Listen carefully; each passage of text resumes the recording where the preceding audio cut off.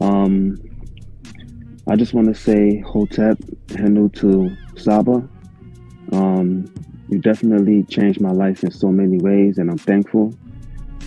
Since our first 101, my whole circle, I just did a whole circle of my whole life. I just feel so different now. My dejed been hurting me, so right now I'm doing good. I'm doing better. Yeah, so I just want to say with the hyperhidrosis thing, all I got to say is no sweat. You know what I mean? And a lot of people saying that, this is a scam and it's definitely not a scam. I could say Saba scammed me in the good way, you know what I mean? So I've been taking, my remedies, my rosemary, my sage, and it's definitely working for me. So I just want to say peace and love and handle to Saba, and I'm forever in your debt. Forever in your debt. Thank you so much. Tua. So peace and love.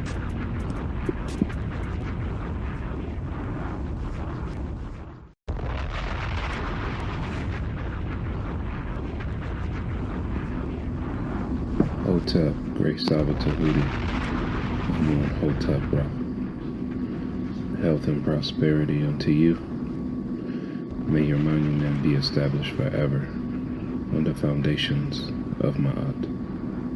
May your posterity give you praise and offerings.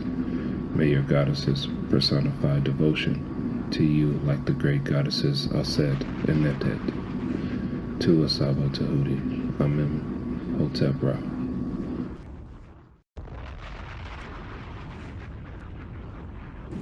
Uben Ra, Ma'at Hotep, Glorious Tehuti Amun Hotep Ra. It is said good advice is rarer than emeralds. That led me to think Tehuti's advice and teachings is life's wealth. You are the doorway to Miao, the ancient conscious state. You are the wise one,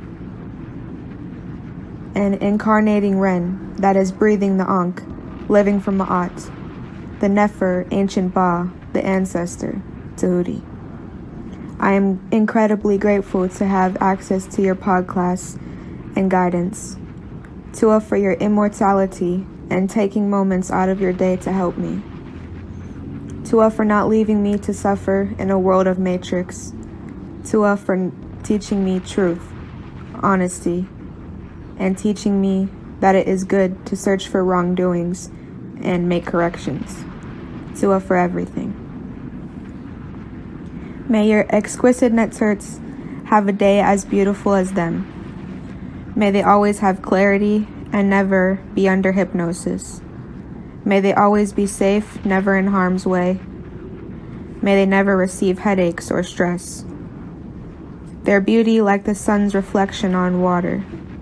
Their beauty like a snake wrapping itself around a harp. Their beauty like circumpolar constellations.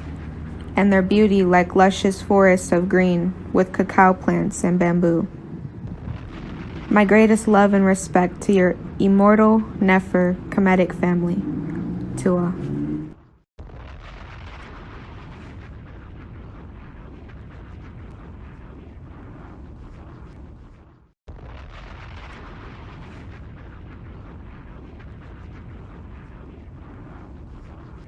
The most sophisticated artifacts, pyramids, everything are all the oldest. It gets worse as it goes on. That's not supposed to make sense. There was some sort of very sophisticated civilization that was tens of thousands of years before that, and they were wiped out. We even see that. You go to the Egyptian Museum and there is beautiful igneous stone vases made of granite. And right next to them, in the same display, because they're found in the same place, there's a rough pottery vase that's not even turned, just put together by hand, and they've painted it with dots to make it look like granite, and it's shaped the same way as the granite vase. That's that's pure imitation. Like this here, you have a hard igneous stone vessel made with perfection, and right next to what's clearly an imitation of it made from pottery, and they've even dotted it up to make it look like granite. The dynastic Egyptians, they do trace that back 30,000+ years. They have a list of kings and rulers that go back into that time. It's only in our interpretation and our archaeologists that really say, well, you know what, that's just myth and legend. The people in Egypt, they believed in what's called Kemet, the people that existed before the Egyptians. When we hear these stories about the Great Pyramid being a tomb for the pharaoh, it's worth mentioning that even the locals didn't believe that. The saying that the pyramids were built to be tombs for the pharaohs wasn't even developed until 150 years ago. That's it. They were taught Kemet. And it's worth mentioning that when you go through inside these pyramids of Giza, there's not one single glyph in any of them whatsoever. There was never a mummy found in any Egyptian pyramid ever. Quite literally, the only reason why we are told this stuff is because that was the theory developed by these men that went in there and said, I believe these must have been for the pharaohs. That makes sense. So it's all just one group of people had one theory, and that theory just stuck around. 100%. To people who aren't aware, there's something called the Osiris Shaft, which is located directly under the causeway between the Sphinx and the second pyramid. It goes about 100 feet underground. It's carved out of the limestone bedrock. It's the creepiest place I've ever been in my life. It's 3 different shafts, and you go down. When you get to the 3rd level, which is completely dark and freaky, there was a side tunnel. Zahi Hawass himself, he's standing in front of this tunnel, and he says, it's yet to be explored. I don't know what's down there, but they've since sealed it up. It's like cinder blocks. They sealed it up. What? Yes, it's the same thing. Like, they excavated the Sphinx, and there was always said to be tunnels under there, and there was no pictures ever released to the public, and some dude snuck down in there and took some photos. You can't see much, but what you know is that there are things that have gone underground in Egypt that, for whatever reason, is just off limits to the public.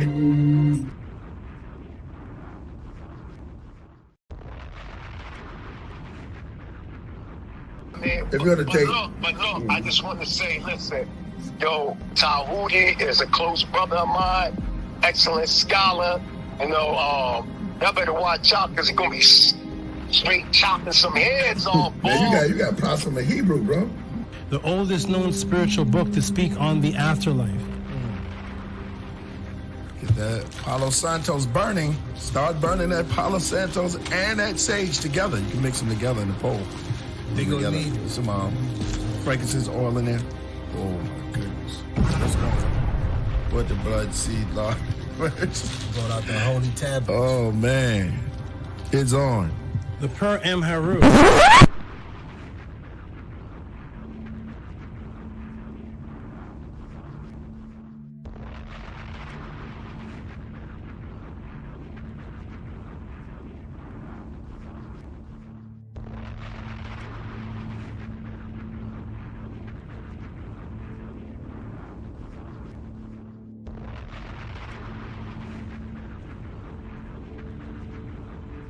Coming to you live.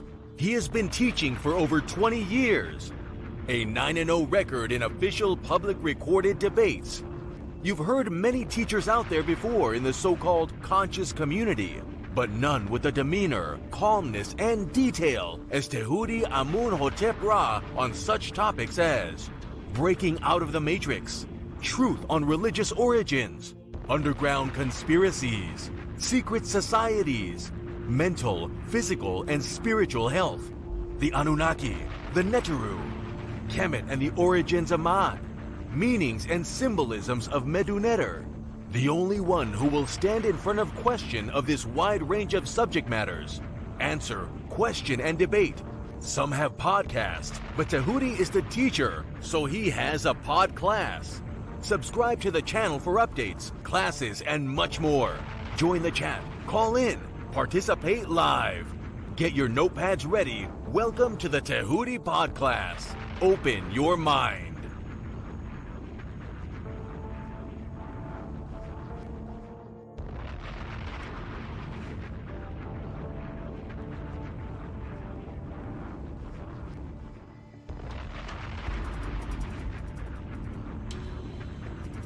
He has been teaching for over 20 years. A 9-0 record in official public recorded debates. Correction.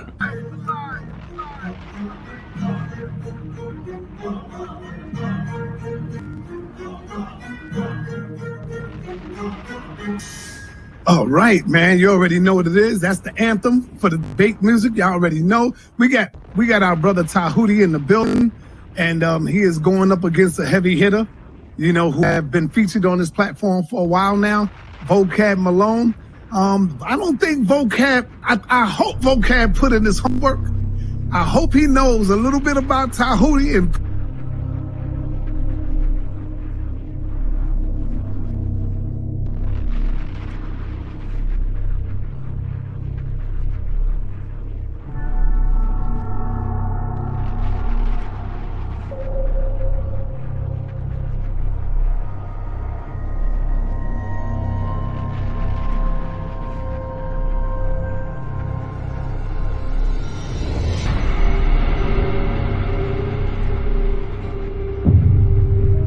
I appreciate everybody. Press 1 for Tehuti. Press 2 for JJ, y'all.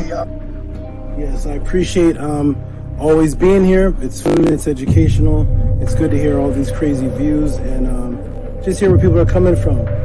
Peace and love, everybody. Check me out every Friday, 7 p.m. Pacific on the Tehuti PODCLASS on YouTube.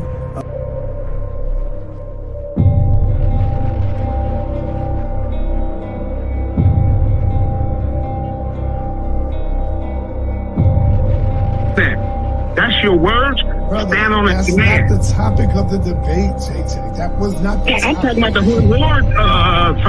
I'm talking about the whole misinformation. I don't give a damn about the topic of the debate. No, if you look at the community wall, I mean, damn, Tehuti is like dusting you on that shit. He killing you, Jay. And this is why you upset.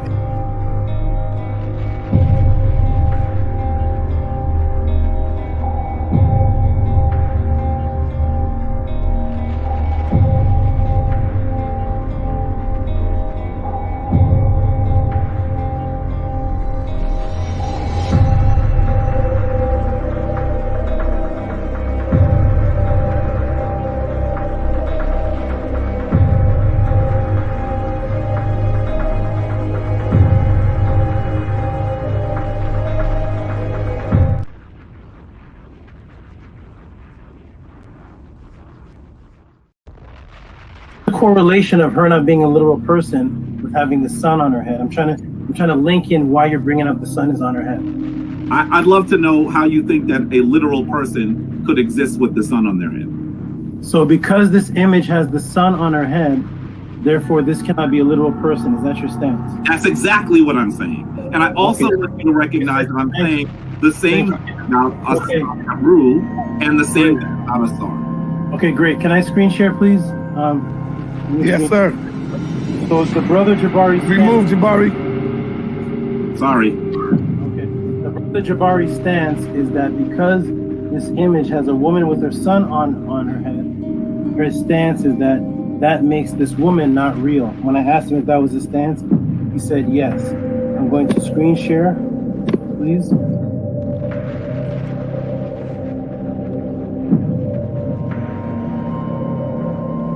That is the premise that we are using.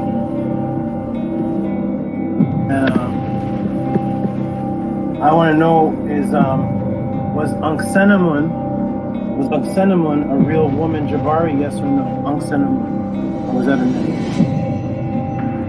Are you referring to Anksenamun, the wife of Tutankhamun?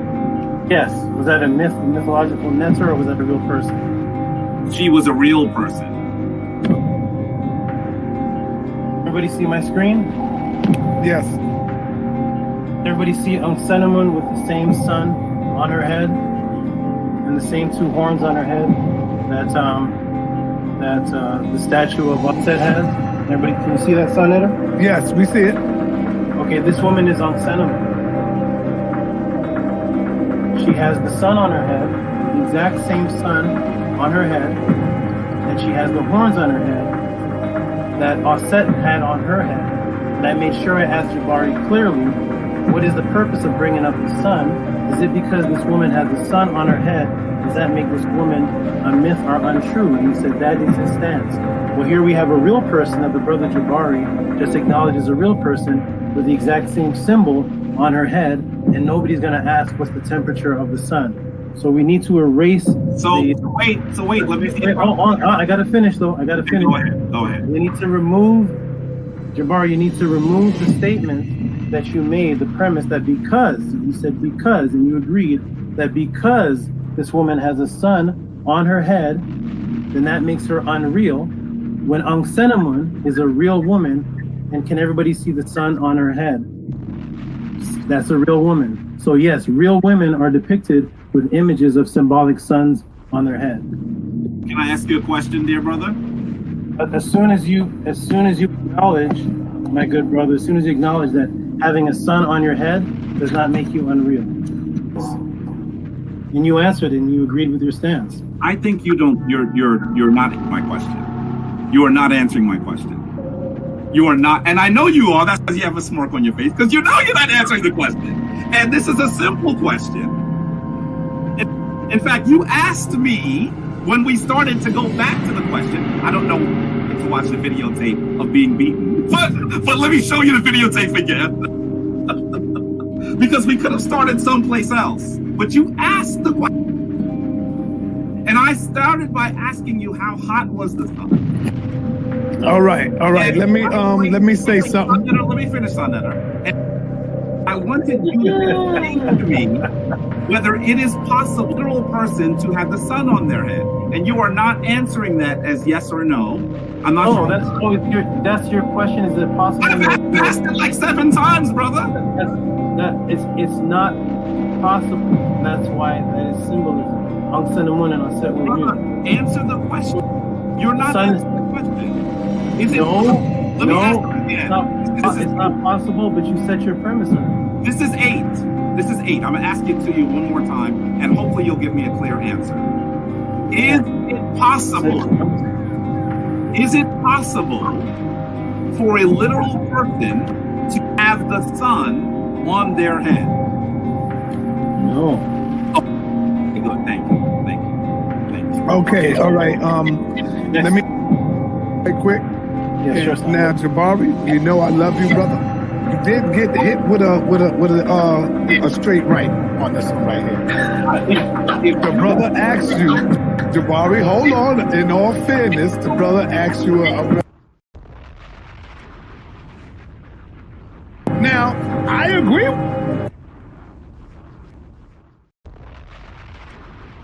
But because of the answer to you when he asked you the question, you definitely said the woman have a sun on her head. She can't be real. Brother then showed you a sun on the head of another who you did say was real. That's all it is. Hey, Jabari, Floyd Mayweather, the best of them gets hit with a jab, brother. That don't mean nothing.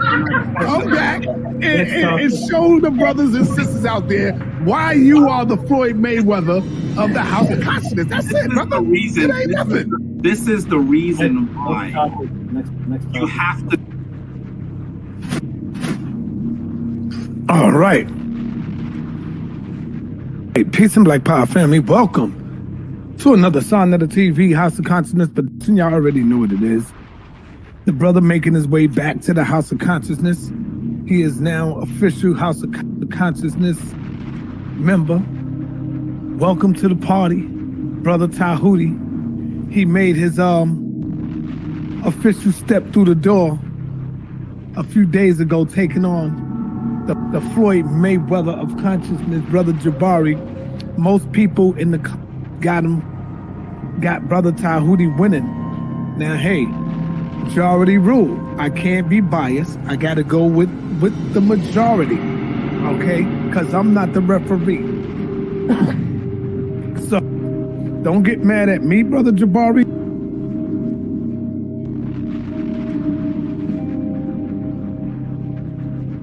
Oh, man. Well, I just got to keep it real. I'm going to keep it real, man. I can't be biased when it comes to this, you know. I got to show love to everybody because I'm bringing on the people on the platform. I got to keep it real. Check, right or wrong. So as it stands now, I'll have to go ahead and give the win to Brother Tehuti. Now, I know a lot of y'all might get mad, but I'm going with the majority rules. It's the people who is making the call. Don't get mad at me, Jabari. You know I love you. You know I love you, Dr. Anika. But I got the W to Brother Tehuti. Now, you got the majority, and there's a lot of people that I read the comments, they say, yo, I love you, Jabari. You know I fuck with you, Jabari. But I got to give it to Tehuti. I'm reading these comments. I'm like, God damn. You know me, I'm going with my man Floyd Mayweather all the way. But I got to be fair, and I got to keep it a buck. So as it stands right now, Brother Jabari has, hey, and you know the best lose sometime, man, you know? The best lose. Cigarette.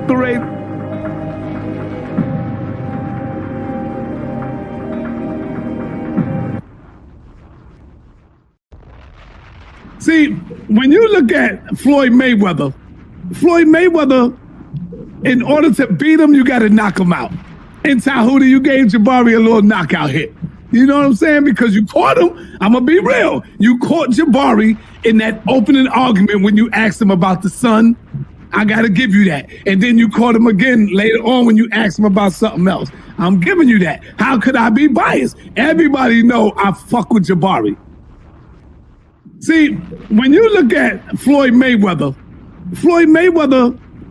in order to beat him, you got to knock him out. In Tehuti, you gave Jabari a little knockout hit. You know what I'm saying? Because you caught him. I'm going to be real. You caught Jabari in that opening argument when you asked him about the sun. I got to give you that. And then you caught him again later on when you asked him about something else. I'm giving you that. How could I be biased? Everybody know I fuck with Jabari. I just gave Floyd Mayweather his first loss to this brother.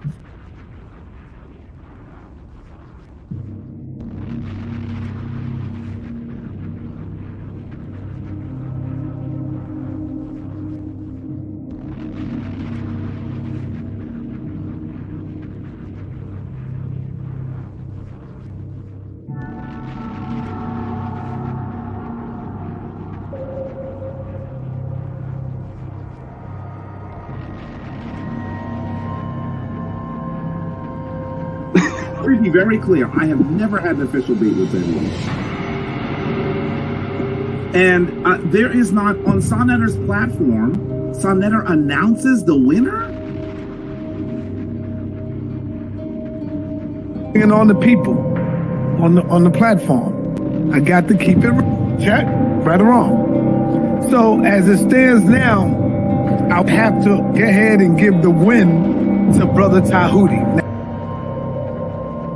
And there is not, on Sonetter's platform, Sonetter announces the winner?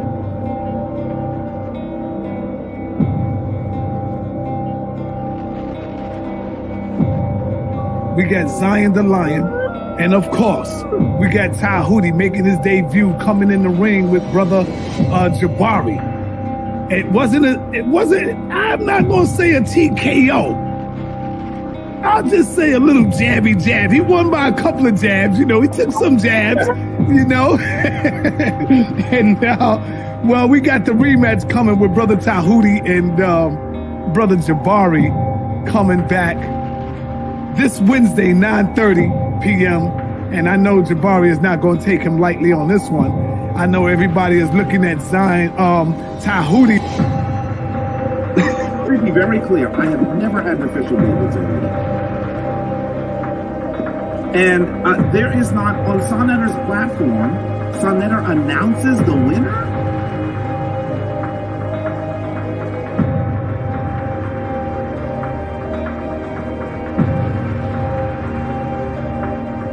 Damn, we have Tehuti and Brother Jabari is coming back. Brother Jabari will be back for a rematch coming Wednesday night. I think Jabari was a little unprepared, got caught sleeping with the brother.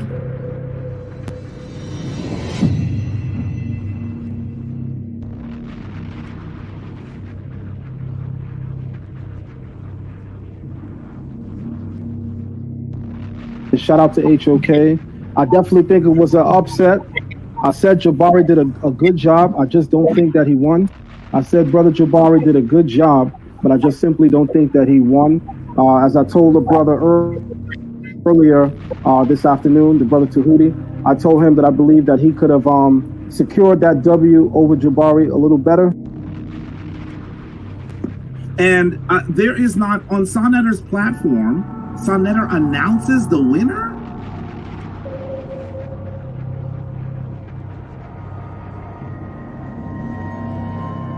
So, I just got to go with that. I just got to go with the win. We're going to be giving out some powerful trophies coming up soon. So now,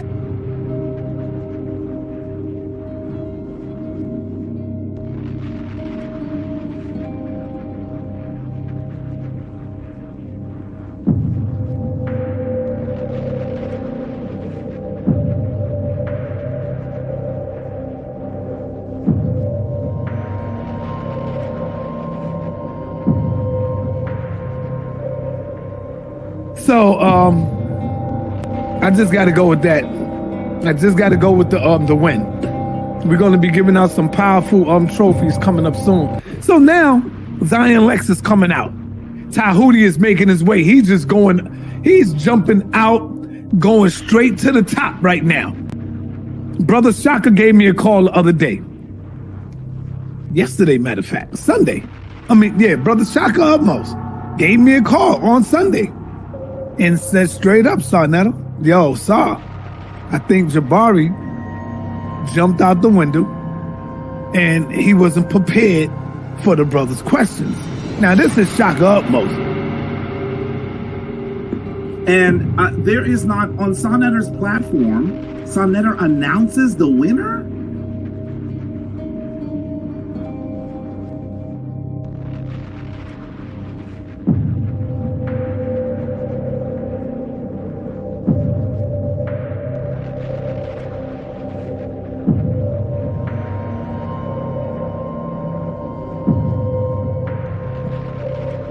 Yeah, we got Zion Lex.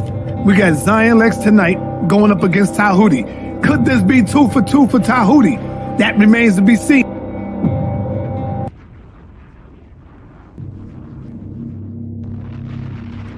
I've beaten people. The winner was announced by Sarnetta. The winner was announced by the judges. I have the certificate, the proof. I have Sarnetta saying I beat Jabari. I have all the judges saying I beat Kemet'S. You have me saying you beat Jabari. Yes. You got me saying you beat Jabari. If I said you beat Jabari, he can't be Floyd Mayweather, bro.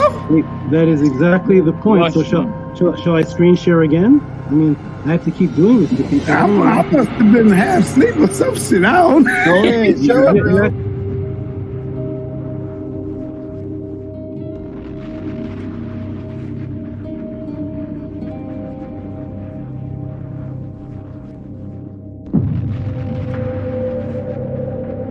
If I said you beat Jabari, he can't be Floyd Mayweather, bro. That is exactly the point. So shall I screen share again? I mean, I have to keep doing this to people.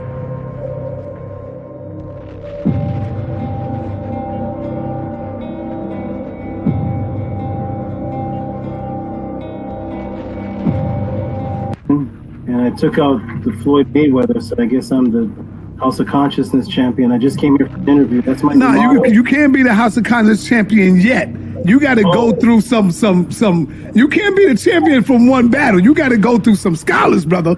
And now you face right now with Zion. So I'm sorry. When you beat Floyd, you don't get his title. I'm sorry. Go ahead, brother. I just gave Floyd Mayweather his first loss to this brother.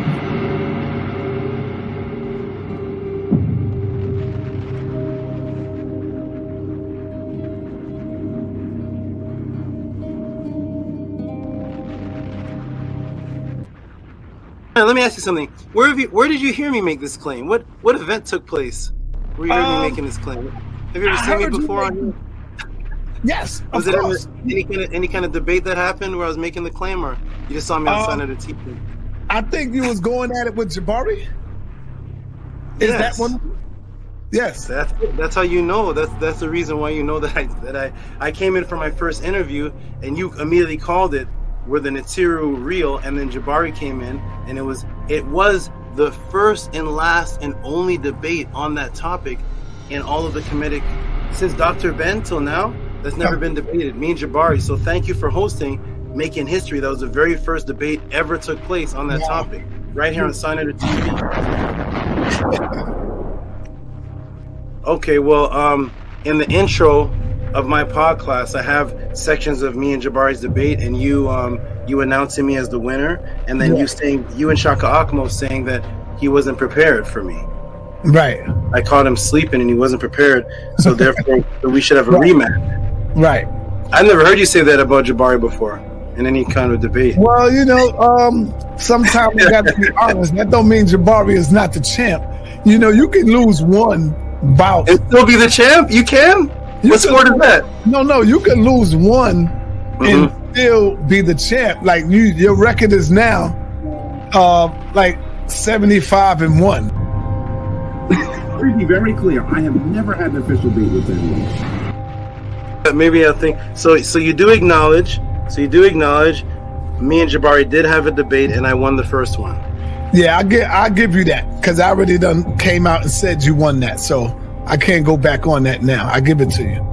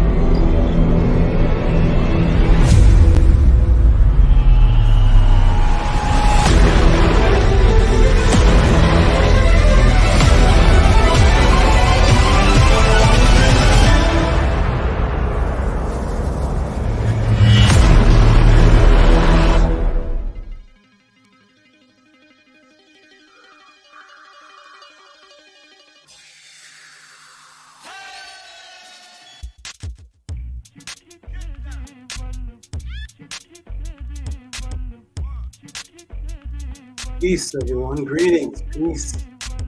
What's up? We're back in a little while. Much has been going on. much has been taking place. And we're still back after all that is taking place.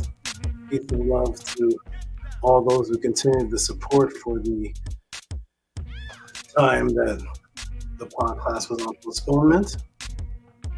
And I welcome you all to another beautiful Tehuti podcast. This one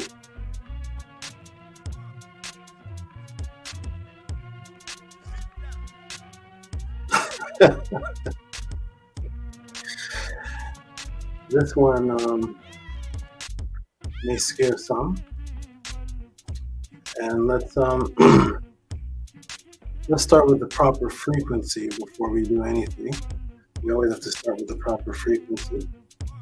And the proper frequency is the reason why you hear a lot of people in other places starting off and greeting each other now with Anki and Ma'at.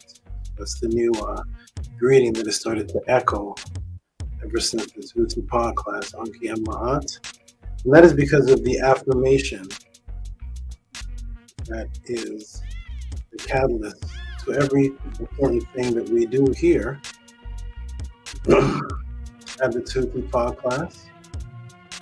Every single important thing that I do within my life, and every single important thing in the house of the 10, the ancient Tehutian teaching of the NETERTI. We're going to start with a wonderful affirmation and get right started. For those who don't know the affirmation, you can read it and say it with us. Let's start on the count of 3. 1, 2, 3. Anki ma'at un ns nintet aset ma'at min habapet ma'at her and hukiui her ikut. I live for ma'at. I exist within her. I do not speak in the place of ma'at. Every day I advance towards ma'at. My being is surrounded in darkness. I come forth as conscious light.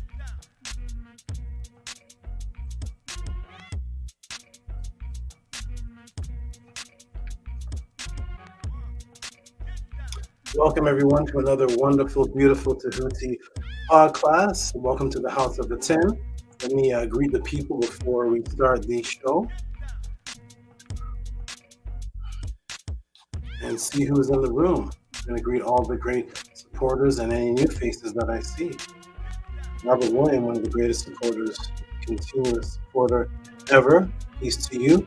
Shout out to good brother Yeet TT. Shout out to, of course, Annie Patah Attend Tehuti, who does so many things that people cannot see. That we'll be announcing today. We have big announcements today. It's a big day. And as most people know, my Earth Day, my Earth Day just some days ago, and much respect to the people that sent Earth Day support. They didn't have me fall on a pod class, and then there was a week that was postponed. So shout out to those, and shout out to those who sent support to the Earth Day today. Shout out to Solon Rock Rashu. Solon Rock Rashu. Shout out to you. What other supporters are in here? Who's in this room? Who is it? There's a new name here. It's a brand new name. Respect, brother Tehuti and family in the chat. Cincinnati on the battlefield. For real. I don't know. Okay. I hope you're on the winning side of the battlefield. Whatever battle is happening in Cincinnati, I hope you're on the winning side. Peace and love to the wonderful Bella. The greatest female supporter of the House of the 10. Tehuti PODCLASS. Continuous her. Sherry Ka, top supporter. Shout out to Bella. Greetings to you, Angela Gate, another consistent young lady. Every PODCLASS she supports that which she is feeding from. And she's the newest of the circle that she came with. She came with other brothers who were her family members who are actually studying Kemet knowledge and other forms of knowledge deeper and before her, and she is still here, and we don't see them anymore. But shout out to Angela Gates, Miss Consistent.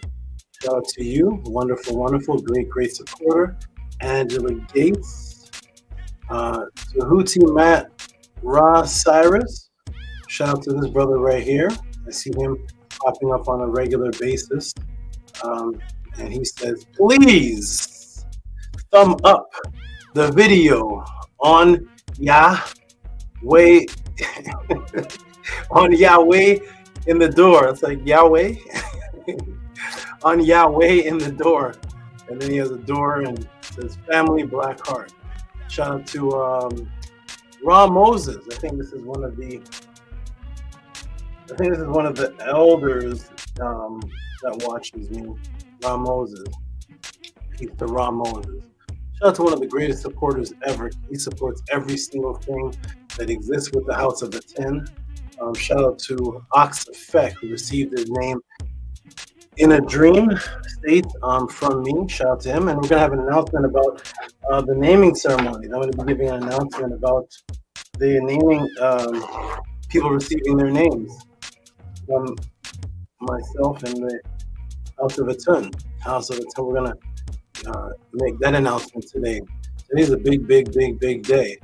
Shout out to Caleb Ma'at Hotep, great SABA Tehuti Henu, to you for coming back with outstanding knowledge. Uncle Cha Saneb, yes, Israel Hoyley, my favorite waiter of waiters.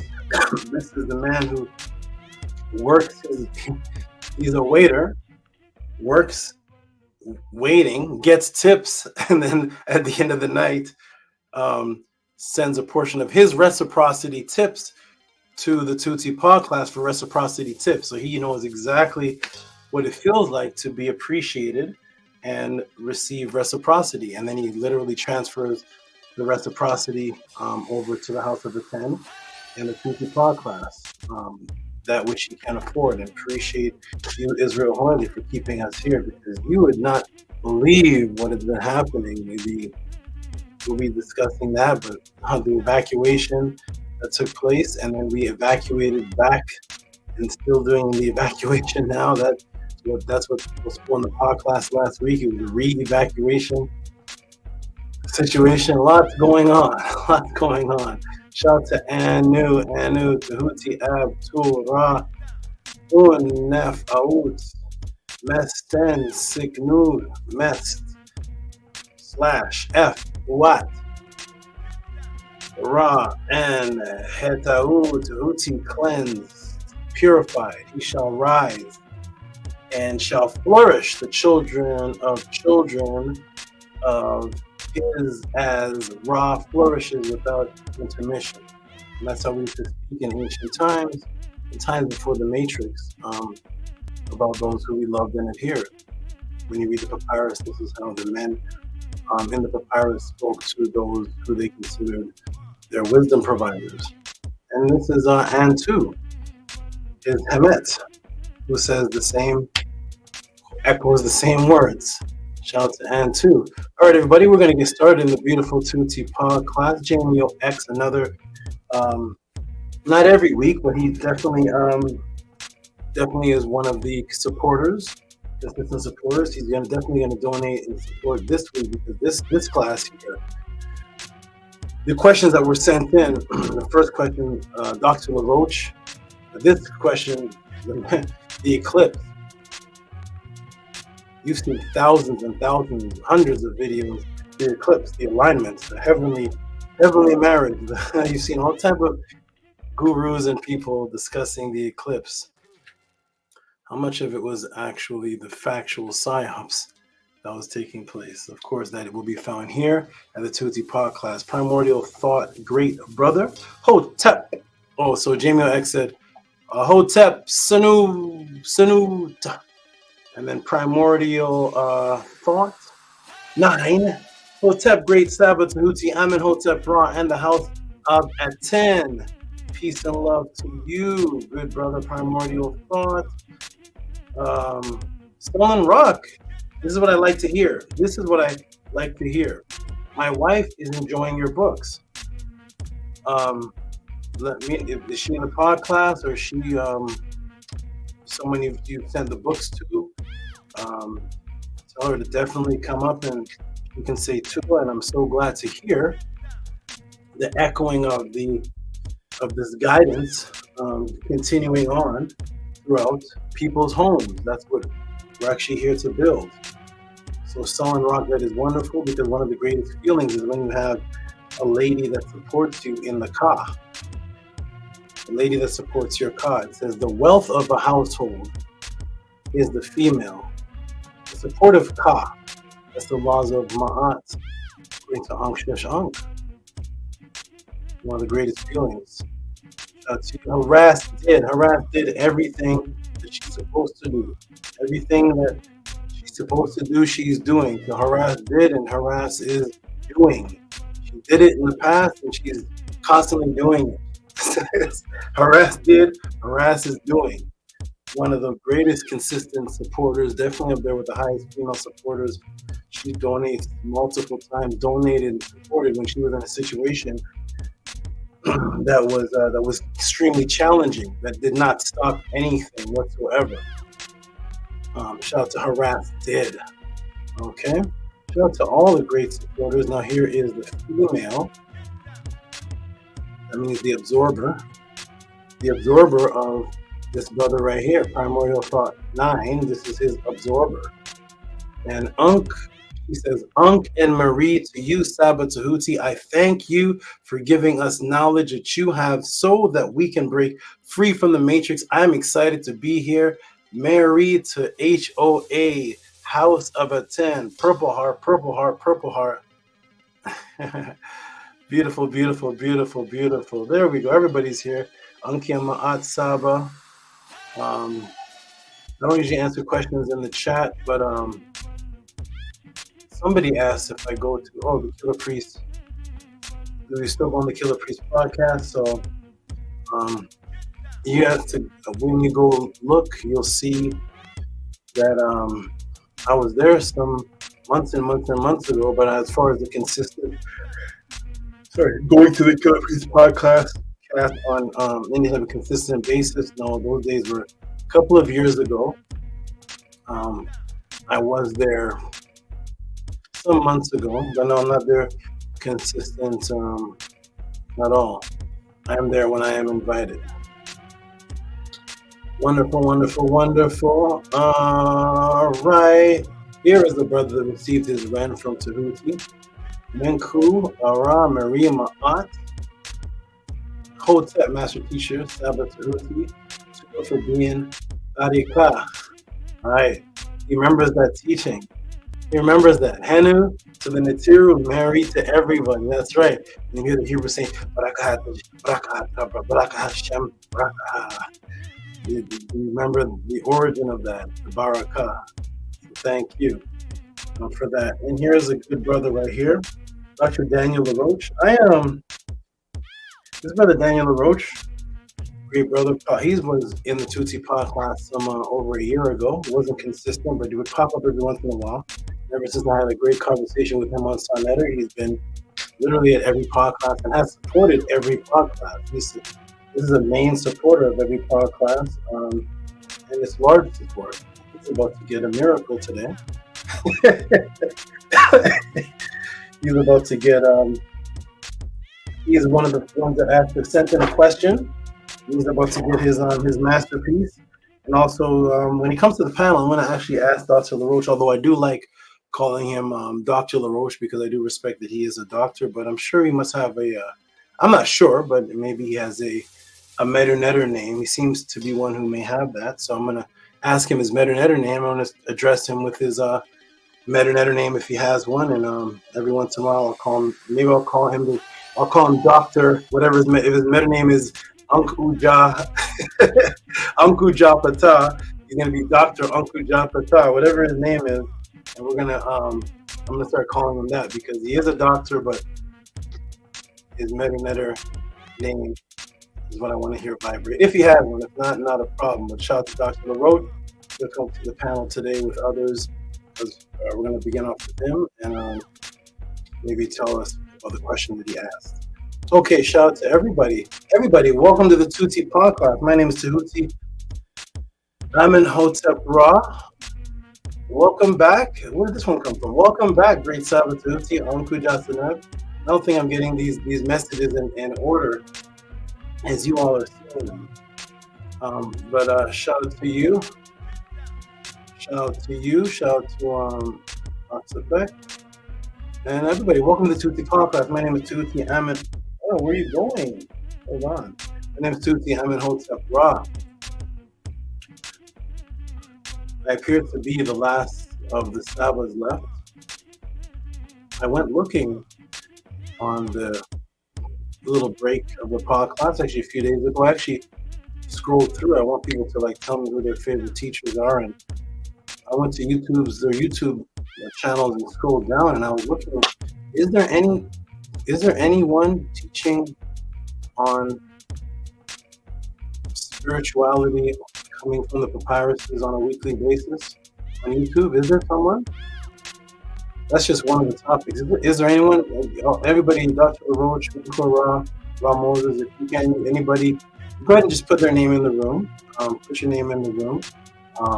Put their name in the room, and I want to go scroll because I was actually a little saddened. I looked around and I said, wait a minute, there is no consistent teacher that's breaking the matrix, that is walking through ancient papyruses and using it for this day and time and discussing what the actual scribe said. I was looking, I went to the other channels of the other teachers and I saw Puff Daddy Exposed. It was a very, I was like, the Egyptians are black. And so my name is Tehuti. I'm in Hotep Ra, and I am the last of the SABAs left that is dedicated to the NETERTI. I live and die for the NETERTI spiritual frequency consciousness. And I've been doing this for several circles around the planet, which I just had one a few days ago.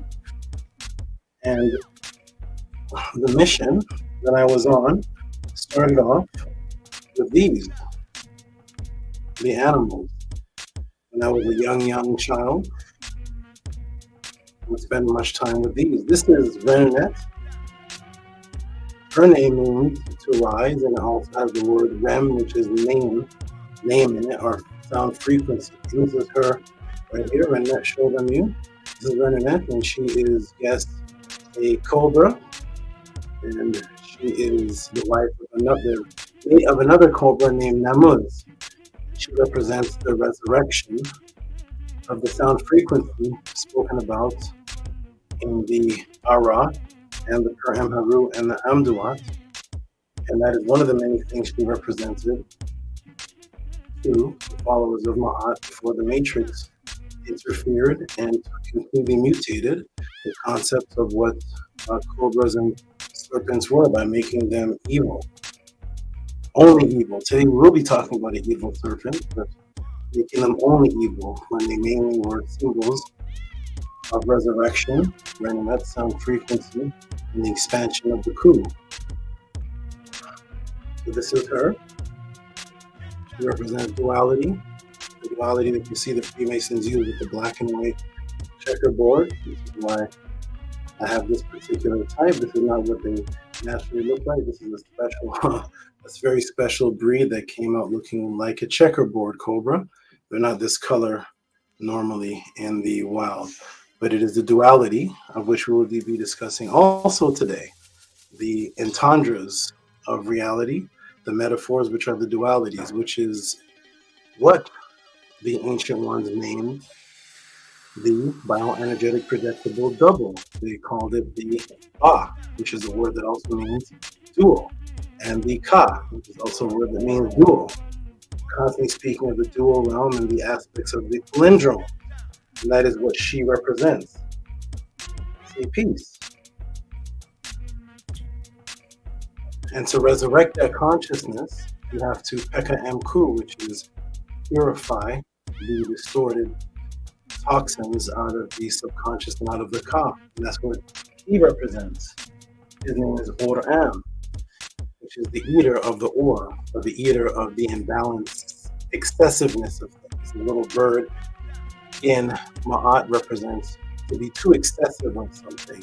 I've done several classes on that. And the word M means to consume something, or the eater of that, which is to bring it down to a balance. And that's what Or-Am represents. He also represents another set of beings that assisted me when I was much younger, and they were called the Borons, which I did a class on boron semity and the law a few classes ago. He represents the 8 directions, which is what the spider represented to the law, the 8 directions of time travel, which we spoke about in a few classes ago. So I communicate through the animals, and I communicated through them since I was a child, and I came across the MEDU language and found that the MEDU language, you could only communicate by using animals. If you did not know what the wildlife was, you actually could not speak. Imagine that. If you did not know what wildlife was before the Matrix, you couldn't write anything. 99% of the ancient spiritual language, the very first spiritual language on the planet, almost every single word is an animal, a serpent, an insect, or plant life. It's all nature. You can only communicate and shed your vibration to others through aspects of nature. That was the very first spiritual system, the very first way to even speak. So when I was young, I realized that the religions were actually removing the animal aspect and the nature aspect from spirituality. And actually the animal aspect became something that was extremely evil, and the serpent became a snake inside of a garden. And I was questioning this. I did not understand why people say a person acted like a snake in the grass, and somebody did something wicked, they were called a snake. And I could not see snakes doing wicked things, anything more wicked than an alligator, or anything more wicked than any other reptile or creature on the planet. And I was asking, what is it that these snakes are doing that seems to be wicked and deceitful more than any other animal? Is a snake more deceitful than a butterfly or an owl or anything, a chameleon that camouflaged itself in order to deceive the others around it so that it can either catch its prey or not be prey? That is the so-called deception of the wild. But how is a snake more deceptive than a ladybug or any other creature? And it's not. And so I realized that this was taking the accountability away from us being the actual negative beings, us being accountable and responsible, pushing that accountability on wildlife and calling people names that are wildlife, and it's actually the people that were doing the evil, and snakes don't do any evil to anyone. Neither does an alligator, neither does a squirrel, and neither does any other creature. They do exactly what they are supposed to do, but it's people who are the pedophiles. or the raping of the 6-year-olds. There's the people that are molesting 5-year-old boys. It is the people that are pushing old ladies down the street and stomping on them. And it's the people that are breaking into houses and robbing people. It's the people that are creating Monsanto. It's the people that are creating viruses. It's the people that are doing the wickedness. It's the people that are making slavery and castrating others. I don't see snakes and animals doing this. It's them that should be saying to themselves, you are like a person, because I don't see them doing the disgusting things that we are doing. Suicide. When was the last time you heard of a squirrel commit suicide? I never actually heard of a snake commit suicide before, or a ground beetle, or a worm. Yeah, so I was asking my mother and others these questions when I was much younger. How are we the superior people, and why are we in the image and likeness of this God that seems to be giving us organized religions? I was asking, and I was said, if you're in the image and likeness of God, what was God's religion? What were the angels' religions? And they would tell me, God doesn't have a religion. The angels don't have a religion. I'd say, wonderful. Is that because they're in the mental image and likeness of God who doesn't need a religion? What is the animal's religion? So only people seem to be committing sin and needing these kind of religions, but the animals didn't need that. They're born, a deer is born knowing what it is to be a deer. And so is a tiger beetle. And so is a goldfish. They seem to know exactly what they're supposed to do, and they don't seem to be having to go to the dentist. They don't seem to have eye problems. You don't need to give a bear contact lenses. It doesn't seem like the squirrel, it doesn't seem like the raccoons who are eating out of the garbage. They're eating the sweets, the same garbage. They don't seem to be getting diabetes. And they're eating the chocolate. They're eating the things that we're throwing in the garbage. I don't see them getting diabetes or liver cancer. It seems like we are the ones that need shoes to walk. If we walk on the ground, we're like, ouch, ouch, ouch. We need clothes or we'll get cold. It seems like God gave the bear fur. So I said to my mother and those, it seems like the animals are superior. So I would leave when I was much younger, and I would go spend hours and hours with the wildlife. And spending time with the wildlife and staying away from people when I was much younger, I missed a lot of the things that people would do that they say is a teenage life, or the different things that people would do. I kind of missed that part. And I was, even as a teenager or whatnot, I'd be out in the forest, in the fields, and I would be out catching turtles and snakes. And even up into my 20s, I'm out there swimming with the alligators, and I'm grabbing alligators by their mouth and looking at them and going face to face with creatures that look like bears. And I was spending that time. So I didn't have the marijuana, smoking up the weed and sipping on gin and juice, whatever those things were that people were doing. I was going to house parties with a staff in my hand and a type of dress code, yelling and teaching people that they should be more natural and teaching people about wisdom. And I didn't have all the going out with the friends I didn't have that type of life, which I'm extremely grateful for, because I realized that I was actually being guided. I didn't need to have that type of life to be the being in the SABA that I am right now. At that point, I didn't know that I was being that. So in questioning religion at the time, my mother said it was becoming too strenuous in the household, and therefore it was time for me to leave. I had to leave the environment and the household, and I had nowhere to go. So we set up a wager, and the wager was I was to debate a 45-year-old pastor. And I was just a young man, and I had to debate a pastor. And the winner got to stay, and if I lost, I had to leave and be evicted from my household. So we had ensued a debate for several hours, and my mother ended up kicking him out of the household. And this was my first experience with what's called biological imperative, which was using and utilizing or needing the wisdom and the teachings of the animals and the teachings of nature and the teachings of consciousness to survive. That means if I win this debate, I actually have a roof over my head. I don't get any type of trophy. I don't get any clout on YouTube. There was no YouTube back then.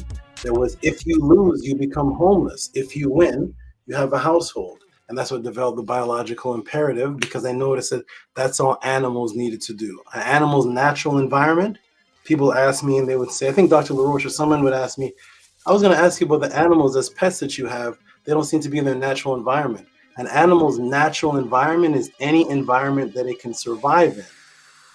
That's what an animal's nature is. The animal's nature is only to survive. So when you see a raccoon in the garbage dumpster, that's its natural environment because it can survive there the best, while the squirrel survives in the tree.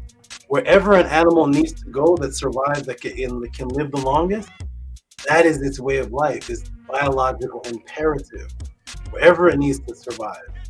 Flies survive around your toilet seats or survive around poop. That's what their natural environment. It's not pretty, it's not nice, it's whatever it needs. As long as it's protected and it can support its family or support itself, that's the natural way to an animal. Only life. Life is the only natural way. So I realized that I could utilize this information to actually survive. And that's what clicked in my mind, that I won this debate. He was kicked out of the house, and I still have a roof over my head. A few days later, I received a letter on the door, not a knock. I don't know if they knocked, I wasn't actually at the door, but I received a letter on the door, and it was notarized and stamped by the courthouse, and that notarized letter was a letter of a restraining order against me. As a young man, I don't think I was even legal to go to jail. I'm not sure what the legal age is, because like I said, I'm not in tune with all of those things. I was way within the pond, so I don't know what the legal age is, but I was, I think I was too young to go to jail. And so, the notarized letter was a restraining order against me from churches, stamped by the judge and issued to my door from the pastor that I beat. So now I was not allowed amongst 50 feet to 100 feet or so around the churches. That was the very first that I know of, and I don't know of any others unless you could put their name in the room. Is there anyone you know that has a notarized restraining order that they are not allowed to go near religious facilities? I had a restraining order, and that was my first experience with the criminal system, I guess. That's my first experience with the courthouses, was a restraining order against churches. And so I received the restraining order, and now biological imperative set in again. And now I knew that I could not walk around churches without either getting arrested or whatever the punishment was on the restraining order. I could not be 50 to 100 feet. That means even if I was talking to some friends and I happened to be 40 feet away from the church and I didn't look backwards, they could pull up on me and punish me for breaking the restraining order because I didn't look that way and realize it was a church 40 feet behind me, and I was just talking to some friends. So now I had to now look around, and I lived a life now looking around for the churches. But am I looking for the churches to avoid them? I was looking for the churches to enter them. Because now I said, now the war is on. You want to put restraining orders against me? My name back then was The Word. That was my name. It still is now, Tehuti. But I was just The Word. The Word. It was KLM, and I was The Word. My job was to bring the word and frequency of knowledge to everyone. That was my self-appointed job when I was a young man. So I started going into the church, but I knew I couldn't be seen. So I would go in there and duck my head down right before the sermon, right before the, the Bible study would start. And I would actually ask questions to the other people in the Bible study, not as an opposing person, but as a person saying, I have a curiosity about something. Have you ever wondered? And I would put the wonder in everybody's mind. Not that I'm opposing, but have you ever wondered that? And they'd be like, yeah, I've wondered that. I said, we should ask the pastor when he comes in. That's how I set it up, my very first snake style. And so when the pastor would walk in, I would put my head down. I have a restraining order. I can't really be seen. I put my head down, and the whole audience would now blast the pastor with the questions. And that's all I needed to see, because I realized that if you get people to ask questions from within themselves and the person they look up to can't answer, that's a stronger impact than them watching two people debate and looking at the other person as a pagan, because the question is actually coming from their sincere inquiry.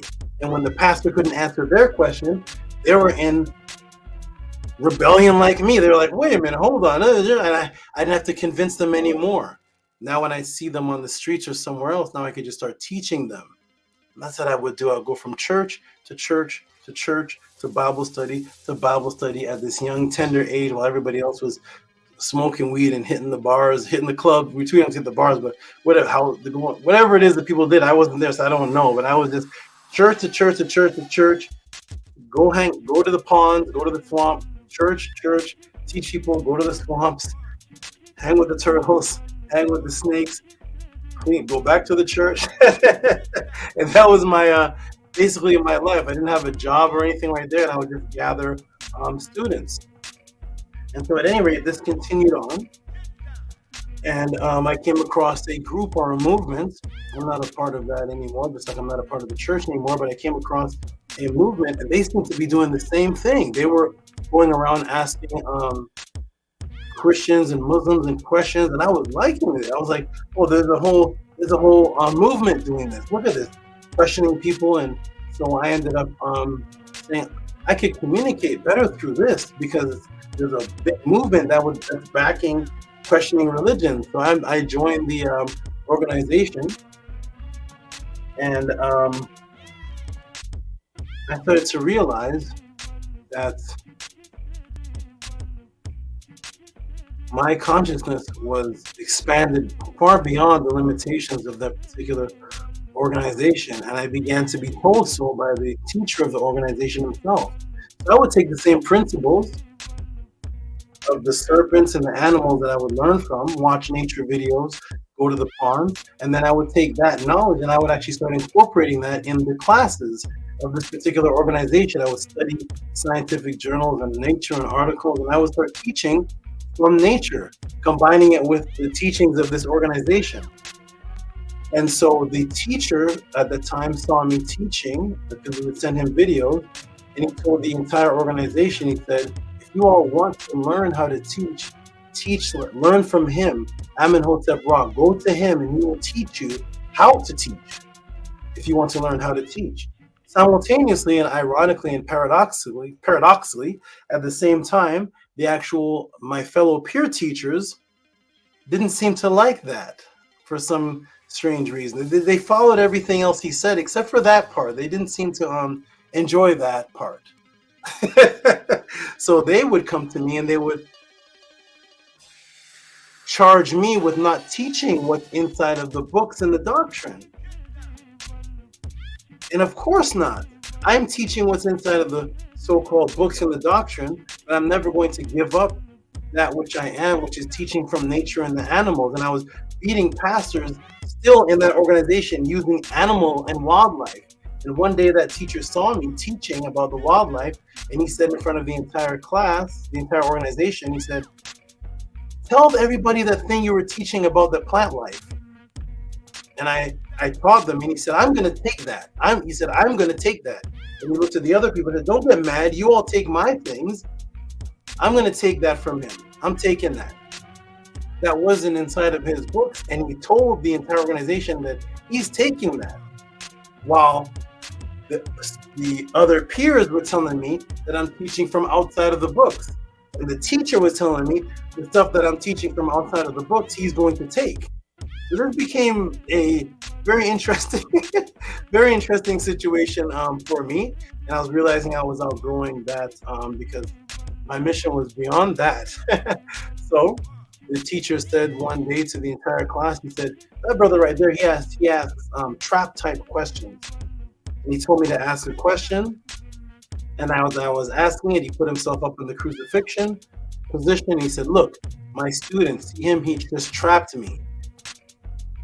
And it got to a point where I realized that I was beyond that. He took me to the side and he told me, he said, the level that you are at, I can't take everyone there at the same time. I will lose the people because I have to gradually, he used to say this thing, I'm going to give them what they want so they will learn to want what I have to give.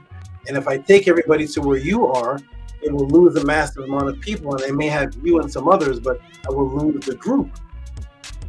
And I realized something is happening here. So when he left one day, the students, the peers, my peers that are still on YouTube today, I think one's name is AJ something, AJ Varma, something to that effect. They came to my dwelling with lit torches to burn all of the books and all of the knowledge and everything that I had that was not written by the same teacher who said that he's taking the information that I'm teaching that's not coming from his books. They lit torches to burn all of that, and that's where biological imperative set in again. And I realized, how could they burn all of this without burning my household, without burning my property down? How do you create a bonfire? This is dangerous. And then the teacher told me at that time, this is too dangerous for you, and you can't be around here. And so I left. And biological imperative set in again because I had nowhere to really go and nothing to survive. Eventually, eventually was a single father. So as I was in that situation, I decided to take the consciousness and shift it from just teaching about ancient Egypt, the ancient Hebrews, the Bible, the Muslims are wrong, and all of those things, and breaking things down, and start teaching health inside of fitness websites. I had absolutely nowhere to go. My aunt helped me and put me in an apartment. I had no idea how to make money because I never had a job. I still don't know what taxes are. I don't know what the W-2 form.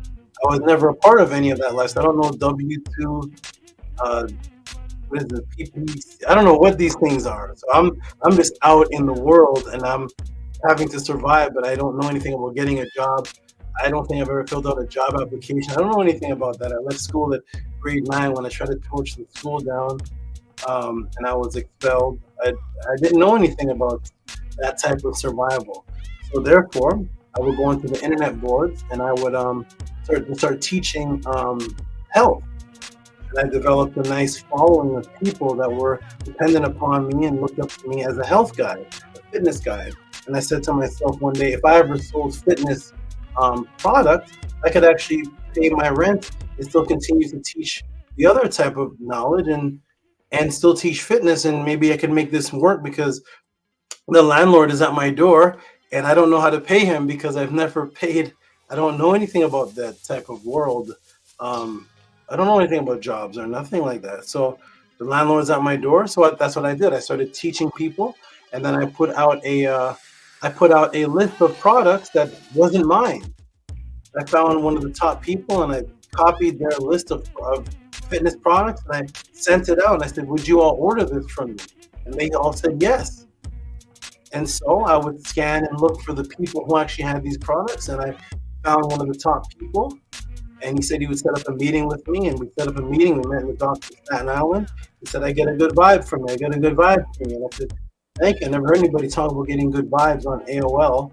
And he was this Italian man with a ponytail, the boots. He looked just like Steven Seagal.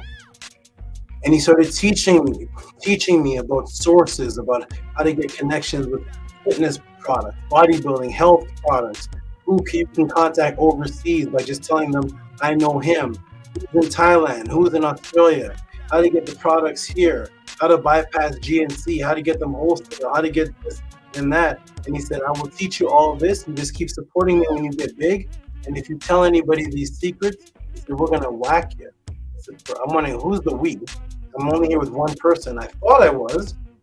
And what's whack? Whack is like from a mafia movie. He said, yeah, that's what I do. He said, I'm not into this fitness thing. I do it for a little money and it's a little fun, but he said, I'm a hitman. I hit people off.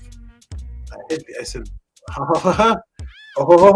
I said, okay. Here's biological imperative again. So if I tell the secrets of this knowledge, then I'm going to get killed. He said, yes, we're going to put a cement shoes on you and throw you over the docks, right? He pointed to the right there.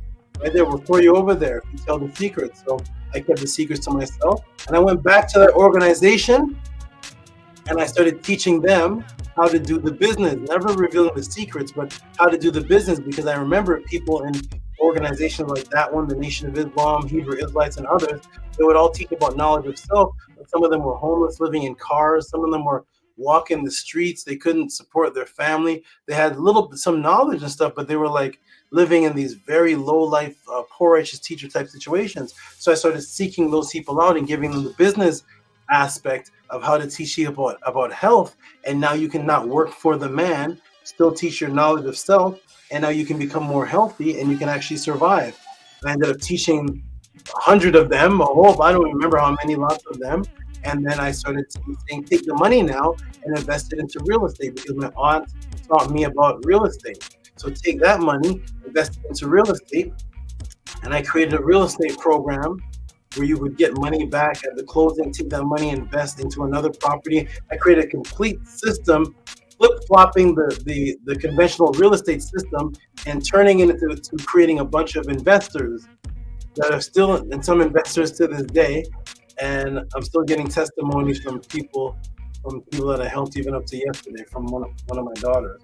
So they started doing that, and then eventually, of course, they were corrupted, so they ended up robbing me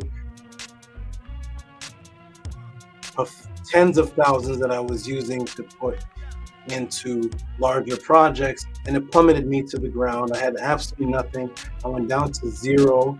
I had nothing at all to do.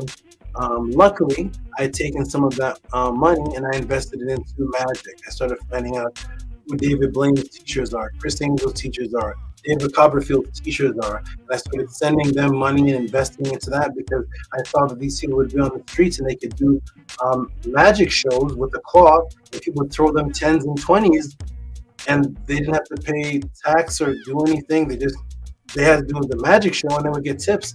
So I knew the day was coming when the real estate would probably flop, and that's exactly what I did. I went on the streets and started doing magic for people, and I would use that to actually start teaching people on the streets.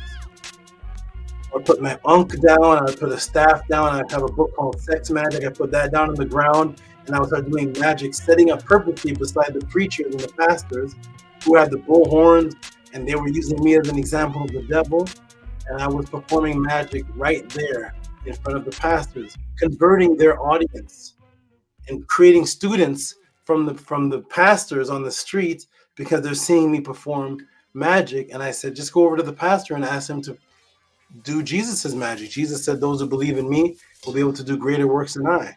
And the pastor couldn't do anything. So I started converting people using magic and teaching people. They said, how do you do this? And I started having one-on-ones with people. Anyways, this pursued on. I became secluded to myself, just raising up my family. I started seeing there's a lot of too many evils around. I'm very sensitive to evil type of frequency, and I just cut it off. So I just secluded myself, and I moved to California, and I started doing the same magic, but just teaching a little bit of people. And I secluded myself, and then some of my students said to me, you should check out YouTube, because there's a lot of people on YouTube that are teaching from what it looks like you're teaching, but they're nowhere as thorough as you. And I said, yeah, I'll check it out one day. I said, right now I just want to keep to myself. So eventually I went and I checked it out, and they said, look at this channel, look at that channel. I started looking, and I found out the people that were teaching were my students. The ones that were becoming popular YouTubers were the people that I had beat in debates back in 1994 that were becoming pastors and converted out of pastor and started destroying Christianity and made YouTube videos that became popular. And I recognized them. I said, oh, that's the person that I beat in the debate in 94. That's the person that I taught. Oh, those are my students. And then I saw the impossible. A little bit before that, I saw the impossible, which was a video being distributed, or an audio video, something being distributed, and it was my voice on. It was my voice, and my head was photoshopped off of the body, and the other person's face was photoshopped on my body, and it was me teaching. And I'm hearing my voice teaching, this same voice I've had since I was 14, teaching, but on the cover is another person's face, and it was my body, the same body that you see in the intro to the show, to this class. And I said, oh, and then I realized, oh, so because I'm not around, people are trying to make me invisible. They're trying to erase that Tehuti exists, because nobody's looking for him anymore, and they're taking my voice and putting it to another person and getting the credit and going on YouTube and playing my voice and showing the other person. I'm like, oh, I have to stop this. And I realized ever since then till now, that's why you see in the Sun Editor intro and my intro here, the object of people is to make me invisible. Not talk about that Tehuti is here, but put their person in the forefront, and as if I'm not even existing, even though I beat their champions or beat their people or do this, do that, I'm not spoken about. And I said, oh, that's what's happening. So I came onto the internet and I wanted to stop all of that. I came on, started debating people, winning every single debate, because my debates were just these classes. The pod class before was this, were pod classes in my home that I would set up just like this, but I would do it live in my living room for people to come and see, and live for an audience with this pod class here, showing the demonstrations and all of that. And I would use the class as my debate. The class would be my debate, and I was winning all of the debates. According to the agreed rules, I was winning. That's what the audience was saying.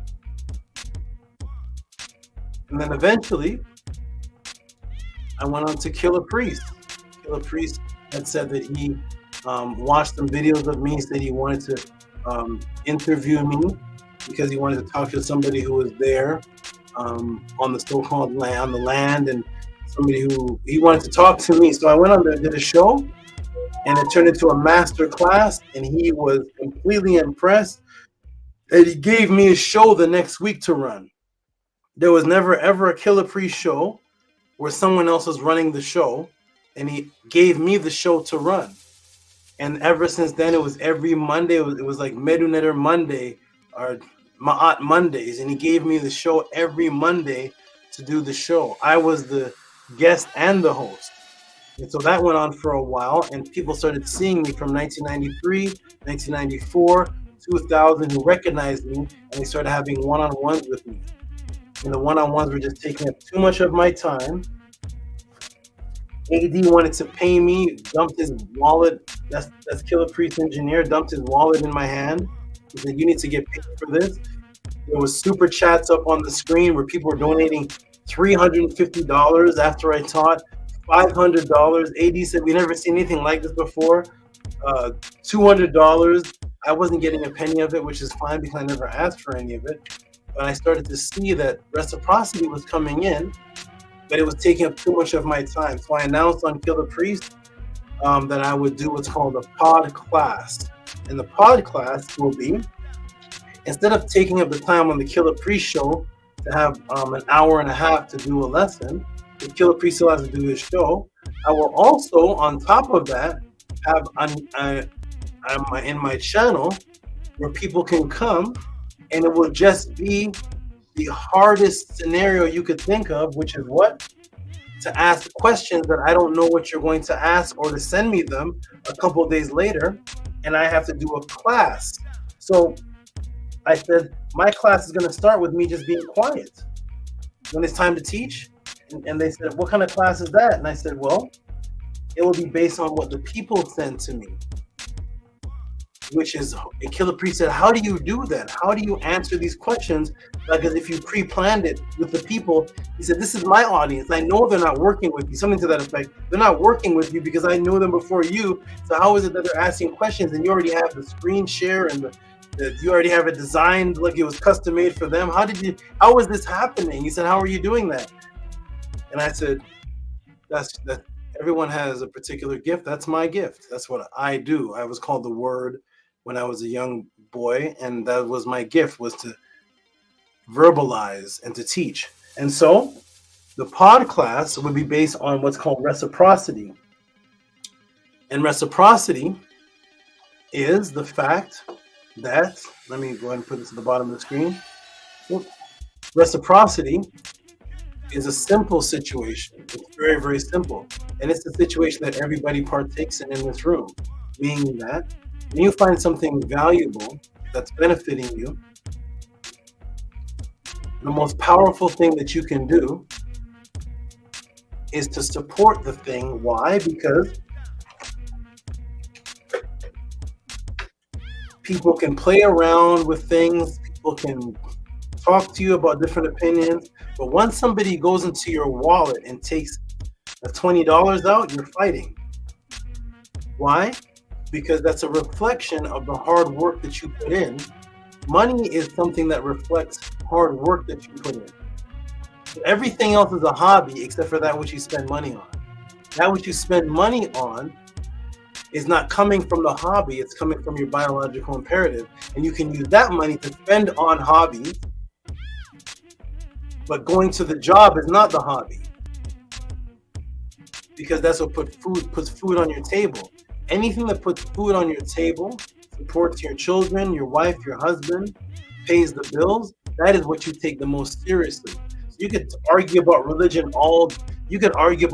and talk about golf and the superheroes and Captain America for 5 hours, right? But let your boss ask you to work 1 extra hour. You'll argue about religion for 5 hours for free. You'll talk about who's better, Batman, Superman, who's better, Hulkamania, leg dropper, who's better, Floyd Mayweather or this fighter, Israel. You'll talk about that. You'll argue with your wife for 2 hours. Anybody in the room ever argued with their husband or wife for over an hour for free? You will argue for the whole day for free. You will talk about Captain America, the football game, the New York Knicks did their for free. But let your boss ask you to work 1 extra hour. And what's the first thing you're going to say? What's the overtime? Because that is what you hold valuable. Everything else is just opinionated entertainment to all of us. Talking about the football game for 5 hours. Who's better? What if Floyd Mayweather went back in time and fought Mike Tyson? What if Mike Tyson fought Ali, Muhammad Ali, with Bruce Lee? What if Bruce Lee jumped in the box? I mean, you'll talk about all of that at the barbershop for hours. But let your boss ask you to work for 1 hour. Overtime, please. Because that's what you're not going to play with. Your boss can't say, no. Remember you were arguing about the football game for 3 hours? Just don't do that argument there. Just come to work and work for me for 3 hours instead of arguing about marijuana. What's better, marijuana? You like the purple? You like the... No, just come. No, I need my pay. So pay becomes something that hits the heart with biological imperative because you value what you work for. Everything else is just a hobby and play. When the bills aren't paid, that's not play. So I said that what I teach in my guidance is not play. This is not play. And I want everybody to shift their mind from the reciprocity for all the Lay's potato chips you bought, all the donuts that you bought. Everybody in this room has spent $100 or more on donuts in your life. All the Avengers movies that you go see, all the money you handed out, all the Wakanda forever, all the Christmas gifts that you bought when you showed reciprocity for Christmas, the Halloween gifts, the Halloween candy that you bought, all of the marijuana, weed, all of the everything that you went, the HBO shows, going to see the Jay-Z concert, spend $150 per ticket, all of that you spend thousands and thousands of dollars on, and at the end of it all, you say it was just for entertainment. So they told you to spend money on entertainment. I got the latest Nikes. I got the latest. I'm going to the latest club, man. I'm doing the VIP in the club. I'm in VIP, $100 seats, VIP, man. I'm the VIP. Let's go to the carnival and buy our children cotton candy and candy apples. It's $5 a cotton candy and $6 a candy apple. I got 3 children there, right there. That's $18, and then we're gonna put them on the ride because the candy apple is gonna give them diabetes, and this is where we're gonna show our reciprocity to death. So we switched that at the Tehuti PODCLASS, and we said our ancient culture prior to the Matrix supported life, supported immortality, supported that which rose them in their life's consciousness. So that's what created the Tehuti PODCLASS. So this is the reciprocity class that you are in, and the way that it works is very simple because I realized that Cash App and PayPal, you could write notes in. The Super Chat, YouTube takes a portion of that. Cash App and PayPal is directly between the student and the teacher. Cash App doesn't even take a portion of your Cash App. Amazing. So I realized that you could actually type a question or type support in the Cash App and the PayPal. So the way that it works like this, and we've been doing this for years, is you can send in any support or any question for the Tehuti podcast, and it can be on any topic, such as, this is Harassed It sent in $40 for feng shui. When you send in a question to Tehuti podcast or support, you get a documentary made for you. You get an ebook made for you, not looking online for an ebook on the topic. You get a customized ebook on whatever is in your heart. You know, when you go on Amazon or go on the bookstore and you're like, I want to know about feng shui. You have to get the book that's already was written by an author who may be dead, who didn't even know you. The Tehuti podcast, when you ask the question is personally designed for your exact want, with multifarious sources and entertainment, knowledge, language designed for you, and then taught live for you. A teacher that comes on and teaches your question for you, stamped in YouTube so you can show your children your personal ebook and documentary. It's designed for you, personalized. You don't have to go online and say, I want to look for a book on the breakdown of the never-ending story. There is no such thing. I want to look for a breakdown on what's in the king's chamber as opposed to what's in what. No, it's right here, and you get it designed for you. Feng shui. That's one topic that was sent in. Somebody sent in $30 for support, Edward, Big Vape, for the Never Ending Story movie. Notice how feng shui has nothing to do with the Never Ending Story movie. It has nothing to do with Gnosticism. J-Dub sent $20 to break down Gnosticism. These classes they go on for 45 minutes to an hour and a half per question. That's an ebook. That's reading an ebook straight through. About an hour and a half to read a small ebook designed for you. Does it get limited to just Gnosticism and feng shui? No. How about eyesight? How valuable is that to you? What if your eyesight was going bad? What if you want to know about that? Your particular situation. Could you get a class on that? And you get a class designed for you. It was originally sent in as an anonymous question, and I said to the person, well, you know what? You asked, I can combine the medical advice, natural advice, how the eye actually worked, its systems and symbology in Kemet thousands of years ago, and I can leave you anonymous. And that class was explosive. Someone else came in, hyperhidrosis, which was the introduction to this class. Hyperhidrosis, can you break down hyperhidrosis? This person has had hyperhidrosis since they were a child. Couldn't function normally. Had the pod class, a backup one, and a one-on-one on another topic, and now the person's hyperhidrosis is gone. This is what's happened in the Tehuti pod class, and that's why you will never really see me mentioned on the other channels. You won't see this mentioned. It'll be mentioned if the spider bites my eye, I'll be mentioned on the other channels. When you heal someone of hyperhidrosis, Tehuti, he's just scamming it, he's pseudo, and the person's hyperhidrosis is healed by pseudo. The person's eyesight is healed. The person knows about Gnosticism by the pseudo. But if I get bit by this spider in my eyeball, I'll be on every YouTube channel. But they won't put me on every YouTube channel for the healing of people. Why? Because the frequency that people are attracted to is ISFET and chaos and destruction, not actually helping people.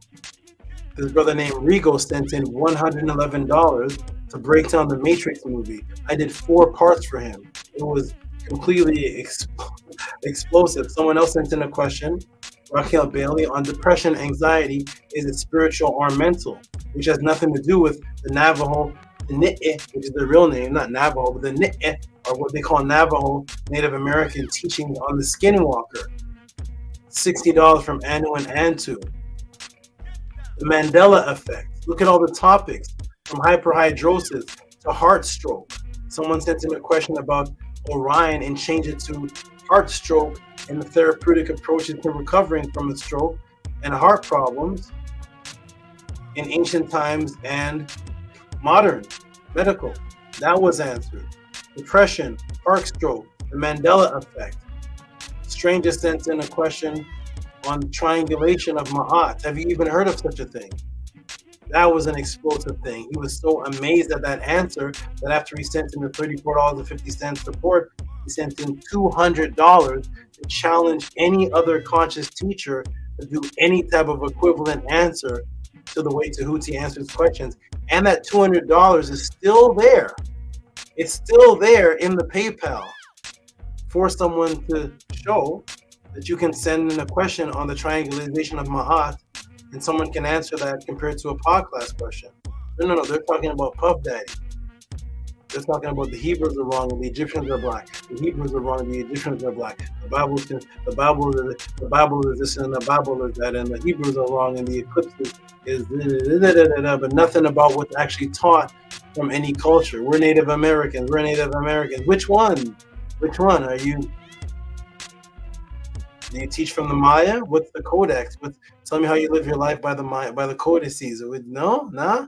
It's just we're the Mayans, we're the Abels, we're the Hebrews, we're the Hebrews.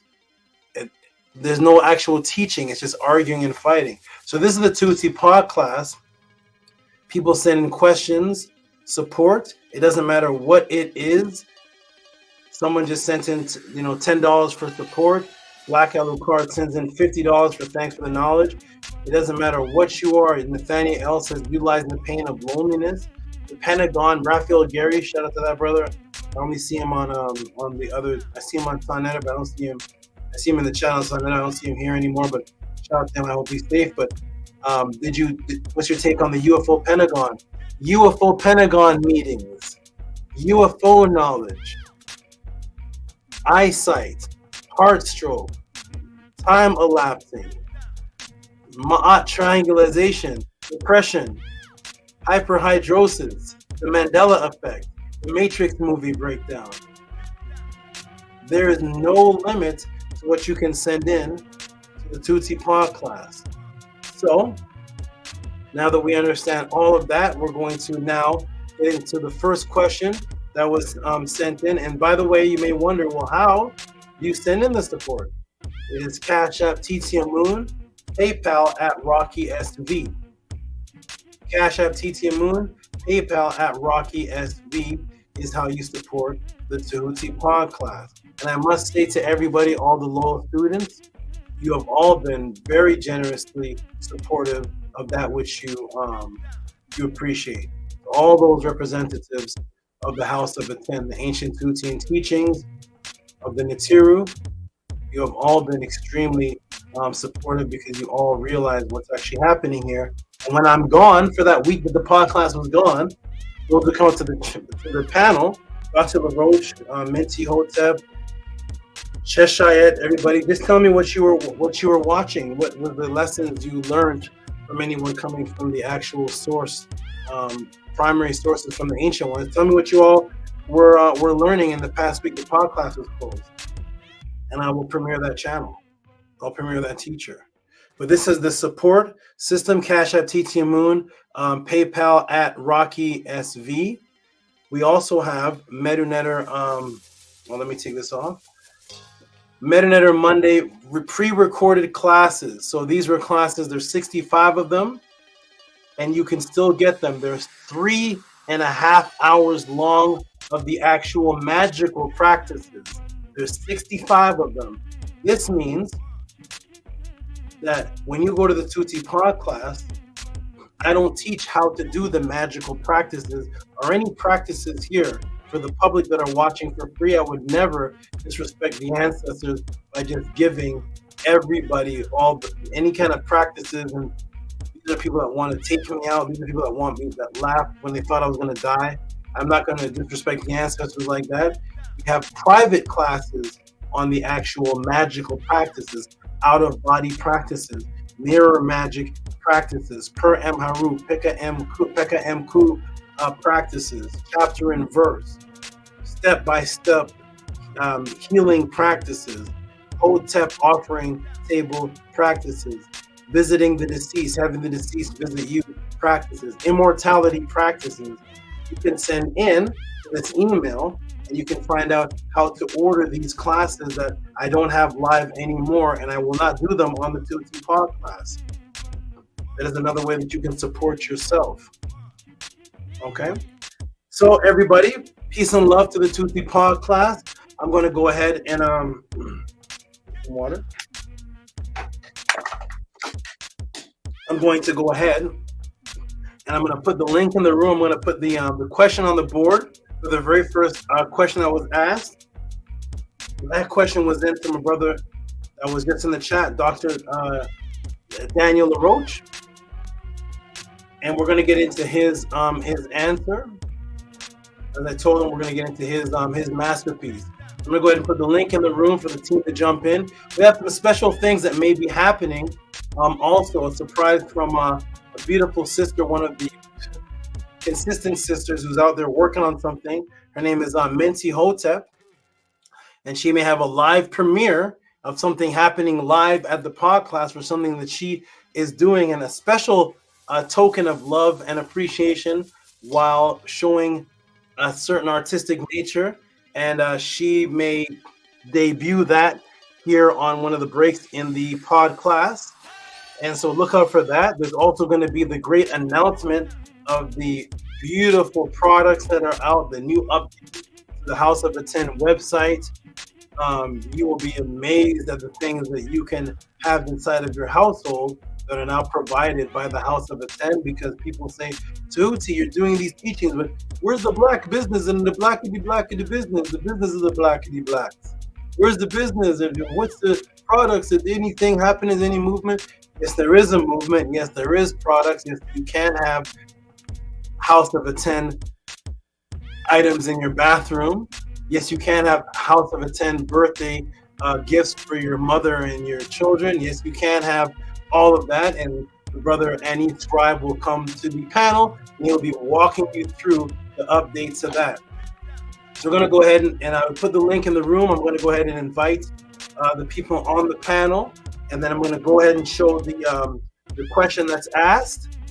I'm going to step away for a moment, refreshing myself, and come back with the answer. Shout out to you. Who do we see here? Anu and Antu. Peace and love to you. How are you? How are you? Hotep Mary Sabatudi. I am doing excellent, feeling very relaxed. I'm happy that there is a podcast today. I'm happy you're alive. Yes. How are you doing? I am doing wonderful and excellent. I'm doing the PODCLASS in the midst of a re-evacuation. Wait, you changed the screen, RENNET. RENNET changed my screen. Hold on. There we are. Doing the PODCLASS in the midst of a reassembly evacuation for the asbestos situation. The rehabilitation is at its final stages. Things are being moved back. Construction was just repair and construction just being done literally before I started the PODCLASS. The workers are fixing in situations where there was no heat. There was no heat, no electricity not working because the walls are torn, all type of things going on. But the beauty is that I did not let that stop this PODCLASS. It had to stop the last one, but it did not stop this one, because I'm going to do it even though in the background much things are happening. So shout out, I feel wonderful. I feel very, very, very, very extremely blessed when I took the time off the PODCLASS and I actually scanned through the YouTube channels, and I was looking for, I was like, I just had to wonder, what are my students watching when they can't get to the PODCLASS? Let me go through the YouTube and see where's what's the teachings from the store's indigenous people when they don't have a PODCLASS. And I went to all the favorite teachers' channels, and I scrolled down, and I couldn't find anything. And I was like, oh, this is beautiful. This is beautiful. Why? Because I will make them hungrier when they come back. Here's a good brother right here. Daniel LaRoche, how you doing, good brother? Peace. Peace, my good brother. There it is. Mine is... to you, to the panel, the people in the chat. All is well? Yes. Thank you, my good brother. I saw you in the other channels. The Dr. LaRoche does not let anyone rest. If you go on there talking about the uncus and aorta or something, I don't know what they're talking about. If you go on there, if you come on there and say the uncus contact lenses, Daniel LaRoche will say, who, where? We have many medical papyrus. This is a man that deals in medicine. So if you start talking about medicine, he's going to say, oh, good, I got access to the medical papyrus. Let me read it myself.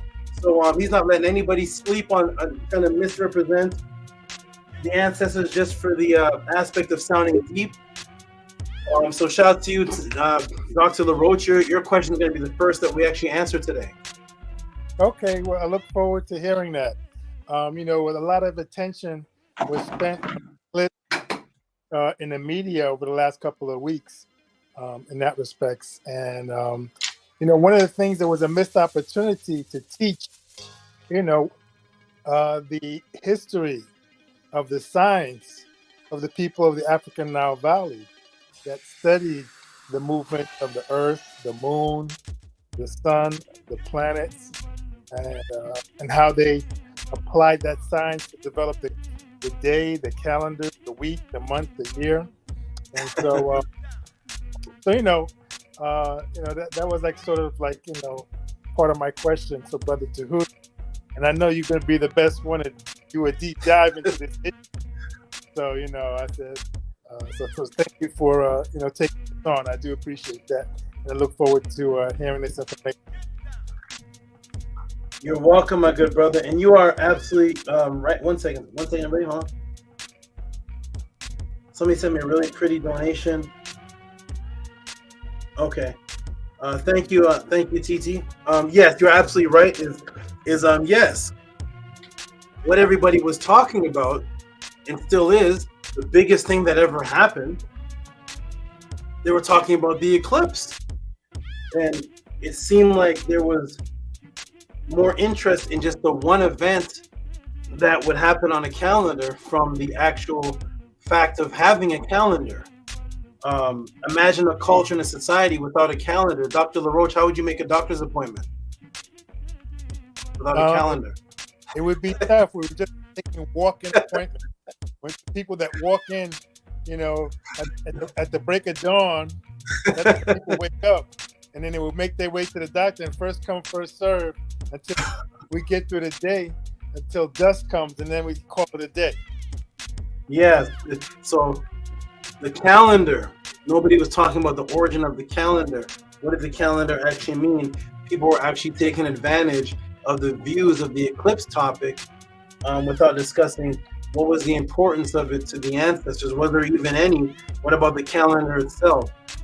What is the purpose of even watching stars? Why is the movement of a star even so effective to the people's emotion? There was emotional things happening, crying. People were having so many things were happening by a simple natural event that happens with the rocks flying around us, and nobody was studying what is the culture that invented the calendar that caused people to look up to the stars in the first place to create a double entendre or a palindrome effect of how would the stars above you affect what you're living in immortality. And we're going to get into definitely that and the purpose of a calendar, something as simple as this. And then I'm going to take a break and you all can take over. But something as simple as the calendar you have today is named after gods. They're named after gods and Roman emperors. They're named after so-called divinities.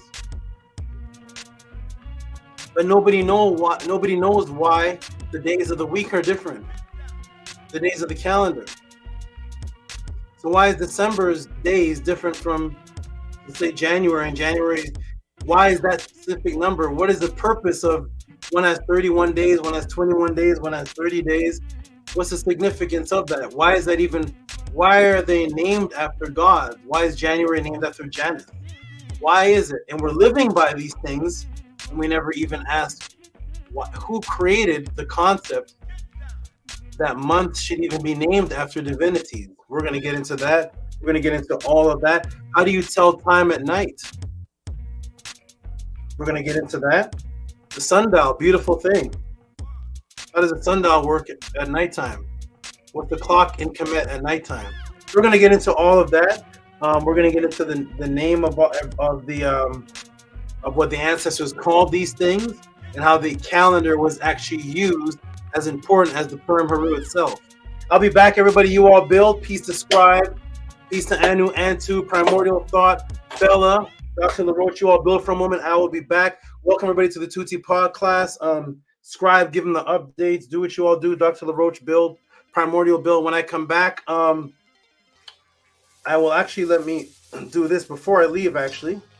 Before I leave, I want to show this because I want to give respect to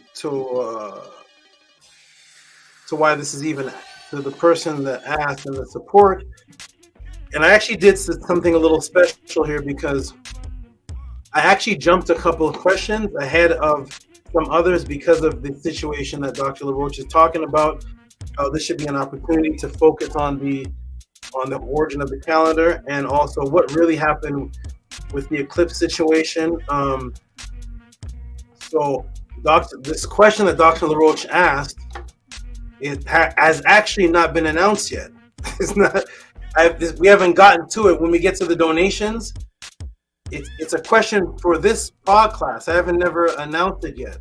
So usually it would be a question that was asked 2 weeks ago or something, and I announce it and we get to it when I can get to it. But this one is for this actual PODCLASS. I'm going to go ahead and put the question on the screen. We'll give a round of applause and I'll step back and you all build. Oh no! Uh-oh. Real quick before you go. Yes. You mentioned two things. But what was my Kemetic name? So I do have a Kemetic name: Shemsu, Swanu, Irie, Hotep, Tehuti, and but I go by. Say it again. It was a lot that it was kind of choppy. What did you say? Shemsu Swanu, which means chief doctor. Irie, who's the first ophthalmologist. Imhotep, the first physician.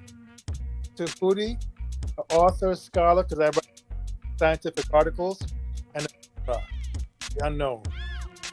That is seen and unseen. Is the last part? What's the last part? Amenhotep. Amen-Ra. Amen-Ra. Okay, well, beautiful name. Names. Yeah. So I put it on the screen. You can see it on the screen. So that's one. And then two, the second thing I want to say is that these eclipses take place in different parts of the world on a regular basis. There's going to be one in South America later this year. In a couple of years, there'll be one in Kemet. And so these are all opportunities we should take and claim our African contribution to civilization with the knowledge of the calendars that we're going to be teaching tonight. Wonderful. Please proceed. Go ahead. There's a lag. Go ahead, please. No, that was it. That's all I wanted to say. Okay, wonderful. Absolutely. I'm going to go ahead and put the question on the screen, and then I'm going to step away for just a moment, and you all build. So the question is by the Daniel LaRoche. Do you ever want to be called one of these names? I noticed that everywhere you go, it's always Daniel LaRoche. Yeah, because that's what I've been doing all my life, professionally. I go by that. I do spiritually. I have this Kemetic name to when I bring up in conversation. People seek me from around the world for eye care and the surgery that I do. So I don't want to create people because they may not recognize that at this late stage of my life. But if I had to start all over again, I would go with that. Okay. Okay, wonderful. Let me go ahead and do a presentation. Let me go ahead and do show it on the screen, and then I will be. Here it is. So go ahead and give Daniel LaRoche some big noise. $50 for Kemetic. And when he asked me this, I didn't know what he was talking about. It was like Kemetic hex of sun, moon, calendar, time, text.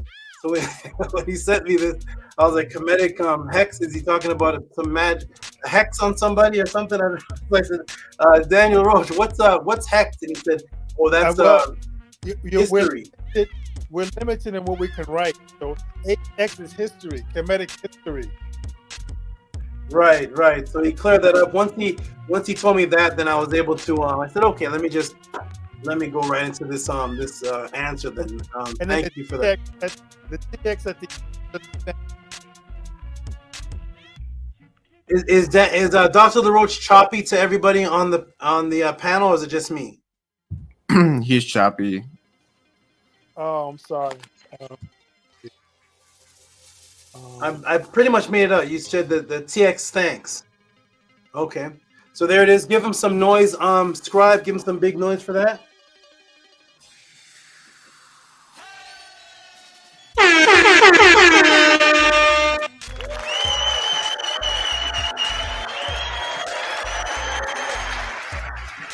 For class on Kemetic history of sun moon calendar, time, and thank you.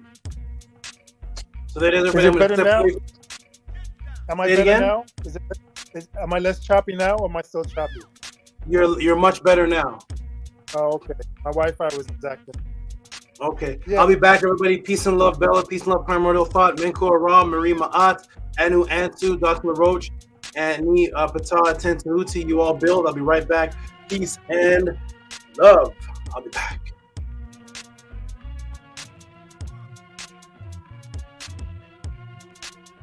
Okay.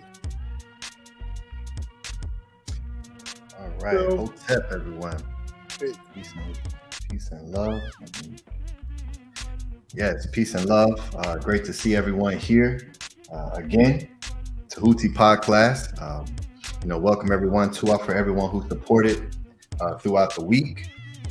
As SABA Tehuti, and we made the announcement on his channel and on the Discord. So Tuah for everyone who continued to support him through his transition that he's making. And yeah, it's a beautiful thing. So everyone, welcome. The support links are pinned to the top of the chat, as always. So you look in the chat. For everyone who is new here, how we ask questions to the great SABA Tehuti is through the links that are posted at the top of the chat, through the Cash App or PayPal. So they're there, and they're also in the bio. So there's many ways to send in your question. So please utilize those platforms, as the great SABA Tehuti illustratively explained through the reciprocity system of the House of ATTON and the PODCLASS. So yeah, we'll before I go through any announcements, we'll go around the panel and see how everyone is doing, how everyone's 2 weeks have been. So yeah, we'll start with the great brother Anu. Peace and love. Hotep, how you doing, great brother? Peace and love, great brother. I am doing excellent, very relaxed. Hello to the wonderful SABA Tehuti. I'm in Hotep Ra. Hello to everybody on the panel. Hello to all the people in the chat and all of the supporters. I am very much so looking forward to all of the answers that will be given in this class. Tuah Ani for making the website, for putting that together. Can't even comprehend what you did. And Tuah as well for your class. You definitely have your own smooth, calm style. And it's never to see you develop, and everybody else who presents develop as well. Tuah Dr. LaRoche for asking this question. Tuah to everybody that supports. Tuah to the SABA Tehuti Hotep Ra for existing, being himself, and all that he does that is seen and unseen. And everybody remember to support SABA Tehuti, support House of ATTON, support the people who make presentations, and let's continue to grow. Hotep Marie. Hotep Mary. Tuah to everyone who is here, who's listening on live and after the live. Tuah for all who take in this information and apply it to their life. And give Tehuti reciprocity for the change that he has given to you as he breaks down and builds up with his beautiful presentations. I'm very thankful for Tehuti for creating this life that we are in right here and the life that he provides. I'm thankful for him putting the Ankh to our nose, providing us with life and immortality as we walk towards it. So Tu'a to everyone for your consistency and those who are dedicated and provide Tehuti and all others that, as Anu said, create presentations and take their time to teach the people. Tu'a for all of your consistency and support. Anu. What's up? Peace and love, everybody. Peace and love to the great SABA Tehuti Amun Hotep Ra. It's always great to see you back. Doesn't feel right when there's no PODCLASS on Saturday, but I'm happy you got everything sorted out. Henu and Hotep to the great brother Ani Patah Ten Tehuti. Great brother, I appreciate you. Always. Anu and Tu, y'all know I love y'all unity. Most definitely. Peace and love to y'all. Y'all definitely bring me joy. So Hotep to y'all. Grace, great sister Bella, I see you. Hotep, peace and love to you. As always, peace and love to brother Dr. LaRoche. I'm happy that he's been coming on the PODCLASS a lot more. So Henu to him, Henu to the great Menku Ara Meri Ma'at. It's always good to see you, great brother. Everyone in the house of ATTON, peace and love. Always happy to be here, feeling good. Ready to learn today. And I'm just grateful, feeling good. I'm just excited. So I really want to know about this eclipse. Really want to see what Saba's going to bring to the table with that. So Hotep, peace and love, and let's have a fantastic class. Peace and love to Saba Tehuti and his NETERTI. To Tehuti for bringing yourself back, and I really look forward to these NETERTI teachings you're going to bring forth this evening. To all of you guys on the panel for all your contributions to the community that we have here and making it thrive, and to for your lives and all your deeds that you do each day. And to everyone.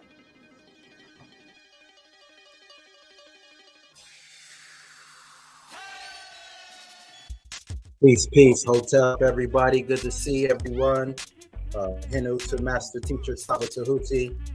I'm happy to be here. Looking forward to another wonderful PODCLASS. Henu to the chat, and I'm ready to learn. Excited about what's about to take place.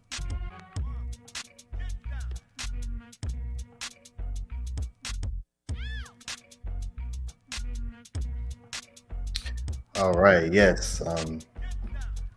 Peace. Dr. Daniel LaRoche. Everyone spoke and introduced, and yes, Hotep. Akama'at to everybody on the panel and everybody in the chat. Please support Saba Tehuti. He does a great teaching. People who are listening to this are in for a treat.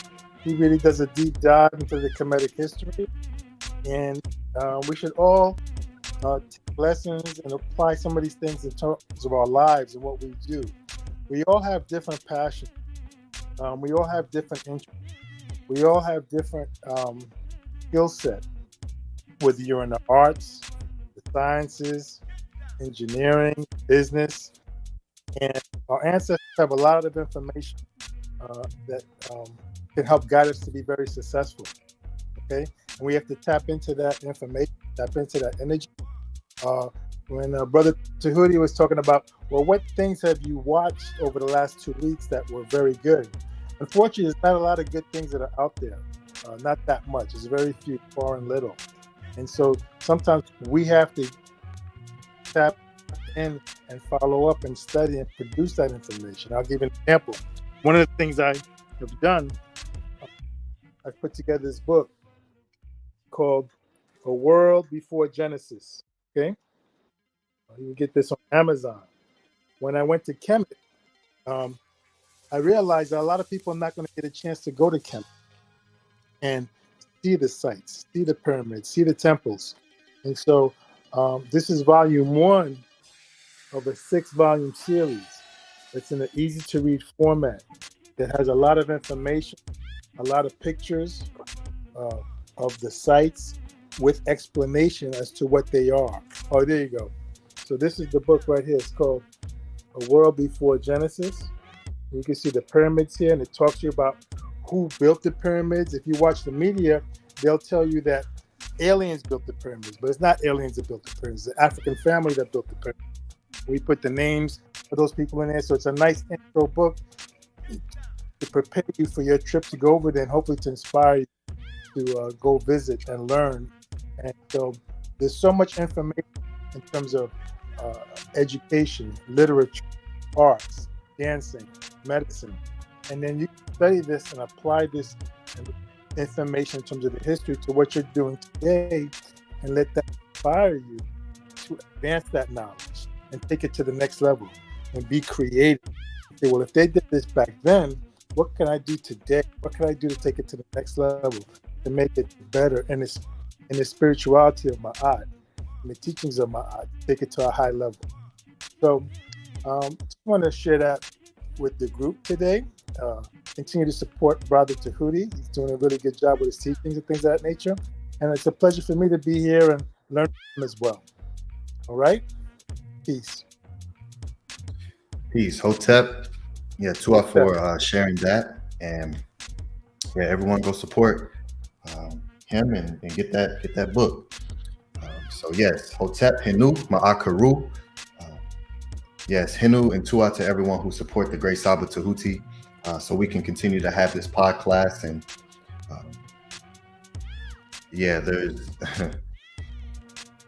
yeah, when Saba Tehuti asked that question, you know, it's just the podcast, it's the House of ATTON. This is it, you know. So, you know, appreciate what's here, and, you know, help us build. So let me put the link in the chat room so I can go over a few things here, which is the website, houseofatton.org. And so I'll share the screen so we can begin to go through some of what we have to offer. And this is, even with this being released now, the website's still being worked on, and additions are being made every day. So to everyone who are already there and supporting and making purchases, and all of the great KEPERU, the members of the House of ATTON. For those of you who are transitioning over to the website and you know, and just doing everything that we're supposed to be doing. So Tua and Henu. And so let me share the screen. All right, here we are at the House of ATTON. This is a one of one.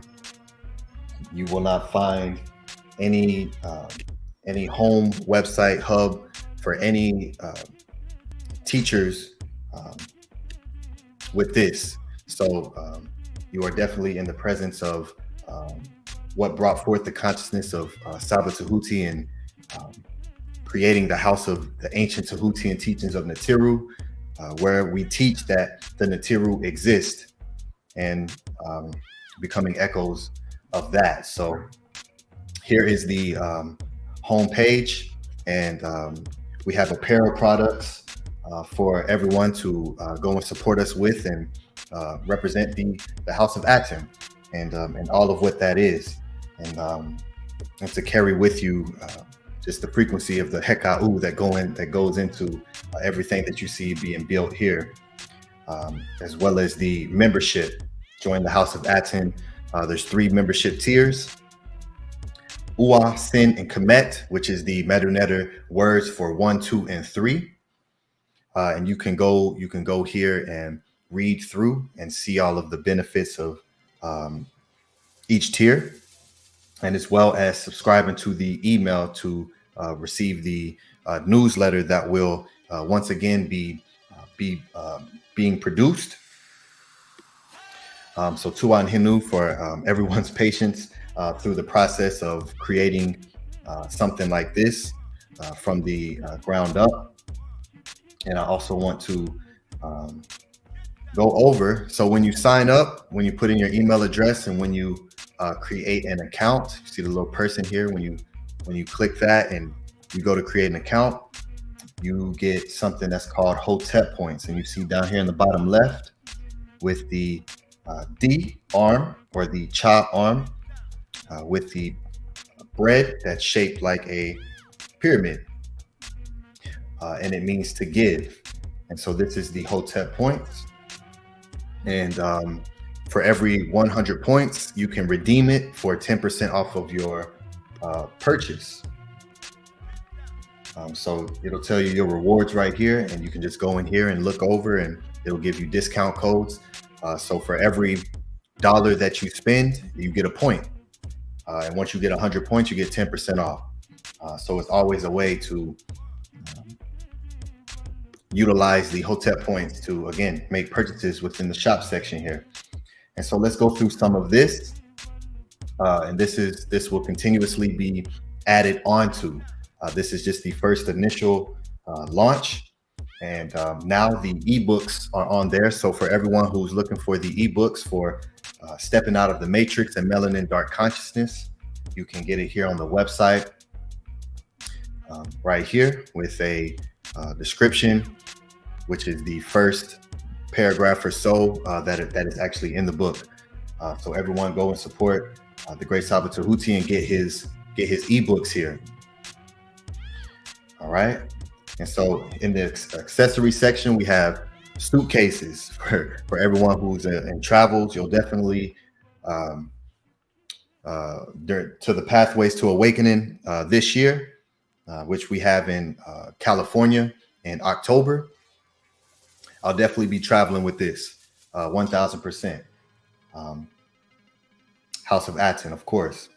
And we have desk mats, which are beautiful, very, very high quality.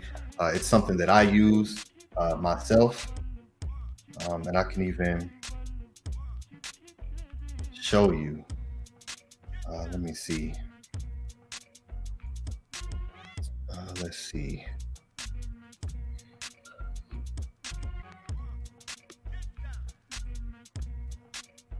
Hold on, let me switch this around so I can show you all.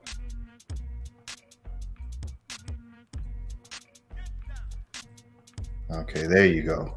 So I have one myself here, House of ATTON. You know, I keep all my heka'u here, keep everything organized and, you know, stationary. It's great. And here's also the House of ATTON notebook. So as you see,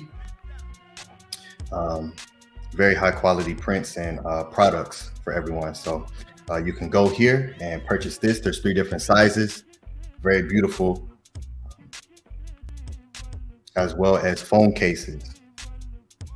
And of course, the House of ATTON design is going to be the first designs that we come forth, and there will be many, many different designs to come forth and that everyone can utilize, right? House of ATTON, the NETERTI exists in iPhones as well as Android cases. So we have both. Okay, and then let's go through some of the apparel. The short sleeve tee that you see myself wearing, House of ATTON. And we also have hoodies, crew neck sweatshirts. We have 2 different designs, one with a design down the sleeve, and also one is just the normal with the design on the front and the design on the back. ATTON, Ancient Tehutian Teachings of NETERTI. We have all different colors for everyone, all different colors. So we have many options for you all to choose from, as well as youth tees, sweatshirts and short sleeve, and again, we'll be adding more. So there's many colors, and every design has this on the back as well. ATTON, Ancient Tehutian Teachings of NETERTI. So everyone go and get your merch. Be expecting new designs on the way as well. And so, yes, I'm excited about this because prior, we only had one color, which was black.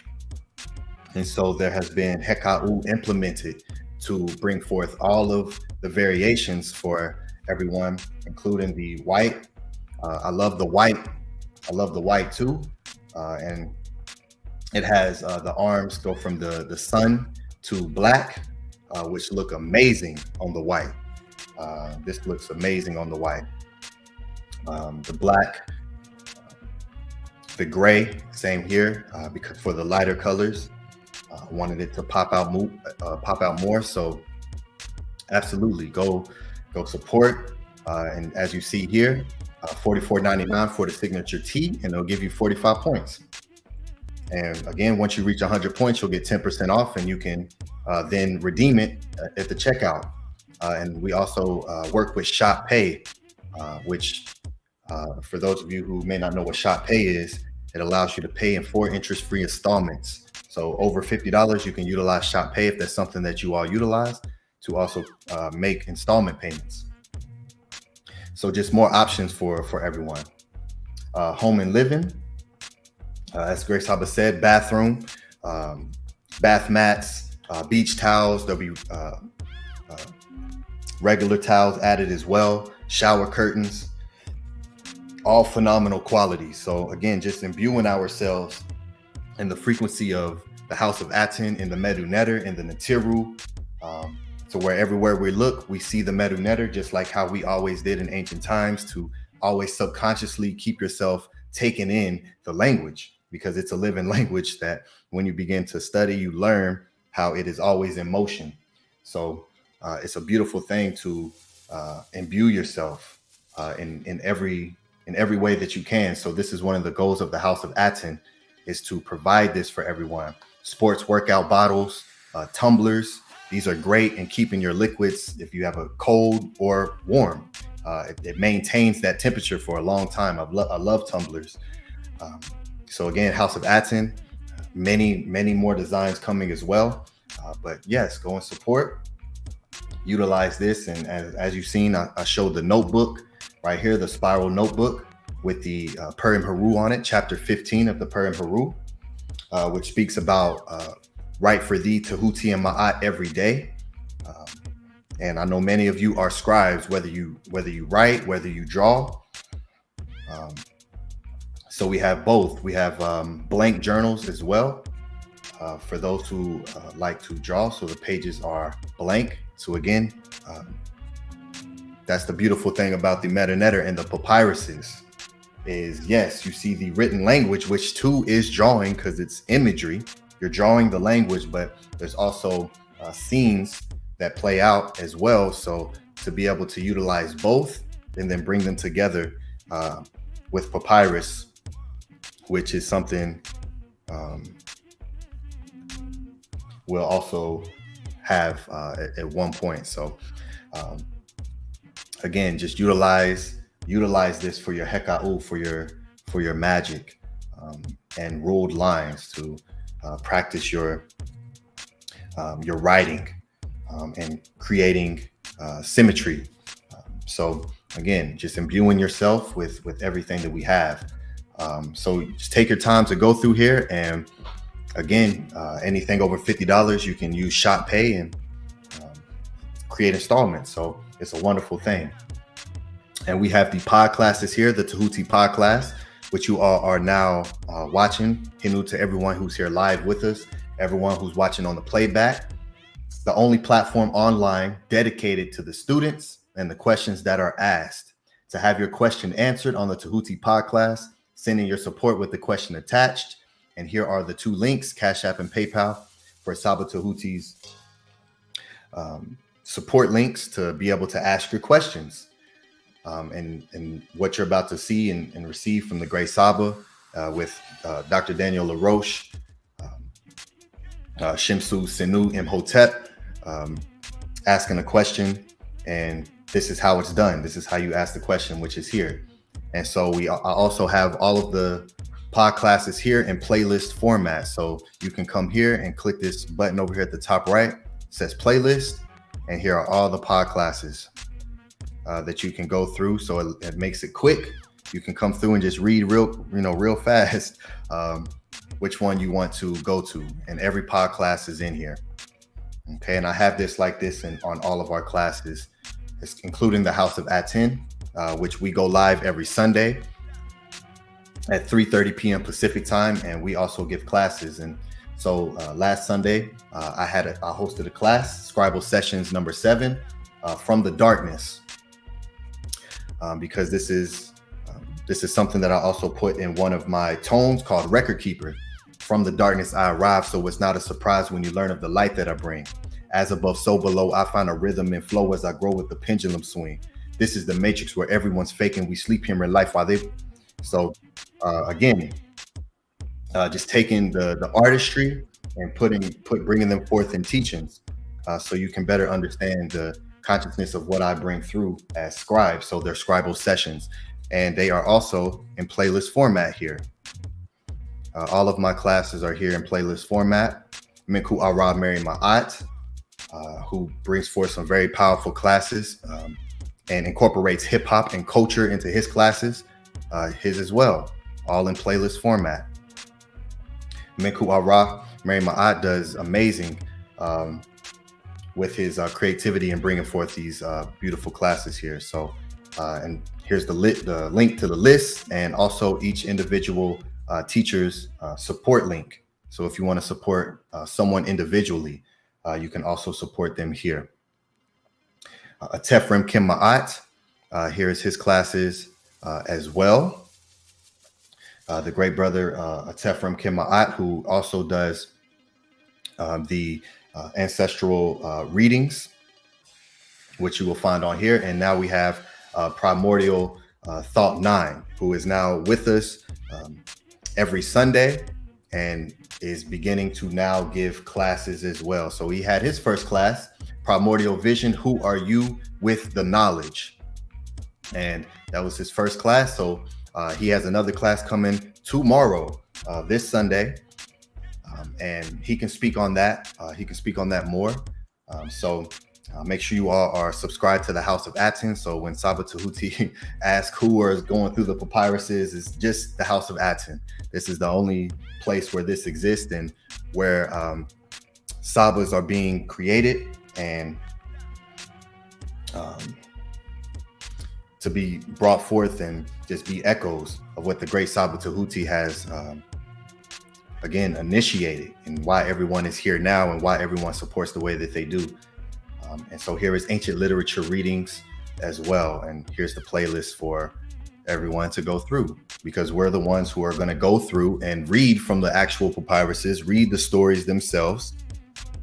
So not only are we teaching on them in our own ways of learning how to put together classes, learning how to teach, which then enhances your study, but we also actually read the papyruses and what they say. The Sorrows of AFFIRMATION, Ancient Kemetic Stele Readings, the Famine Stela, the Satrap Stela, Hemta Tehuti, the Prayers of Pa-Hare, some of the creation stories, Ancient Stele Readings, more Stele Readings, speaking about demon possession, the Lamentations of KHEPERU. So just all of the, we're going through one by one and reading the ancient literature. So House of ATTON, and here is the ancient, what they call Sumerian literature, the Enuma Elish, which was read by the great brother Anu, who also gave a class. And so, as I said, the website is being made and added on daily. And so there will be another section for the KEPERU, because we also offer and we want the members of the House of ATTON, the KEPERU, to also come forward and give classes. And Anu was the first one to come forth and provide a class, and he gave a class on Marduk. And so I'll also be adding a section here for the KEPERU and have that in a separate playlist. So you can come here and see what the House of ATTON is doing, what we're creating, what the students are creating. So it's a beautiful thing. And next month, in May, we have more KEPERU coming forth, and we will have some we will have some beautiful teachings, and I'll just leave it there. So yes, everyone can come here, and it's very organized, so you can just come through and find what you're looking for. And here is the debate section. So some of the great SABA Tehuti's debates I'm uploading, slowly, one by one. And here is the free public debates. And so these are ones that are to the public. And this is Jabari Osaze versus SABA Tehuti, the first live debate that led to the debate on SONETTER. So for those of you who are familiar with the SONETTER debate that you see the great SABA Tehuti putting at the beginning of the PODCLASS, there was a debate prior to that one that led to that one. So if you remember at the beginning, it started back with how hot is the sun and how is it on their head. So there was a whole conversation that happened prior, and everyone can come watch that here.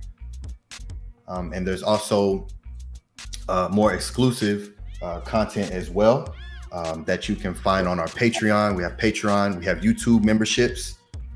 So if you try to watch this one, it'll tell you members only content. So you have to subscribe to the YouTube membership, the Patreon, or become a member of the House of ATTON, the ATTON KEPERU membership. So here's Yasha Ben Israel versus SABA Tehuti, Truth Ministries. And these were just uploaded 2 days ago. So all of the great KEPERU, you can go to, for those of you who are in the website, please, all of the KEPERU, go to the website and choose your membership tier and add yourself into the system so I can begin to make all the transitions over. So they're also here in the membership section for you all that you can watch right here.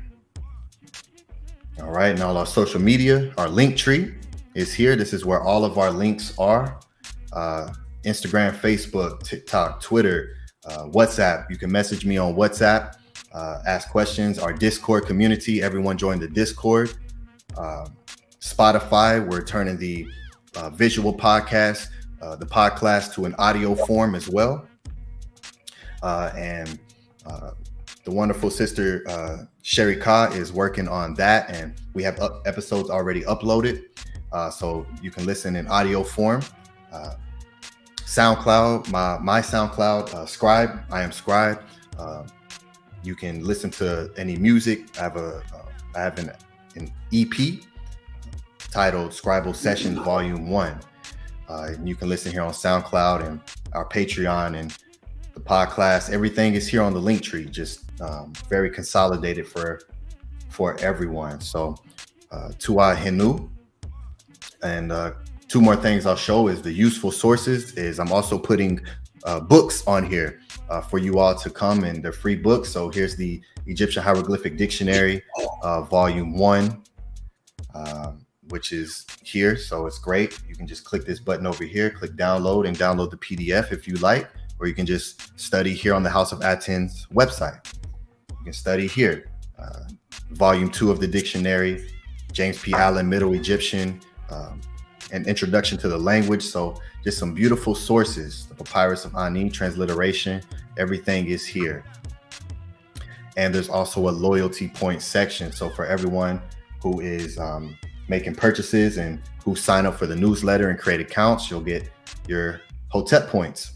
And here you can go through and redeem, and you'll see everything here, and you can take your time to read through here. So all of our links are also at the top. The House of ATTON, the NETERTI exist. The Linktree link is also here as well. And yeah, there's a quick run through. Here's a messaging system. If you want to ask any questions about the website, you can just message me here. And here's also my WhatsApp. So you can message me on WhatsApp as well. So yes, Hotep Henu Ma'akaru Tua to everyone who is supporting. And I look forward to seeing what everyone I look forward to seeing everyone wearing the House of ATTON merch, coming to the screen, showing what you're purchasing, sending images in the Discord of your bathroom once you have that set up. I look forward to all of that. So I'll stop sharing and say peace, Hotep. Tua for your attention. Welcome back, great SABA Tehuti, Hotep. Hotep. That was amazing.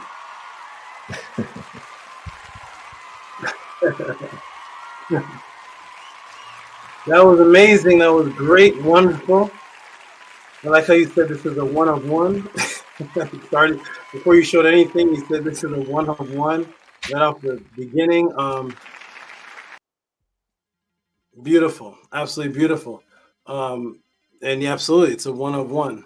It's your favorite teachers, your favorite, whoever your group, whatever it is out there, do they have your suitcases for you, your bath towels for you, any toothbrush holders, anything going on in your household from your favorite, the Egyptians or black guys? No?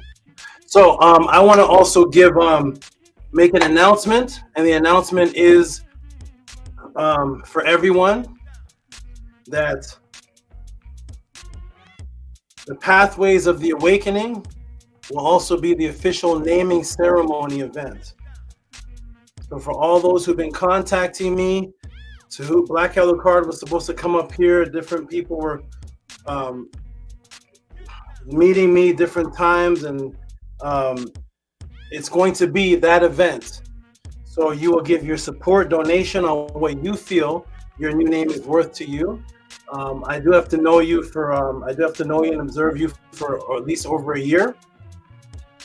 And you just contact me. So you want to be a part of that naming ceremony. You send your support, and then at the event there will be a section where you will receive what happened to Minty Hotep.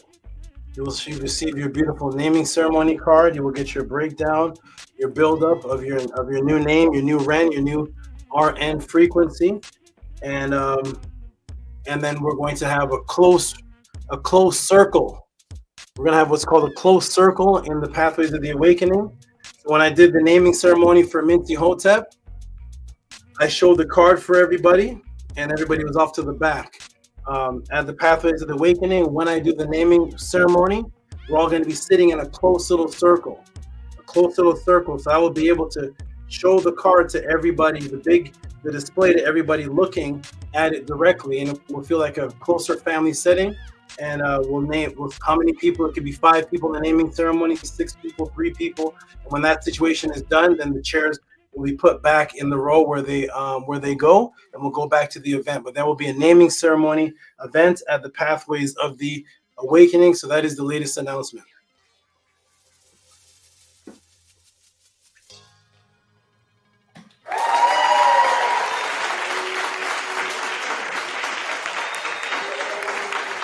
Yo, let's go. The first naming ceremony event. Very touching. Brothers were crying multiple times. When it was that close circle, you all feel the difference in the when we're all in the close room, all right there within feet from each other, compared to when I did it for Minty. The Minty thing was beautiful, but when we're in that close little circle, brothers were shedding tears. Brothers, you could touch each other's hand. We were right there in that circle, and that's how I want it to be. When you get your new REN, I want you to be, people are going to be holding hands, people are going to be looking eye to eye contact. It's going to be a close environment, and that's what it will be. Okay, so I look forward to seeing everybody there at the Pathways of the Awakening, and I look forward to some new names. Black Yellow Card is supposed to get his name. Brother Nahum Golden Eye is supposed to get his name. Who knows who is there. I also want to give an announcement. Thank you to all the people who supported throughout the week. When the PODCLASS was closed down, I was going through a Earth Day. I was going through an Earth Day, so it was one of my NETERTs at the same time while the place was being evacuated, while the place was being evacuated, we're going through Earth days, moving items, tearing down things, contractors, all type of things, dollies and tanks moved and all this, electricity off on, all that was happening throughout the week. And I got some support for the podcast because people supported the podcast and what it is that I do throughout the week, even though I didn't have a podcast. And Tua very much for that, because why do I need to have a podcast in order for people to support it? That's it. I appreciate those who realize that whether I have a podcast or not, the YouTube channel is still alive. People's lives are still being changed. If I don't have a podcast, Menkura, is your life still changed on that day? Are you still going through your transformation, whether I have a podcast or not, from what was done for you for the last 2 years? Absolutely, Saba. so what, people have to see me work. You have to see me physically work to support. Some people do, but those of you who did send support, because the work is being done, whether I go to the Bahamas tomorrow or unfortunately if I pass away tomorrow, the change of people's lives is still happening. So I do appreciate the support. And for multiple times, people watch the podcast and they don't support. So therefore, it's ISFET doesn't have it working both ways. So people watch the podcast. You can go back to the YouTube, watch it, suck up the information, change your life, know about eye repair, know about Gnosticism, feng shui, know about the Bible, know about out-of-body experience, know about all the things that are broken down, the Matrix breakdown, the Pope, everything broken down, while I'm not even there, and you're just watching and observing it, and you're benefiting from it. I'm not there at the podcast, and you're there live watching, and then those podclasses, you're not supporting in those ones. So you're receiving without supporting. But the day that I don't do a podcast, all of a sudden, 75% of the support is gone. I'm not sure. I have to get acquainted with why that concept exists. But for those who did support for the time that there wasn't a podcast, because if there's not a podcast, it's because of something tremendous happening over here. Like, you can't even imagine. But for those who support, I want to give a shout out to those people and actually show them on the screen. Subscribe. Get ready to give some noise to all these people. There's one person who's not on here. There's a couple people that are not on here, but the one person who's not on here, I didn't put on here. I'm going to announce that person anyways. Two people I'm going to announce because one was actually given for some. I purchased something from wait a minute.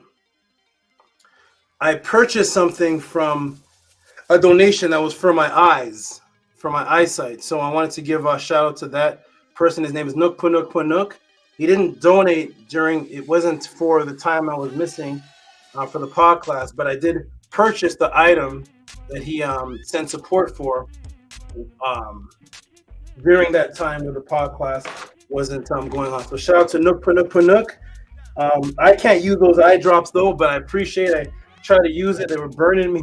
The eye drops were some honey eye drops, and I try to use them. The eye drop tells you relax. When you take it, relax, meditate. I'm wondering why it told me to relax. I took it. I understand why it was telling me to relax. My eyes were on fire. My eyes were on fire. So, but shout out to Nook Punuk Punuk for that. I may take it and use it as a little dabble in the corner for antibacterial purposes, but an eye drop was fire in my eyes. I don't know what was happening. Shout out to Nook Punuk. So here is the supporters, and then I'm going to get into the next question. Here are the beautiful supporters. We're going to give some noise to all these people, and the next person that I didn't put up there who sent support was the beautiful Bella, who's on the screen, who sent multiple supports during the time the podcast wasn't going on. So here it is right here, and there they all are collaged together. Owen Hythe, Sarah Jean, Annie Patatin, Tehuti, Owen Hythe again, Big Vapes, Nicholas Savenden, Nito Campbell, Oxafek, Minty Hotep, Atef Rem, Kem Ma'at, Eric G, That's It, Anonymous Support, TS, Jermaine, Atef again, Sarah Jean, Robert E. Williams, Gabriela Lopez, another anonymous support, Anu and Antu, Vortex Ninja, Annie, Aten Pata Tehuti, and Nefra Keperet, Neter Unkotep, Neter, the greatest Neter Unkotep L. Give some big noise to these people, please. These are those who supported the week that the podcast was shut down. Give them some noise.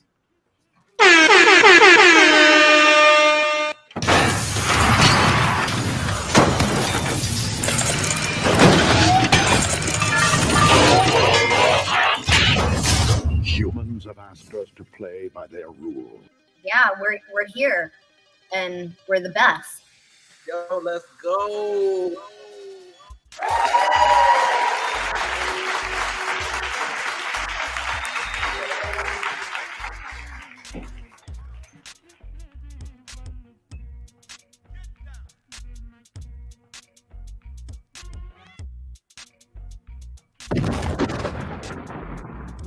Shout out to all those beautiful, wonderful people who gave support, and also for my Earth Day.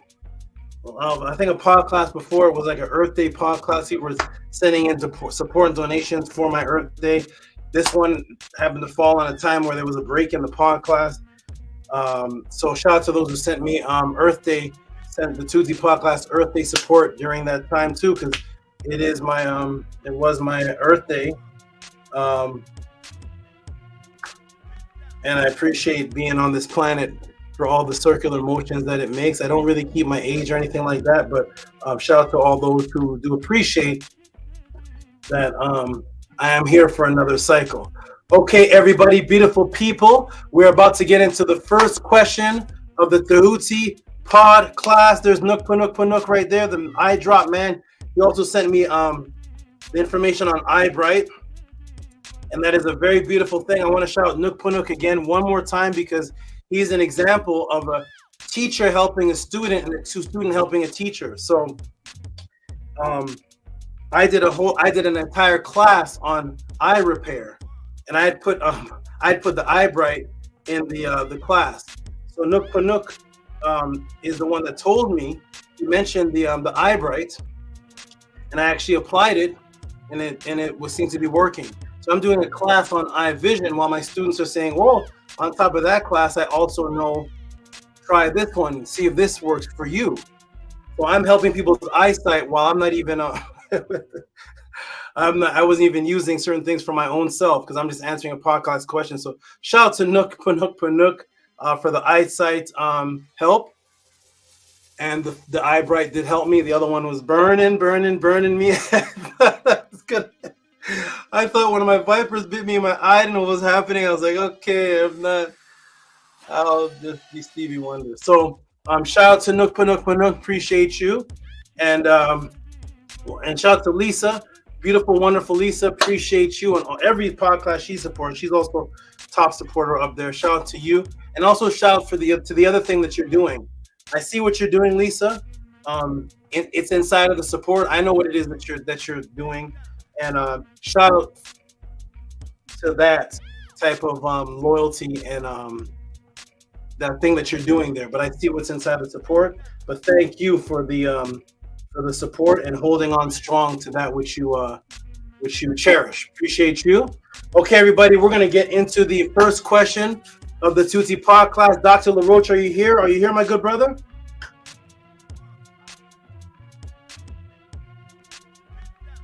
Yes, I'm here. Are you also, you're an eye doctor? Yeah, I'm an eye physician and surgeon. How interesting is that? So there we go, everybody. It just happened that the brother's an eye doctor, so maybe I'll talk to him for a couple of things about some eye stuff, because looking at this screen and doing all these things, my eyesight is just, the brothers and sister Sharika and Annie got me this big screen. That definitely helped. I cannot look at my phone, by the way. For those who text me, I have to look at it sideways. If I look at my phone for any more than, say, 4 seconds, right there, my eyesight is lost. Something about the phone. So I'm doing my best. Do you have reading glasses? I have no prescription glasses. I have no prescription glasses. No. Yeah, when you get over the age of 40, a lot of times people need prescription glasses like I have on because the lens doesn't focus as well. That's called presbyopia. So you need to make sure you get an eye exam checked for glasses, get your eye pressure checked to check for glaucoma, check for cataracts, get a dilated retinal examination to check for retinopathy to make sure everything is okay. And eat healthy, lots of salads, lots of vegetables, baked chicken, baked fish, exercise, walking 8,000 steps a day to increase the blood flow to your body and your eyes, and meditate 15 minutes a day, meditation to help keep your blood pressure low, your eye pressure low, and, relaxed energy as well. Wonderful, Daniel LaRoche. Absolutely. I'm gonna check out that reading glasses. We have reading glasses in the house that are not prescribed specifically for me, so I don't. One of my NETERTs has them for her, and I'm gonna try it because this just happened recently. And with looking at books, physical books that I look at don't look the same anymore. So I know that all that is being sacrificed because of the time that I'm spending doing these podcast questions, which are 10 to 30 hours before I even get to the podcast. So Tua to you, Daniel Roche, appreciate that. There's a sister out in the West Coast named Dr. Cheryl Powell. I don't know if she's near you in your area, but you can give her a call. Maybe she could find a big doctor right near you as well, just to make sure everything's okay. I think I've heard of her. Is she popular?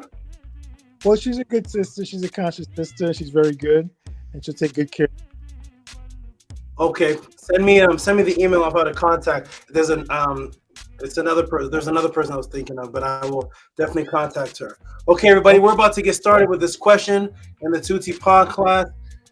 Let's get it in. Primordial thought. Much love and peace to you, my good brother. You're gonna get this. Just let me know what you think after this answer. And Mentor Rob, peace and love to you. Bella, you look like there's an eclipse in your room or something. I'm not sure what's going on. You look like you're having an eclipse.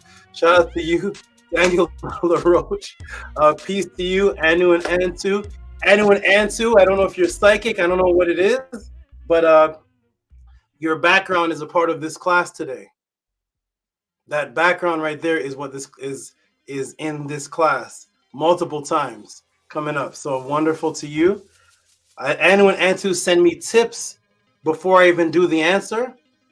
So I don't know if they're tapping in now where they know that part of the answer before I even do the answer, because now they have they're sending the tip before the answer, and they have an image of the answer in their background. So I don't know if they're practicing their psychic abilities or if they're just in tune like that. But shout out to you, Anu and Antu. Peace to hey, Chris Harris. I hardly get to see the brother there in the room because I never look at my I don't really look at the room much, but when I do see him, I definitely give him peace. I also you sent me a message and I responded to you, peace, young warrior. Shout out to you, Chris MVP Harris. Appreciate you. Chris is like a pit bull. Shout out to you, Chris Harris. And okay, Annie Patah, peace and love to you, good brother. You are doing an excellent job, and the Sunday classes are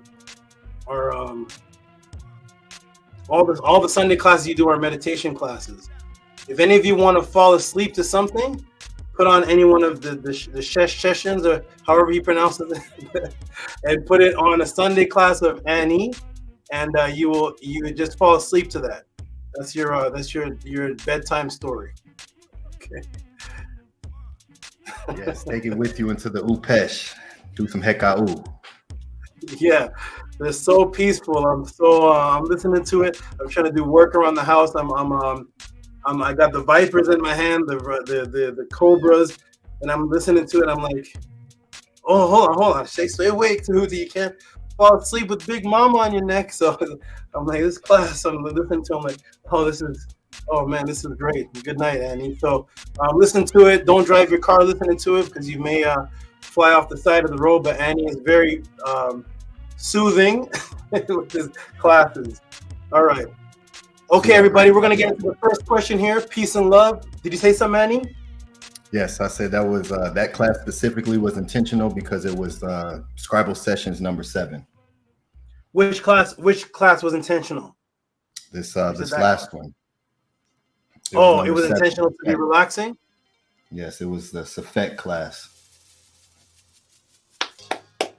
I was wondering. I was like, oh. And then I can't escape Annie's classes because of Antu. So I don't know if it's Minty Antu, but Sunday is over and I'm just doing some other work, and all of a sudden my Facebook will flash, and all of a sudden there's more clips of Annie putting me into the nether realms, and I'm like, okay, let me flip from the Facebook, and then I flip through again, and another clip of Annie, and I'm like getting my pillow. I'm like, okay, it's nice time. I gotta stay up. The Vipers, Annie's just rocking me to sleep. So shout out to the relaxation classes. They work. They're very good. Appreciate that. Okay, everybody, here we go. Are you ready? First question up is the history of the Kemetic calendar. This is actually this is the immortal calendar. Most people have no idea why a calendar even exists today. People think that we have a calendar for the purpose of making appointments. That's really all people use their calendar for. They may have the calendar so they can go to school on time, so they can get to work on time. This is the immortal Kemetic calendar. This is going to be in 2 parts. I'm actually giving you 2 parts in today's class, and it's the calendar of immortality. And we're going to find out today, why did the ancient ones invent a calendar? Why is it so important? Why are we so amazed? When we look up at the sky and we saw the eclipse, why were there so many people engaged? Why are there people interested in astrology? And what is the initial purpose of even having the calendar? And we're going to walk through, and I'm going to show you that the calendar of Ma'at is the same as the Purim Haru and the Amduat. The calendar itself is the afterlife story. We're going to get into it, everybody. Okay, people jumping back in the room, and I'm going to get into the first answer of the Tutti PODCLASS. Here we go. Peace and love, primordial thought. You look like a DJ.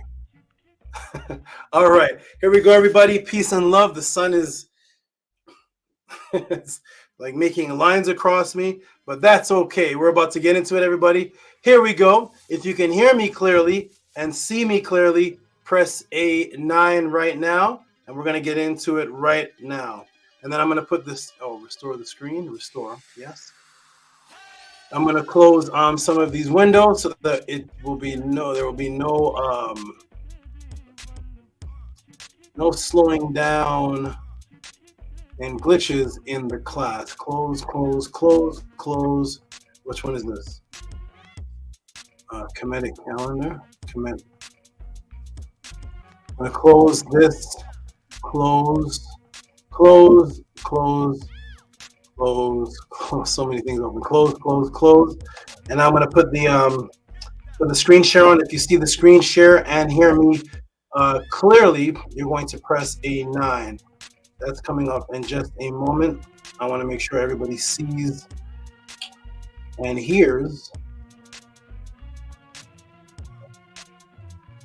One moment. 28.101. Let me confirm one thing here. See, this is the last updated one. 28.101. And my calendar, where is it? NASA. Oh no, Kemet calendar, 28.101. Kemet calendar, 28.101. Got it. Okay, we are good to go. We are good to go. Could you have a calendar before the Matrix and be an atheist? All the atheists out there, all the non-believers in anything spiritual, anything like that. Could you have a calendar before the Matrix and still claim atheism?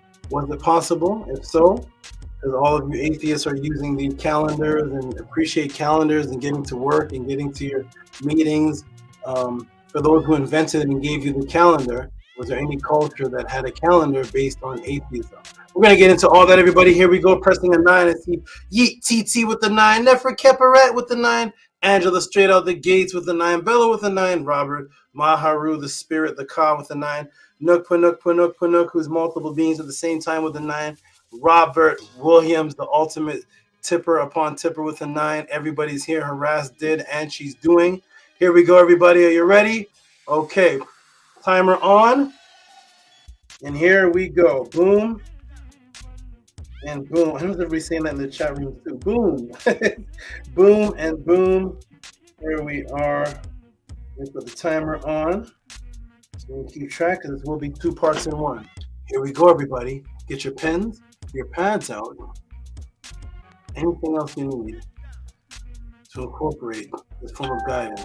And for all those who are about to watch this answer, while the answer is taking place, and when the answer is done, please send your tip of support and reciprocity to Cash App, TT Moon, PayPal at RockySV if you appreciate this a little bit more than you appreciated the waiter that brought you the shrimp and brought you the greasy steak.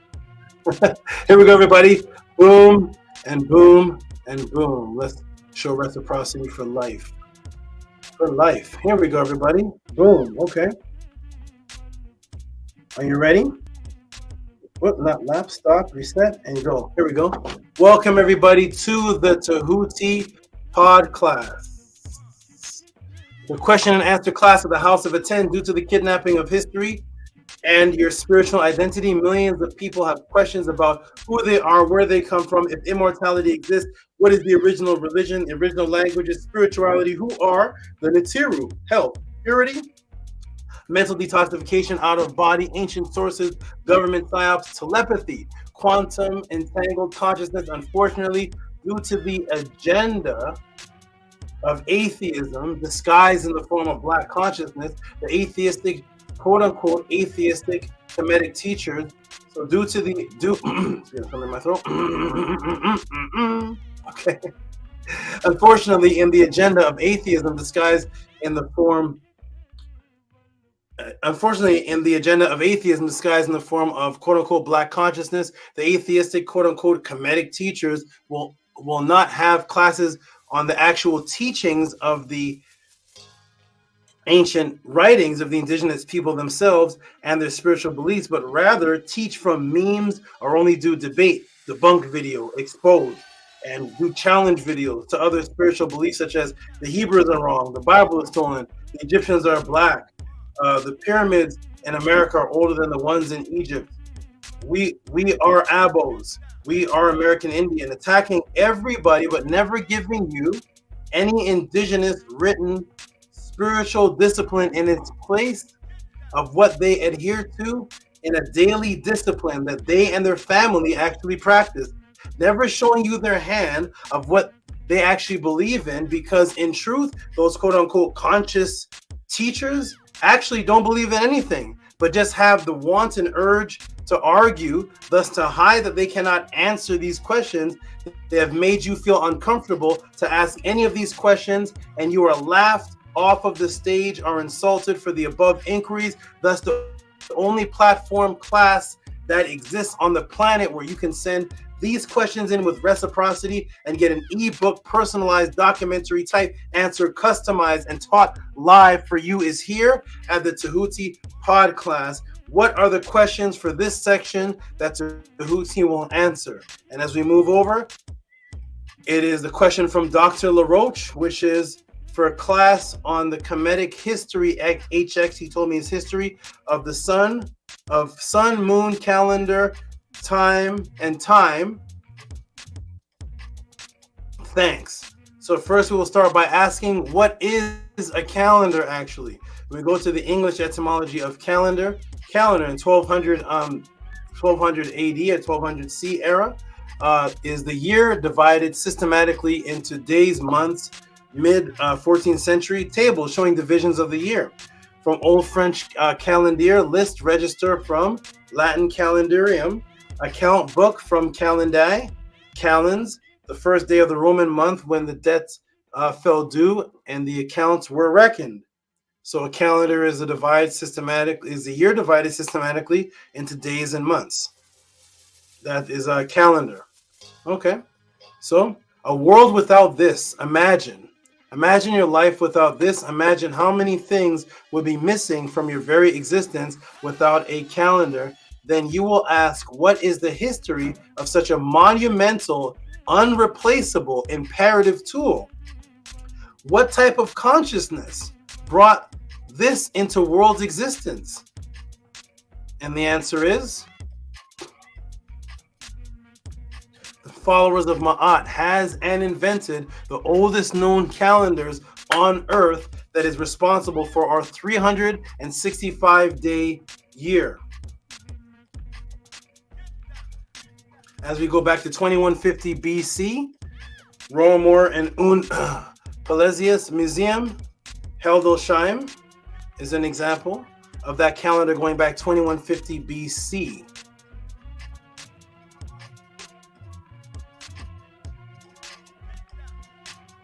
Oh, Tehuti, you are pushing a biased pro-Egypt, pro-black agenda. Okay, let us see what the oldest European historians who are actually there have to say. Let's go to Herodotus, the Histories, Book 2, page 195. Have you ever noticed that the months of the years and days of the week are named after gods? Has anybody ever noticed that? The months of the years and days of the week are named after gods. Let us go back to 484 BC to the quote-unquote pro-black historian, Herodotus. Let's go to this pro-black historian. Here he is, Herodotus, 484 BC. And we go to Book 2, page 195, the Histories. It says, but to those matters which concern men, the priests agreed with one another, saying that the Egyptians were the first of all men on earth to find out the course of the year.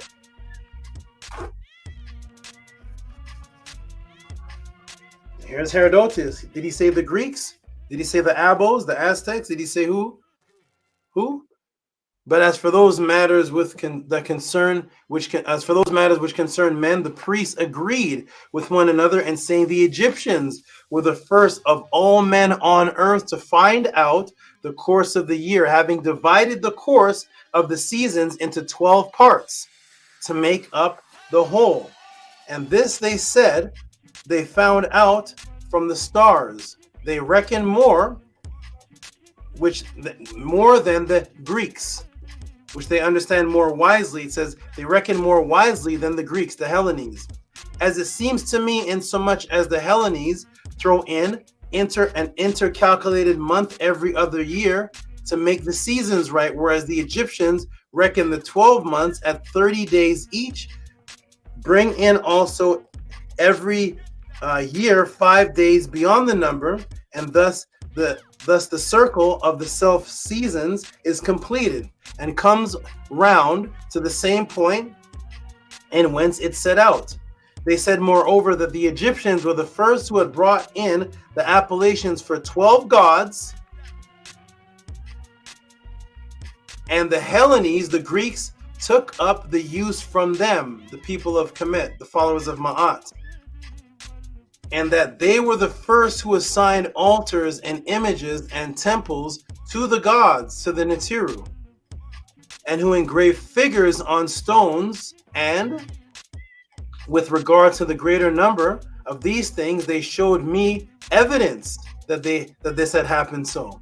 They said also that the first man who became the king of Egypt was Min, and that in his time all Egypt except for the district of Thebes was a swamp, and none of the regions were then above water, which now lie below the lake Moeris. Okay, a voyage now of 7 days up the river from the sea.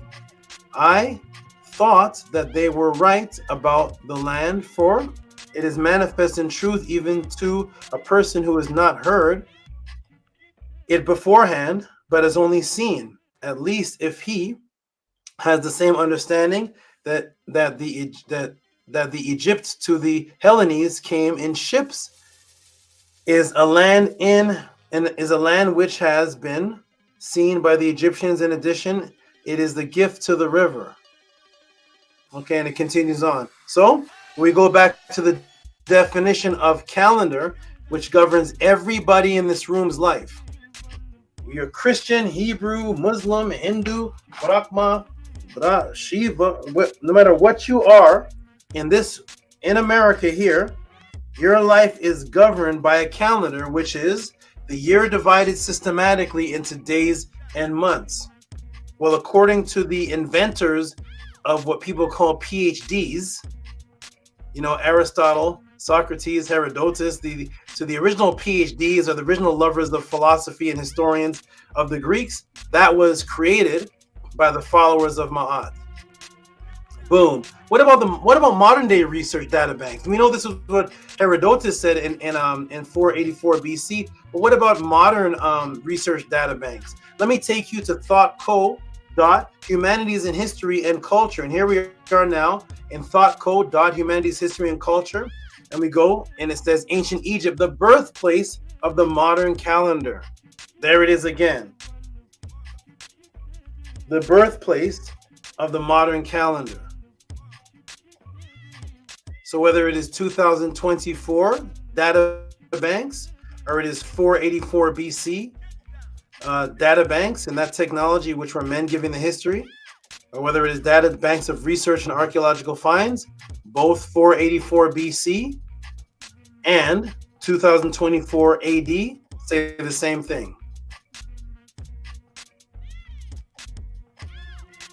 That is the origin of the calendar. Let us continue. Welcome to the Tehuti PODCLASS. Here we go, everybody. Ready? Boom. So before you attempt to set up any religious debates, whether you are a Christian, Hebrew, Muslim, atheist, I would like you to begin that debate from now on by saying all praises due and henu to the spiritual consciousness of the followers of Ma'at, the students of Tehuti, for creating this calendar that we use, for by which, without it, we would not be able to set up a date for this debate or set up a schedule for our children to go to the doctor's appointment. That is your new affirmation to all the atheists, to all the Hebrews, to all the Christians out there, every single one of you, whether you are Jehovah's Witness, Baptist, Pentecostal, Catholics, whether you are Old Testament Hebrew, New Testament Hebrew, before you set up any debate or anything you do, I want you need to say this affirmation with us.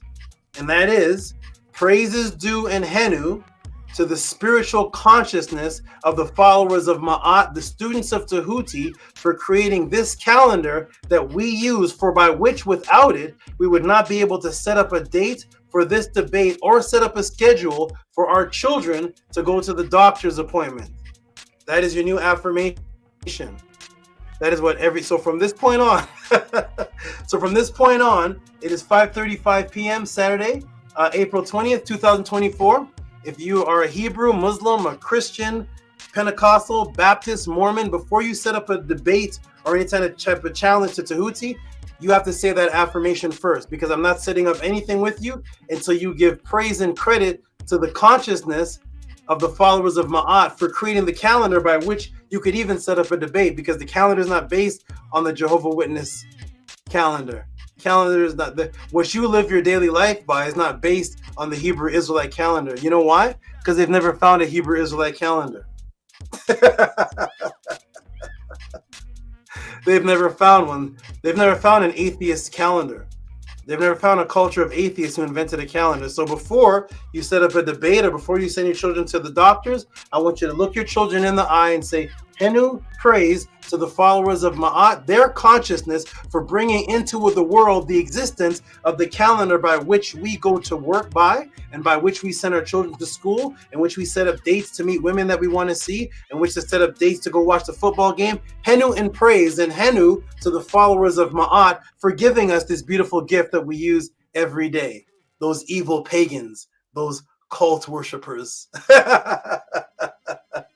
That's how you're going to start off your debates with me every time. I'm not debating anyway, but you're definitely starting off with that, because we couldn't have a debate. You couldn't even have a YouTube channel. You couldn't put a set reminder. How do you set up your set reminder? So set up your set reminder and make sure you put in parentheses Henu to the consciousness of the followers of Ma'at for giving me this calendar, so I could set up a set reminder for my YouTube channel that I'm going to talk badly about the Egyptians about.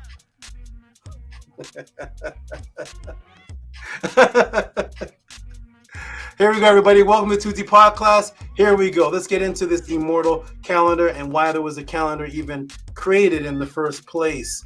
Here we go. Are you ready?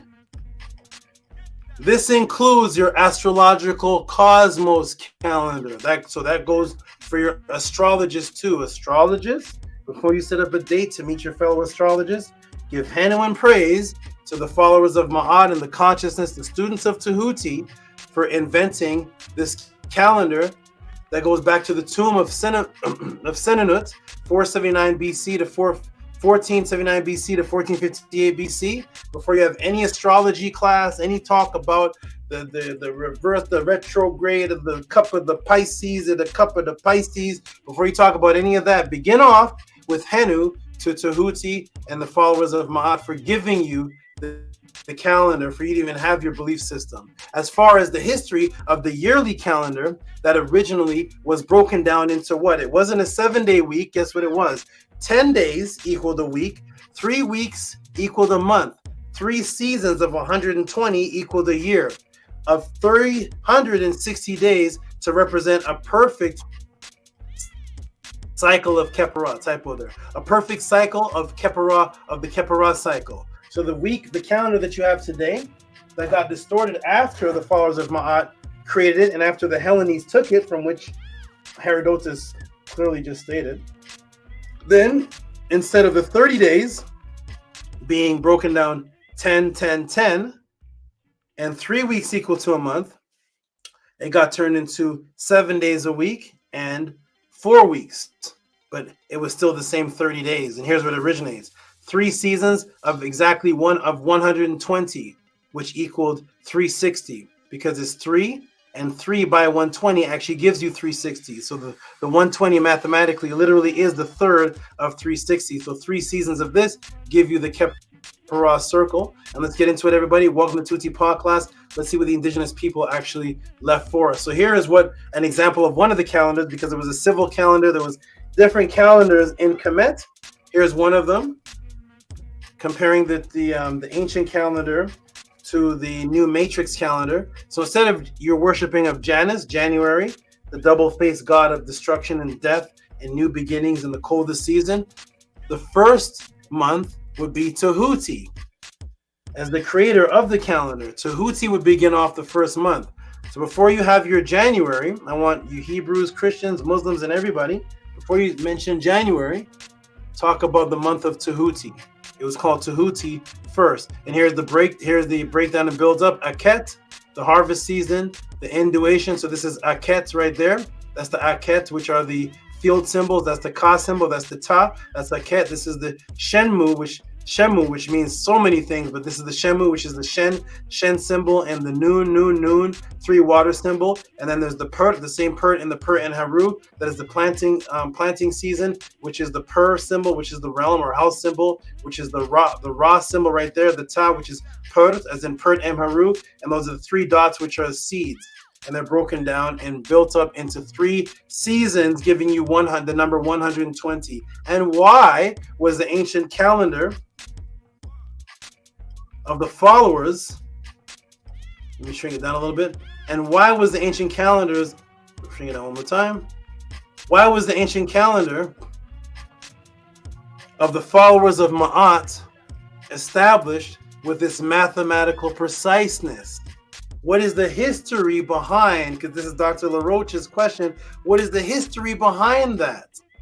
Is it just a random calendar of 30 days with these names on it? Does it have any type of palindrome or ontadric meaning? Why sets of 3s? Why 120? Is it like the calendar you see today where you don't know why February has a certain amount of days, you just live by it, that are different from January? Why is February's days different from January? Somebody type it in the room. Tell me why.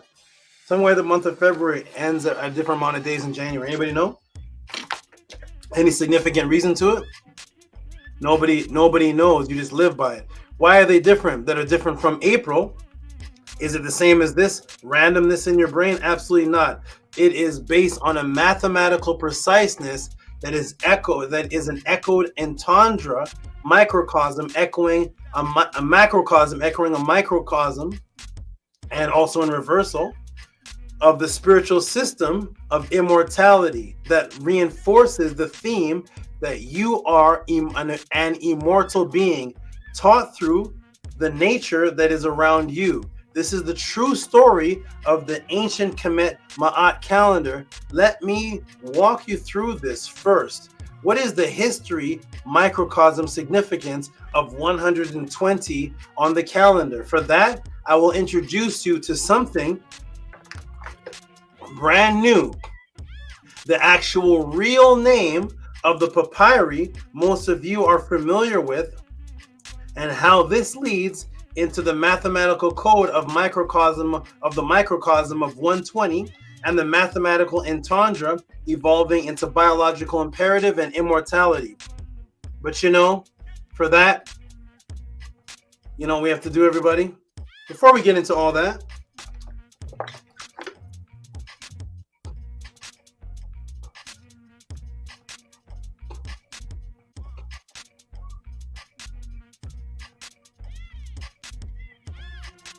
we have to shift gears and we have to get into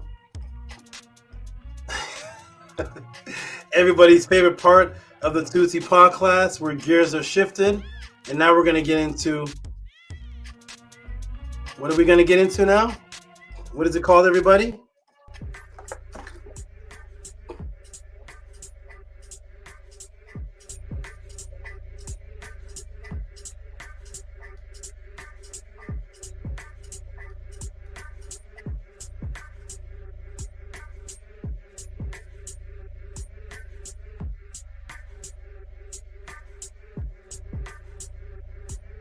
Tehuti Overdrive. Let's go. Let me take you to the REN NETER. NETERTI KHEPERU TCHESEF. That is right. This is called the REN NETER NETERTI KHEPERU TCHESEF. That the European has misnamed and taught you, what typo they're taught you was called The Legend of Ra and Isis, which begins emphasizing on reproduction and self-creation. So the Legend of Ra and Isis, there's no such thing called the Legend of Ra and Isis. This is called the Ra and NETERTI KHEPERU TCHESEF. The Europeans want to call the Legend of Ra and Isis. But the significance of this is when it begins, it immediately begins emphasizing on reproduction and self-creation.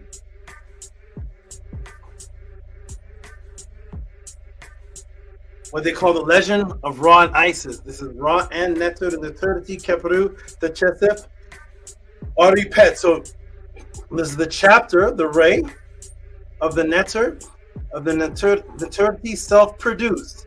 That's the KHEPERU TCHESEF, the maker of Pet and Ta, and the Mau, breath of the Ankh life, and Chet, fire, the Neteru of Ret and Out, beast, the cattle, of reptiles and creeping things, and of the fowls, of the fowl and the fishes, and the king of men, and of gods in the air.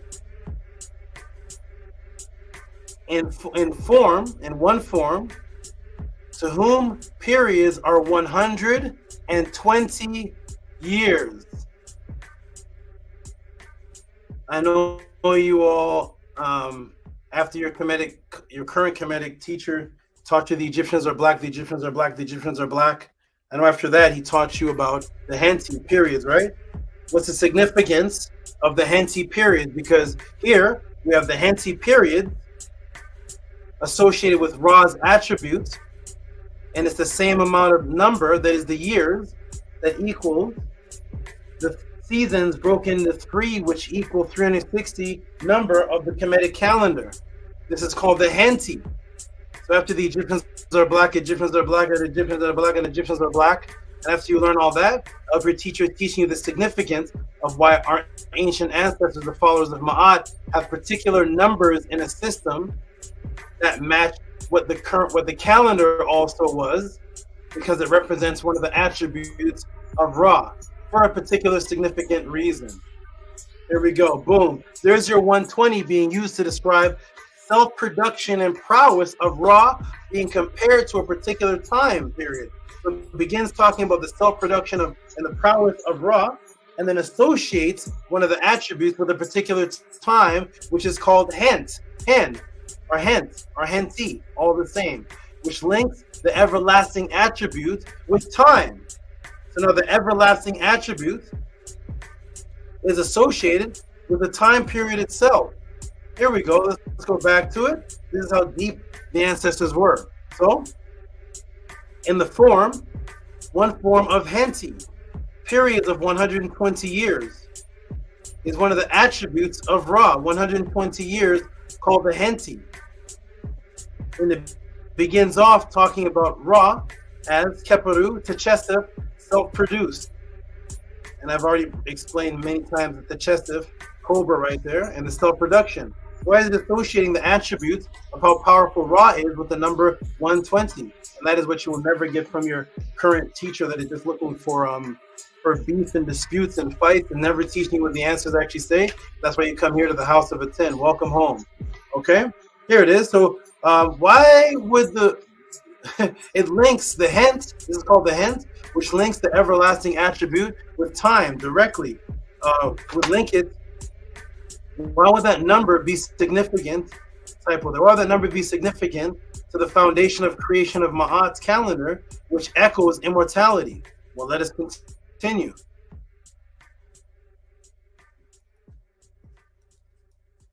This number is the cycle of time periods where a month is re-intercalculated into the calendar to complete the cycle. This is called a henti, which after a period of 120 years, there's a month re-entered and calculated into the calendar to create the cycle. That's why the Egyptian calendar was so perfect. It would take 120 years of patience to know that time period to reintegrate a month to make the perfect cycle. This is called the hent. And there it is, henti, hent, a period of 120 years at the end of which a whole month was reintercalculated into the calendar. And it's also a word that means endless. Endless time. So the 120, which is one of the 3 seasons numbers that make up the calendar of Ma'at, is based on a significant number, which also means eternity and endlessness, and it's associating with that which completes a cycle. Every 120 years, you have to add in a new month to complete that cycle.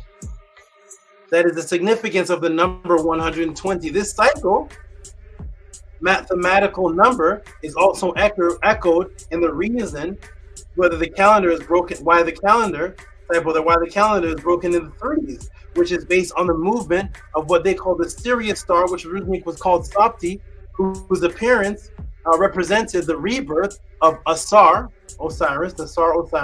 and the rebirth of farming cycles, which goes back to the attribute of Ra as the self-created one, reproduction and biological imperative again.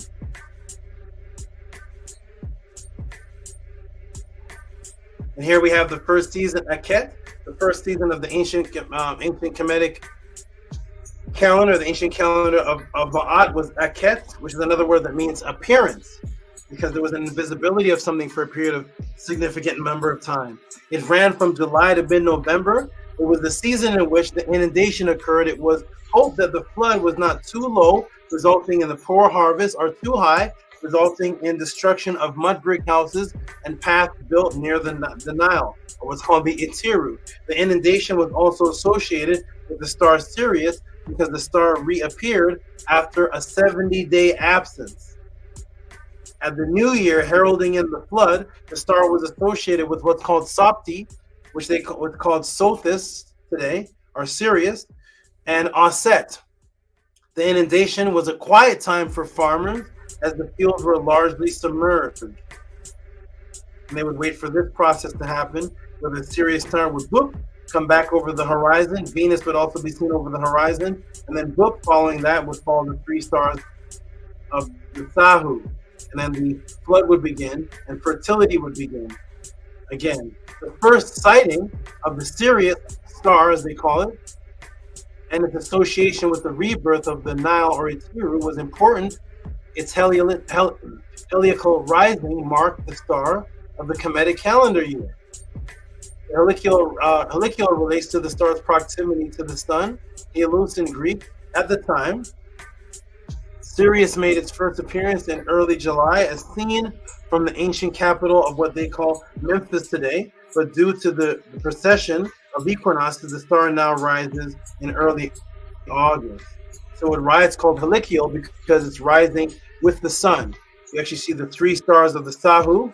Those are the three visible ones. There's much more than that, but those three visible ones of the Sahu, which represents the star, would rise at the same time, seen and mapped by the calendar, as the Sopti, which means to be prepared, to get prepared. That's called the Sopti, which the Europeans call the Sirius, and it's called the heliacal, the vernal heliacal equinox rising, because it would rise over this area right here with the sun, and you'd see the Sirius and the sun and these three stars moving at the same time to match the beginning of the 120-day first cycle and significant number of the calendar of Ma'at. So guess what else the word hen, enhancement. So we know that hent is endless. Hent was one of the attributes of Ra, which is 120. We know that 120 is the amount of years necessary to add another month to make the completion.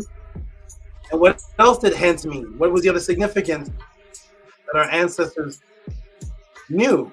It was to plow, plowman, field, laborer, which is also henta, grain, seed. So the same word that is 120, so the cycle of the intercalculated month, which is actually the same number of time to complete the cycle, which is the same 1/3 number that completes the year, the 120 day season cycle, which was the attribute of Ra, was also the same word that described what the farmers would actually have to do, which was to plow. They were the plowmen and the laborers of the farm. And what were they planting? They were planting the seeds for reproduction or biological imperative. So the one word henti meant all of those things in the calendar.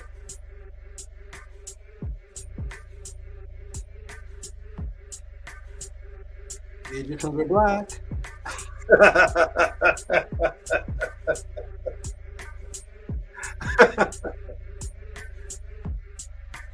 Is that what you learned while the podcast was off last week? Welcome to the Tehuti podcast. Let us continue. This is Tehuti Overdrive section of this question. If you see an answer like this anywhere, put the link in the room. If not, please support everybody. What you're seeing at Cash App, TTM Moon, PayPal, at RockSV, which is scrolling there at the bottom. If you've seen an answer like this before, please put the link in the room, the book number, let me know about the Henti periods in the 120-day cycles of Ra and the plowman and the 1/3. We're about to get into 333 and all of those numbers and why that calendar actually matched all of that and how it matched the story of Ra and immortality simultaneously. Let's get into it. While others are afraid and ashamed to teach about immortality because you'd be called pseudo. Well, then the whole Kemetic culture was pseudo, according to the atheist agenda. There we go, everybody. Ready? Boom. There's Henu, Hent, associated with planting seeds with the sexual organ energy. The actual plow also represented the phallus, the penis, which is also the word for love, Mary, as seen and held by every single farmer. So, and because we associated the planting of seeds with sexual organ energy, as it's called today, the actual plow also represented the penis, which was also the word for love, Marie, as seen and held by every single farmer. All of these entendres within the concept of the hent. There it is right there. Also called the Marie, which plants the seeds in the ground, which is the definition of the word hent, which is one of the attributes of Ra as the attribute of immortality, or called the endless one. Thus, guess what else the word hent means that represents the 120 on the calendar? Uh-oh. Hen, phallus, phallus of Baba, phallus of Ra. So the same word that means 120, that is the plowman to plow the seed, that is significant to the 1/3 of the number of 360 the cycle, because you need 360 degrees to create the cycle before you add the last month, and then you need 3 of 120 of those days to equal 360 days. And it's the plowman that represents sexual organ energy, because the same word henti, the 120, is the same word for the penis itself. That's how you said penis. That's how integrated our ancient ancestors were, that you couldn't even talk about your penis. You couldn't even mention a phallus without understanding the rest of the story of immortality and Ra. It doesn't work like that in English. But in the ancient cultures, the word phallus was the same word for 120, and now you know why. Boom, the phallus, the sexual regeneration and resurrection imbued within the calendar, and the farming plant, which is called plant husbandry, and family reproduction, the keeping of time in the MEDU netter was called ha. So for the brother Daniel LaRoche who asked about time, the word for the keeping of time was called ha. The MEDU netter word was ha. That's how you kept time. The word for the keeping of time was ha. And you can go to the chapters of Coming Forth by Day, Wallace E. Budge, under the section here. Ha, time periods, reign. So ha was the word for time period. Let's see how deep the ancient people were. Question for the class. Who do you notice today likes to take care of plants? Flowers and flowers. More, men or women? I'm asking the class that. I'm going to come look in the room. Who sets up plants in their house and likes to take care of plants more today? Men or women? Who would you associate that with, everybody? Let me come in the room.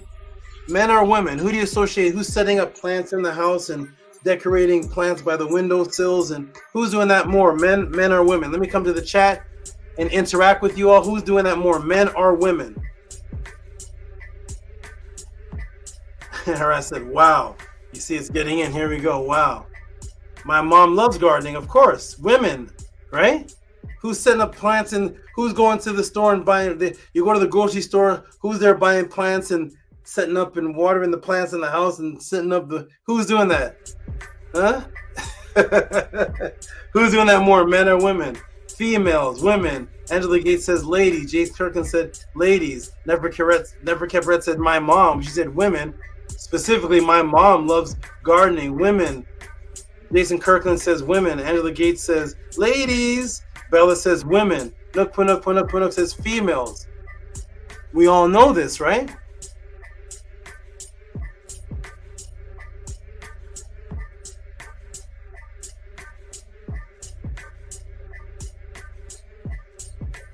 Jay Kirkland said the NETERTI. Lisa said females. Females.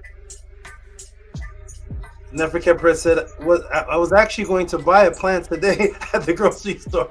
I was actually going to buy a plant today at the grocery store today. Ha ha ha. That's right. NETERTI. Gabriel Lopez says me.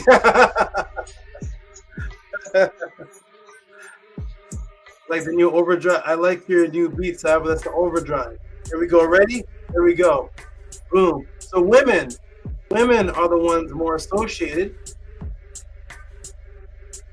with the flowers. Ready to break a matrix? Great. Another question for the class. What do they call it when you take care of a garden? You know, like horticulture, where we take care of gardens and plants. It's another word more common for horticulture, and it also starts with the letter H. What do they call it? They call it plant something. Let me give you all a moment. What do they call it when you take care of the garden and the plant? What is that actually called? It's called plant, and there's another word that starts with an H. I'll give you a moment.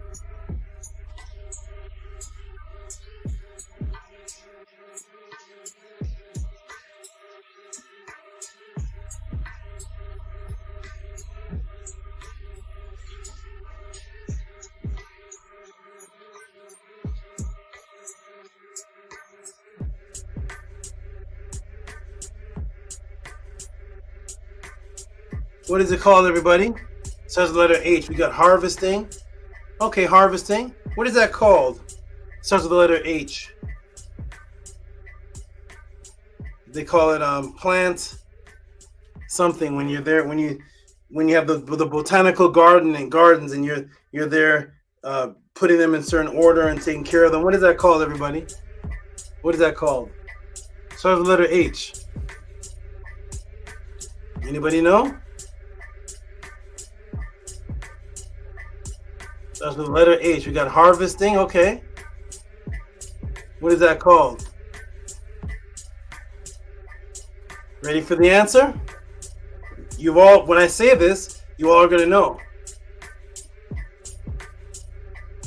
Anybody ever heard of the word husbandry? No, that's a completely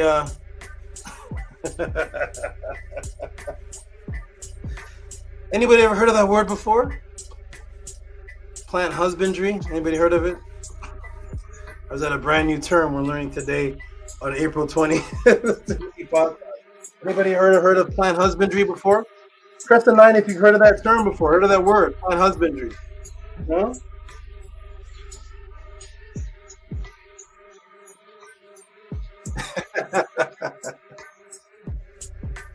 You see what's happening? Husbandry. And then you said Merck put husbandry. What letter do all those start with? Let's see. Let me go back. Harvest, horticulture, husbandry. ETT heard of it. 9. Anybody heard of that word? Husbandry? Of course. Plant husbandry. That's what they call it. Here we go, everybody. Welcome to the PODCLASS. Here we go. Are you ready? Boom.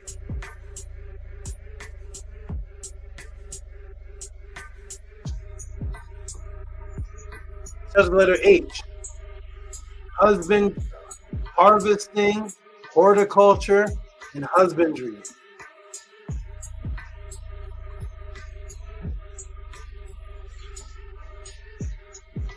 There it is. Productive Plant Husbandry by Kara Cadmos Davis. What is plant and animal husbandry? Full explanation. Husbandry. Well, why husbandry and not wifery? This residual, this subconscious residual, derives from the ancient calendar and the story of Asar again, and the 120 number, and the entendre calculation of time. Remember what the word for the calculation of time was? Remember what it was? It started with the letter H. It was the letter H. It was ha. It was the letter H, ha. Ha was the calculation of time. Here it is again. The letter H. Ha. H-A, ha. Time period. Ha. Why do they call this plant caring husbandry and not wifery? The word for time, or the keeping of time, was ha. The sound of the letter H makes today. Ha. Ha. Yes, the farmers who were the original calculators of time and seasons to embody the story of Asar into that of the nature of that which surrounds them, in order to plant their seeds and crops to imbue the story of the reproduction between Asar, who was the husband, and Aset to rebirth Heru. Guess what else ha, which is time, means? Ha, which is the calculation of time. Guess what else it means? Husband. Uh-oh! Ha. Page 439 of the Egyptian Hieroglyphic Dictionary. Ha, ha-I, or ha. Husband, the act and the part of a husband. Descendant, progeny, temple, palace, family. Ha, husband. Ha.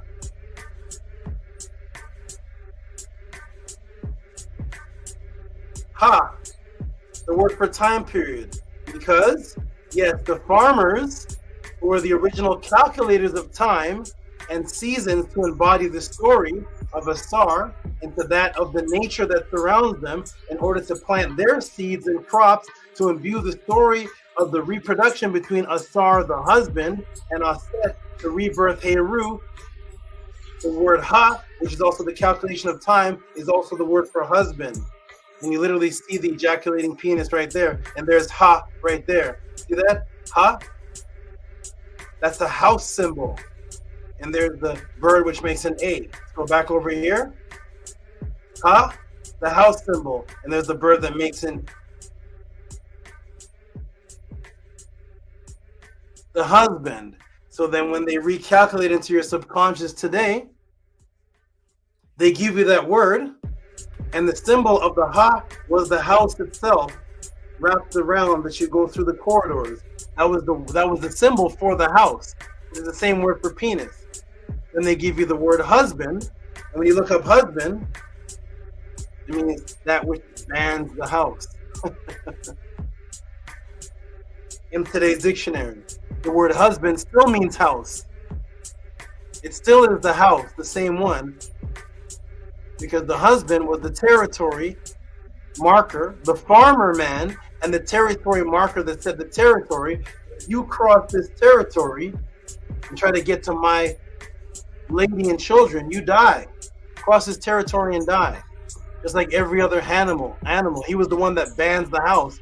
And the timekeeper, the word Ha was the timekeeper. The farmers who were out there farming and imbuing the story of a star and a set, while having the plow, which was also called the Ha, the Henu, which was the plow that represented the penis, and it was also the name of the husband's wife, which was Aset, and her name was what? Mary. Mary was the name of the plow, and it was Henu, which was the attribute of Asar, the erect penis.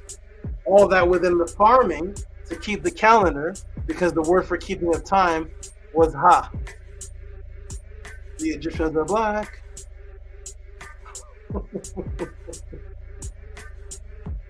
The Egyptians are black.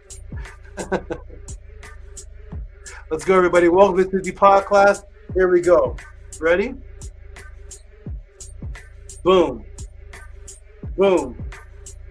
There it is. Ha. So those are the farmers that kept it to me embodied the story of Asar, the erected penis, the husband, the house band, that which bands the house, the territory keeper, and the farmer, and the original timekeeper. That's what the farmer was, who carried the Ma'ah, the Mary symbol, which is also the plow, which embodied Asar and Aset in the same symbol, and that's how you plant your seed, because the reenactment of planting the seed was the story of Asar and Aset. Boom. There's the imbuement of the significance, that's what say 120, of 120, which creates the original calendar before the matrix, which divided itself into 3 sets of 120, and each week was significant of the number 10. How does this tie into reproduction and biological imperative and immortality? Why 10 days of the week to create a calendar? What is the history of that?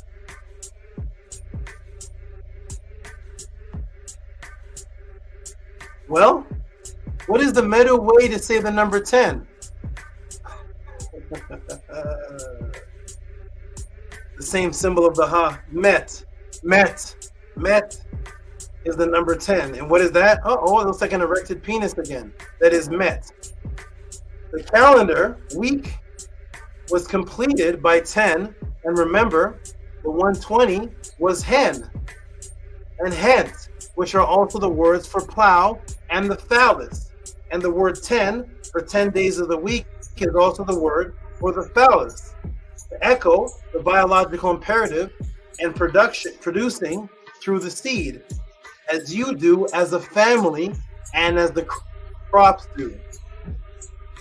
Husbandry. Guess what the other word for phallus was? Uh-oh. Uh-oh. First steps, go to the number section, scroll down, Met, phallus. There's the Met. The Met.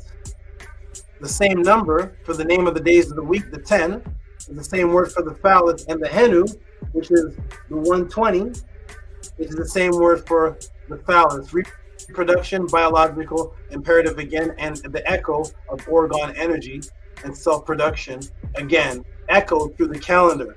A little different from April 1st, Fool's Day, isn't it? A little different than your calendar today. Huh? Boom! And Met is also the word for speech. to talk or to tell, as in to inform and to raise consciousness, to tell somebody something. That's the word met. When everybody's saying metu neter, it's met, neter, or metu neter. It's the same word. It means to speech. It means truth, to talk. It means to inform somebody. When you give somebody information, you're raising their consciousness, and that is to tell somebody something. That is met, to tell somebody.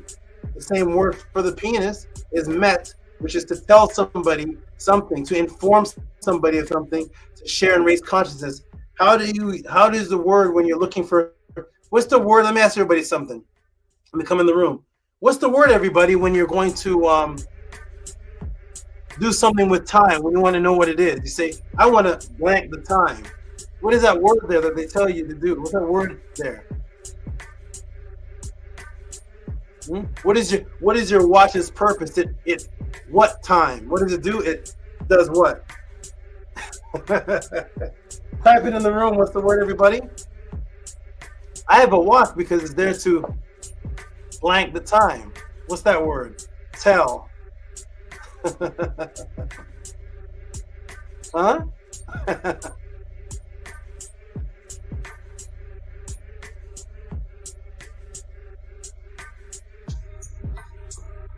That's what the watch does, time. To tell, we still use this terminology today. The watch, man, I gotta tell the time. I can't even tell. And it's used for speech, but it's used for your consciousness of understanding, because you say it even when you're alone. You're in the dark, you're like, yo, man, I can't even tell what time it is. Who are you telling? You're saying that you don't know the time. You're not saying that you're going to inform somebody else. When you're in a room in the dark and you wake up, you're like, oh man, I can't even tell what time it is. You're not saying you're going to tell somebody, but the word tell is in there, which is the same word as met. The same concept of ha, the erect penis, to reproduce, and met, which is the word that means to tell. And you still say it today. And I can't tell what time it is. I can't tell the time. It's not a word that makes sense as you're saying it. It's a subconscious word. They have the word tell in there. I can't tell time. Who are you telling? Time? You can't tell who. You're alone. And I can't even tell the time. Tell who? The time? You're not talking to anybody. But the word met means speech.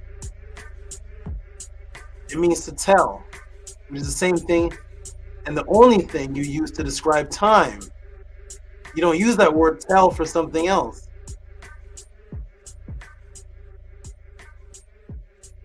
You use it for knowledge, but you use it for time, specifically for that. You don't use it to I can't tell the inches. I can't tell the feet.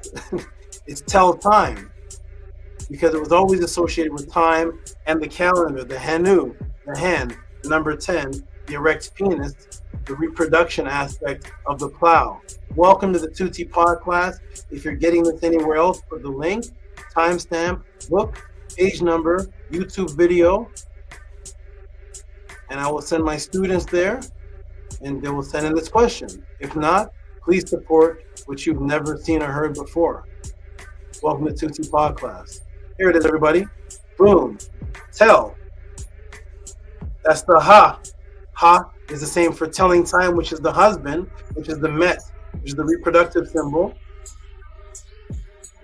of the phallus, which is the 120, 1/3 of the calendar season. And there's the word met, as in metu neter, and it's to produce something, the met. Or as we say today, to tell the time. There it is. Met, phallus, met, number 10, met, phallus, met, number 10.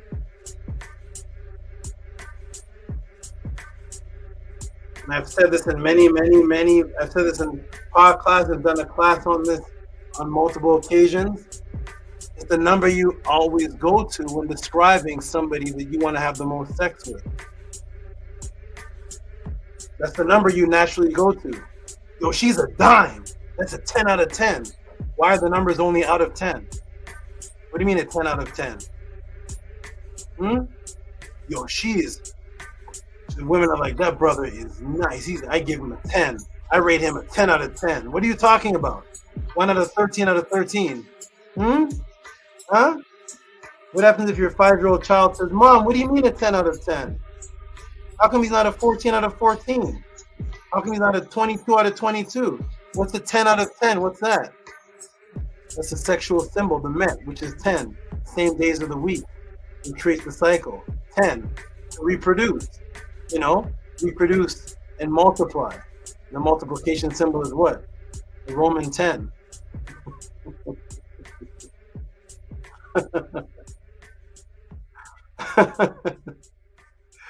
Let's break the matrix, everybody. Welcome to Tehuti PODCLASS. Here we go. Let's get back to the Met, the 10 out of 10. That girl's a dime piece. She's a 10.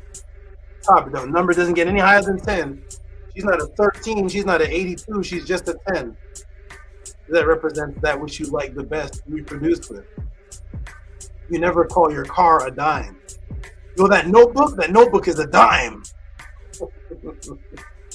Yo, pass me the hamburger. The hamburger is a dime piece. Why is your hamburger not a dime? It represents reproduction. That's what the female is. That's what the male is. We use the word 10 to represent that which we're most attracted to. That's why nothing else is a dime. My workout was a dime piece. Let's go, everybody. Welcome to Tehuti PODCLASS. Here we go. Boom, 10, which is reproduction. There it is right there. Boom.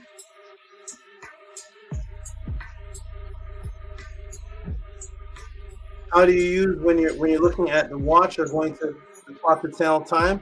Guess what word do you use when you're looking at your watch and going to tell your clock to get the time? Use the word tell. Guess what's in the place of the sundial to tell the time? Tell means speak in form, and it's the word met, right? Has anybody heard of a sundial? Has anybody seen a sundial? Remember when they show you the ancient, the oldest keeper of time, that which tells the time? It's a sundial. What's that piece you need for the sundial to work?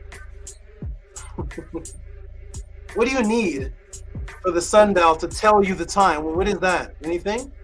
When you look at a sundial, you look at it's a slab of rock. Sometimes it's in a circle. It doesn't have to be in a circle because the circle can be drawn with etches around it. It can be a square slab, a rectangle slab.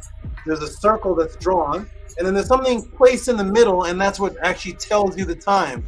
What does that thing look like? Anybody know? What do you put in the middle there? A ball? What do you put there in the middle? You put a square? A rock? What's that thing you put in the middle that tells you the time? In the oldest timekeeper, the sundial. What is that? Because the word tell is met. Met is the word for penis. So what's that thing look like that you put in the sundial that tells you the time? Is it a rod?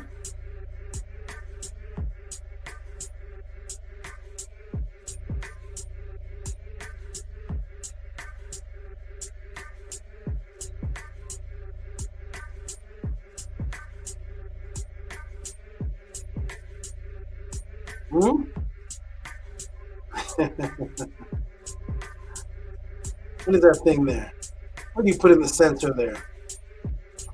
There it is. What's this? What is this? What are we looking at here? Here's the original timekeeper. There it is.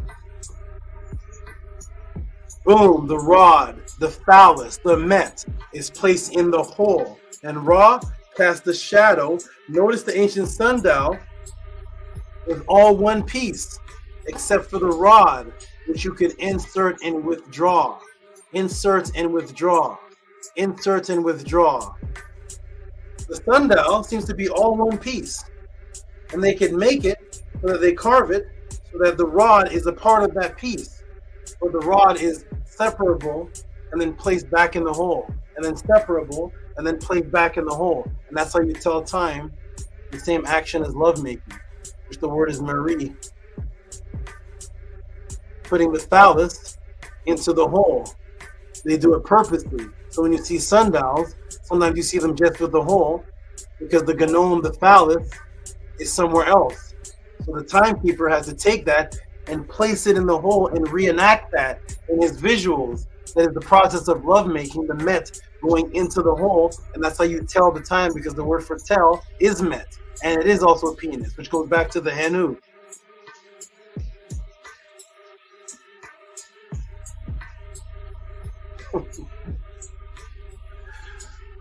If you want to talk about SOPDET, that's gonna elevate us. Yeah. Here we go, everybody. So there is the Met. The phallus is placed in the hole, and then Ra cast the Ra, the sun, cast the shadow. Notice how the ancient sundial was all in one piece except for the Ra, the aka phallus, which could be separated and reinserted back into the hole. 10 equals Met, which is copulation. Henna, hen, which is phallus. Ha is time. Much different than your calendar and time keeping today, isn't it? The ancient Neter imbued everything within the story of biological imperative immortality, but you could not even tell time or use the calendar without imbuing and visualizing the story of Asar and Aset. You couldn't even tell anybody what time it is as an atheist. You'd have no tool. You had to use a spiritual tool that represented the story of Asar and Aset to even communicate time before the Matrix. That's why there were no atheists. Here's the earliest surviving sundial. It dates back to the reign of Tehuti III, 1479 to 1425 BC, and it's inside the Egyptian Museum of Berlin. And there's another one. There's a hole again there. You see that? This one is different from this one. Nana? But they both have a hole that you can insert the rod. And here's the rod. Boom. The time teller. Met. To tell the time. Met. Penis. Met. Medu.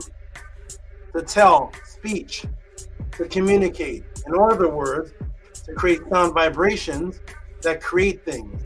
You do that through your makaru, your truer voice, and you do it also through the sexual act, organ energy. That's why both the Met and the Medu Neter and the Met and penis are the same function of reproducing things mentally through sound vibration, by speaking to somebody, and sexually through sexual intercourse. Both called the Ha, which is penis, and Ha, which means to tell time. While everybody's looking up at the eclipse. Thus, the hours on the clock that was the basis for the calendar that represented Asar, quote unquote, told time based on the imbuement of combining visualization with the resurrection of Asar's sexual reproduction, fertility, immortality. And thus, you see the image of Asar laying on his back with the Ka symbol, which means to ascend. Ka, this is Ka, it means to ascend. What's ascending the Ka symbol?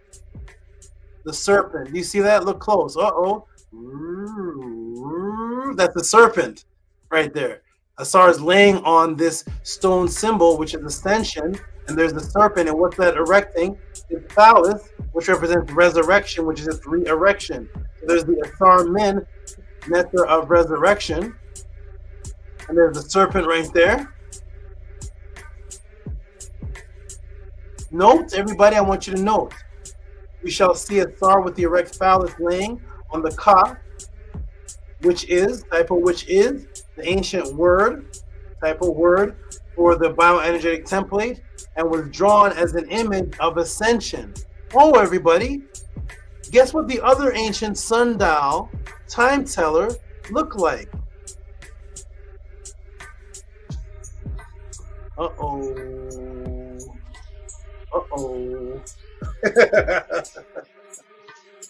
There's the other time teller. Is that what a star is laying on? Is that the ascension symbol? That's the other gnome. That's the other time teller symbol. Huh?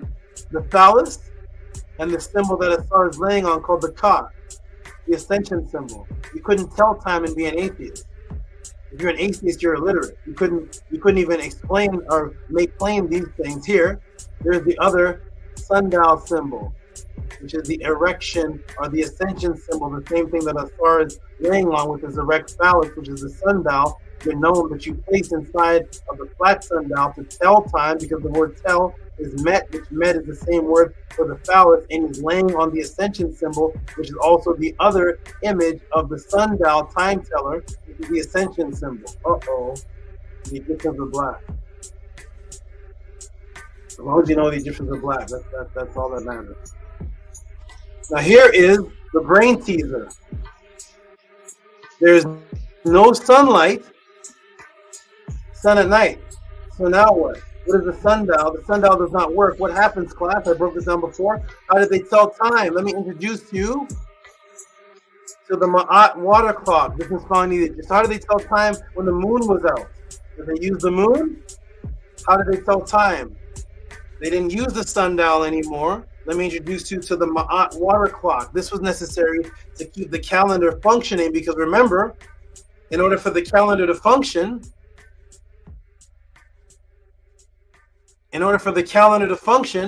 time has to continue, and you have to be able to tell time, whether it's nighttime or daytime.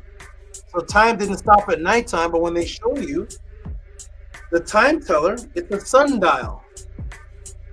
So the sundial doesn't work at night. Does time stop for the ancient Nile Valley at night? No.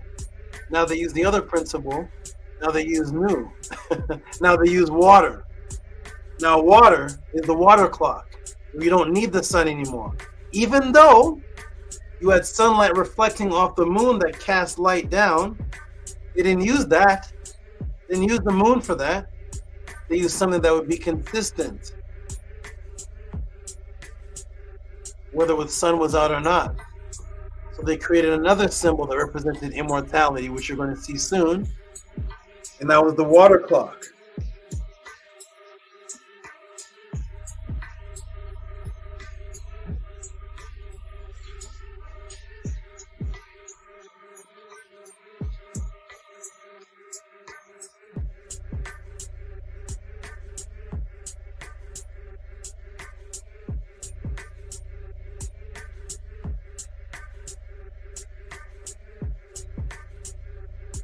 Let's go to Egyptian Museum number JE, number and letter JE 37525. And what do we have here? This. Here's the timekeeper. The timekeeper is now no longer a sundial, because now it's nighttime. And what continues with an ebb and flow? Water. Water still moves at nighttime. It doesn't need the sun to move. So here we go. This is called the Merk time measure that they still needed for the calendar to continue at nighttime, or else they would lose track of time at night, and then the 120 hence calendar wouldn't function. They had to keep the time going at nighttime, so this is called the Merket. The Merket, the time measure, its name itself is a microcosm in Tandra. This is how deep the followers of Ma'at were, that the name of the clock itself was the microcosm in Tandra. I will get to that shortly. So here, when you look up Merket, it is measure of time, water clock. There it is, measure of time, water clock. But is that actually what the word means? There was 12 dots. The water would fall out of a hole and drop. The water passed the 6 Djed and 6 Techet, eternity unks, and 12 months. So the symbols that the water would pass by was the Djed, which was back to the resurrection of the Thar, called the Pesjet. The Techet, which is a word that means eternity, which is the same as the Djed. And they would have 6 unks, which is the word for life.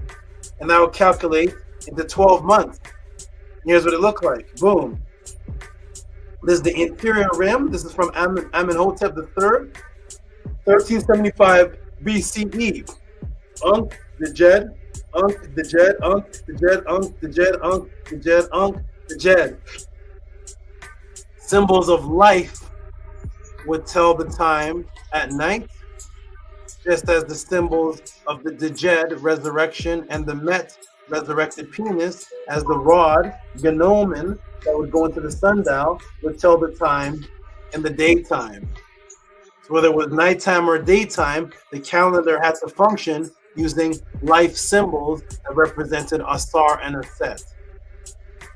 A little different than the calendar you buy at Walmart today. And here is how how intertwined the followers of Ma'at were in there, which is our symbolism. What guides you at night so you can see? Now, remember, in the question that Daniel asked, he said, in the question, give me the history of the calendar. He put sun and he put moon. Well, moon has to be in this calendar too, right? Moon, they claim that the Kemet'S had a lunar moon calendar before it was the year 3225 or 3200 BC. They can't find this lunar calendar. They can't find the people using it, but they said they had a lunar calendar. But now, as far as the things that can be found, how does the moon tie into this? Does the moon tie into this? The sun was the daytime. The water is used for nighttime. But how do you tell where you're going, or how do you guide yourself at night? Through the light of the moon, right? Which is the ATTON Ra. What does the word ATTON mean? ATTON is the mirror. That was the lesser light that represented Tehuti. He was called Yah. Yah, which was the name for the moon. The moon was the reflection of the sun's light. So the moon is symbolic of that which guides you in the darkness.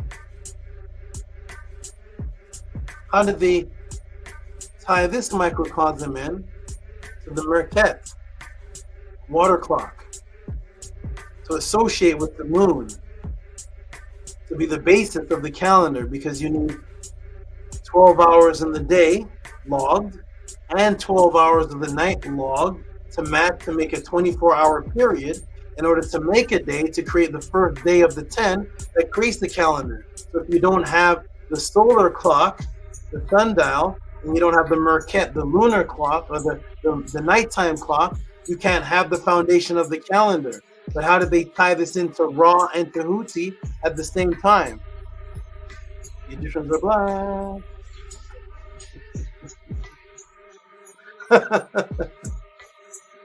Here we go, everybody. Boom. Ready?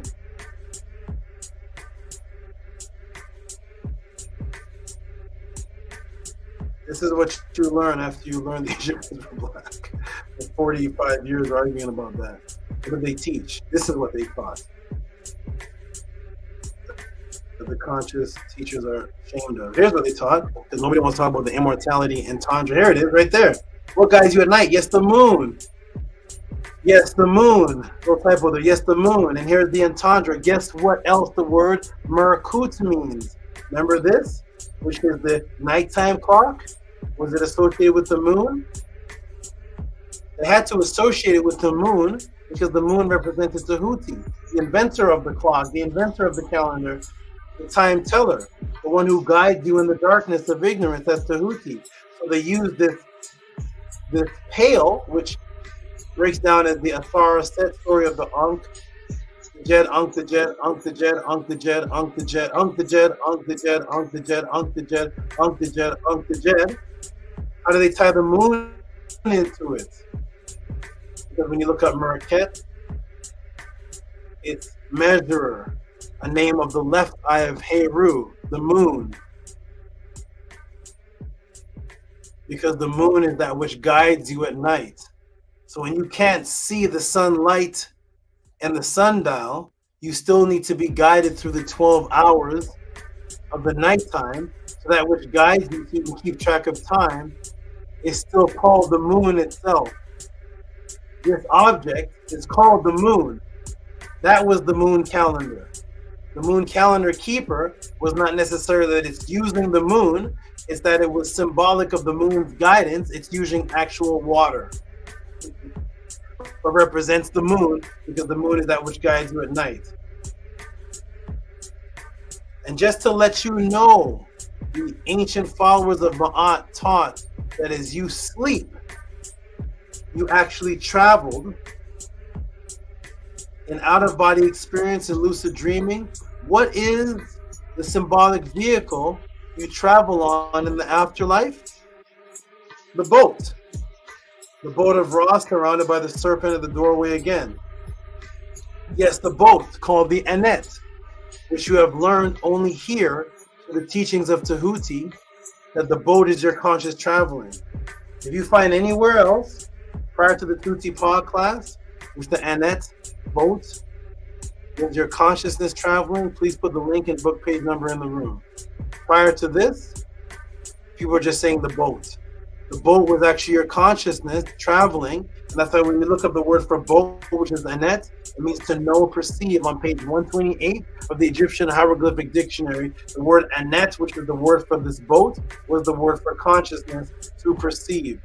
And just to emphasize the beauty and importance of the deep, intricate messages, even in that which would be to you today just nighttime clock, guess what else Maruk, the nighttime clock, means? Steering, the Maruk, steering paddle. Boom. That which guides the boat on its travel in your outer body or rebirth is the same name for the clock, which is the same name for the moon, that which guides you at night that you used to see. The word for the night clock or the moon clock was the same word for the paddle, which the captain used to guide the boat. I'm going to take a break for just a moment. Team, jump in the room. Just step away just for a minute. And you all build for a couple of minutes. I'll be right back. We're at 1 hour and 15 minutes on the calendar. I'll be right back. Annie, jump in the room. I'll be right back. Right back in a moment.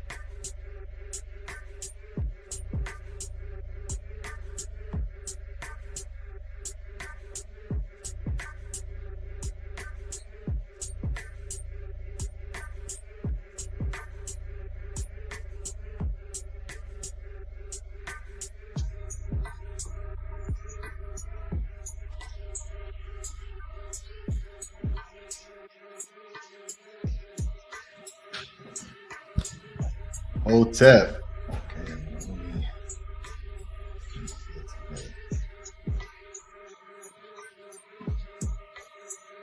let me get my screen on.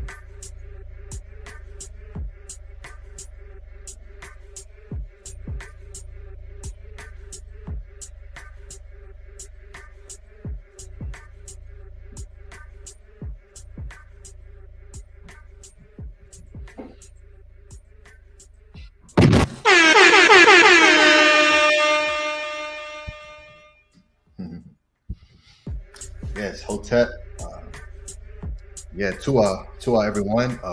Be sure that you're supporting the Great Saba. Utilize those links. Hour 15 in, on time. Dealing with the sundial now, showing how it's going into the water, and get Brother Minku Ara Mary Ma'at. Hotep, great brother. Hotep. Yeah, this is a beautiful, beautiful topic. And again, just goes to show how imbued and how in tune we were with everything, including putting together the calendar to tell time, and it being associated and connected to biological imperative, which is all heka'u, which is all magic, to bring forth, and just showing the 120-year period, and that going back to Hen or Henu, and then how the ones who then begin to orchestrate this language and creating these words and husbandry, and that going back into the tiller, the farmer, the head of the family, the farmer. It is phenomenal to have that and to know that, and just all of the plowing to plant the seed, and then of course it goes right back to the Kim, to dig, to plow. So yeah, I'm definitely appreciating this class, and it's important too, because like the Great Saba said, the calendar that we use today, and they're all Greek and Roman gods, and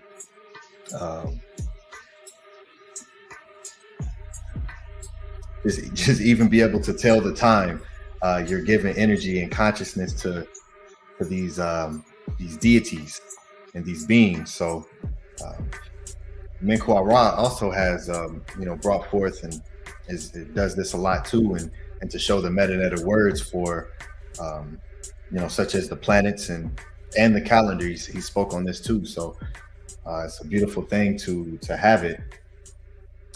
So what do you think about it, great brother Minku Ara?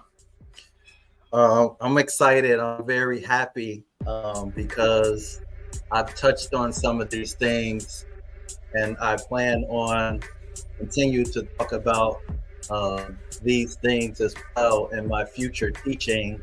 Today, I shared a little background for everyone. Today, I shared with Ani Patah the title of my next class and a description of what the class will consist of. And so I love it being ahead of the synchronicities, and I love that Saba has shown something that I touched on previously. So it's really powerful to be a part of the solar panel, to be able to be in, to learn how to be a good student. That's it feels good to want to deliberately create something, and to be connected to such powerful beings, and just to be in formation is really powerful. So I really love what Saba's teaching, because we actually had a conversation about a calendar, the Kemetic calendar, a long time ago when I first started having one-on-ones with him. So it's really beautiful to see him sharing this information based on a previous conversation that we had. This information is so powerful because, like Saba said, the questions that we ask are for our benefit. But what's really also really Nefer is, it's actually dually beneficial, right? Because Saba gets to rediscover things that he knew a long time ago. It's actually triple beneficial, because when you have one-on-ones with him, or when you're asking the question, it benefits the whole house of ATTON, benefits everyone, right? So anyone that gets to come in contact with this very powerful energy in every way that breaks us out of the matrix is extremely powerful. Then it levels the playing field, or it actually gives us an advantage, right? The Ekau, right? This power allows us to fight and be strong and to do all the things that we need to do to represent the NETERTI. Welcome back, great SABA master teacher. What's up? Can I be heard? Yes. Okay, wonderful. I am back. Let's nice for you guys to jump on. Nice spontaneous break right there, and enjoying the class so far, Annie? Yes, absolutely. I love where you just close it out in the Merket. Yeah, that's a new meta word. I've never consciously seen that word before. So, and the measure, the left eye, and the moon. So 2 out for that. Yes, absolutely. I'm loving it. Wonderful, wonderful. Heb Ma'at. The Heb Ma'at, man. You enjoying it so far? I'm enjoying this, Saba. I'm actually really exploring right now measuring tools. And so for my next teaching, so as always, you are helping us out tremendously. Wonderful, thank you. Okay, we're going to get right back into it, everybody. For those who are watching, and Bella's saying wow, and those who are watching and observing this, we're at 1 hour and 15 minutes in and 57 seconds in of the question and history of the Kemetic calendar. Please understand, everybody, this is what's only done here. This is what I do. I create your movie for you, your personal documentary. Great. If you all have seen this anywhere, they'll just put the link in the room. If not, please support at Cash App, TT Moon, PayPal at Rocky SV. I'm 1 hour and 15 minutes in, and we're continuing with a question. And if you can send any other teacher or wherever you go and just say, what's the history of the Egyptian calendar or whatnot, and you get anything like this, let us know. If not, please support this, because this is what the NETER wants you to know. This is what they left for us. There's no commentary. There's no there's none of the filler talk. This is what is left for us. This is how intricately imbued we were prior to the Matrix. A calendar today means none of this to you. A calendar in the times before the Matrix meant all of life, literally. Here we go, everybody. I'm about to continue. Let me put the timer back on. That was 1 hour and 15 minutes in the first break. I'm resuming, and here we go. Ready? Support the Tutsi PODCLASS. Support the House of Attend. This is what keeps me here. This is what keeps this here. Ready? There we go.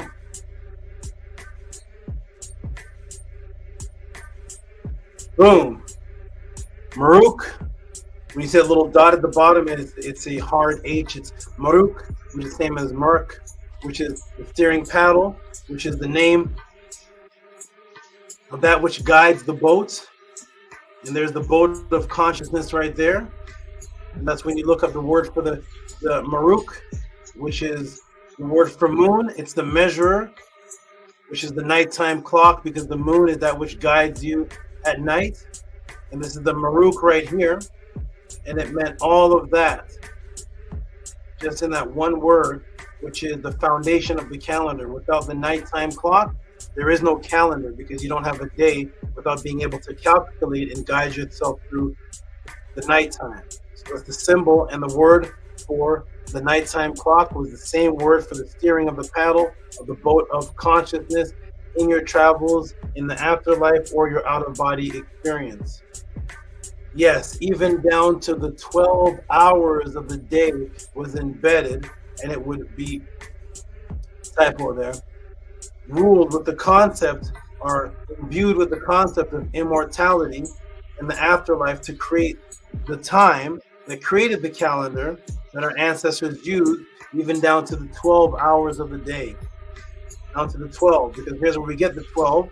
12 hours were these right here. The 6 and 6 right here, which created the 12, which is your nighttime. 12 hours a day, 12 hours a night. So how long have the followers of Ma'at been designing calendars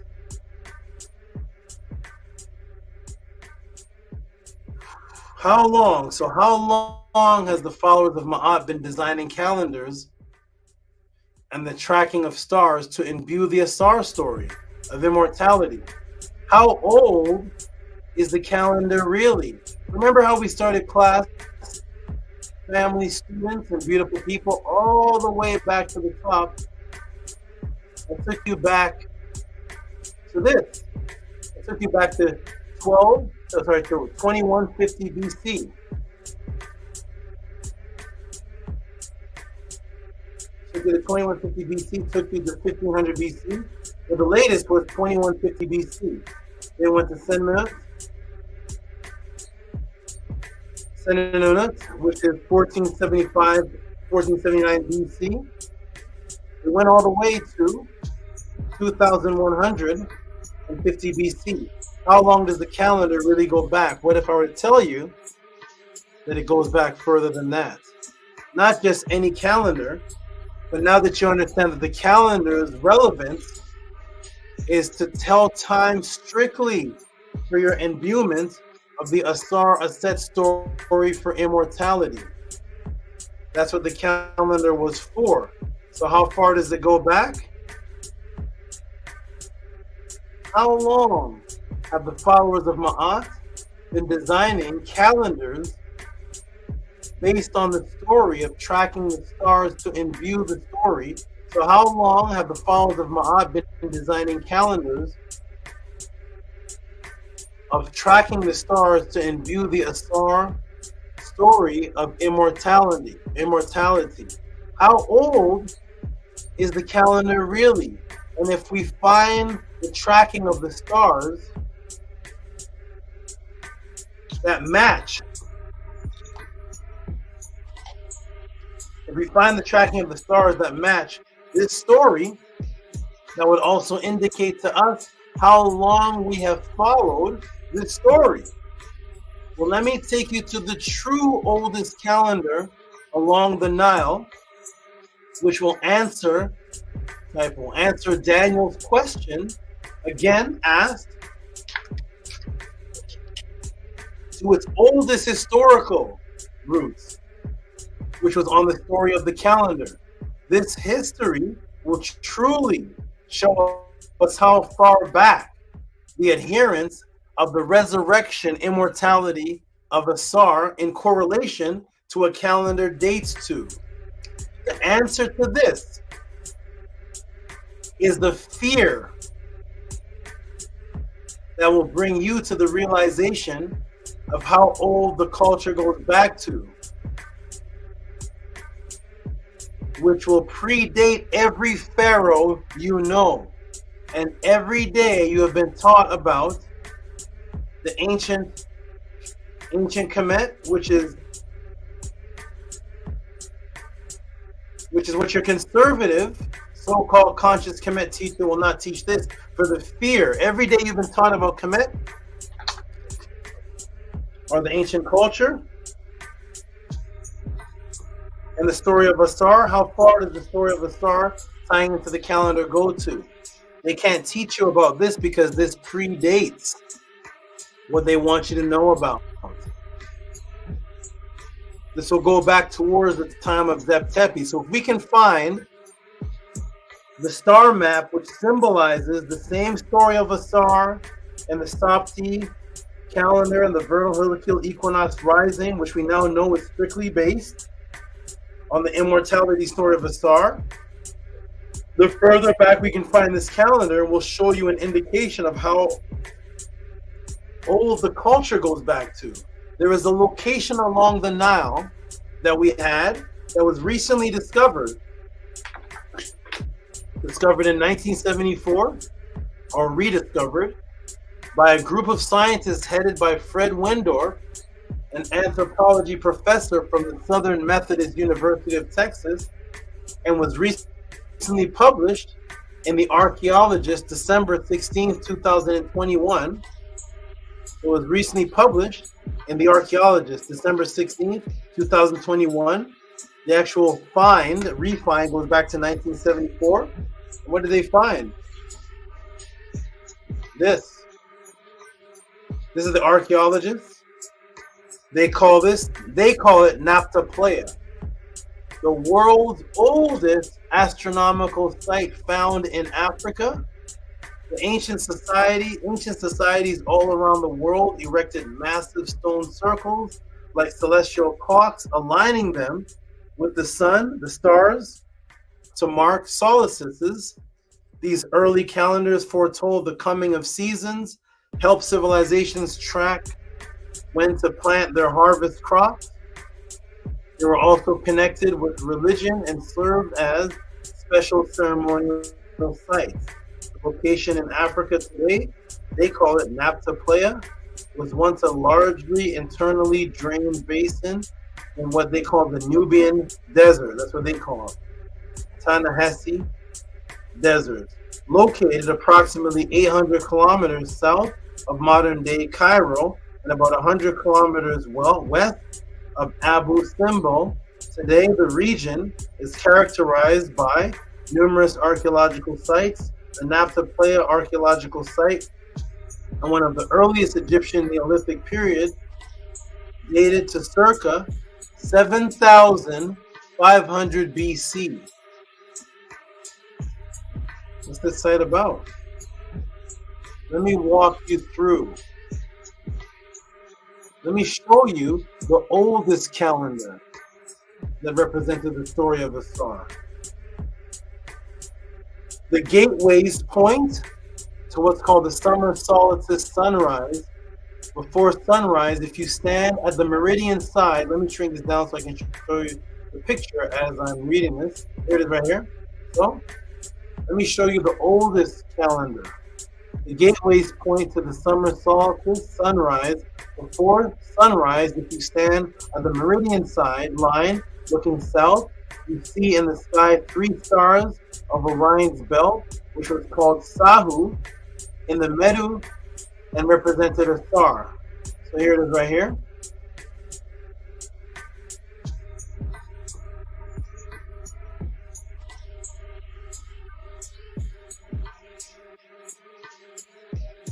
That is the Sahu, that they call Orion. And there's the Sopti, and there's the same calculation right there, but this one seems to go back 7,500 BC with the same tracking of the vernal heliacal equinox rising that aligns to the Mer Akut. As we find in what the Europeans call the pyramid text utterance 218, it says utterance 218, and you can find this in the what they call the sarcophagus chamber. Utterance 218, in your name of he in Orion, that's the Sahu, that's where this map points to, he in Orion, your time is in heaven. Your time is on earth. Osiris, turn your face so that you see this Unas.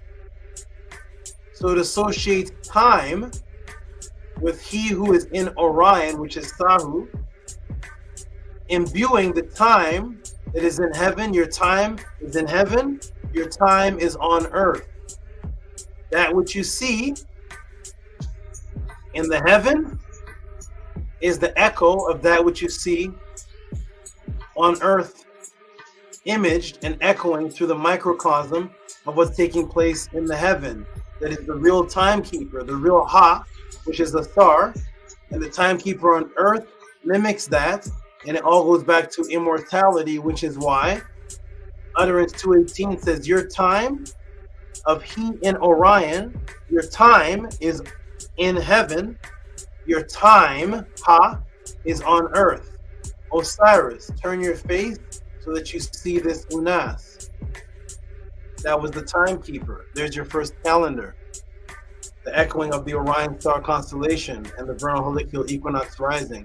When does this calendar alignment match? So when you look, you see your time of heat in Orion, your time is in heaven, your time is on earth. They're aligned and they match. But when did this match? Does this calendar match today as it matched 7,500 BC? When was this calendar made to match that the Sahu was echoing that which was on the planet Earth? When was this made? When did it match? Did it match 7,500 BC? When was the match? When was the alignment? When was this predicting this particular time? When did they calculate those stars? Uh-oh. Uh-oh. So how long has this calendar been charting, charting, the observation of the microcosm of immortality represented by what they call Orion, which is Osar, star constellation, and its resurrection of Sirius, star. This matches Orion in the minimum tilt. So this particular calendar here, it matches and aligns to Orion, which is when you follow. Remember, when we go back to the beginning, when I told you how this works, how you use this, the gateways point to the summer solstice. So there's gateways that point to the summer solstice sunrise. Before the sunrise, if you stand, you have to stand at the meridian side, looking south. You see in the sky 3 stars of the Orion belt, which was called Sahu in the Medu, and represented a star. So the gateways point to the summer solstice sunrise. Before the sunrise, you have to stand in the meridian side line, looking south. Then you see the 3 stars. But when was that happening? When was this happening? Here's the meridian line. Here it is right here. Here it is going from meridian, boom, all the way to the horizon area. And then you see it points right there to the middle line of the 3 stars. But when was somebody standing there to see this? When did this match? It only matches Orion to the minimum tilt to the time of 6,400 BC to 4,900 BC. Okay, well that makes sense, right? Because they say the site is 7,500 BC. So this would match around 7,000 years ago to 4,900 BC. Okay, that's good. That makes sense so far. And then what else? If you look close at the other 3 stones of this calendar, they match at Orion's maximum tilt. So when you stand at the gateway and look at the meridian side,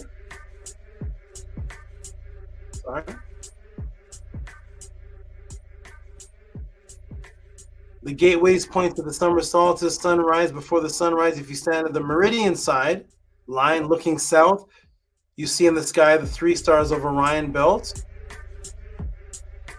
This is here at the minimum tilt. That boom, that matches 6,400 BC.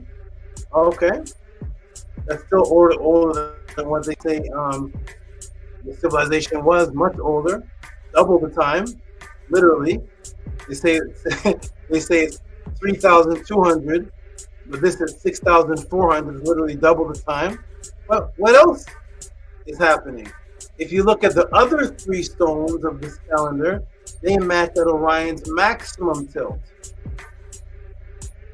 So it's not just charting the minimum tilt, it's actually charting and matching the maximum tilt. Okay?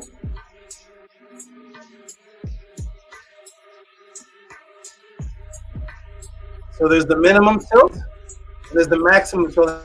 I mean, the 2 things are happening simultaneously, and you have to stand right here, and it's matching 3 stars because of that sacred number 3. Again, the 3 stars.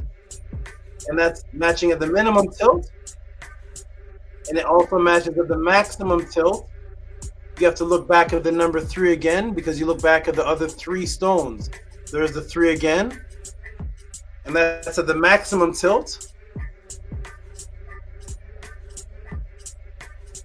And that was 16,600 BC.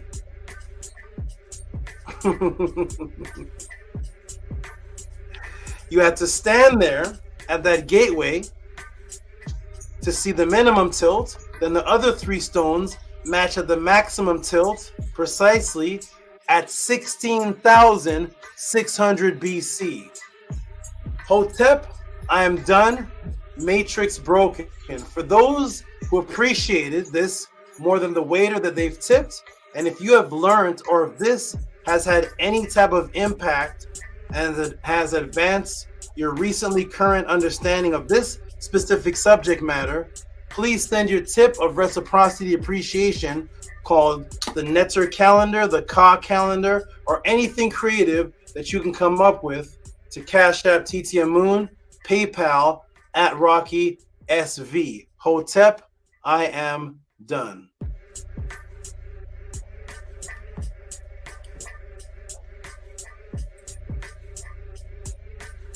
One hour and 34 minutes. Tehuti made that all up. Let me put the link in the room. Let me check the chat and see what people appreciated. Let me put the link in the room, and then we're going to check the Gmails to see the appreciation that was sent to Cash App TT Amun, PayPal at Rocky SV. If you've gotten more from that hour and 31 minutes, if you were there absorbing it for the length of the time of an Avengers movie, that you paid $16 each to get into, plus the $10 bag of popcorn. If that information you just saw was more valuable than that, then please support a Cash App TT Amun, PayPal at Rocky SV. The link is in the room for the team to jump in. We're going to check the chat to see what people thought of that answer, and then immediately check the Gmail to see what the appreciation tip was for that. Dr. LaRoche, that was designed for you. If you've seen anything like that before, Dr. LaRoche, come to the panel. Let us know who that teacher was, what that movement is. Put the link in the room. If not, I'm glad you appreciate what is nowhere else. All right, where's the team? Let me check the chat and see what people thought in the chat. Let me check the Gmails first before the team jump in. Let me close this. That was an hour and 34-minute answer. Is that some history for you for the ancient calendar? Annie Patah, how you doing, good brother? I'm doing excellent. Got 100,000 bars going in my head to this new beat you have.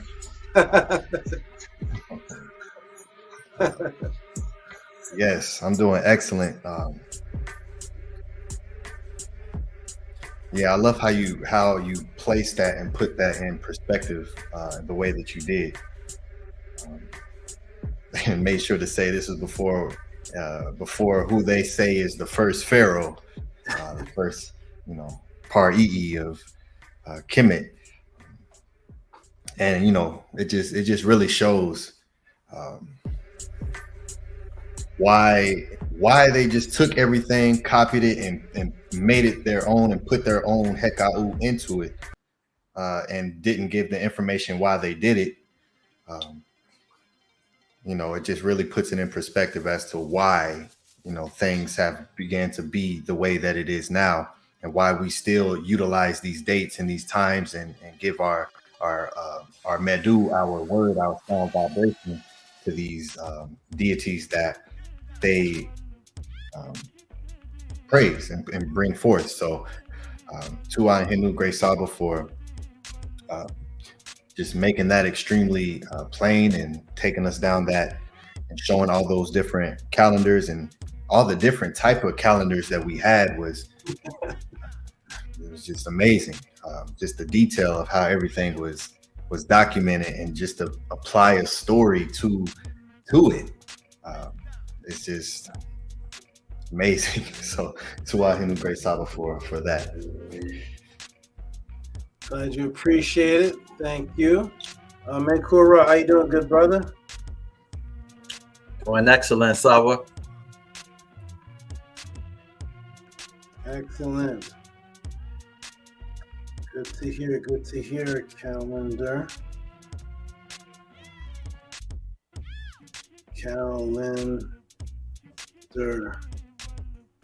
Did you learn a little bit about the calendar? I learned a lot of bit about the calendar. Henu Great Saba, master teacher. Thank you for the utterance 218. I love how you connected that, and also showing us the metal name for Sirius and Orion. And then definitely it's really powerful, the Naphtha, that celestial clock, very powerful, and also showing the source of the website, the archaeologist. So Henu to you for continuing to raise the bar. Maniac, I'm glad you appreciate it. How you doing, good brother? Primordial Thought. I'm just going through the Gmails to see what the support is for that answer. Cash App, TT Moon, PayPal at Rocky SV. I'm going through another Primordial Thought speak for a moment. Then we're going to go right into the support for those who watched and observed. And I want to see what the support was for that. Primordial Thought, how you doing, good brother? The young lady's pointing to your forehead. What's up, sister? Hey,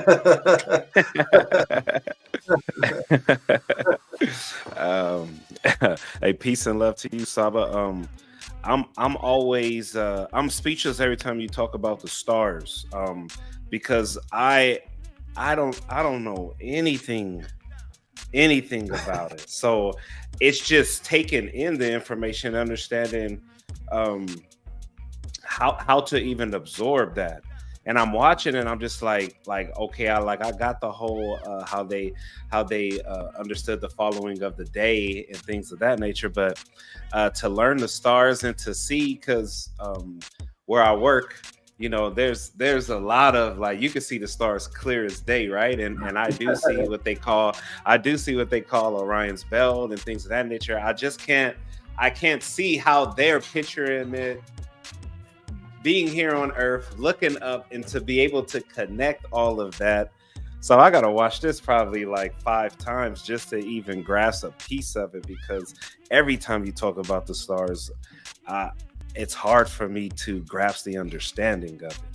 And so I just thank you, Saba, for being able, it shows me your range, that someone can ask you this question and how fast you're able to put it together. And I know this is something that we're definitely supposed to know, because it also says it in the writings that we're supposed to be know these things and know how to read even the stars. So Henu and Tua to you, Grace Saba. I appreciate you. You're welcome. Glad you appreciate that.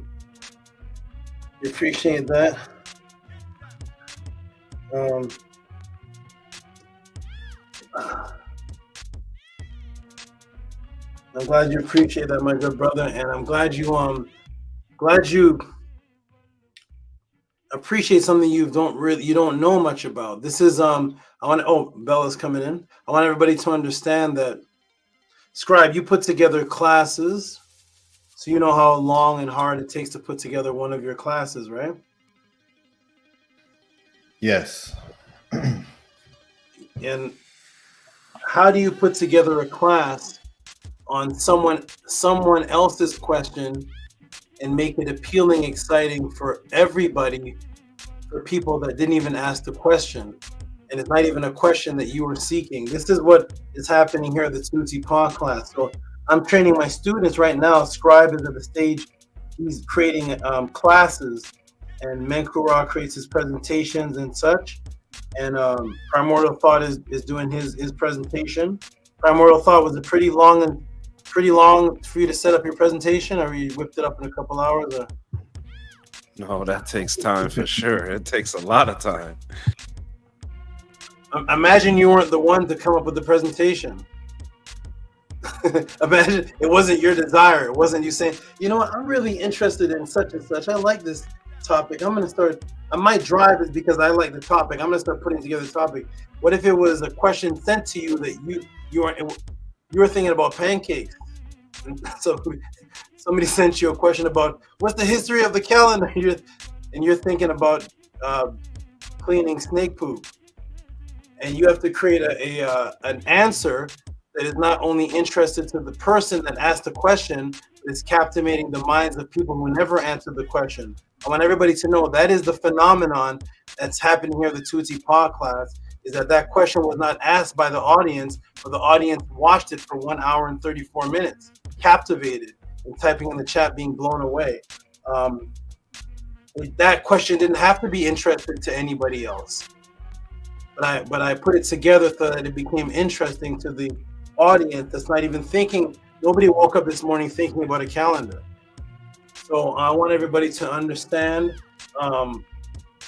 that this is something that you're not seeing on YouTube videos. It's not something inside of books. The people that write books and putting together YouTube videos that you're familiar with, they're putting together things that they like, topics that when they're writing a book, it's a topic they like. It's not a book based on a question that was sent. It's much more intricate and detailed to captivate the interest of people who never asked the question, while simultaneously is having to satisfy the person who asked it, where people who didn't even ask it are given support. So shout out to those who this was captivating enough to give support to a question that you never asked. And I did not wake up thinking about a Kemetic calendar. And shout out to Dr. LaRoche. And I appreciate people that watched and absorbed and truly will understand the difficulty is of this. When you first put together a presentation that you like, that's step number one. That's hard. Put together a presentation that somebody else likes, and then you'll truly understand what's actually happening here. So Scribe appreciates this, and everybody on the panel, Primordial, Bella, I know you all appreciate this. When the day comes, Primordial, where you're sent a question, one day it's gonna come. I may allow it sometime in the future. One day when you're sent a question, I think there's this thing, but I may test you out as I'm training you to be a student, send you a question and you have to answer it and captivate 70 people from a question that you're not even interested, you're not even asking. So shout out to all you people. You people are beautiful. I hope those who are watching this truly appreciate what's happening here.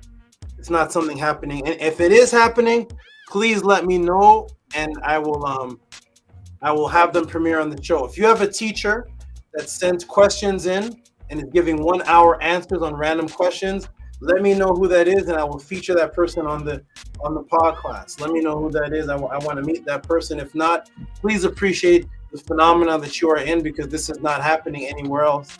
Peace, Bella. How are you, young lady?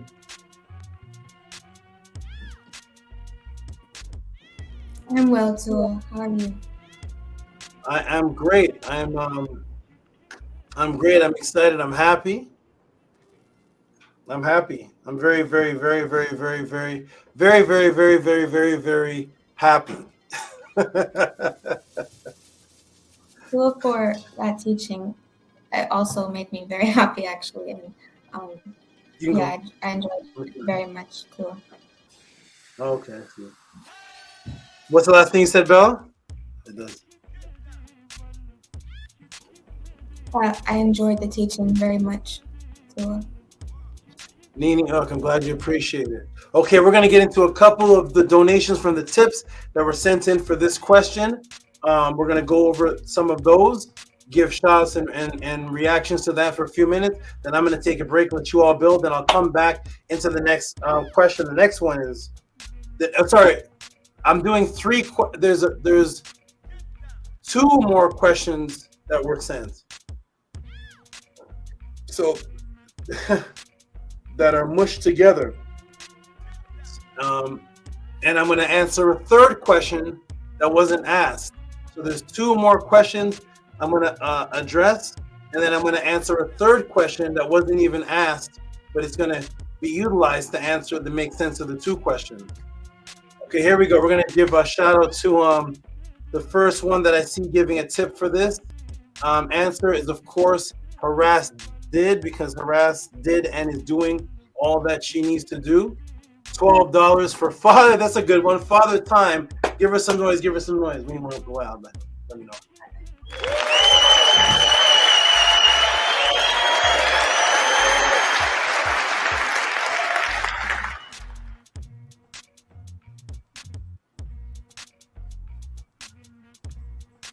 Oh, in 20 minutes. Yeah. Yeah. Very good. Okay. Wonderful, wonderful, wonderful. Thank you.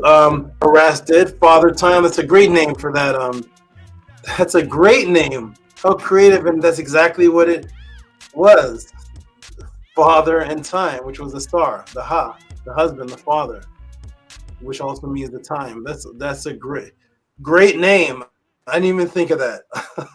Father Time. That's a great name for this class. Okay, wonderful, wonderful, wonderful. That is for what happened? That was from Harass Did. And the next one to show support for this, of course, is going to be Robert. Watch. Here we go. Robert Williams. Boom.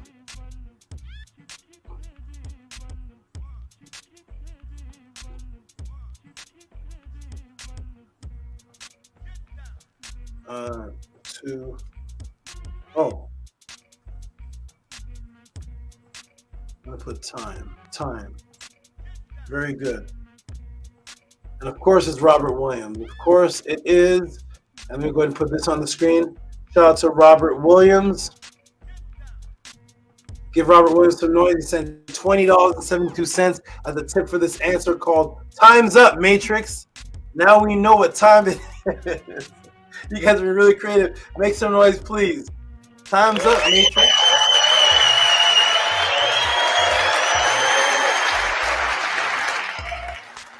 Robert E. Williams, $20.72 for Time's Up, Matrix.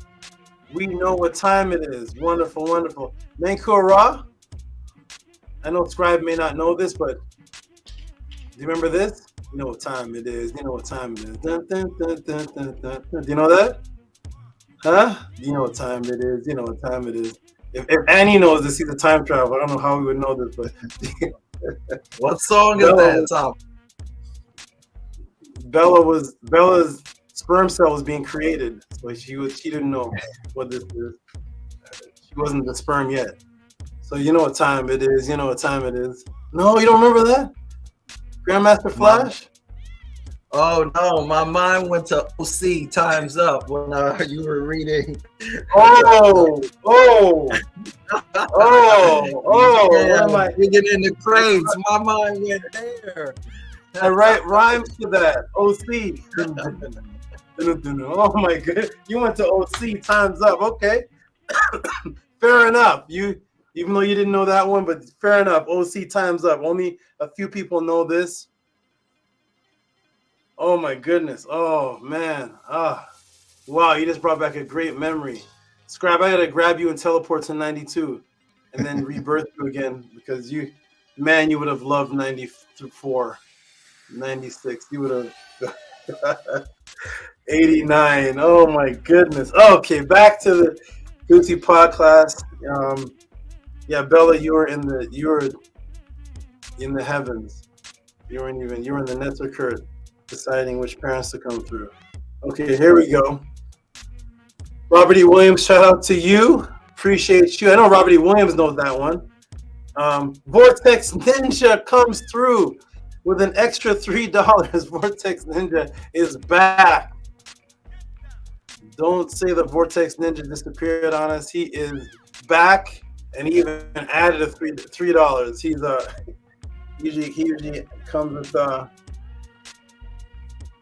with the 25 Vortex Ninja. Oh, what's this? Oh yes, APEP. Oh, what just happened? Hold on. Glitch in the matrix. Hold on, is it 3? 3. Okay, hey, it saved itself. All right.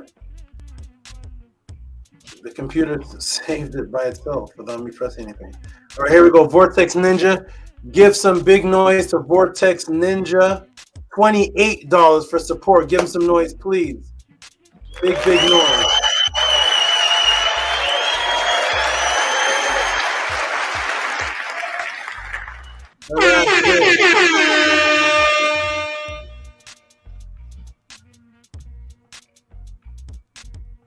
Harass did. I'm reading something else. Shout out to Vortex Ninja. Harass did said. Oh, okay. There's a lag in mine. Harass did said. Oh, she's talking about Williams. Okay. Shout out to Vortex Ninja. $28. Appreciate you. And the Tef Rem Kemet'S comes in and says it takes an extremely long time to create a class. It's Tua for your time, great Saba. And then he says what? Henu, which is a word that means praise, another word for erection. What's the position? What's the body position, scribe, for when you're what's one of the body positions for when you're giving praise? What do you do with your hand? Hands up, the high. Right? The what? High. That's right, hands up. That's the ka, and that's the resurrection, that's the erection. That's why what a star is laying on with his high erected, he's laying on the ka, which is also a word that means praise, because praise and erection is the same thing. Okay. All right, you've been studying your MEDU netter. Bella, you've been studying that? You've been studying your MEDU? Okay, keep studying. Wonderful. All right, we're going to go to the next one. And Anu and Antu, of course, they probably sent this tip last week.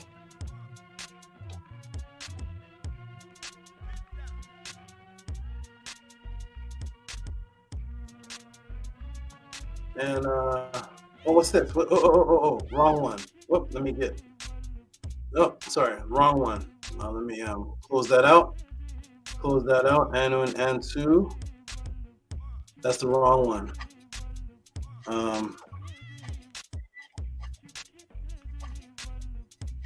Here it is. Anu and Antu.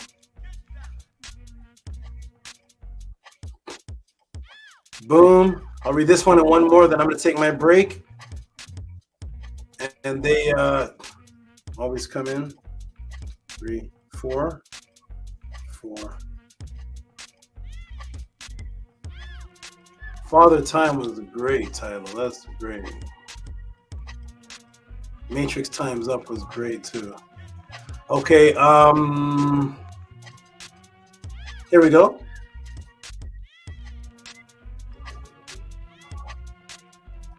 All right, here we go.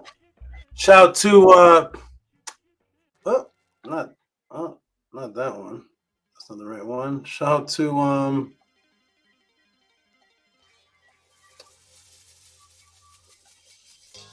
Anu and Antu, give them some noise. $22 for calendar build up. Tua, Hotep, Mary, forever. Give them some hand claps, please. Hey.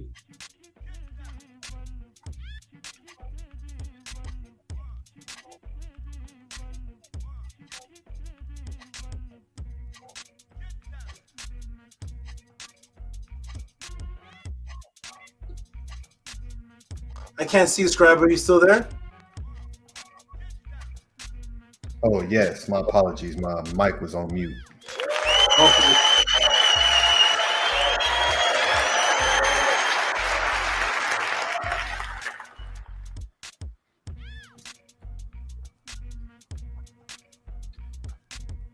Okay, wonderful. And my screen is froze a little bit. And we have Oxafek. Oxafek.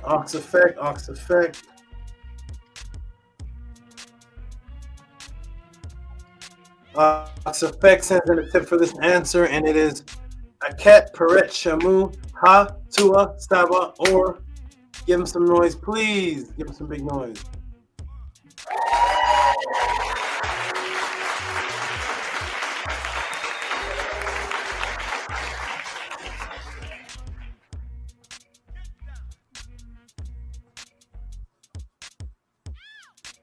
Okay, let me get rid of this, get rid of that, get rid of that, and we're gonna go to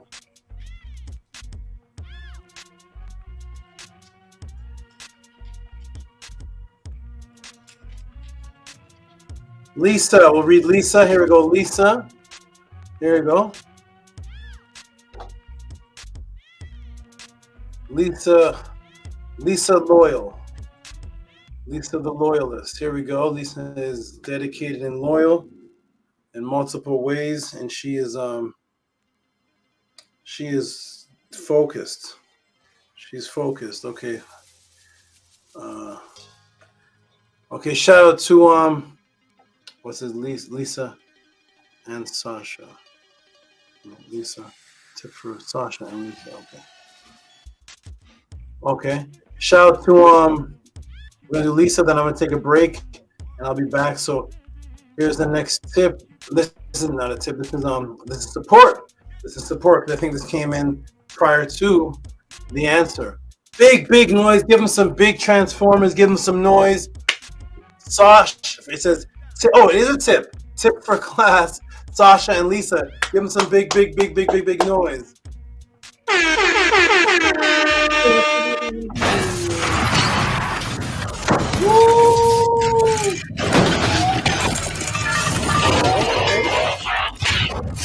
Humans have asked us to play by their rules.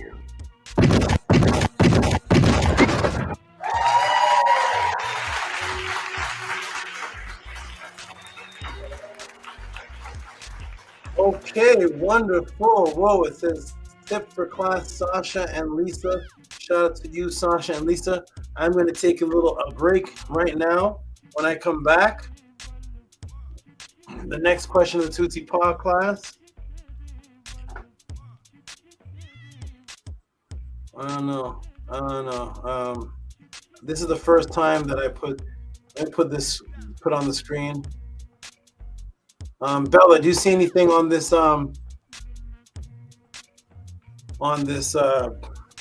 thumbnail?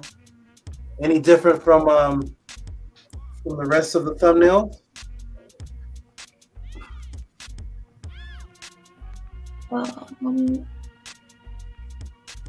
I don't know really. I'm sorry. Maybe. Okay. How about? Okay. What's that? I don't know. I'm sorry. No problem. How about you, Scribe? Do you see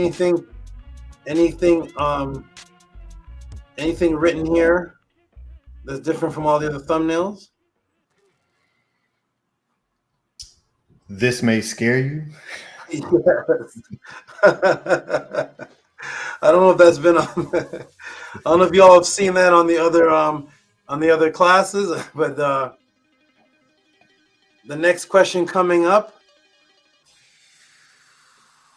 actually doesn't even have this in it, but it's going to have this in it. It's going to have this in it. And when I come back, we will read that next question. Very, very intricate question. Where's Stranger? Anybody seen Stranger? Anybody seen Stranger? This is Stranger's question right here. So when we get back into the answer, I'm going to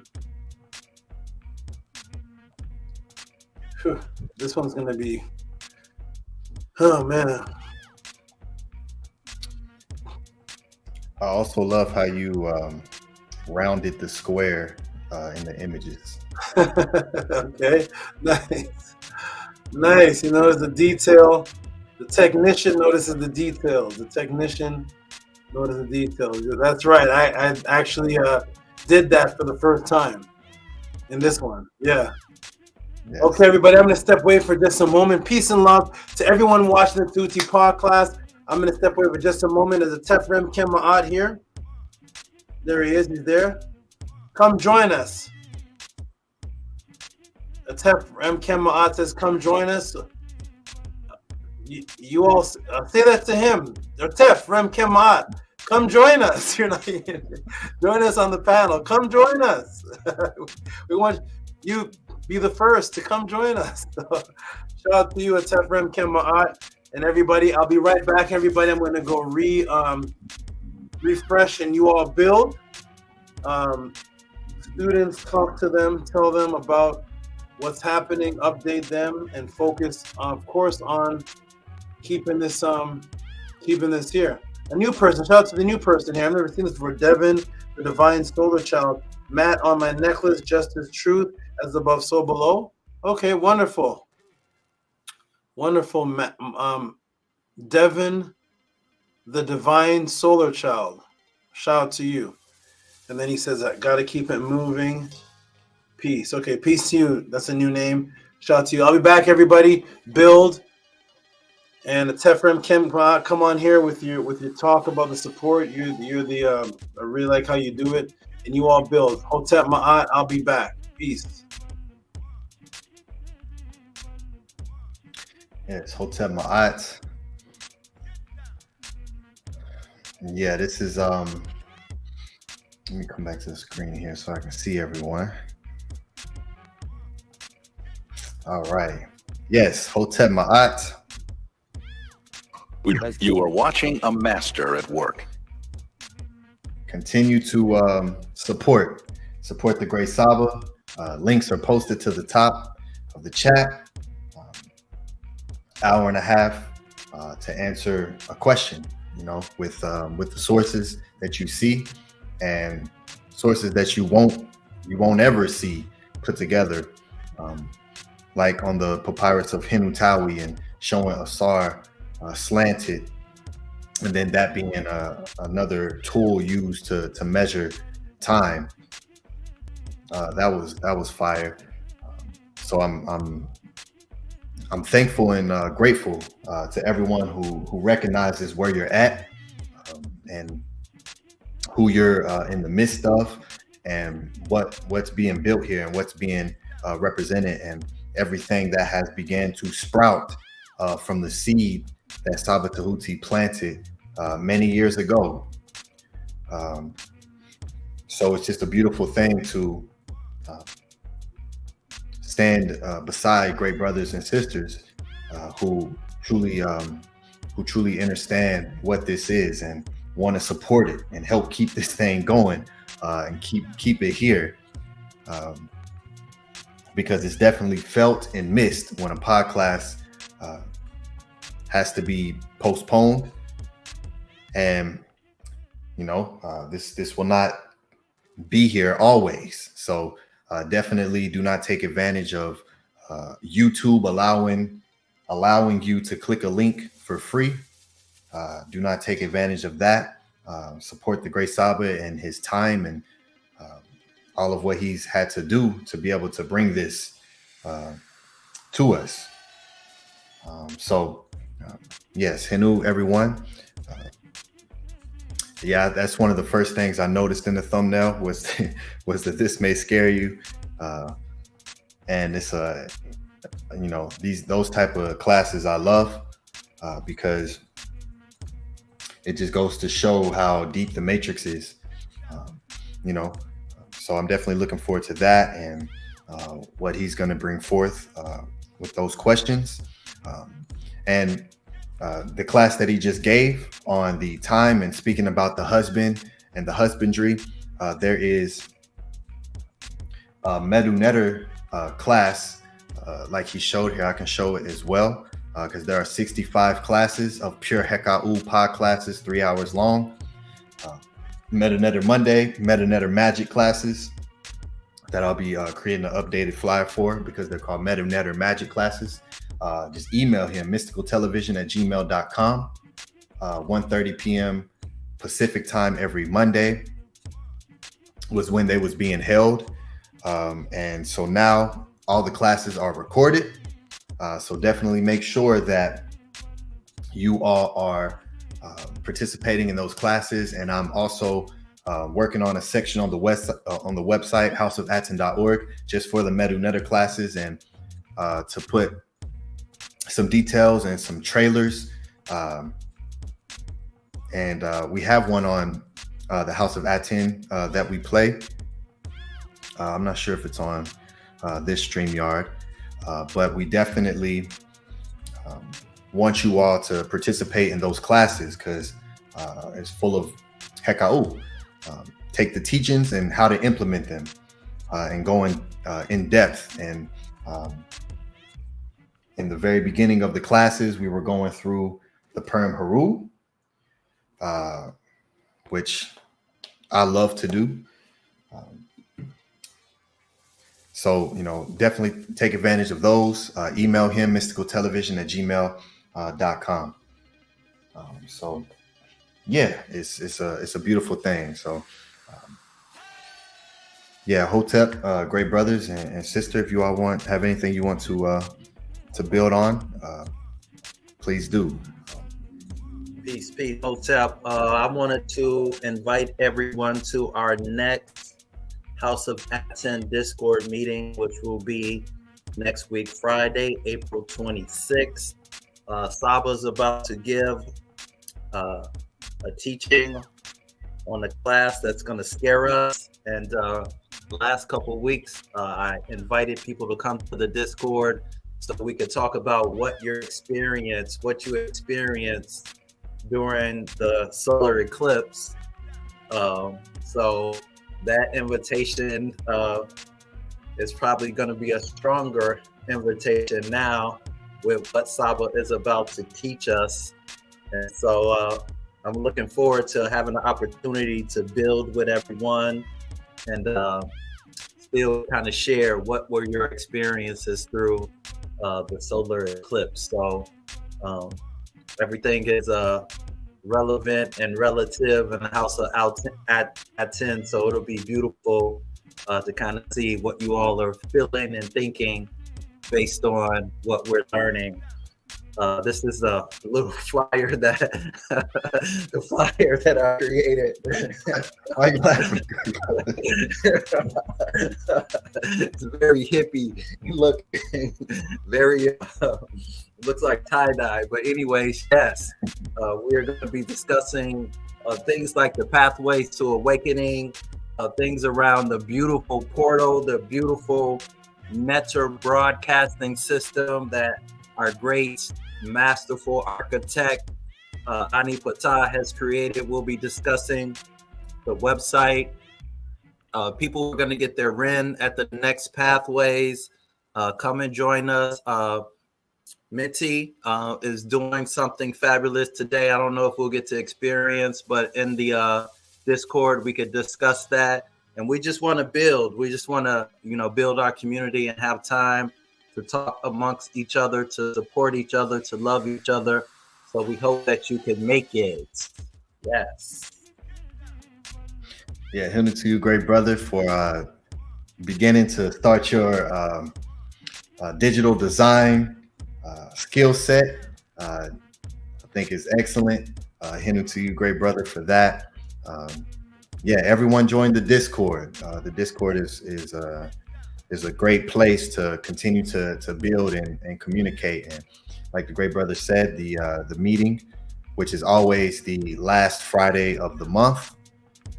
So come in and join us. It's free and public for everyone. All of the great KEPERU that's also where I host my Wisdom Wednesday classes as well, where we go over SABA, which is the Meta Netter word for teachings or instructions. And it's a great class. And so Hinu to everyone who participate in the classes, and I'll share that too. So this is I host it and I'll post a link for it in the Discord. So all of the great KEPERU. This is the Ma'at Wisdom Wednesday classes. Hinu, and shout out to Lisa as well for becoming a House of Atton KEPERU.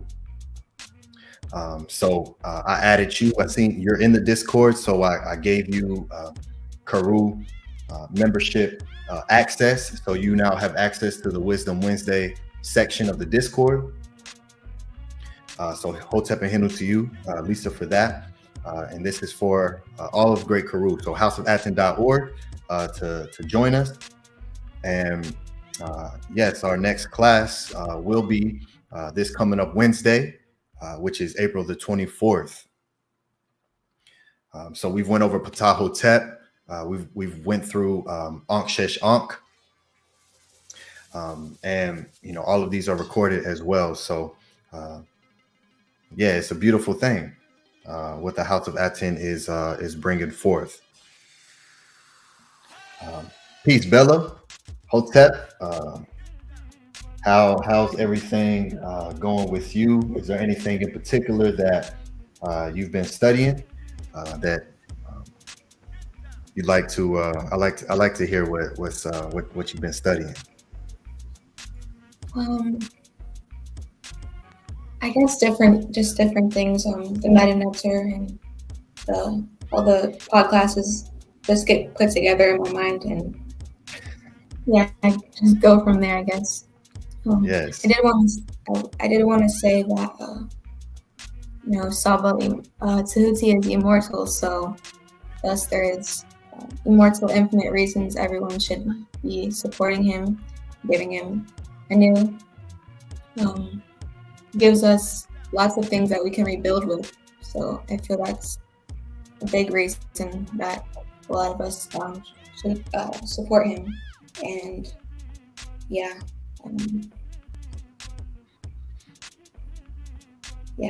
kind of lost track of what else I was going to say, but yes. So it's okay.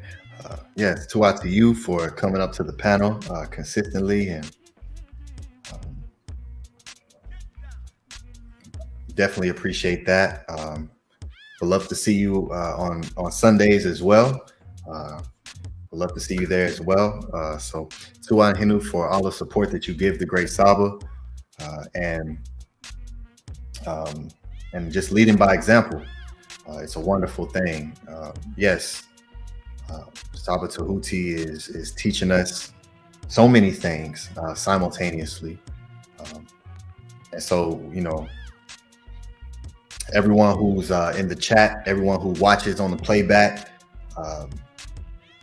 you know, everyone who is taking in these teachings should definitely, there definitely should feel, you should feel something. Something ain't right if you're receiving all this and you're like, how am I getting this for free? Because I know I've done that and with things less than this, way less than this, and just receiving information and knowledge. Because for me personally, I never connected knowledge with free. So even in my coming up in different realms and that I've tapped into to learn and study under someone, or to learn a new anything, for me it's always been, you know, I'm receiving this. Let me give back, because I also understand before coming into deep into my art and seeing these teachings, that there's an energy frequency that's going on. I can't. How am I going to receive something and not give for it? That can only be, you know, there's only one other word for that. So it's a beautiful thing that we see, you know, all the great people who support the way that they do, and just because when you scroll through the interwebs and you go to different platforms, and which I do, I study all different types of platforms for different reasons, and even when it comes to what people today call content creation and YouTube, or these different platforms to upload videos. A lot of times, you know, to get information like this, you're not going to go anywhere and get it for free, period. People are not given this for free. You have to sign up pay thousands of dollars to be able to come and access this type of information. I mean, you're just not gonna, and it's not even this. This is the top of the top, the best of the best. And SABA Tehuti is giving everyone an opportunity to, again, balance their scales and allow them to receive what he's given. Because I always say, if you're not giving reciprocity, then you won't truly receive the teachings, because they're conscious as well. It's their aku. So it's definitely heka'u that's being implemented. So and everyone who participates in these classes, and everyone who's helping to build this organization and reprogramming the mindset and taking poor righteous teacher out of vocabulary. There's nothing poor about any of these teachings, and we're not dealing with knowledge on that type of level at all, because this is more than knowledge. But I know I've been in many different groups, and you're not going anywhere and just going into a class like this and just walking in and sitting down, getting your notepad out and taking notes without giving something up. So the fact that SABA Tehuti allows that to even be a thing is enough that someone should, for those of you, because there's people watching, there's people watching on the playback, everyone should be given something,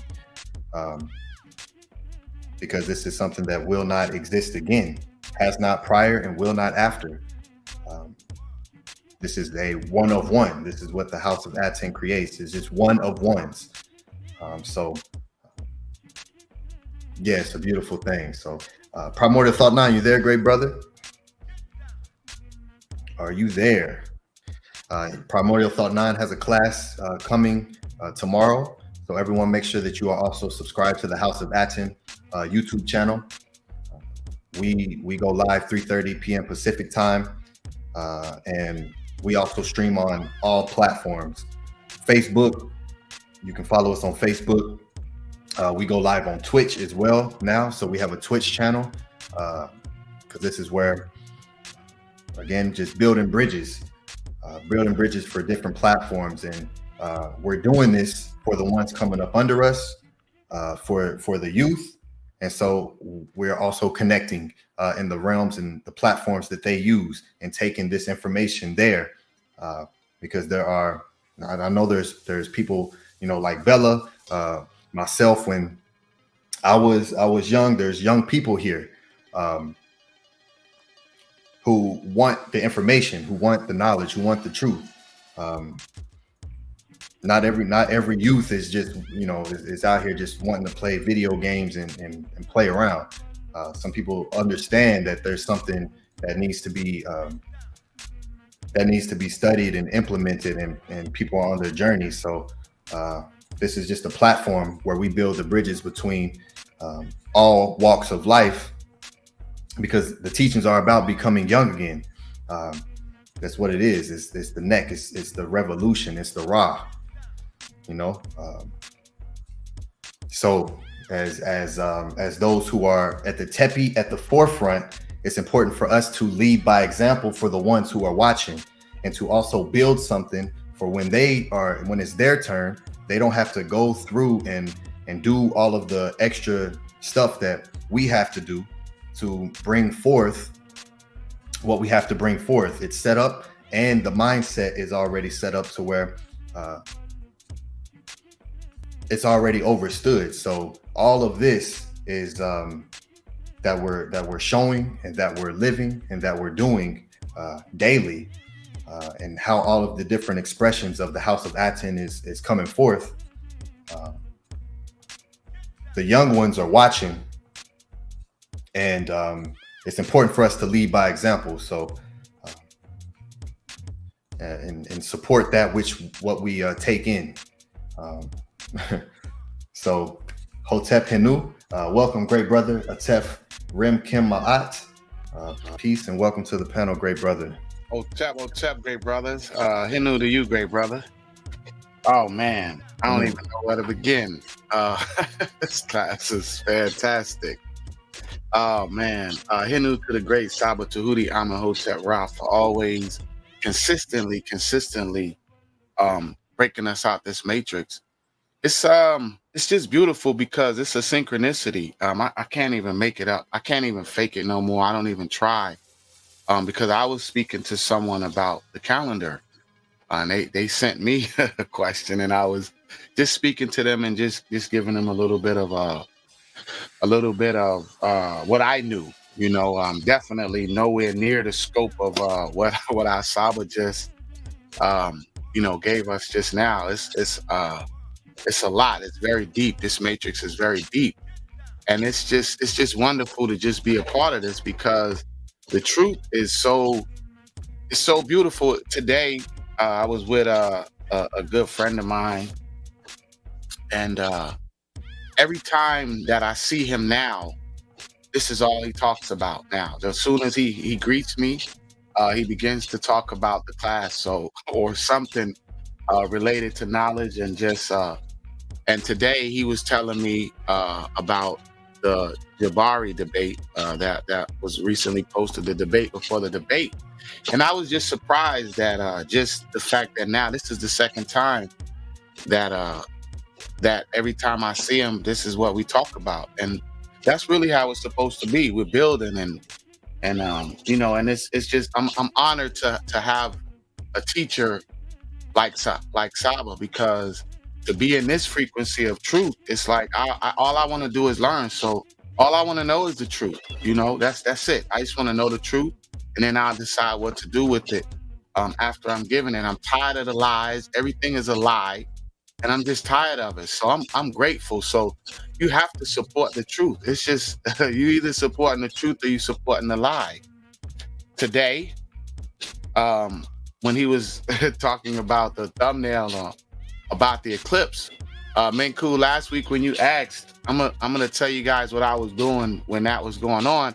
I was sitting at my computer and I was trying to get in a creative space, and I couldn't get up. I didn't go out. I didn't even see. I was sitting down the whole time. I didn't even go outside at all. I just, for whatever reason, I just wasn't that.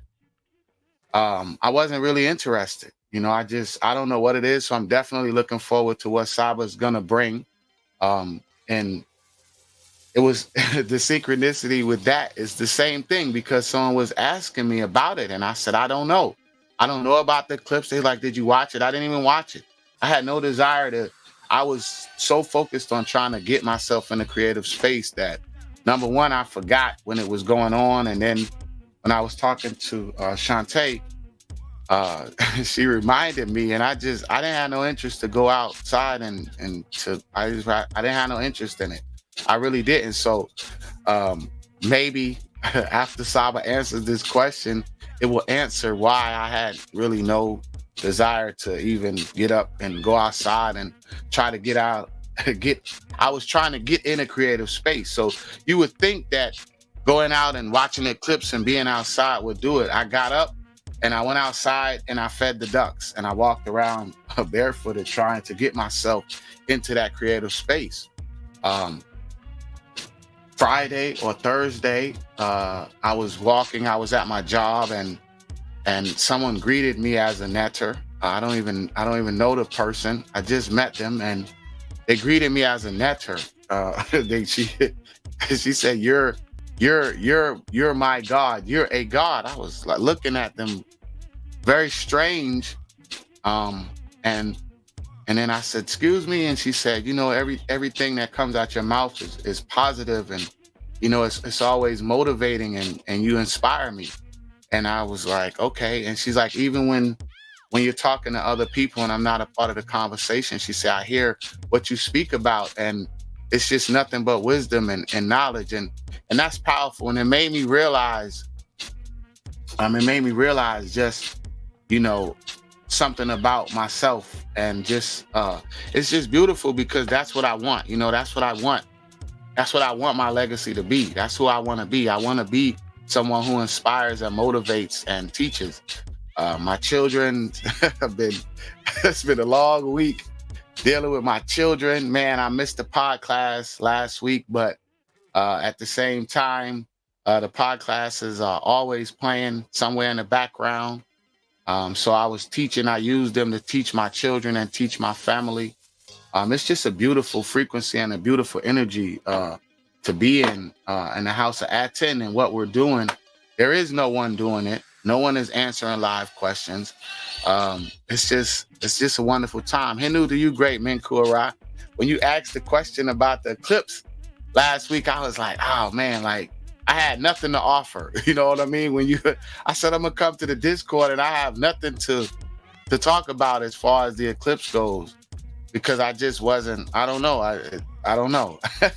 I was so looking forward to that day, and when I woke up, I had the worst headache.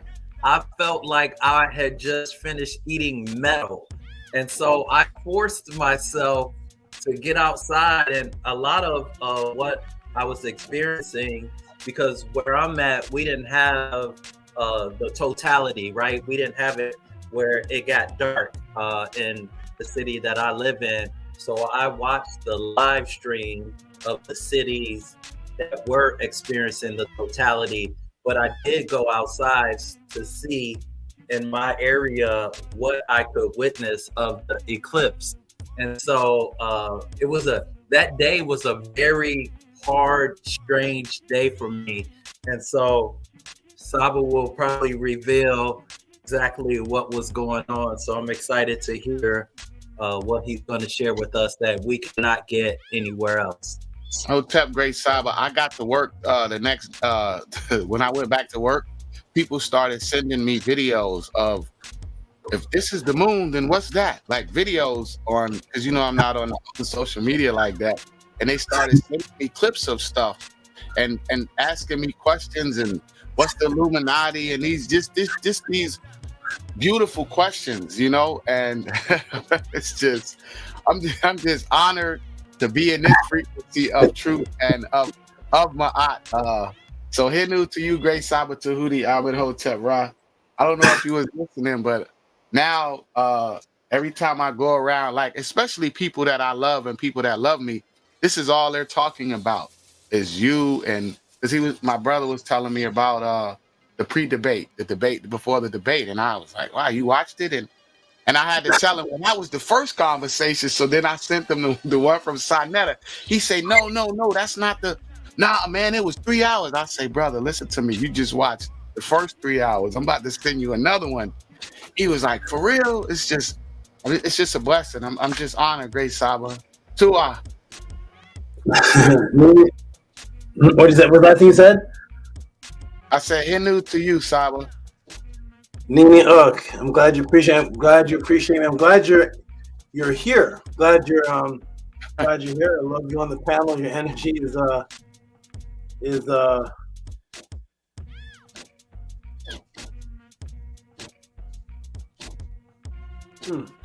I just want to learn, Saba. I just want to learn, Saba. Keep teaching. Keep teaching. Your energy is wonderful. It's great. And thank you for just thank you for being who you are to your family, because they really need you. So Nini Uk Saba, and you definitely you are you're a big part of the everything for my family. Like you have no idea. Like it is Tua and Henu. That's all I'm gonna say. I'm grateful. I'm grateful for you and your teachings and all that you bring forth, especially for me and especially for what I'm able to teach my family and give to my family. So for me, it's no greater thing than I can give my children and my family than the truth. So Tua. Thank you, my brother. Nini, up to you. So, ladies and gentlemen, we're gonna get into the next one. Let me check the Gmails again. Shout out to Lisa. I believe that was the last one. Now there's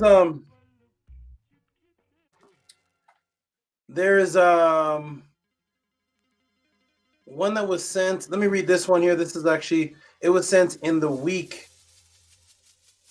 It was sent in the week, and I didn't get to announce it for the pod class because of the last pod class break. So I'm just going to announce this this donation here. And Primordial Fox sent one too. So let me go ahead and do this one, then I'll get into the answer from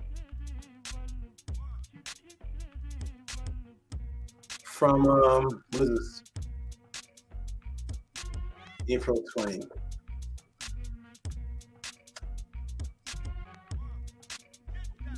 This is from a new brother. He had sent in a question before, and I was asking him to clarify some things. I never heard back from him, but he sent in this one here. And this one here is this is from Rafael Ortiz. What am I spelling? Rafael Ortiz, he sent $10 for how to attract manifest wealth according to ancient Kemet Tamaray. So he sent that one in there. So shout out to Rafael Ortiz. Everybody, hold on one second. I gotta check something real quick. I'll be right back.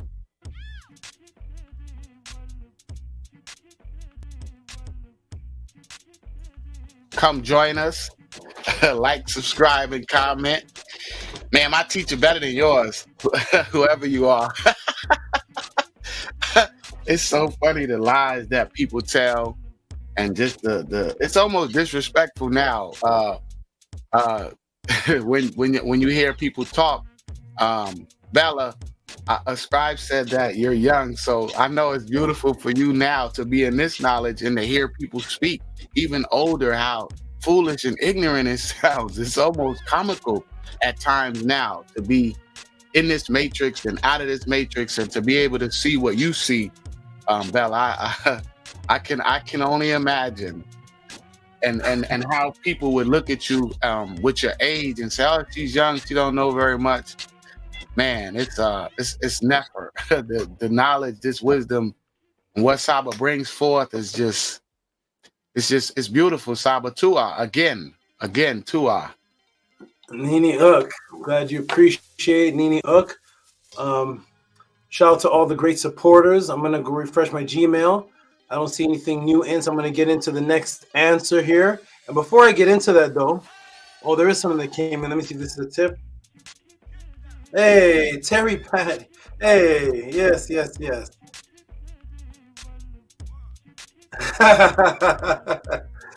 Creativity again.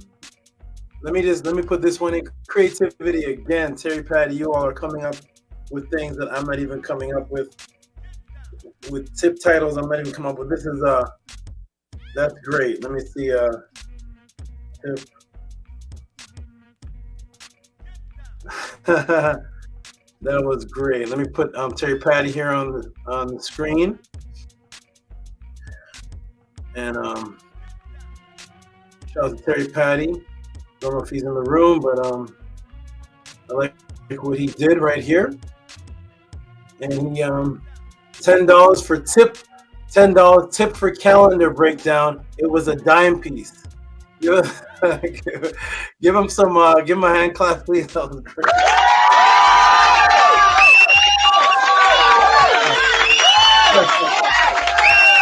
Thank you, Terry Patty.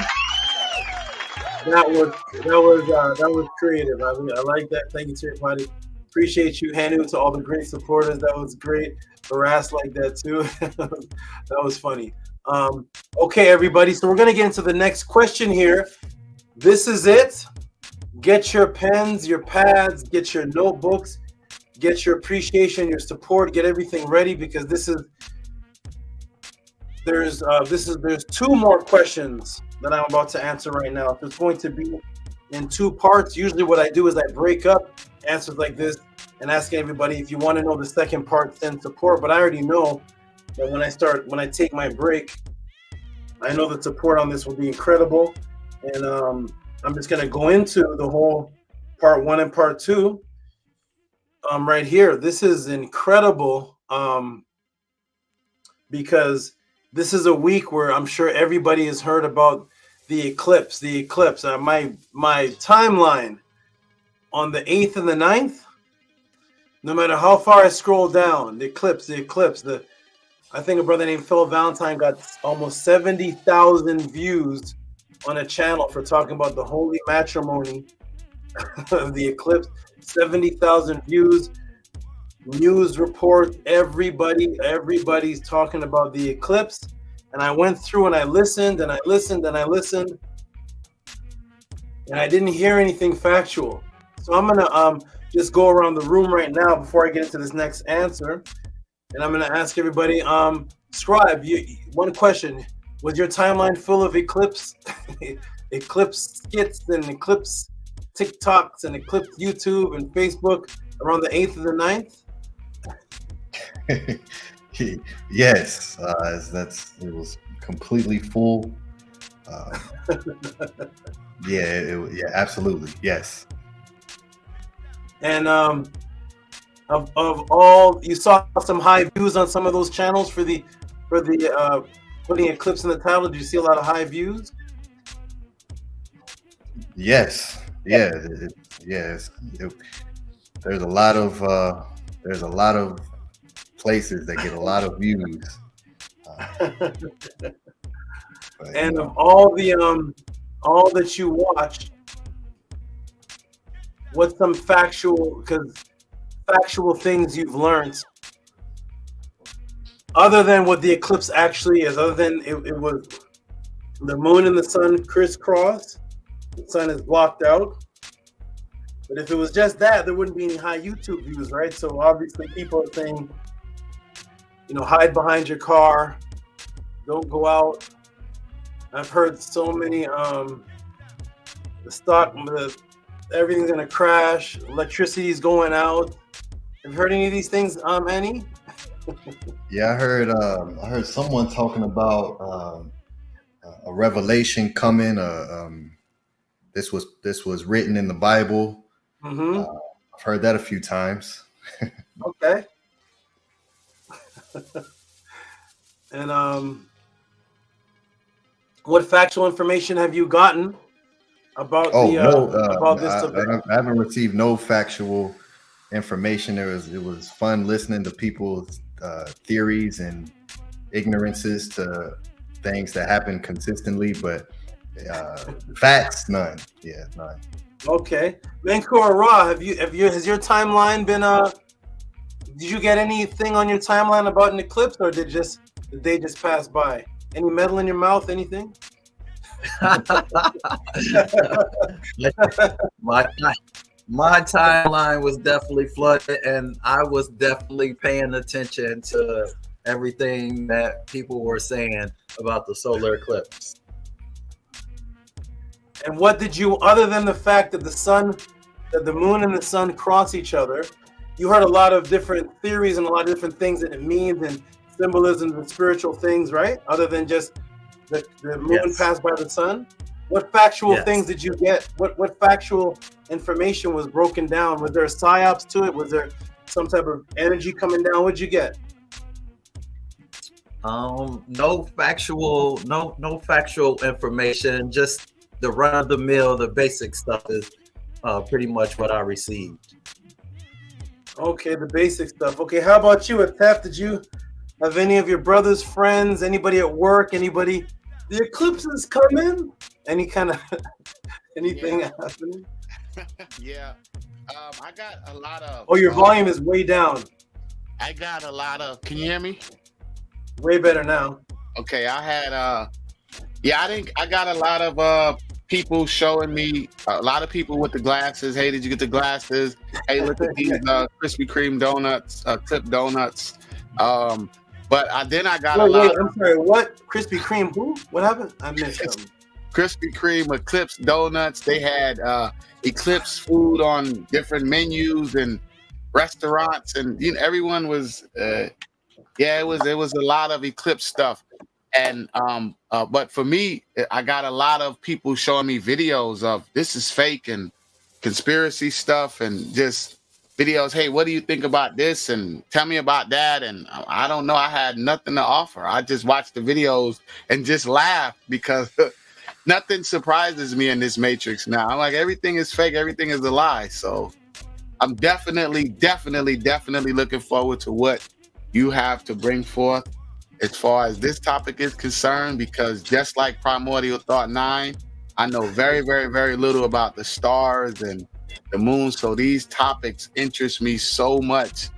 And today Jada was asking me these beautiful questions, and I had no answers. And one of them was about Mars. She has a new Lego set, the Mars rover. She went to the Space Center. So this eclipse thing is very interesting and intriguing to me. Okay, did Menkura ask you about the eclipse? Yeah, well, no, we were talking about the Discord, and we were gonna discuss it in our next Discord meeting, the eclipse. Okay. You have a lot of information to discuss?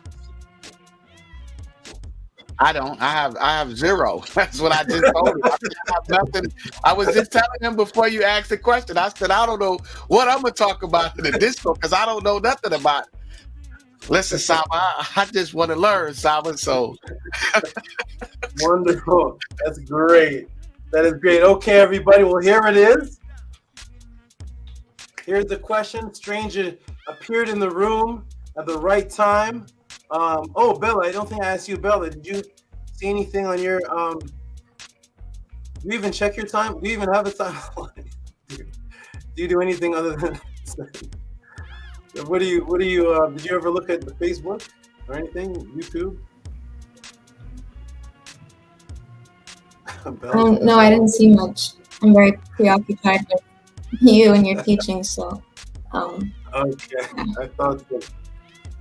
I figured that. I know you don't even do anything, focus on anything else, but it was filled with every one of your conscious teachers has a video, a TikTok, or something about it.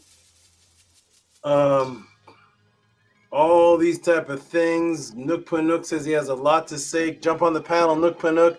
I'm giving a couple minutes to say what everybody has to say. Maharu is laughing. Oh, he said I should jump on it. What's this? You should join the Discord, Saba. I got a lot to say. I'm gonna join the Discord on Shmonday. Shmonday, the 32nd of the month. I'll be on the Discord. As soon as I take my first rest day on Shmonday, February the 32nd, I'm gonna join the Discord and definitely hang out with everybody. Okay, so but for those who have the time to join anything, and you put the link in for me, I guess. Like the link popped up at the Discord right as I'm talking about it. Okay, I'll join the Discord one day, Monday the 32nd. So I'll join the Discord. What time is that? Which calendar was that on, Saba? Monday, February the 32nd. At 13:01 p.m. and it has to be the exact time when a TEF has 13-inch dreads. So that's the time you'll see me in the Discord. Bella will have a mohawk, and the TEF will have 13-inch dreads. And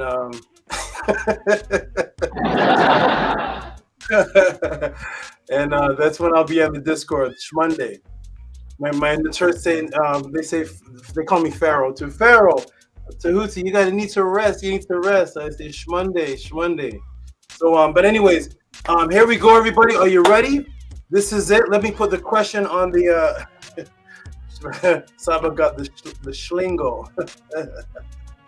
Okay, here we go, everybody. So here's the question right here, sent in by the great brother, the great supporter, Stranger. Stranger was one of the first people to start sending in the like big tips, big support from the days of when the PODCLASS first started. He was one of the first to jump off. Him and Black Alucard and a brother named Kemet 101 were the first to like jump off these large donations when people were just giving $5 to $15. Stranger came in and he came in and Ascari. Shout out to all of you. So here's the question right here, everybody. Here's what Stranger sent in. We're going to send him some big noise. We already sent some noise from last week when the question came in, but the week before, but I wasn't here for the last class. We're going to give him noise again, and I'm going to actually answer this. even though on the schedule, this question shouldn't be answered until next week, but I couldn't let it rest another week. Stranger says, SABA, can you tell us who is APEP and why NASA would name a project after him launching on April 8th? Does everybody notice this question has nothing in it about the eclipse? Is there anything in here asking about the eclipse, Scribe? No. So how come the flyer says this? Eclipse mind control, magic psyops. And why is the title of today's podcast called Eclipse Matrix Psyops, NASA Papyrus Ritual Revealed? So the question actually didn't have anything about the eclipse in it. But I looked at everybody, I looked at all the channels, and I looked at everybody feeding off of the eclipse. And I said, you know what? I just have to reveal the truth of what actually is going on. Whenever you see, and I teach you all this many, many times, whenever you see criminals do this well, psyopses do this well. Whenever you see a fire and a group of people screaming over here, that's exactly where you're not supposed to look. Whenever you see a group of something happening and a bunch of attention going somewhere, something is being orchestrated so that you are looking there. And of course, if you're looking in that direction, it's a perfect, get your hands out my pocket. You remember that, Atef? What is that about? What is that? Smoke and mirrors, Saba. Get your hands out my pocket. Nobody was being pickpocketed. Was somebody being pickpocketed?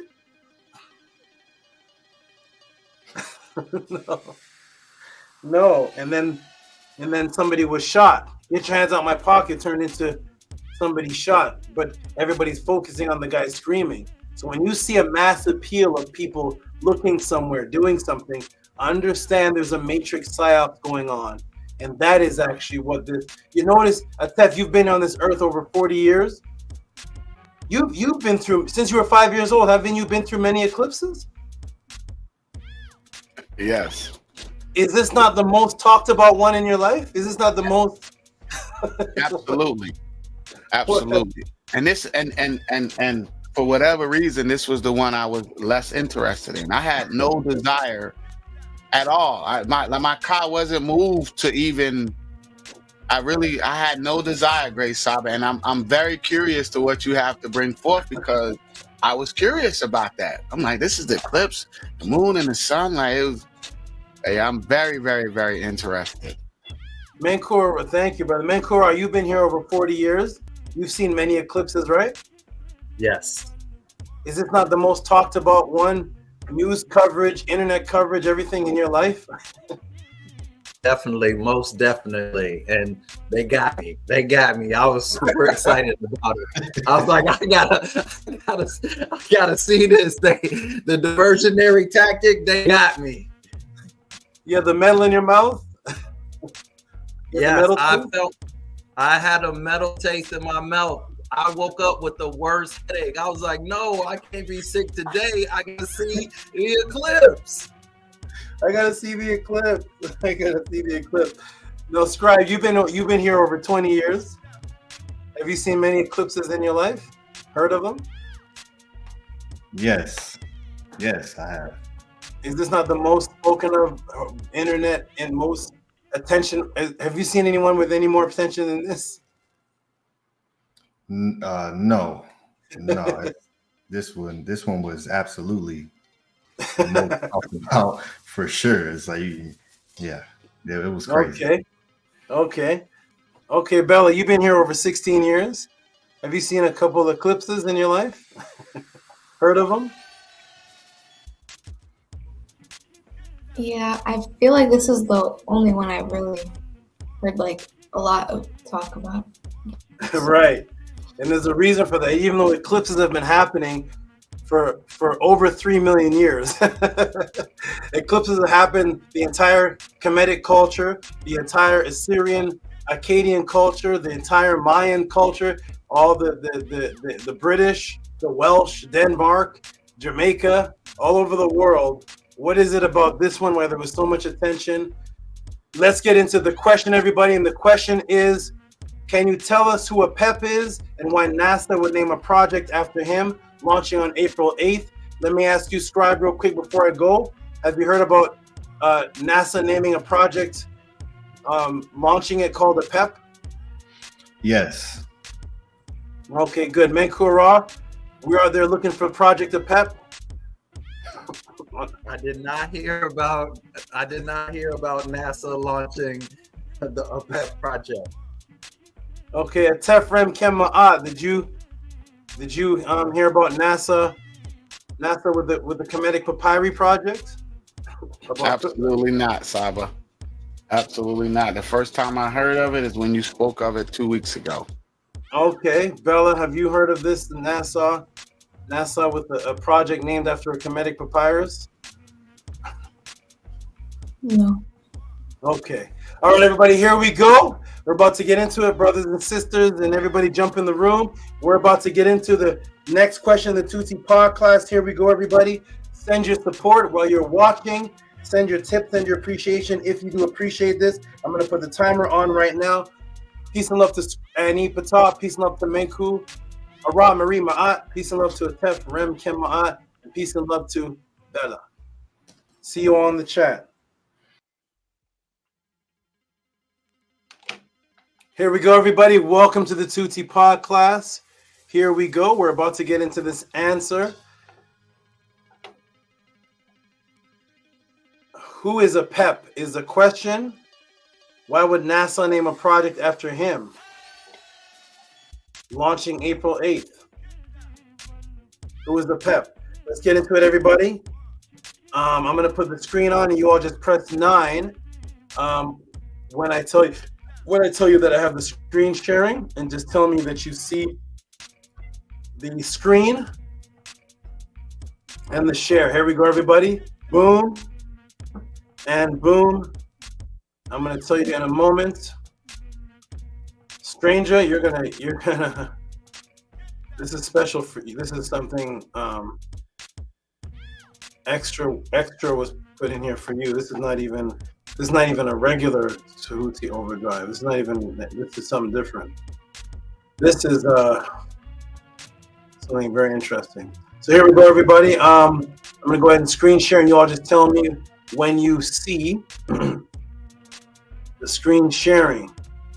Ready? Boom, boom, and do you all see the screen sharing right now? Press a 9, and as soon as I see a couple 9s, I will start. I want to make sure you can hear me and see the screen sharing clearly. There's no glitches. There's no interference. Everybody see it? Lisa, can you see it? Angela Gates, can you see it? Robert Williams, can you see the screen share and hear me clearly? Stranger, you're going to grab your seatbelt, stranger. Grab your seatbelt. This is something different. This is something else. Big Vapes, wonderful. Stranger, Big Vapes, Bella, Angela Gates, KHEPERU, pressing 9. Okay, good. Oxafek, Nook Panuk always presses 3 9s because he is not just one person. There we go. Oxafek. Okay, good. Bella, everybody, you all can see. Let's get into it, everybody. Welcome to Tutti podcast. I'm put the timer on right now, and let's get into this question. Boom. Robert Williams. Excellent. Stay strong, my good brother Robert Williams. Stay strong. Stay very, very focused and strong. Everybody stay strong. Queen Flora has Preston 9. That's the New York name. Queen Flora. Peace and love to Queen Flora. She pressed a 9 so she can hear. Here's one of my favorite names in the entire podcast. Amun, Min, Ra, Sut, Atum. And there's another one that's like this too. Shout out to Amun, Min, Ra, Sut, Atum. Shout out to you. Amun, Min, Ra, Sut, Atum. I see you in other chats and other platforms. I know you're very familiar with everyone speaking of this eclipse and different topics and such. And you just let us know what you think of what you've heard thus far and at the end of this class. Here we go. I know you are a prober of the knowledge everywhere. Here we go, everybody. We are going to start now. Here we are. Boom. Oh. Boom. Welcome to the Tehuti PODCLASS, the question and answer class of the House of ATTON. Due to the kidnapping of history and your spiritual identity, stolen in your spiritual identity, kidnapping, millions of people have questions about who they are, where they come from, if immortality exists, what is the original religion, original language and spirituality, who are the Neteru, health, purity, mental detoxification, out-of-body experiences, ancient sources, government, Psyops, telepathy, quantum entangled consciousness, unfortunately, in the agenda of atheism, now disguised in the form of quote-unquote black consciousness, the atheistic quote-unquote Kemetic teachers who will not have classes on the actual teachings of the ancient writings of the indigenous people themselves and their spiritual beliefs, but rather teach from memes or only do debate, debunk, expose, and do challenge videos to others' spiritual beliefs, such as the Hebrews are wrong, the Bible is stolen, the Egyptians were black, the pyramids in America are older than the ones in Egypt. We are the Abos. We are the American Indian, attacking everyone but never giving you any indigenous written spiritual discipline in its place of what they adhere to in a daily discipline that they and their family practice, never showing you their hand of what they actually believe in, because in truth, those quote-unquote conscious teachers actually don't believe in anything, but they just have the want to argue, thus to hide that they cannot answer these questions. They have made you feel uncomfortable to ask any of these questions, and you are laughed off of the stage or insulted for the above inquiries. Thus, the only platform class that exists on the planet where you can send in these questions with reciprocity and get an ebook personalized documentary type of answer, customized, and on top of that taught live for you, is here at the Tehuti PODCLASS under the House of ATTON. What are the questions for this section that Tehuti will answer? And the question is actually 2 questions sent in with the awesome $50 from Stranger SABA. Can you tell us who APEP is? That's one question. And why NASA would name a project after him, launching on April 8th. He asked me this before it happened, by the way. In the last PODCLASS, there was no class, so I'm answering this one. Here we go, everybody. This is a great question, especially, this is a great question, especially with what has been happening recently with millions of people focusing on the latest solar eclipse. That was a distraction. That was a distraction. Was there something else actually going on?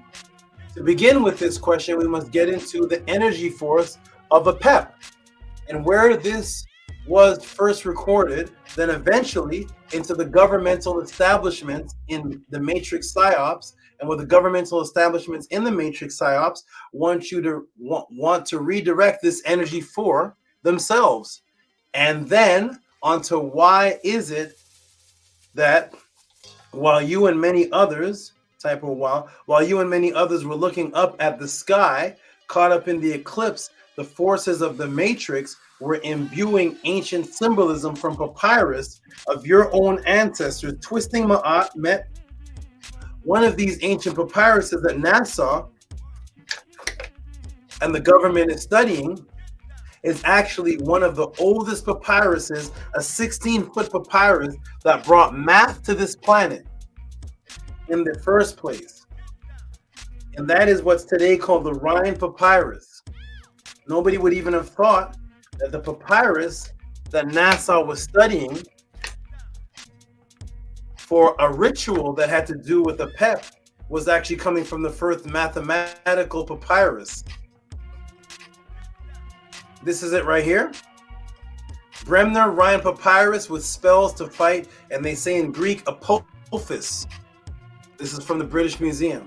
So there's spells to fight APEP in the Rhine Papyrus, that most people know the Rhine Papyrus as a mathematical papyrus.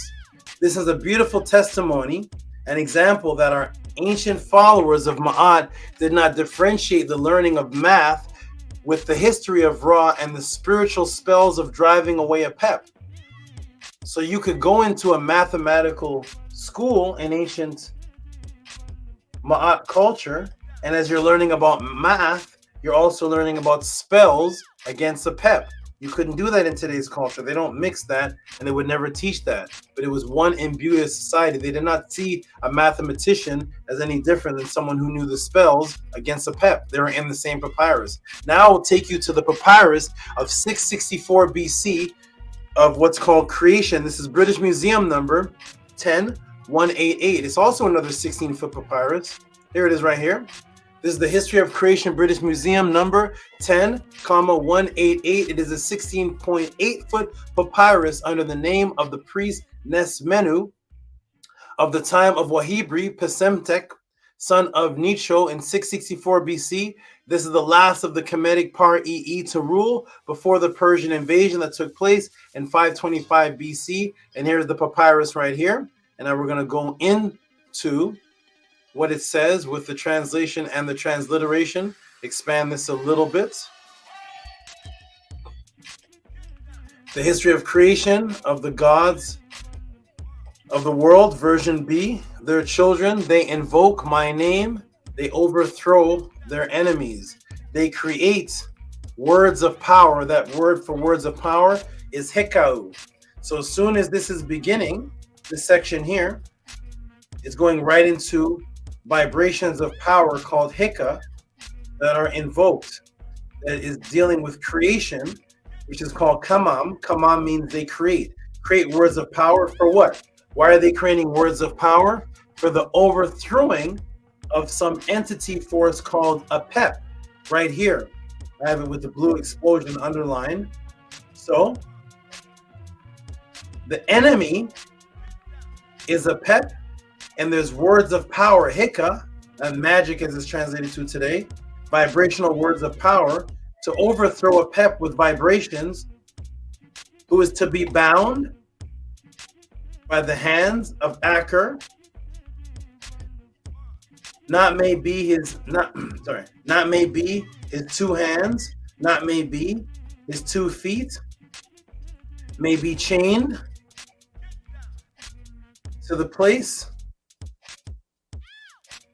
even as inflicted Ra, his blows decreed on him, he is overthrown, he's on his back. This is where they get the Garden of Eden story from. Wicked, slit is its face for what he has done, and he remains upon his back. So this is APEP who is being cast down by magical words, hekau of power, and he's being bound and trapped through these magical words, and he's the enemy of Ra. So that's who APEP is in the papyri of Nesmenu, the scribe, in the time of Wahibri Pesemtek. Again, we see the overthrowing. Let me shrink this. Again, we see the overthrowing of an entity force named APEP that can be overthrown using hika, magic, as they translate it to. This entity would be depicted as a serpent trying to overpower the smooth flow of Ra and yourself in the afterlife by overpowering the sun, which was you, as the Ku, the light within, the immortal conscious being of light, which is you, the out of body, shown depicted on both, which represents the smooth travel throughout the immortal realms.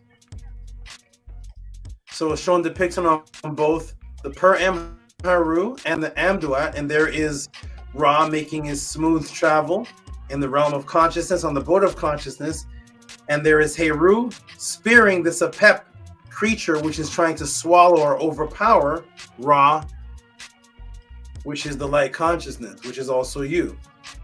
So there's APEP in the history of creation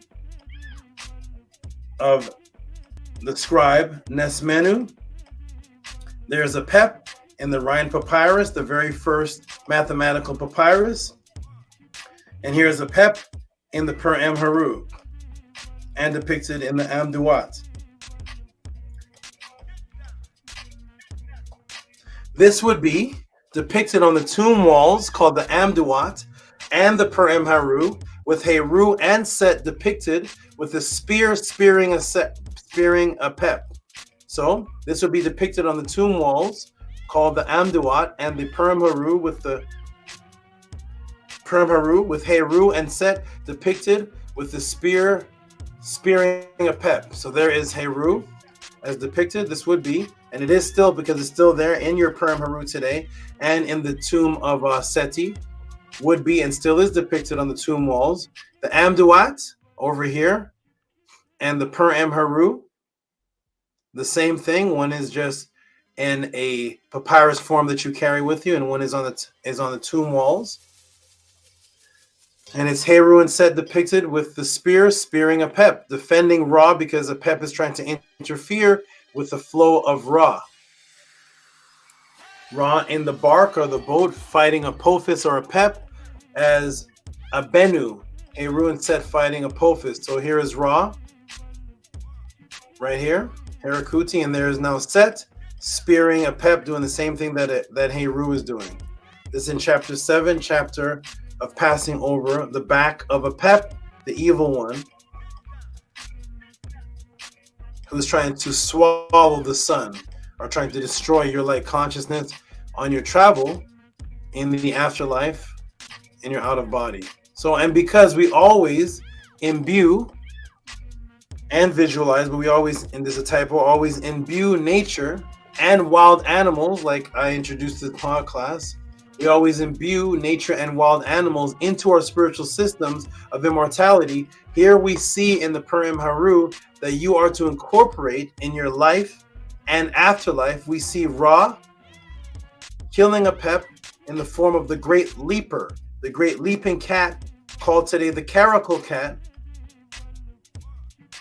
And we see Ra killing APEP as a great leaper, like cat that represents ascension.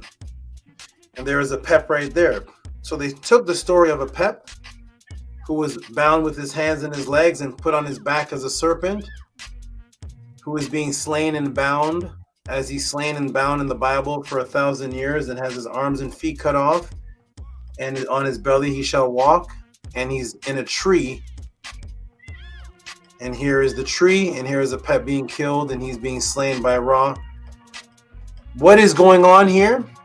Why are we depicting this conscious fight using animal forms in nature?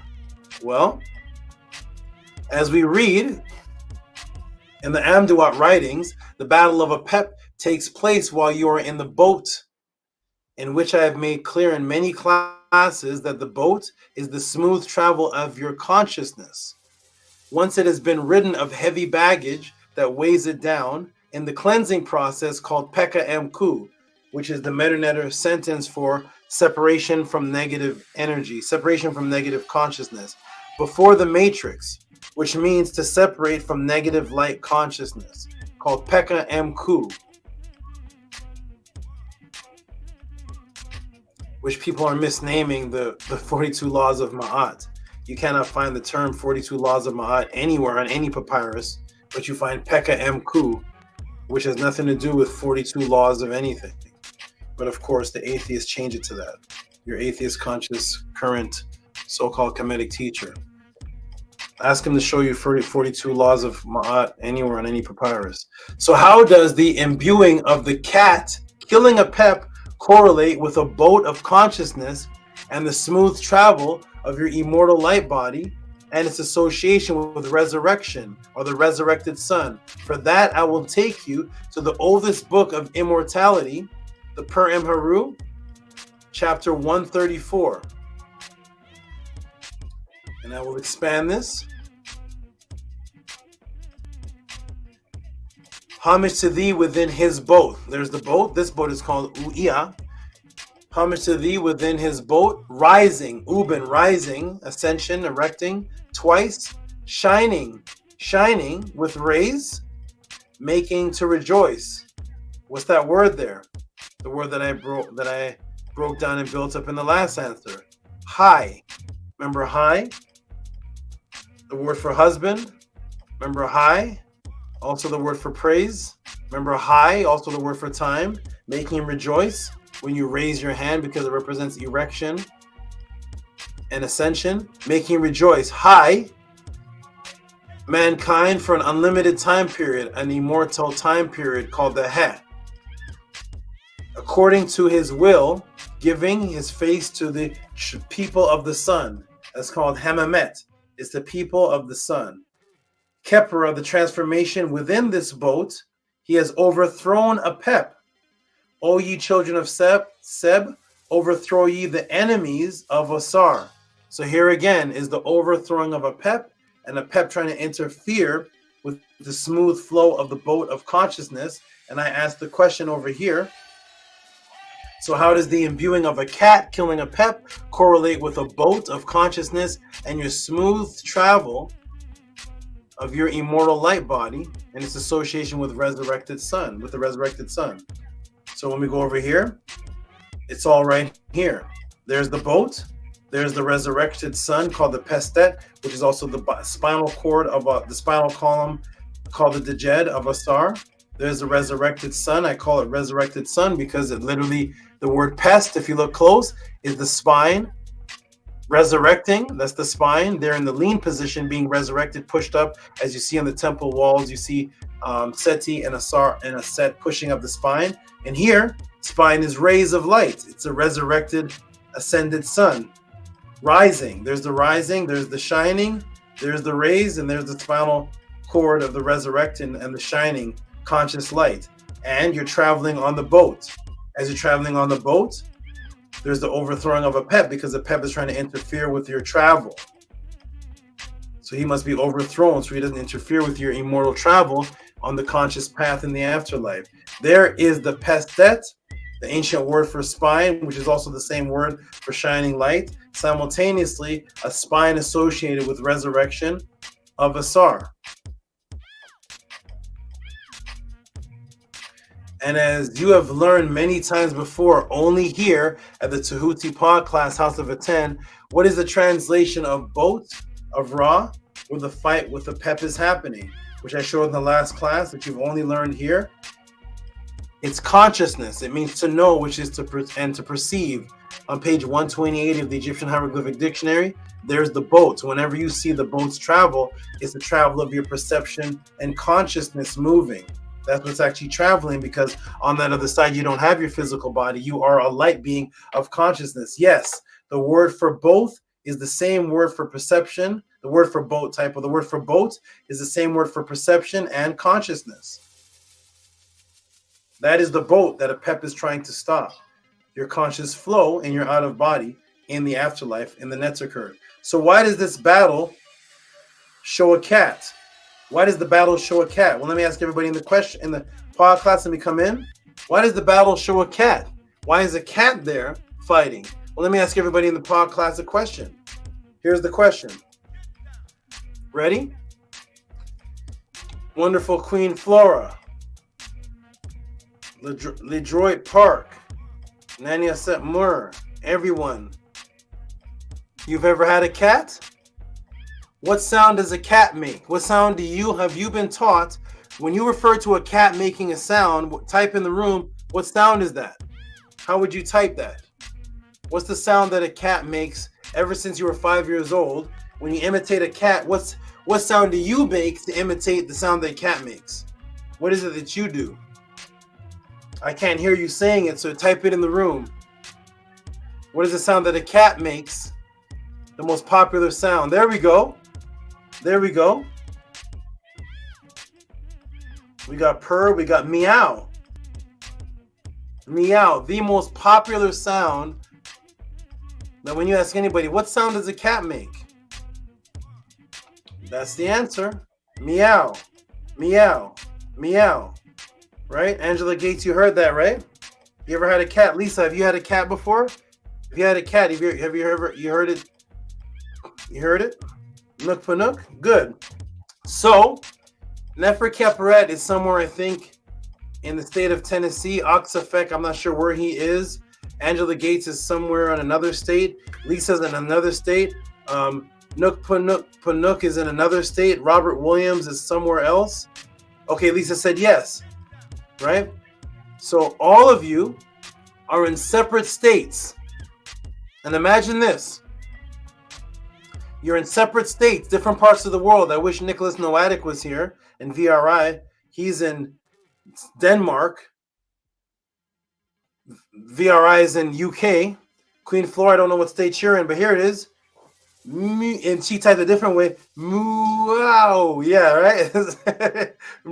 It's hard to even type what it is, but we know it's something with a something like that, right? So you're all in different states, all in different parts of the world. And there's thousands of cats, hundreds of breeds, right? If I were to ask you, what sound does a bird make?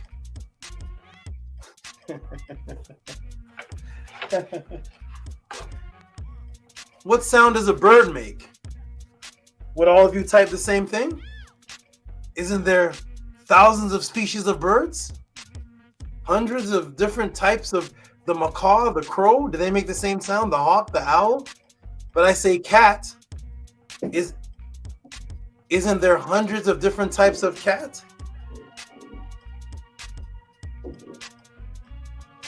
But when I ask the question, people from different parts of the world in different states, it doesn't seem to matter what type of cat you've come across. Everybody typing in meow. Why is that?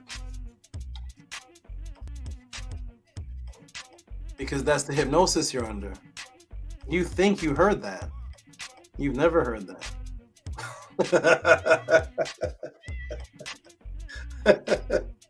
You've never heard that in your entire life. You've never heard that. See, a Tef put chirp, chirp. That's one type of bird. And who. See, so the birds make different sounds. So why is it when it comes to a cat, everybody typed in meow? It doesn't even matter what type of cat.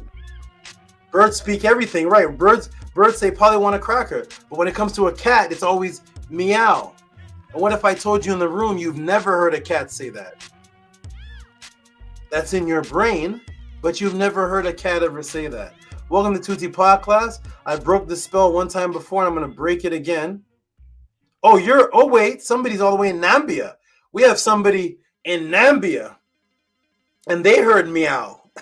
So the cats in Nambia say meow. The cats in Brooklyn say meow. The cats in UK say meow. The cats in Denmark say meow. It doesn't matter if you're in the Nambian cat's a whole different species than the cat downtown LA. The cat downtown LA is not the same cat in Denmark, but everybody says the cat says meow.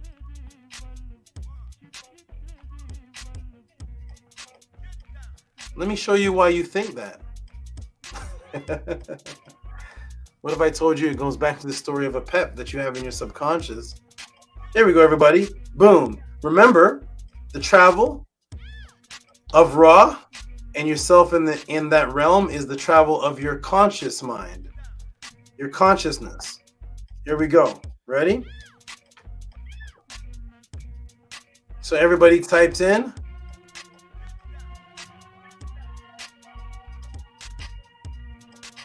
Everybody typed in meow, right? This is what you typed in, everybody? Cats say meow. You've never heard a cat say that in your life. You never heard that. That's a subconscious thing that you think you're hearing. You never heard a cat say meow. You know why? Yes, but the problem with that hypnosis is that cats do not have lips. They do not have lips that they can close to make the letter M sound. Show me a video of a cat closing its lips in order to make the letter M sound. A creature would have to have two lips that it can close to say M. But you've never seen a cat close its lips to make the letter M sound. You've never heard that in your life. You've never heard in your life a cat ever make that sound. Yes, every person says that cats say meow. That is because of the ancient concept of the fight. That is because of the ancient concept of the fight between Ra and APEP. The conscious and subconscious war that you're fighting within yourself now. Now, this is the next question. It's not for my Lowell students because all of you know the answer to this. It's for some new people, maybe Nambi and some new people who have already been to taught because you've already know the answer. Guess what the word for conscious memory was? This is not for Nook Panuk and Oxafek and people been listening to me for 2 years. This is just for brand new people. This is not for Annie and Menkur Ra, and this is for the any new person. Come, 65 people watching. Come type in the room. Guess what the word for memory, consciousness, and thought was in Medu Neter? Any new person? Queen Flora, anybody to take a guess?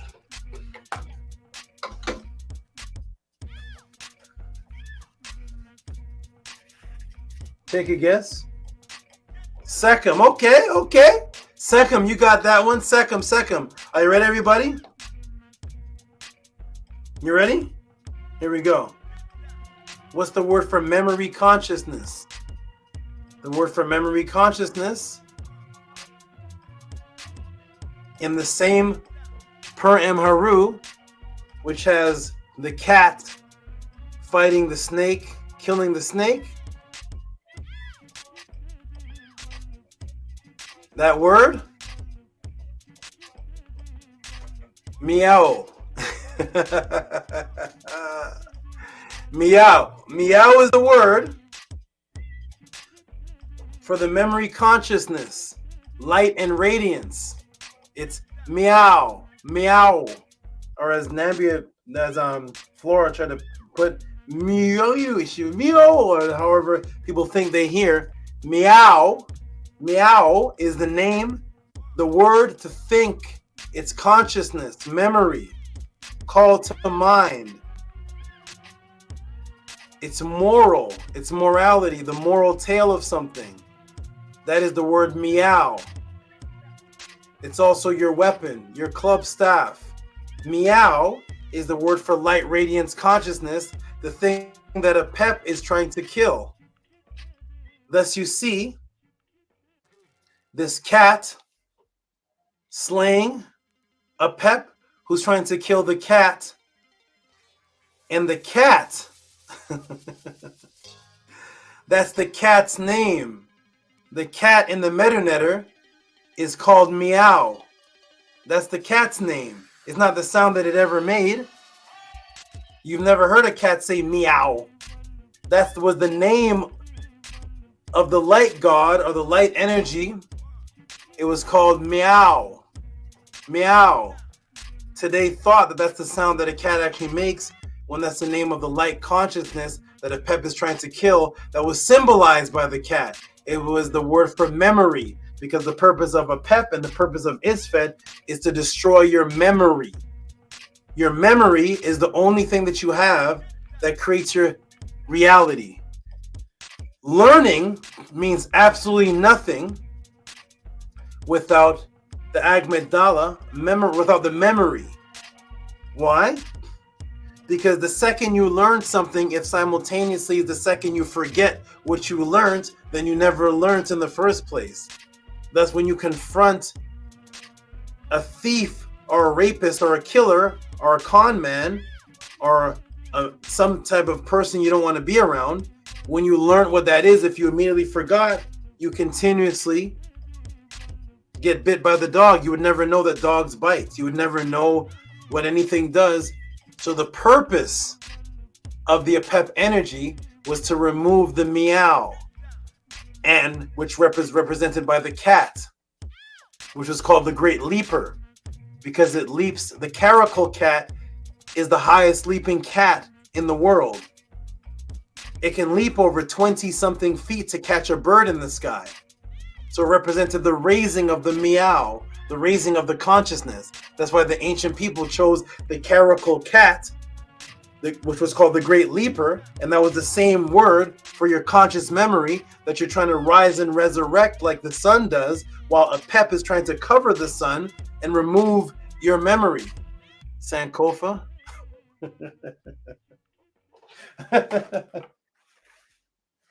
That's what the war is about. It's about your memory. So the meow was not the sound that the cat makes.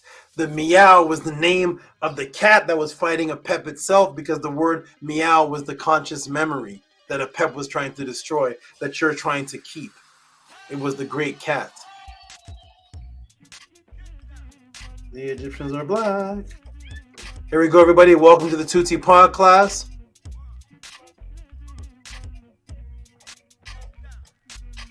And here we go. That's the name of the great cat, was called meow, which is the same word for radiant consciousness. Boom, boom, meow. The cat, Ra's consciousness that fights APEP within you. That's what the battle is. The battle is to remove your conscious memory. This fight in the conscious and subconscious level affects both brains.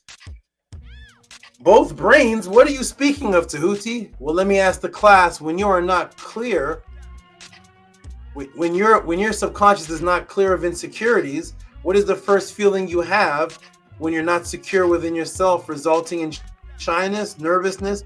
Where in the body do you have that feeling? Let me ask Queen Flora, let me ask Robert, let me ask everybody in the room.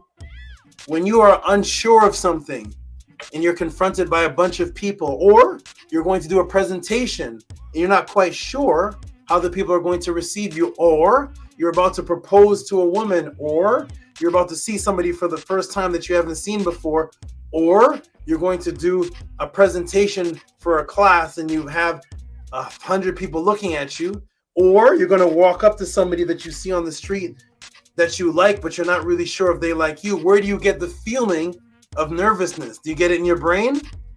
Where is that feeling of nervousness? Where is it? Boom. In the stomach. Chest tightness. You get a feeling in your stomach. What is it called, everybody? What is that feeling called of nervousness you get? Stomach. There it is. In the stomach area. In the stomach area. Right. What do they say? What is it called? What is it called? I have... right? Or when you're nervous about something, or when you're not nervous about something, but you have a feeling about something that you think you know it's true. You can't prove it yet, but you have a feeling. What is that? So when you're nervous, that's in the stomach. And when you're around some people and you're like, I don't like that person, I have a feeling. What feeling is that? There it is. Gut feeling. How come it's not a brain feeling? How come when you're nervous, there's no brain feeling? How come when you think something about somebody, it's in your stomach? You say, I have a gut feeling. I have butterflies in my stomach. You never say, oh man, I'm really nervous. I have butterflies in my brain. That's right, Queen Flora, a gut feeling. I have butterflies in my stomach. It's the gut. That's the secondary brain. That's the second brain. Tehuti, you made it up. You made it up. Just tell me the Egyptians are black. That's all I need to know. Forget about all the Egyptians are black. Nope. It's much deeper than that. Gut feeling. That's right. Queen Flora put gut feeling. Robert Williams, gut. Harassed free culture, gut instinct. That's right. Gut feeling. Gut feeling. You felt it, Nefri KHEPERU. You've been nervous and shy before. You know what that feeling is like. Ooh, it's like something is in there going. It's like it's.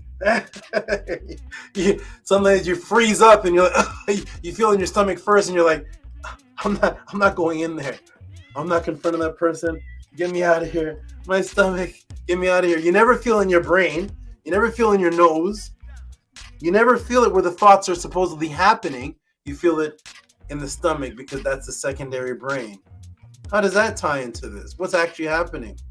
So the secondary brain works, the gut works positive and negative, because you can have a gut feeling about something good.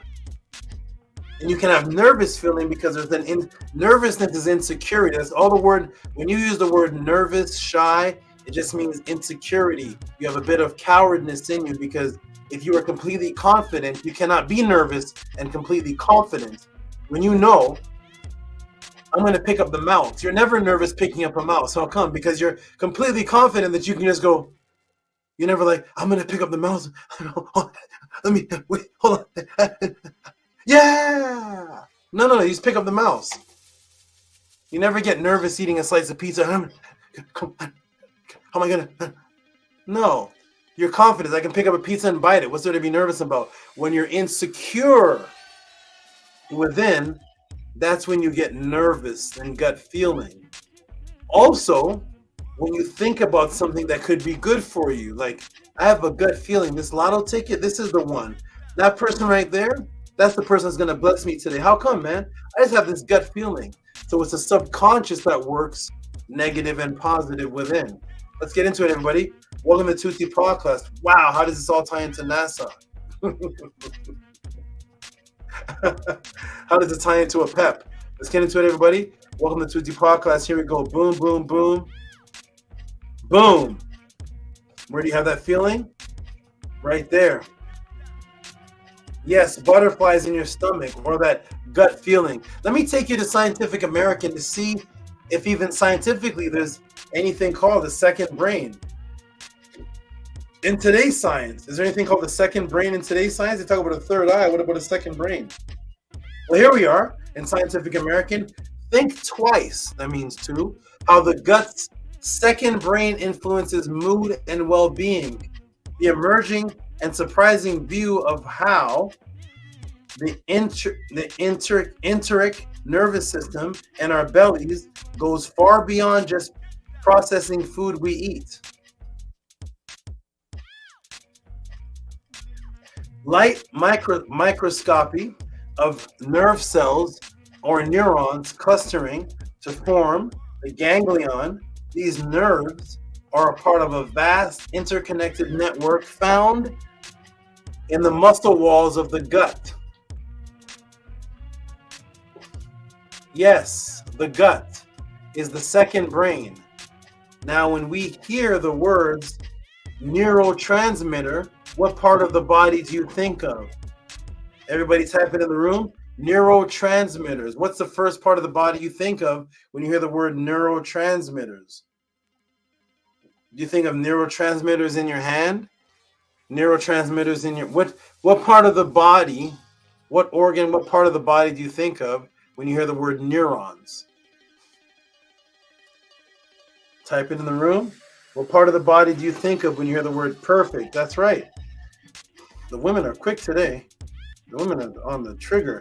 Angela Gates said brain. Nefer Keperu said brain. Erasdip said brain. Lisa said brain. The women are on the trigger. What they call the Twitter finger. Isn't Twitter, but I'm not sure. They're on the quick draw answers, working like that. Shout out to the sisters for being the quick answers. Angela Gates, you got it right. Nefer Keperu, you got it right. Erasdip, you got it right. Lisa, you got it right. The brain is where the neurons are. That's the thought. Those are the thoughts that transmit from neuron to neuron until they weld together, are wired together. The hot spots. Here we go, everybody. You ready? You know, same thing they call your internet service when you want to anyways. Here we go, everybody. All right, so here we go. Boom. Here we go. So we're going to read the article. As Olympians go for the gold in Vancouver, even the steeliest are likely to experience that familiar feeling of butterflies in the stomach. Underlying this sensation is an often overlooked network of neurons lining our guts that is so extensive some scientists have named it our second brain.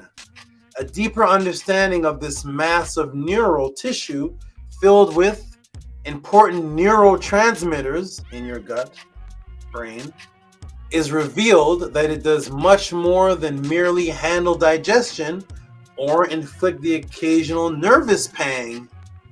The little brain in our innards, in connection with the big one in our skull, partly determines our mental state and plays key roles in certain diseases throughout the body, technically known as the enteric nervous system, the second brain consists of sheaths of neurons embedded in the walls of the long tube of our gut, our alimentary canal, which measures about 9 meters end to end, from the esophagus to the anus.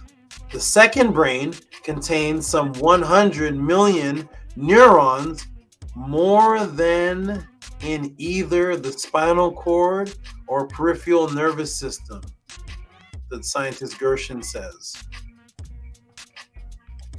Second brain, the gut. Here we go. What did the ancient ancestors along the Nile say? Here we go. Are you ready? Oh. Boom, boom, boom, boom, boom over here. Here we are. By the way, what do bowels and intestines look like? What do bowels and intestines look like? Do they look like a serpent?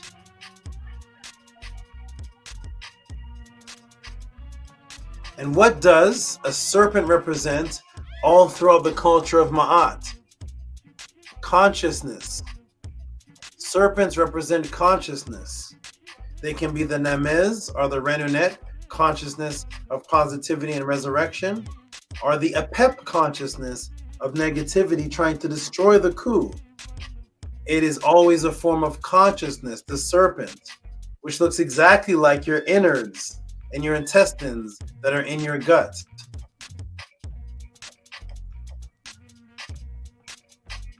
A serpent,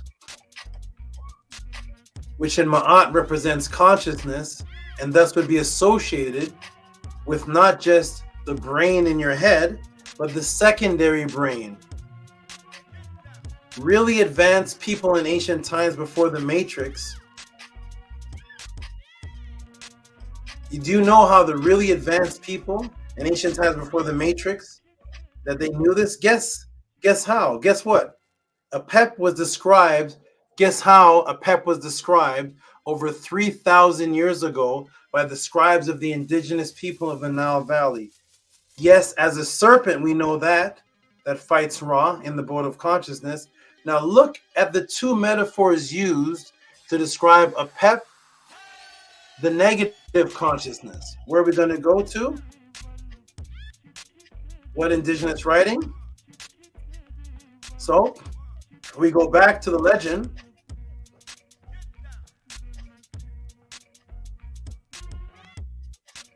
Sorry, not back to. We go to the legend of the death of Heru through the sting of the scorpion, of his resurrection through Tehuti and other magical texts, incantations against reptiles and noxious creatures in general.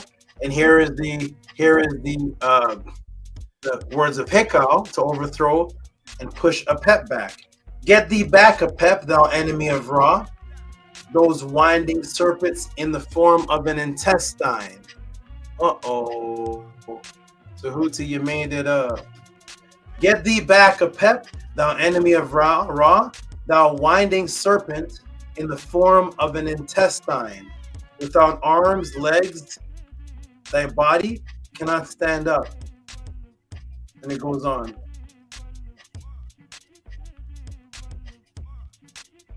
The same one we read before.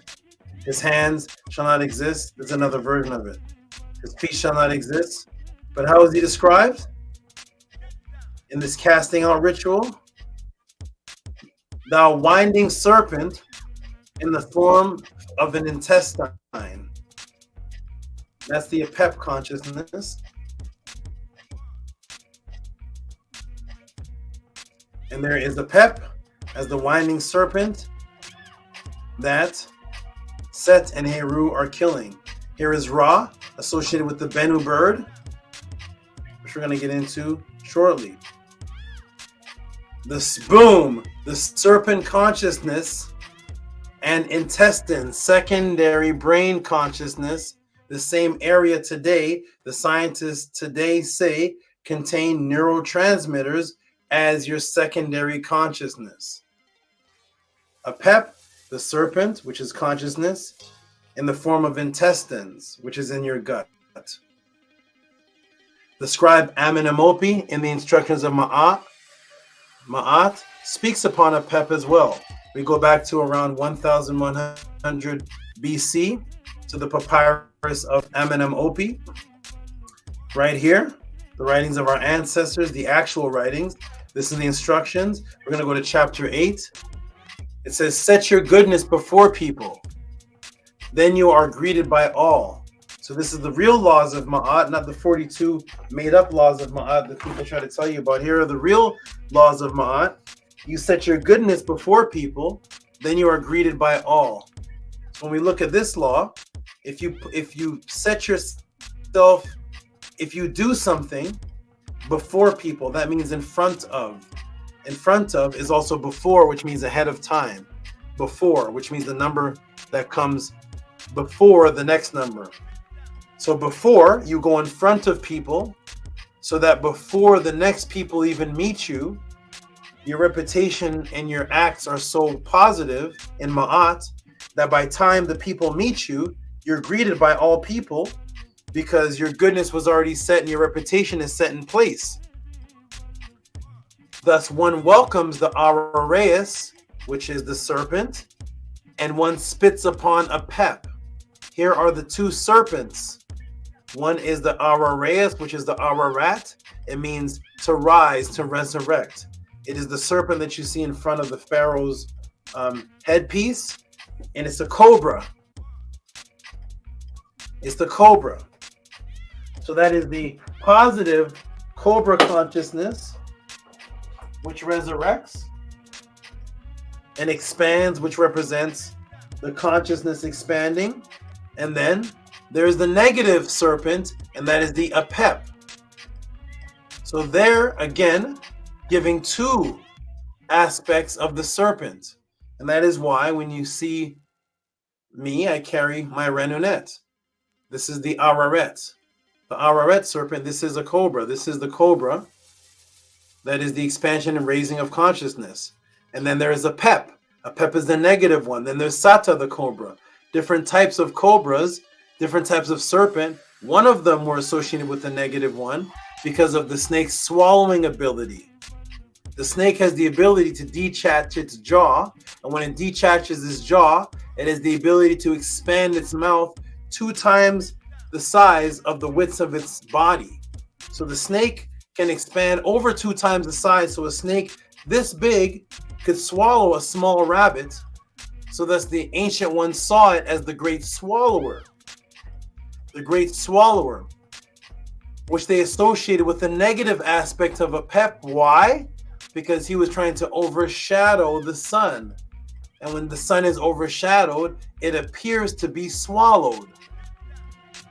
That's the aspect of the serpent that was associated with APEP. That when your light is blocked out, it is eaten. It is overshadowed, swallowed. That is what a serpent does. Whereas this serpent, the one that expands its namuz or expands its head, represents its ability to rise up and expand, which is what your consciousness does. On the positive side, when you behave in a form of ma'at and set that goodness before people, then the next people that just have to hear about you, they hear about your Arareus or your Ararat, they hear about how your consciousness is resurrected or raised up, and thus you're being greeted by them because your reputation precedes you. Your reputation, you know what representation is? It's representation. That's the word raw and presentation. Your representation. Reputation and repetition means to repeat. Reputation, repetitive. It means to do something again.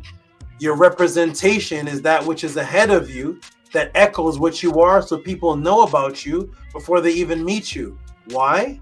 Because you're this serpent. APEP represents the one that wants to swallow your energy. Consume your consciousness. That is the negative aspect of the APEP serpent. That is why you have that gut feeling. And what's the first thing you say? When you're super, super nervous or when you're really, really angry, what do you say? Man, I feel overwhelmed. That's what you say. Oh my gosh, this is this is overwhelming. This is what's overwhelming. It's something that's overshadowing you, that's over you, that's controlling you now. It's overwhelmed. This is consuming me. I feel like I'm being eaten alive. You're saying these things because that is what we taught in ancient times. That's what we taught, that APEP and Set, the symbol of fire, consume things. Fireman even describes fires as it consumed the whole building, like as if fires eat. That was the ancient concept of the two serpents, positive and negative. The gut, the intestines are both. The gut feeling can be good, and the gut feeling can be a nervousness because you are insecure. And that's when it overwhelms you, your light is consumed, and now you're overpowered by APEP. Welcome to Tutti PODCLASS.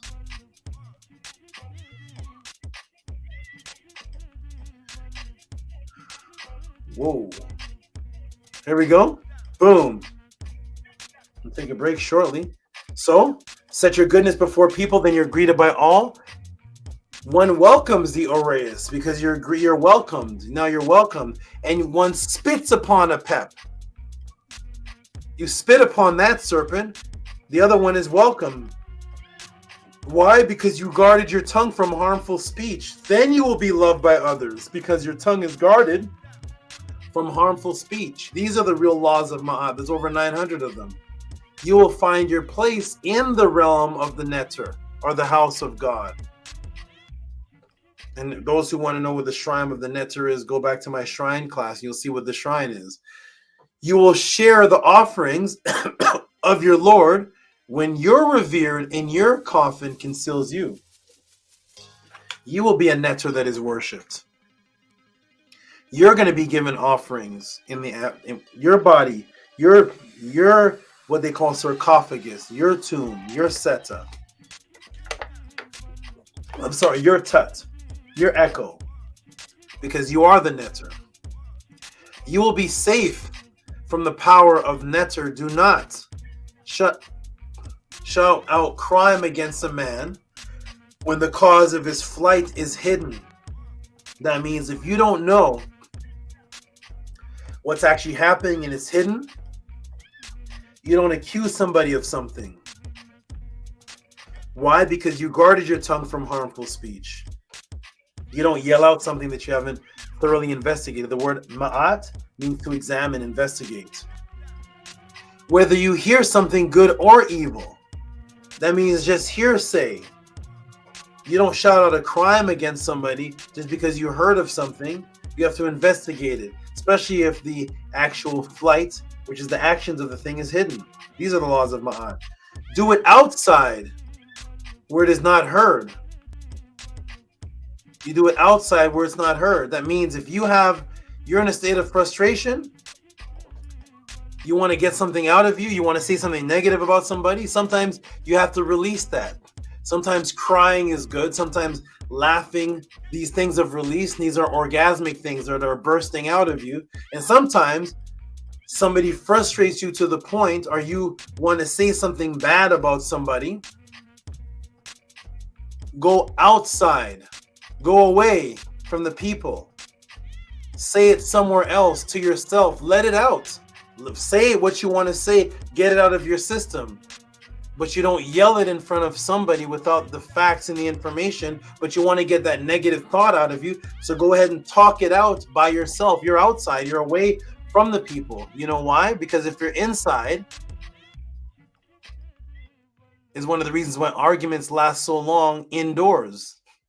Because you're giving off the frequency that's just bouncing back off the wall back to you. And the wall's insulated. The wall that you're arguing in when you're arguing with your spouse, your son, your father, your friend, you're arguing within an insulated wall, you're arguing within a house, and you're just screaming at each other back and forth, and you're wondering, how come the energy never calms down? Because you're trapped within, you're sitting inside of this project, insulated, with square roofs, and it's coming right back at you. No. Sometimes You say, stay right there. I need to go outside. Go outside and scream. Go outside and get it out of me. And then come back. You may have to get something outside, especially when you're angry about something you've never seen before. Get that out of you, because it says that is gossip. You have not seen it yet. But yet you feel this little energy inside. Go get it out of you. Prove it. Verify it. Ma'at. These are the laws of Ma'at that are against APEP, that APEP energy is trying to stop. These are the laws of Ma'at. That's why nobody discusses these. Everybody has the 42 laws of Ma'at, the 42 laws, the 42, and there's no such thing as that. These are the ones they don't want you to read, because if you read and incorporate this in your life, you can actually excel in consciousness when you understand there's two serpents. What did the indigenous people actually write themselves that they live by? What was the spiritual system? The Egyptians are black, Egyptians are black, the Egyptians are black, the Egyptians are black, the Egyptians are black, and guess what? You'll never guess what? The Egyptians are black. Oh man, the Egyptians are black, and I am black too. The Egyptians are black, and you're singing that so you're 90 years old. I am black, the Egyptians are black, I am black, the Egyptians are black, the Egyptians are black, I am black, I am black. You're lazy. Why? Because you couldn't stop from being born black. So you're lazy. Why? Because if someone was born before you and they happen to look similar to you and they did these great accomplishments, and all you do is cling on to the accomplishments because you look like the person, you're actually lazy. A man with slanted eyes and straight hair with a trim body can say, look, I look like Bruce Lee. I look like Bruce Lee. Bruce Lee's Chinese, and I'm Bruce Lee, and I look like him. Where's your martial arts? I don't do any. I don't do nothing. I was born looking like, I'm a Bruce Lee lookalike. I look like Bruce Lee, and I look like Bruce Lee. Where's your discipline? Do you meditate like Bruce Lee? Do you do the 1-inch punch? No. I just look like him, and I look like him, and I look like him, and you don't, and I do, and you don't, and I do. I do. What's your lifestyle? I eat Doritos and donuts, and I look like Bruce Lee. When Bruce Lee's sitting in one stance positions for hours doing all type of meditation, all type of moves and wind punches and everything to become Bruce Lee. Because there's somebody else who's a lookalike of Bruce Lee who's a pimp and a rapist. And what is he going to say? I look like Bruce Lee, and I look like Bruce Lee, and I look like Bruce Lee. The Egyptians are black, and I'm black too, and the Egyptians are black.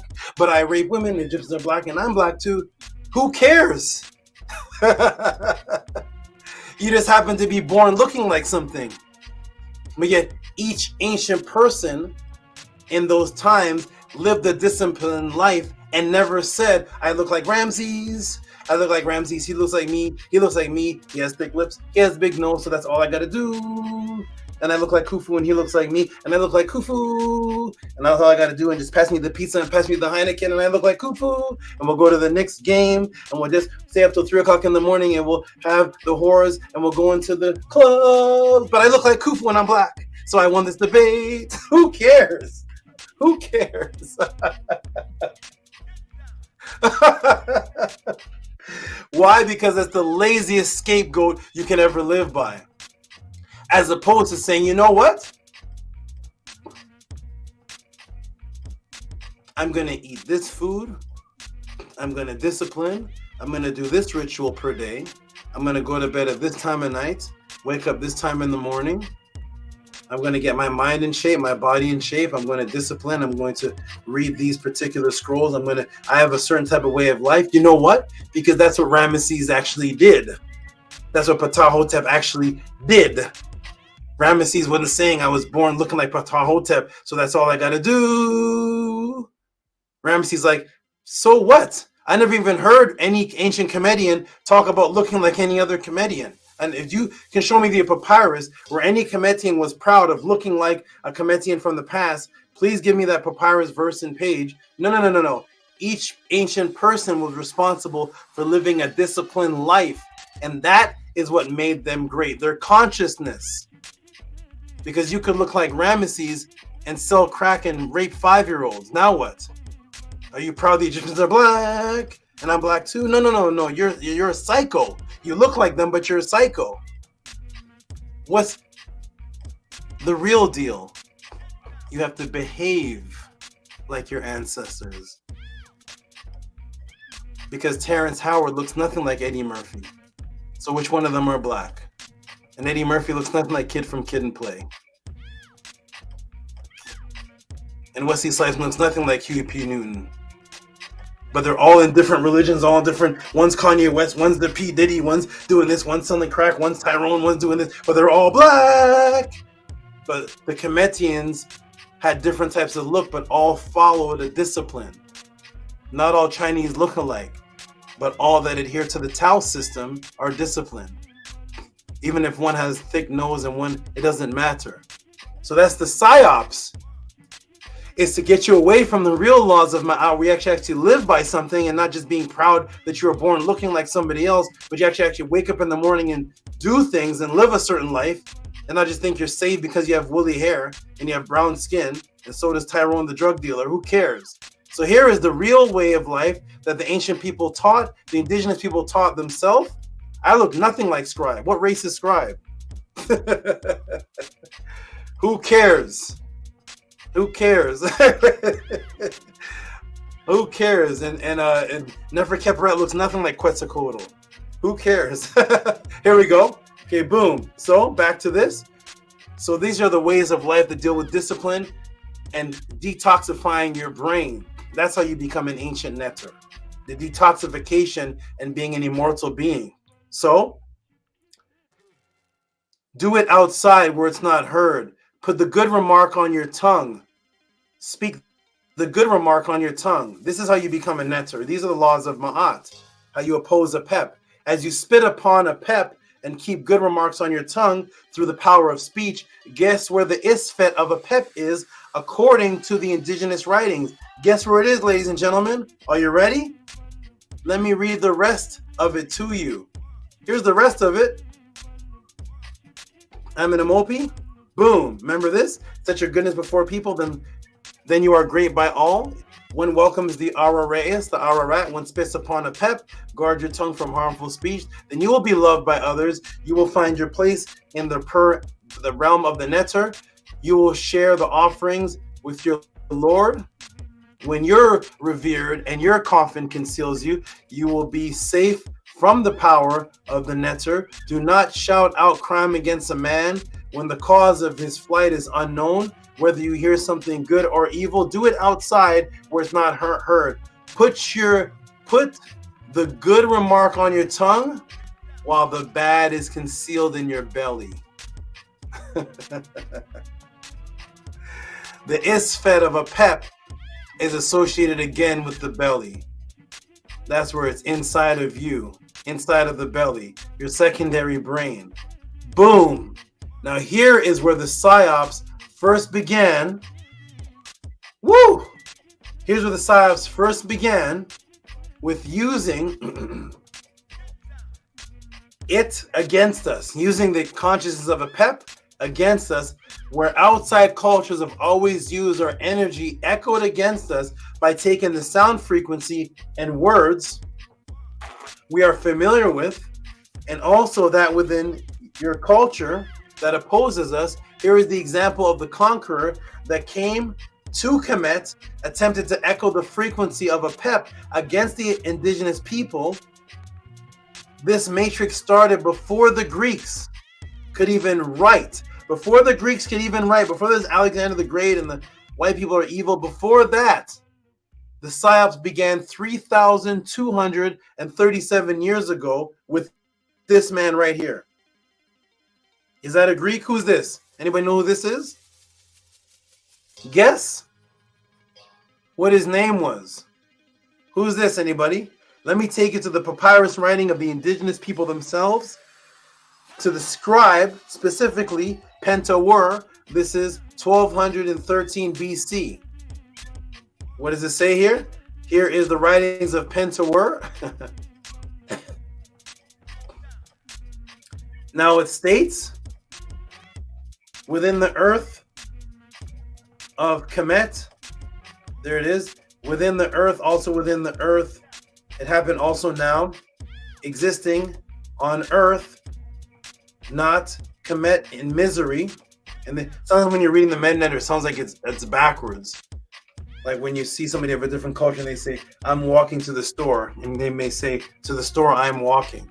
That's how the ancient people spoke. So there was misery in Kemet, not like ever before, and there was no master or king at the time.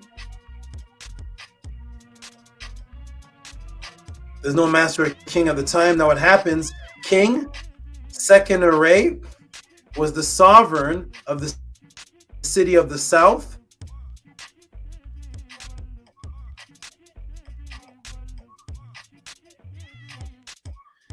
And that misery was in the city of the Asiatics, or Nanamu. While the chief Apophis, APEP, you are greedy, while the prince APEP was in avarice. And then it keeps on going on. It says, and APEP has Set for his master. Then the king Apophis took Set for his master. So who is this? This is APEP.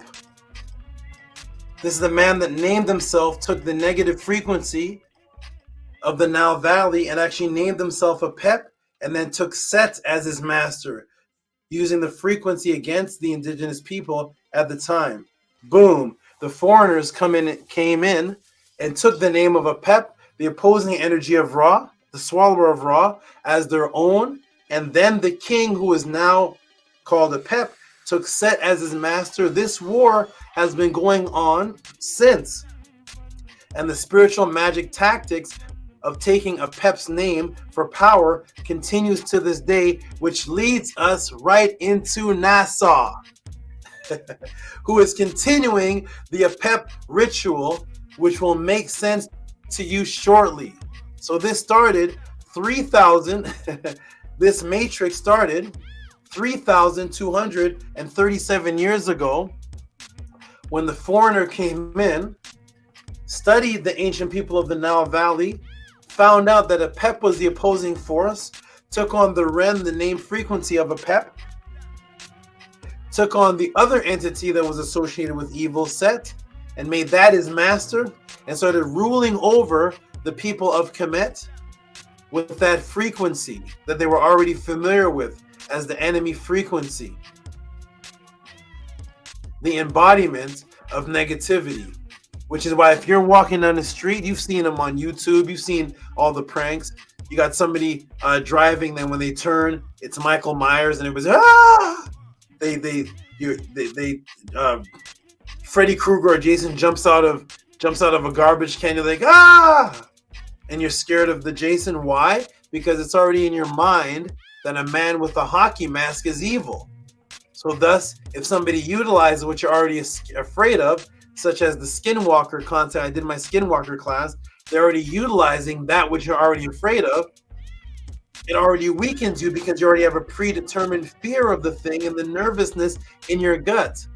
Whereas a regular person, let's say in China, or a person somewhere in Zimbabwe, was just studying American sports. That's all he did all day, study American sports. If somebody jumped out of a garbage can mask with the Jason mask on, the person from Zimbabwe would say, "You play hockey? You play hockey? You play?" He wouldn't be afraid. He'd be like, "Yeah, where's your hockey stick? Hockey? You want to play hockey with me?" That's what he would say to Jason. "Hockey stick? You want to play hockey?" He has no predetermined concept of a Friday the 13th or a Jason. So when that person jumps out, okay, I don't want to play hockey with you. But to our mind, because it's preconceived evil, when that person jumps out, it's Jason Voorhees. Oh my goodness. Oh, the lake. Wait a minute. Friday the 13th. You're already in a state of panic because a man has a mask on, a sports mask on. Like, why are you afraid of a man with a football mask? You should be saying, do you want to play football?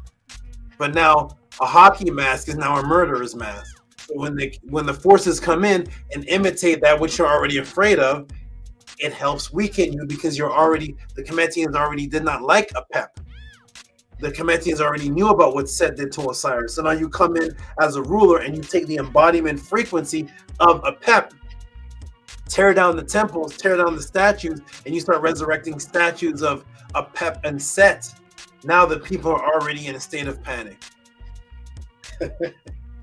Psychologically, just as you would see if you saw a little doll jump out, you'd be, Chucky is here. And somebody in Zimbabwe would say, why is the doll dirty? Doll is dirty. He says, the dirty doll, why is he so dirty? You'd be saying, Chucky, oh, this is Chucky! So here we go, everybody. This is where the frequency shifts, and this is where NASA comes in. Woo-wee! I'll take a break in a moment. Let me drink some agua. What am I at? I'm at 1 hour. Where's Stranger? Harass is like, wow. This is just the first part of the question. Who is a PEP?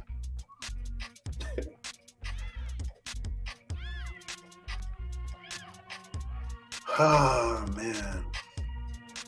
Can you Google this answer? Wikipedia this. Here we go, everybody. Boom. The Egyptians are black. All right. Here we go. Boom. The foreigners come in and took the name of Pep, the opposing energy of Ra, as their own. And then the king, who is now a Pep, took Set as his master. This war has been going on ever since. And this tactic of spiritual switching, diametric switching, magical tactic of taking a Pep's name for power continues to this day, which leads us right into NASA, who is continuing the APEP ritual, which will make sense to you shortly. Ooh-wee. And remember, Ra, which is also you, as the reborn resurrected sunlight consciousness, is depicted as the Bennu bird on the boat of light consciousness. This is Ra, depicted as the Bennu bird, again, with the Bennu bird, because of the smooth way that this bird sails across the Nile. And there's Ra on the boat, and there's the Bennu bird. The Bennu bird, which today you know as some type of X-Men called Phoenix. It was actually the Bennu bird, which is where they stole to make the Phoenix concept. Because the Phoenix dies and resurrects out of its own ashes. That's exactly what the sun appears to do. It appears to die at nighttime and resurrect in the daytime. And that is what you are to do in the afterlife and in the out of body. You appear to die in the physical realm, and then you resurrect as the cool conscious light that APEP is trying to consume. The succubuses on the other side are trying to kill and consume your light consciousness, but you resurrect as the Bennu bird, or as today they call the Phoenix. Stolen concept. And APEP is in opposition, trying to destroy the journey to immortality through distraction, or to take the boat off course, which is distracting your fixed attention or taking you off of the course in the afterlife, which will leave you just being trapped in that realm with no direction, floating as an unconscious specter, rendering you food for the succubuses as they swallow you and eat you in that realm, or in other words, your light sun being consumed. And that's why when we go to the Param Haru, this is the Param Haru. When we go to the Param Haru, here I come forth from heaven. I sit down to the side of the Ku, the conscious beings. Alas, I am weak and feeble. Twice I walk along. I am weak and motionless in the presence of the gnashing teeth and the mouths that are there in the underworld. So there's a time when the beings are walking, and then they feel, when you feel weak and motionless, that is exactly what the energy depends on, because of fear. Fear is the emotion of something that's never happened yet. That's exactly what fear is. It's an anticipation of something that's not happened. You never fear anything that's happened already. You can only fear that which has not happened already. And then you freeze up. You get the gut feeling, the nervous butterflies, and then you freeze up because you're nervous. And now the Psyops taking place where they work on something you already know through fear. Now you're in that realm and you can't seem to control your movements anymore. You don't have the power to control, like in the last class, I control my arms, I control my legs. In the afterlife, now you're starting to get motionless and you're in the presence of gnashing teeth.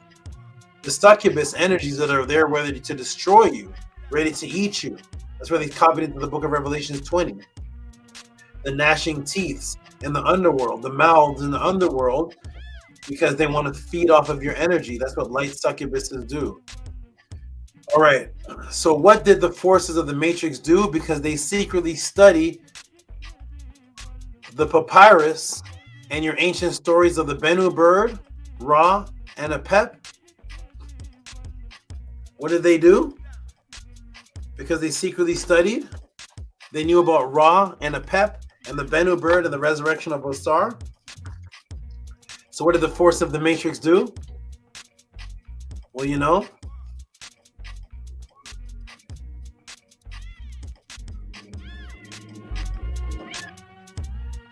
To get into that, we're gonna have to get into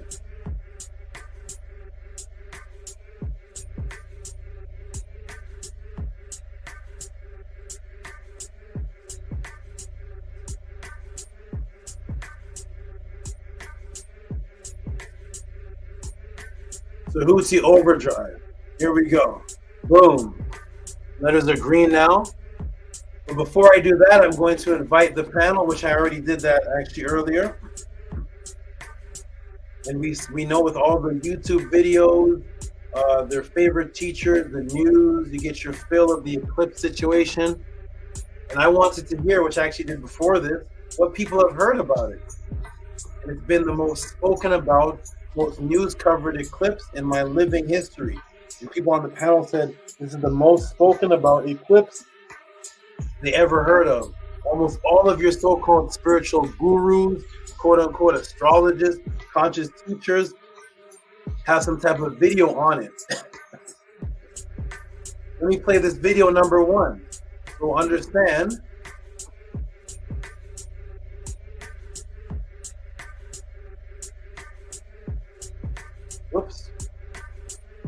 understand that we had the Bennu bird. We had Ra, we had Asar, we had the Bennu bird. Let me see if I can find, there it is. We had Ra, Asar, and the Bennu bird as the story of consciousness traveling, and the APEP wants to swallow or destroy this conscious travel. Osiris, Asar, Ra, and the Bennu bird. So what did the forces of the matrix do? As they read your papyrus and you don't, because you're told that it's spookism and you're told that it's not important and you're in Christianity, the matrix is reading the papyrus and reliving it, spending millions. Are you ready, everybody? Let me show you what's going on here. I've showed this once before, but there's a lot of new people and there's a lot of people that I didn't give this breakdown build up to understand the power of APEP before I showed this. So now that you have this in context, let me go ahead and show this right here. Ready? It's loading up. One moment. Let me see if it... Here it is. Ready? Let me go ahead and screen share for you.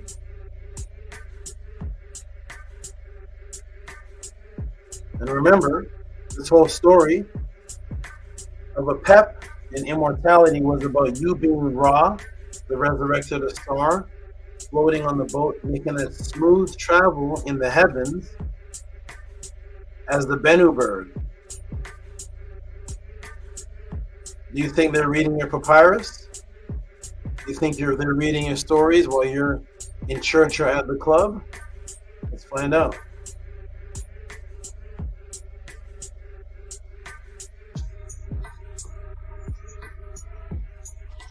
Ready?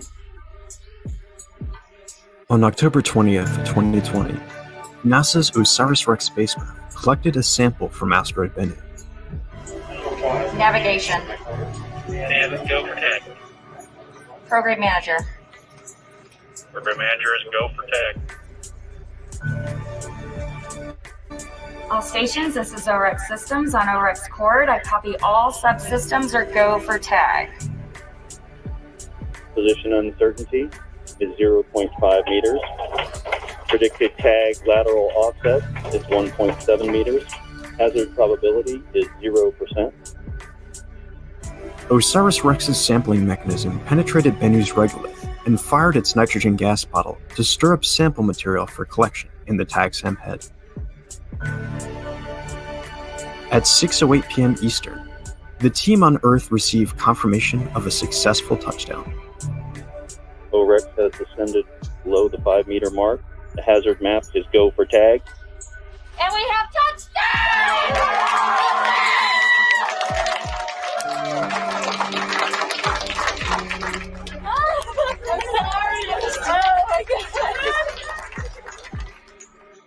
After spending approximately 6 seconds at the surface, OSIRIS-REx fired its thrusters and backed away from sample site Nightingale.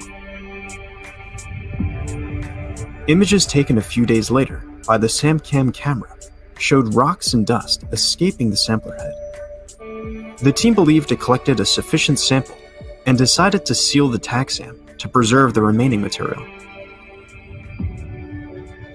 The spacecraft made one more flyover of Bennu and saw just how big a mark it left on the asteroid's surface.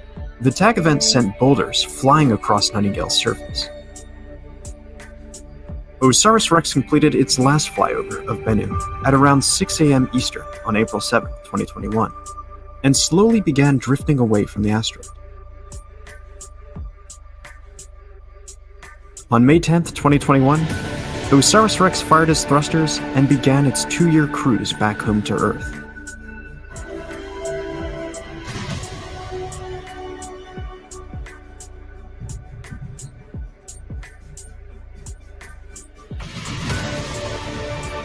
As OSIRIS-REx approaches Earth, it will jettison the sample return capsule that contains pieces from asteroid Bennu. The SRC will then travel through Earth's atmosphere and land under parachutes at the Utah Test and Training Range on September 24, 2023.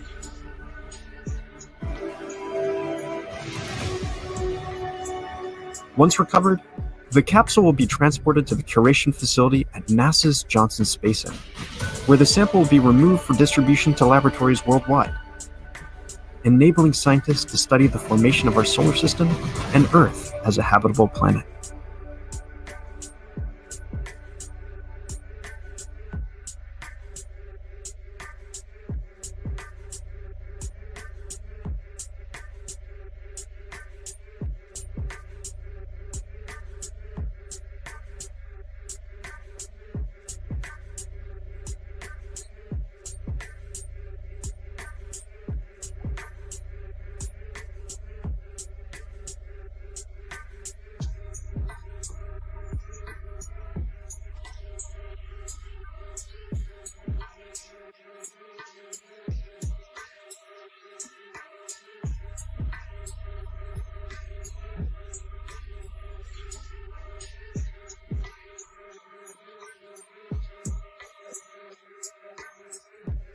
Okay.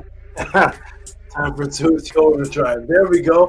Boom. There's the Bennu bird of Ma'at. There's Osiris and Re, named so by scientists who will tell you that they are atheists but know more about the papyri and apply them than you.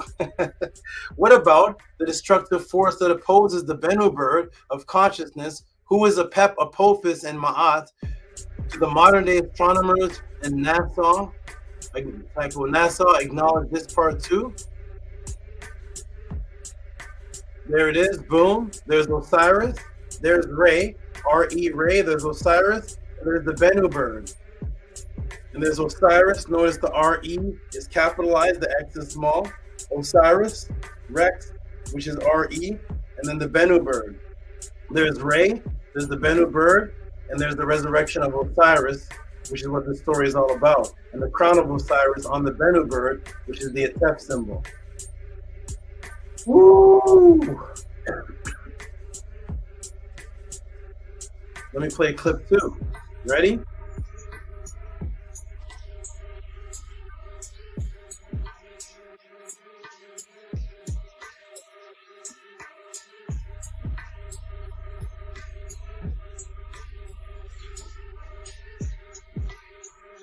And I'm going to take a break shortly. Here we go.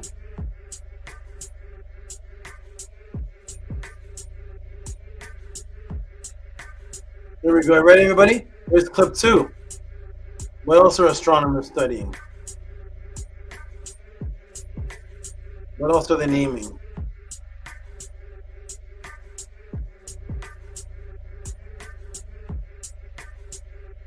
Here's another fascinating conversation. I don't want to scare you now, but NASA says they're expecting an asteroid to fly very close to Mother Earth in the next 10 years. It's going to be named Apophis. Pardon me, I mispronounced it. It's going to be, let's start that again, erase. It's going to be named Apophis after the Egyptian god of chaos and destruction who wanted to swallow the sun. My God. Okay, news and with Rick Sanchez, correspondent Michelle Greenstein is here to answer our most obvious question. Are you ready? How close will this thing come to hitting us, Michelle? Sure. So it won't actually be hitting us. It will come 19,000 miles away from the surface of the Earth. And it's a good thing, too, because scientists from NASA say that if an asteroid is about 300 feet wide, it could wipe out an entire city here on Earth. And this one is over 1,000 feet wide. Now, 19,000 miles sounds like a long ways away, right? But NASA scientists say that it's actually very rare for an object this large to come this close to Earth. And they see this as a special moment in science history. They see it as a cool opportunity to study close up the interior of this asteroid, the shape of this asteroid. They're going to observe it with optical and radar telescopes, and they'll be able to see surface details that we hadn't been able to see before because it will be coming so close. So 19,000 miles for you and me sounds like a long ways away, but for these nerds over at NASA, it's pretty exciting. So we all need to go, whew, and we'll be able to see it too. It'll be observable. 2 billion people on Earth will be able to see this with their naked eye. So it's essentially a rock. Yes, it's a giant space rock. That's correct. Yeah, but it's got a tail. Yes, as it moves, correct. And it's not going to hit us in the next 10 years, but maybe decades from now it will. It will keep orbiting the sun, and its future trajectory shows that there is a small chance that it may hit Earth. Now, what are we going to do about that? Wait. Now, back Yes. that up. There is a small chance Correct. it could hit Earth? Actually, in fact, initial observations of this asteroid, which happened, I believe, in 2004, showed that there was a 2% chance of it hitting Earth. So we've observed this rock before. So now it's a much smaller chance? Exactly, that's But there's correct. still a possibility? Not 10 years from now, but maybe decades later, correct. I And see. here's what they're proposing to do about it. Scientists are now floating the idea that we could use nuclear weapons to deflect asteroids by detonating a nuclear explosion above its surface and then causing that surface to vaporize. Now, a lot of people obviously have questions about this. It's a little bit concerning. This week, NASA held a conference at the University of Maryland highlighting the potential danger of asteroids. So let's listen to this professor of planetary science. Let's listen to her defend this idea. All right. If you're going to put nuclear weapons on the tip of a rocket and you say it's going to deflect an asteroid, there might be some nations around the world, Carrie, I'll let you address this, that might not take kindly to that. They might be suspicious. Well, it's interesting because, you know, we're all scientists and we want to look at the data and make the best, most logical choice possible. But when it comes down to it, the science is very easy and dealing with the politics is very hard. And I think that's why it's so important to have these simulations where we can run through the different things, we can talk to different stakeholders. And when you have great representatives from all over the world here, you can really get more voices in on this conversation. I think that the whole asteroid community would love it if even more of the world was involved as well.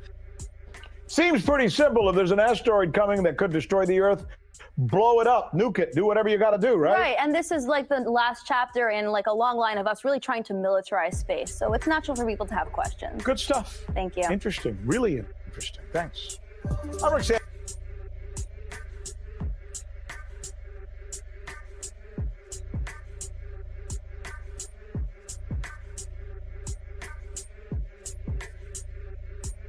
We are an hour. Woo!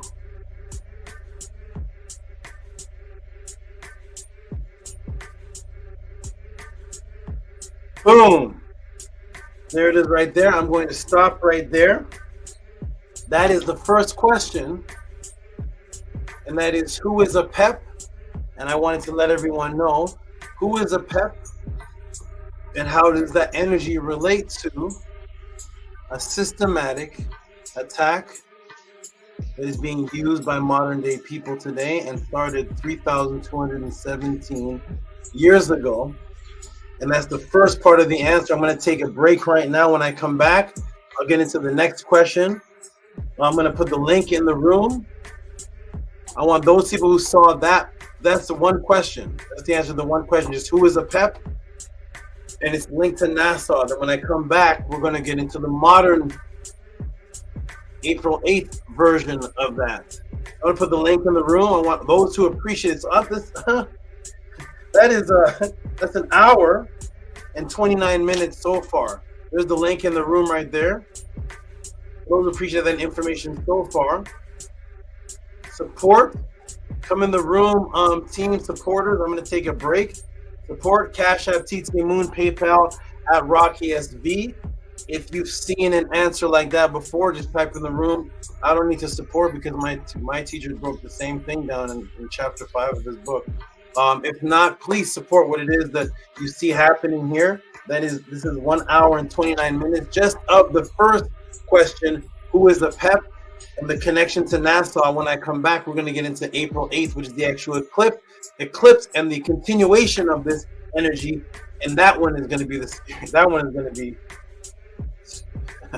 strange. But there's a link in the room.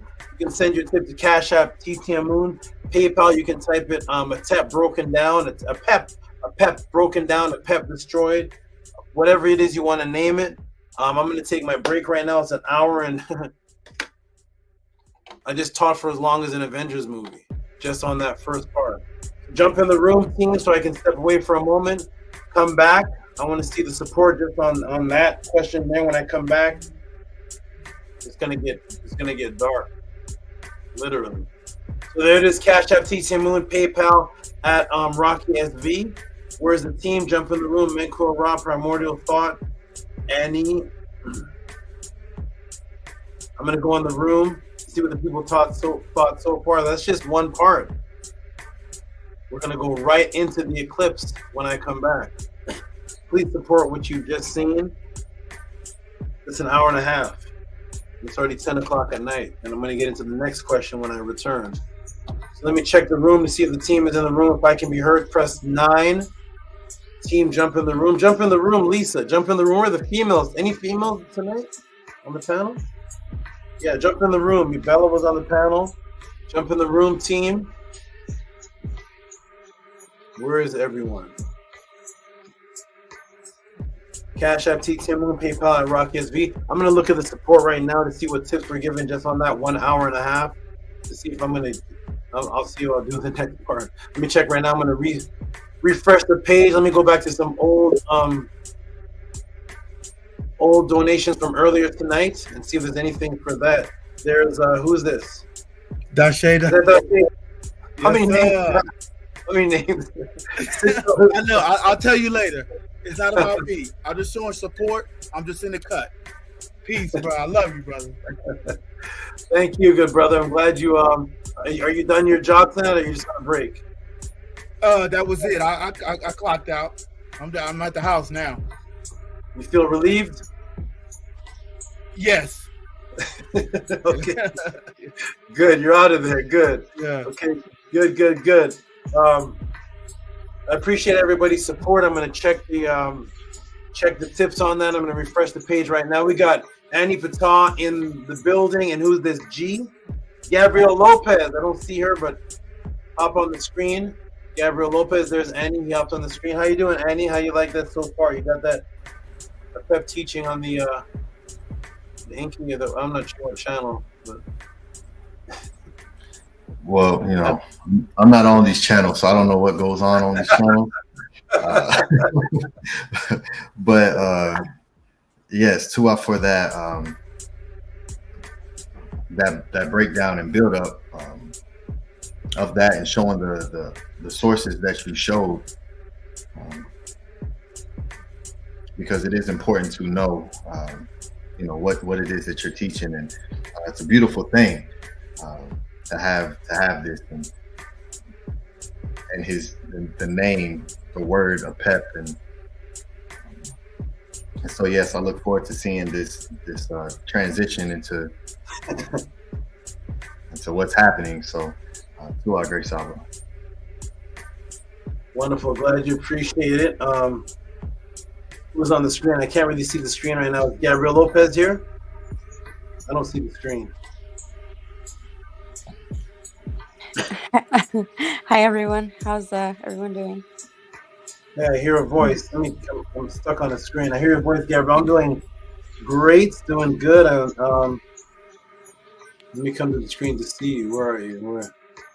There you are. All right, I can see you all now. Wonderful, wonderful. So, yeah, the Bennu bird satellite. How you like that? Osiris and Ra satellite. PEP, the asteroids coming. Is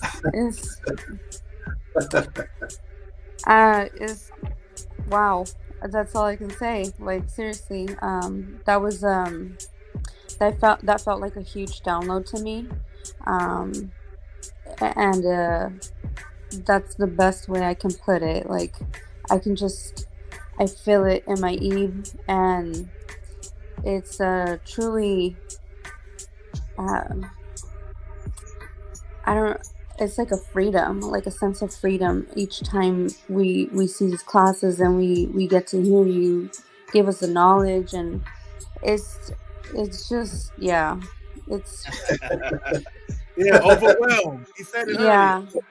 Whenever a female ends a sentence with "yeah," it's just "yeah." That's not the same thing. That's the end of the sentence right there. That's overwhelming words right there. She's done. So yeah, it's just yeah. Yeah. But you know, definitely gotta rewatch this because I feel like this class helped me grow a lot already. So I know if I just continue to rewatch it and take notes, it'd just be another download again, another upgrade. Wonderful, wonderful. Wonderful. What do you say? You said Tua? Cut. Yes.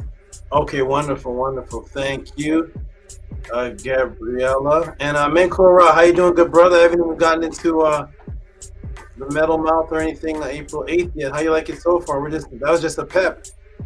Can you say meow? Whoa. All I can say is whoa, Saba. For them to have the Osiris Rex inside of the Mer is, man, they already are taking the world, now they taking space. Well, they've been taking space, but it's just like so blatant, it's so turned up that they are not worried about any repercussions. They so hard, so gangster. Wait till this class is gonna be. I was at the end of the class. I end the class by saying, "Everybody, please keep me here." That's how I'm actually ending the next part of the class, because when it was coming to me, I said, "All right, they gotta come for me now." So what I'm gonna do, I'm gonna show the donations. This is for PODCLASS 825 for Robert Williams. Scribe, give him a clap. I'm going to do one more tip for this part, and then I'm going to take a break and come back and how we're going to get.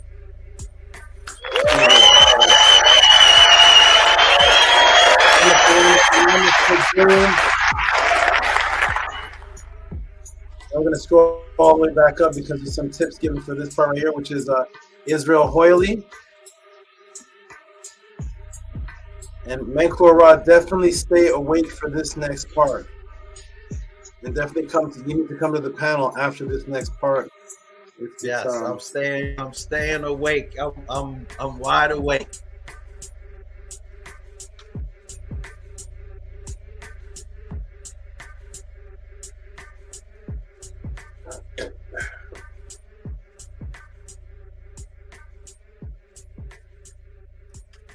Okay, we're gonna do another support. Ooh-wee.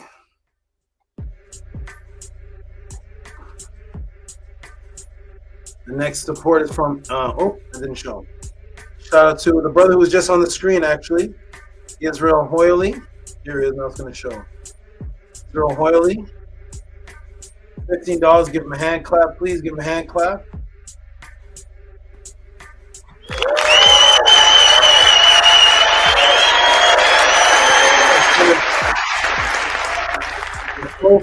Nassau. Also, the last tip from Robert Williams said, to the brother who was just on the screen, actually.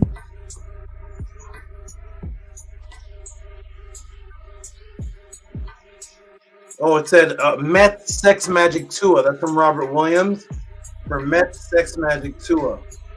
Shout out to you, Robert Williams. Appreciate you. Met Sex Magic Tua. That must have been a well, I discussed the Met tonight, but this was sent earlier. So shout out to Robert Williams for Met Sex Magic Tua. There may have been a class I did on Sex Magic earlier. And let me come back to the screen. It was Gabrielle. Hey, who's this on? I see somebody on the screen. A different person. It doesn't look like a Tef. Let me hold it. Hold on. Let me see. I see Shantae on the screen. Wait a minute. I was like, that face is too.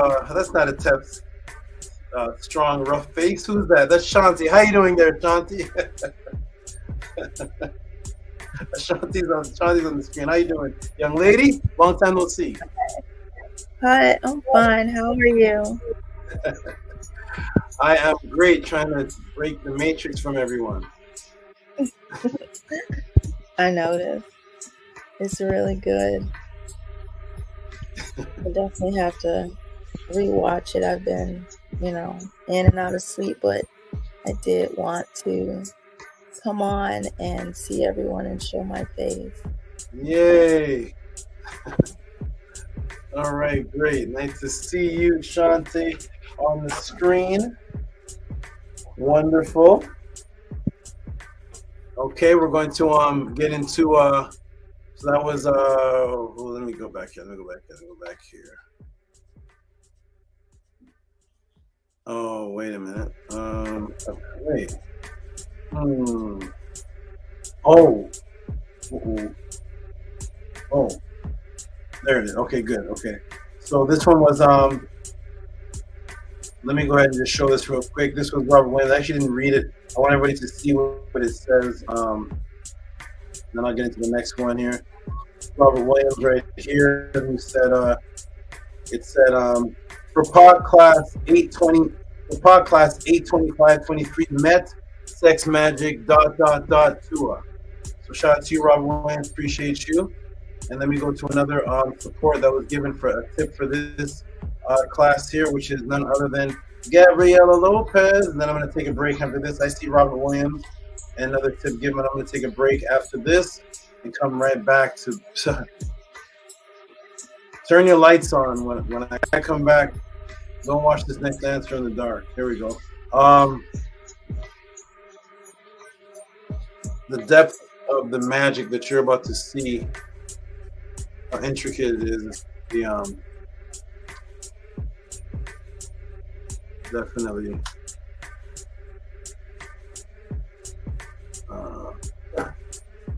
PEP. Okay, we're gonna show this, and I'm gonna take a little break, and I'll be back. So, shout out to this supporter, this great being right here, is none other than the one and only Gabriela Lopez, who says, Gabriela Lopez, could you read that for us, Miss Purple? Yes. For Nefer and Mind Opening Knowledge, drop tonight. Wonderful. Give us some. Oh, what do you say? What do you say? Oh, Purple Heart. Yes. Okay. Give us some noise, Scribe. Give us some noise. Give us some noise. Okay, I'm going to take a break. I'll be back, everybody. Welcome, everybody, to the Tehuti podcast. When I return, I'm going to get into the next question that was in the same support and donation coming from Stranga, and that was on why is NASA doing a project called the PEP on April 8th. I'll be back, everybody. Peace and love.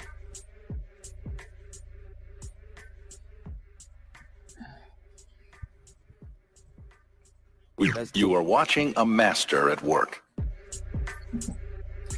Hotep, Henu, Ma'akaru. Yeah, this is fantastic. Two out to all the great supporters, the Meru, who are is consistently doing what's needed to keep the podcast here, so we all can continue to learn from the great SABA Tehuti. So utilize those links that are pinned to the top of the chat for everyone who's coming in later, and for those who are watching on the playback. And yes, I'm excited for this next section to just show to go into this program, this APEP program, and these and this what took place, the same exact time when this eclipse was happening. And of course, the way that he tells the story is it's a lot of foreshadowing. So I'm definitely excited for this next part and showing, dealing with the sound vibration of what's happening. So it's a beautiful thing. And Henu to Maharu for asking this question. And this is why we're all here, is because there are those who inquire about something and send it into the Great SABA. So everyone who is here and benefiting from the Tehuti PODCLASS, this answer is only happening because someone supported SABA and sent in a question. So if no one sends in a question, there is no PODCLASS. So if you have questions, send them in. Please send them in. There's no question that there's no such thing as a dumb question. So please send them in. And it's just a beautiful thing to be able to receive this type of information, and how the people who are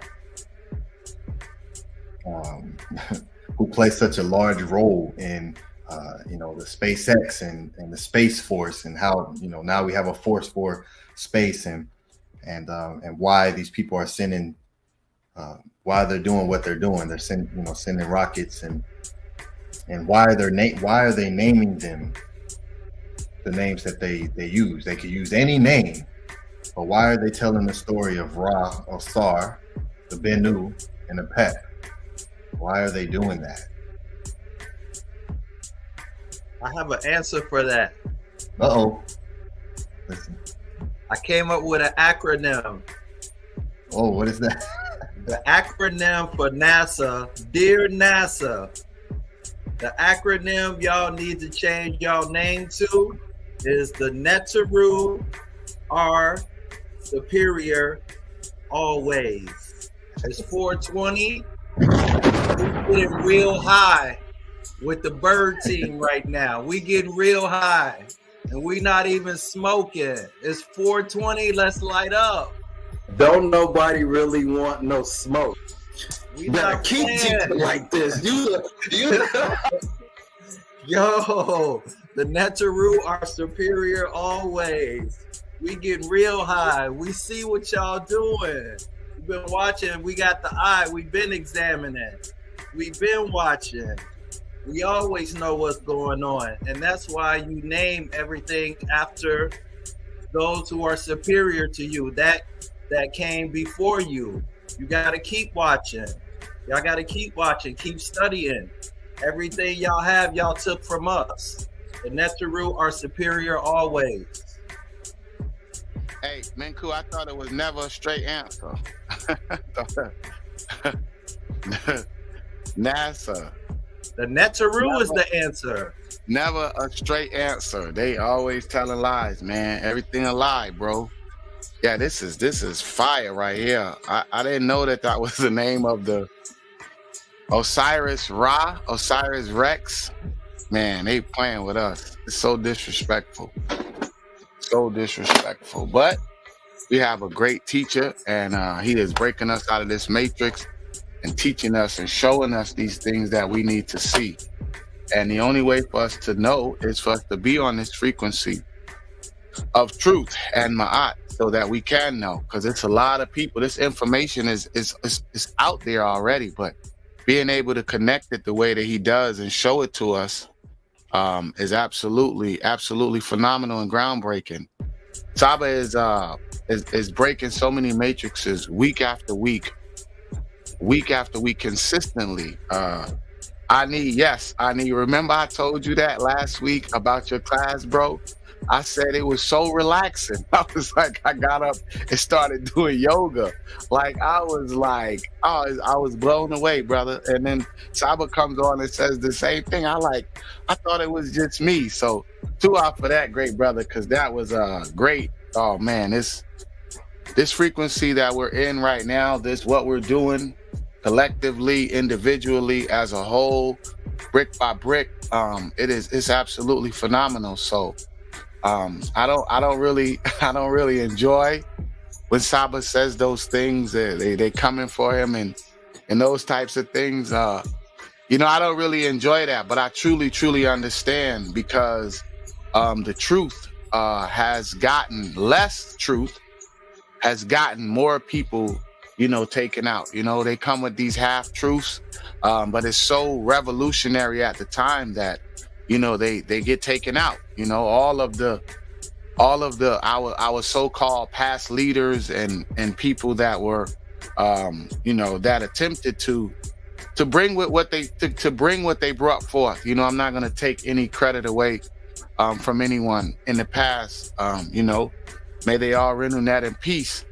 But it's just I completely understand. I definitely understand. This is why I'm conscious of the information that I consume and what I take in. I'm very conscious of the energy and the energies that I find myself in.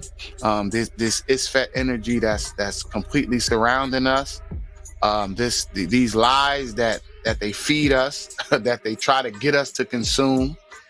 Yeah, I'm grateful and I'm honored. So, our great teacher has to be supported and he has to be protected, because I truly understand. I've been saying these things. The truth will set you free. So, our SABA, we're going to continue to support the truth, and our SABA is going to continue to teach us and bring forth this information and break us out this matrix, because we're going to win as a team. The NETERTI will be victorious in this war. So, I'm gonna leave it like that, because, it's like he gets deeper and deeper. And then the thing about it is, what people don't really understand, or some people do, some people don't, is what is he not saying? What are the things that Saba doesn't say? Because that is just as powerful. And for those of us that really truly see, that what he's not saying is, and how he says things. I'm learning so much, just how to speak, how to bring forth information. Someone asked me that too. As far as the information that I bring forth, they asked me that question, and the question was similar to being taken out for speaking the truth. And I told them, I said, I have the best teacher, and I learn, and I'm conscious of what I bring forth, when I bring it forth, and how I bring it forth. So I implore and encourage everybody to be conscious, and just like he pointed out, the importance of our memory, and how important that is, and how we need to protect that, our consciousness. So it's very important. So, Henuta, great Saba Tehuti, Amenhotep Ra. Let's support, let's support the truth and stop supporting the lies and the ISFET. And it's to our own demise. It's like, how can you learn, those of you that are sneak learning, how can you learn this information and not be upset? How can you learn this information and hear these truths and not get, what they call pissed off? It's just, even to be upset, we have to be conscious, even in that state of being angry, because it's like, man, they're using it against us. So it's our own fault. When you look around, these rituals that we're all performing, that we're all doing on a daily basis, are not to benefit us. They're all to our detriment because we're not conscious of what we're doing and how we're doing it. So, I encourage everyone to, up their consciousness, elevate their consciousness and support the truth.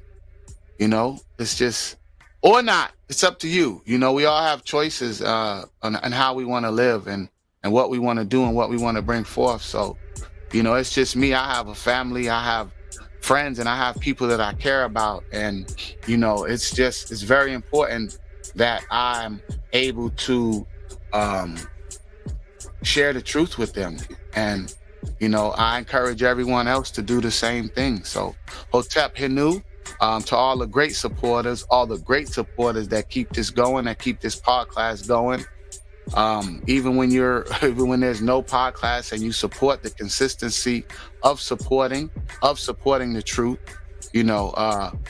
shout out to you guys. So Hotep Henu to everyone. Shout out to Minty Hotep. I hope I definitely look forward to seeing your finished artwork. Definitely I know it's going to be Nefer, so I'm definitely looking forward to you sharing that with us tomorrow in our class, House of ATTON. Come join us. So yeah, Hotep Inu to everyone. Peace and love.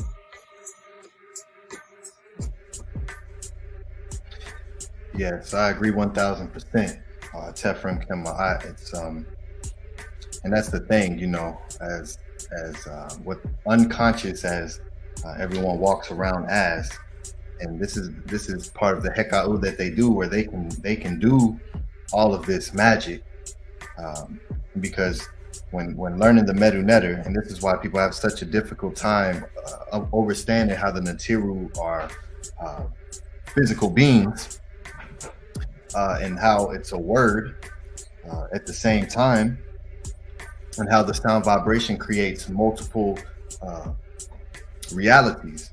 And so when they go to create and name and title these programs and these items, right, just like a chair is offset, the neteret is offset, they're implementing the same exact thing with the same tones that carry. So the Bennu is the actual asteroid itself. So why would they do that? And it's very important that we begin to do the same thing and put just as much attention into what we're doing daily as they're doing. And the best part about it for them is because no one truly cares, that they don't really have to explain why they're really doing it. They can just do it. And they don't have to say why it is.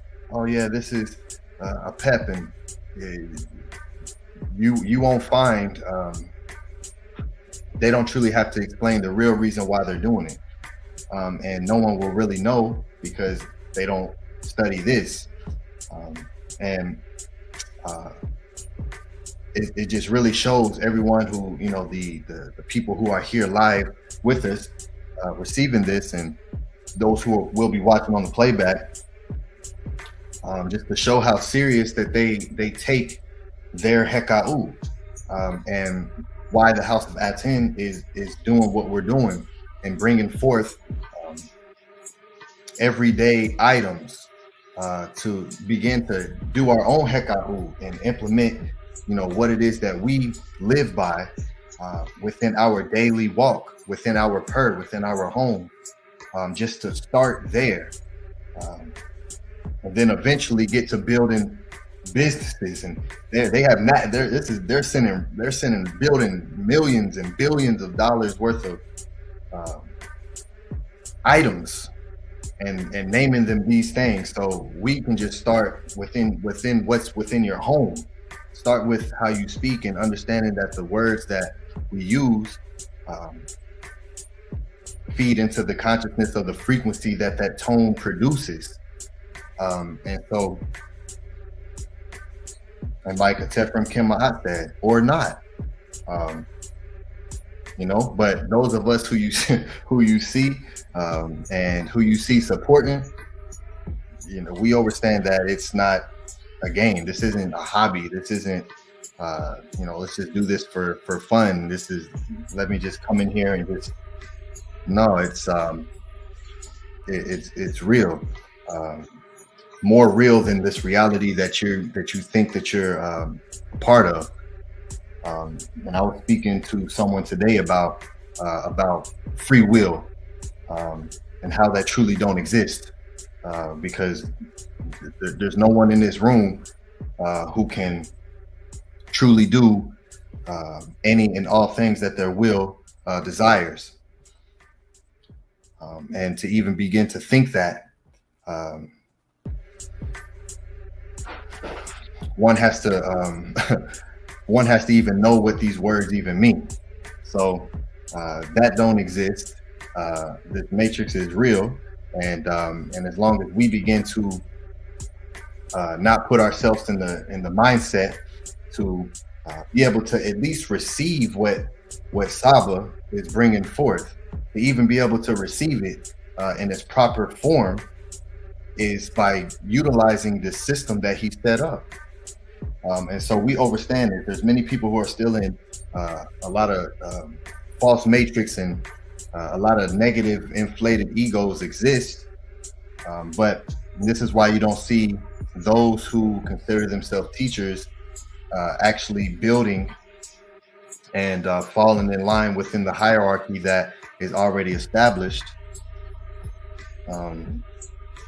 But this is why what SABA Tehuti is doing is so important, and how what's been erected from that, the House of ATTON, and how we are the one to begin to implement and give people the doorway and the pathway to walk through that door, to begin to exit out that matrix. You hear wonderful brothers and sisters come to the panel and speak about freedom. And it's not even something that you realize that you don't have until you start to become aware of all the locks and chains that exist within you, on and around you. And these classes that SABA Tehuti gives break so many matrices, and just shows that that the ones who are naming these things APEP, and he just gave this whole first part and showing how APEP being the enemy of Ra, of light, of consciousness, of which that is what you are. But there are also beings, the Amu or the Hekakasu, to come through and say, no, we're going to stand with the PEP, and we're going to make Set our leader. And so just how then it exists today, it's just not as outwardly. So of course, yes, we're here standing on Ma'at, we're representations of Ra, but there are also people that are representations of a PEP, and they name them and they show you and they tell you what they're doing, because it's all part of the ritual that they're creating that has been set in place for a very long time. So there is no, teetering between the fence, in between the lines. It's choose a side, or you're just an NPC character, what they call a non-playable character. You're just like you see that exists too. So Henu and Tua to all the ones who are not okay with being within this mental matrix that has been created, and being victims of the attack that they consistently put in place. So it's a wonderful thing. Utilize the links and put yourself in position within the House of ATTON to be a pillar for that which is what we're bringing forth. Like Mikwa Ra put in the chat, how dare they use my magic on me? This is our Heka'u, so own it. Henu to the great SABA Tehuti. Welcome back, SABA. You're on mute. Welcome back, great SABA. Hey, nice to be back. I see the face is a little firmer on the screen. It was a little soft, feminine face right there, and now it's the masculine version. She Nice missed to see you, Saba. you. Yeah, she wanted to come on here and show us support and say hi. She was asleep. She woke up. She thought she missed it. She was back, almost falling asleep again, but she wanted to show support, and I gave her the laptop, and the screen was messed up. But yeah, Saba, we missed you. We missed Monday's classes. She definitely missed you. So, for everything, great Saba. That is a beautiful thing. Tell her that I miss her presence too, and she can definitely come to the PODCLASS panel at any time, and definitely blend in, mix in, and come join us. So I like to see her. That was a great little surprise, and I'm so happy for you, Atef. I'm so happy for you because it's just beautiful that the turnaround. I keep talking about the turnaround. The turnaround happened a while ago, but the turnaround to when your spouse has that click, and now she has your back in that which you are part of. That ISFET, the ISFET war in everybody's family when you first are trying to get information across, and you know your second half isn't with it as much as you were because you moved a little faster. You found it first.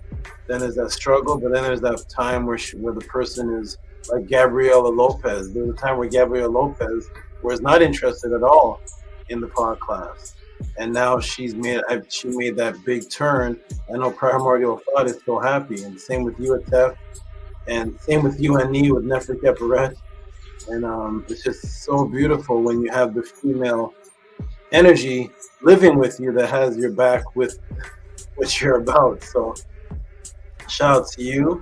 And Primordial Thought, if you can hear me, peace to you. If you're knocked out, I don't know where Primordial is, but I know you're happy somewhere too. You're always snuggled up somewhere to enjoy your night and rest well, wherever you may be. Peace to everybody in the PODCLASS. Peace to all the families. Peace, everybody. We're gonna get into it now. Is everybody ready? You all have been awake. You stayed for this point. Bella's knocked out somewhere. Ascribe, is Nefri Keperet in the Apesh, or is she still functioning? Yeah, she was up. She had some great notes that she'd been taking, but she was sitting right here, dozing off. So yeah, she's now headed to the Upesh. Wonderful. I wish her the best of rest and the best of sleep. And it's going in her subconscious. So here we go, everybody. We're going to get into this now. Now, get your pens and pads out, because now the next question that was asked by the same individual, and this is the part that I know a lot of people were waiting to hear. How does this tie into a NASA project? We already see that NASA was involved prior to April 8th. I already showed you project. I already showed you Bennu, showed you Osiris, showed you Ray, showed you all of that with NASA prior to April 8th. Well, that one, the names of their vehicles were all of those who were dealing with the afterlife on the positive side. So they have a project now called the PEP. They must be going against them, right? If their crafts are called Osiris and the Bennu bird and Ray, so now there's something called the PEP. They must be trying to seek out some negative energy. But I'm going to show you what's actually really happening. And you're starting to, I know there's some people in the room that are already starting to unravel why that particular date was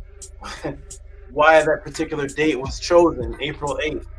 Now that you understand a PEP's position with Ra, and you slowly start to understand what happened on April 8th, then you'll start to see the energy that was involved. If you could do a ritual where the universe above you reenacts the principle that the world focuses all of their energy on, and it's a reenactment of what a PEP was trying to do to Ra, and you channel that energy because you're controlling their attention, you've just performed the greatest, most powerful ritual in the last 2,000 years. You just involved millions of people in your ritual. Imagine that. We're going to get into it, everybody. I know Tef is like, everything's a lie. So everything, can't trust nothing out here. But you're going to really see now. Brace yourself. Sheshaet. Sheshaet, how you doing? It's my first time seeing Sheshaet, I think, in the room. I don't usually read people's comments, but I always read the beautiful Sheshaet and all the great supporters when I see them. I've been trying to get my husband to join, but he's still skeptical about everything. He's still involved in ISFET and the Matrix, but I try my best to teach him what I can. He does listen in with me. And the next section, there's a chapter 2. He does find the subjects interesting, but he gets easily distracted with other things on the internet. He watches a lot of course, Dr. Umar and Ben Carson. Ben Carson. That's not familiar. Ben Carson. Okay. Ben Carson. Not Billy Carson. Ben Carson. So hopefully he will open up more in time. And wonderful. And I want to give a special respect and shout out to you, Chef Fayed, because you're the only one. It's rare to see the situation in reverse. Usually, as you see with all the brothers on the panel and almost every conscious movement, it's the men that get involved first, and they're always asking, oh, Billy Carson. Okay. It's the men that get involved first, and they're trying to find a way to ease their women in and get their women interested. It's usually I've been doing that since '93. It's very rare that it's the other way around, where you see the female is in the stronghold trying to get her male involved. And I know that's a very, very tough task because of the structure of how a man and woman interacts in a family aspect. Is very difficult when it's that way around. But you're doing an excellent job, and you're staying strong. And a lot of women in your position would have left the knowledge because their husband wasn't 100%. Because it's the woman's nature to follow the stronghold of the hent, of the of the ha, of the man is the stronghold. He's usually seen as the leader and usually you don't see the woman spiritually leading and the man being converted. So you're doing great. Keep going, and everything will happen in natural process. Whatever's supposed to happen will happen in natural process. You can ask, have a talk with there's some people on the panel, Scribe, and some people that have been through some things. And as you see time go on, sometimes things make a 360 where it's like, it wasn't like that, then it's a 360. So a 180, 360 means you're back in the bad place. So 360 means you're back where you started. I don't know what people say. I made a complete 360 in my life. I'm like, so you never changed then? You're right back where you started. 180 is a turn. 360 means you're right back where you started at. So shout out to you, Cheshire. And now we're gonna get back into it. How's everybody doing? Everybody ready? You ready, Gabrielle? Are you awake? You ready? You got your sleep garments on? I hope you don't doze off. I'm awake. I'm ready. Okay, Let's go. Let's do it. Okay, I'm ready. Good. Let's level up. Let's level up. Menkura, you're usually the first to fall asleep. Stay up, my good brother. I know your eyes are wandering. Stay up. I'm here. Stay strong. I'm here. Tef, I don't have to say anything to him. He takes 200,000 footsteps a night. I don't know what. He never sleeps. It's like 5 o'clock in the morning. I just did 36,000 steps, and he doesn't sleep. So Tef has never really fallen asleep during the pod class. He's up to he does the affirmation to end it. So shout out to you. Shout out. Who's the little being in the background that looks like little Gabriella in the background? The next upcoming pod class member, teacher, female scribe. She's gone now. But. You have they have 2 out of 3 have officially snuck in somehow, and I'm like, you guys, I'm telling you I'm in class. Please let me be in class. And then, look, they're all now popping up. So we're you said here. 2 of them? 2 to 3 of them, you said? 2 out of 3. Yeah, this is 2 out of 3. The other one's actually not trying to be in the camera. So okay, that's good because that's. Imagine you. How old is that? The female behind you, the little girl. she's 11. Imagine I 12. started teaching you at 11. I would be unstoppable. So that and that little boy, how old is he? The little boy behind you. He's 7. 7. So imagine him at 21 getting this knowledge. You wouldn't even see the matrix. Yeah, I play your classes in the Rising when we're going to school. So they, it's there.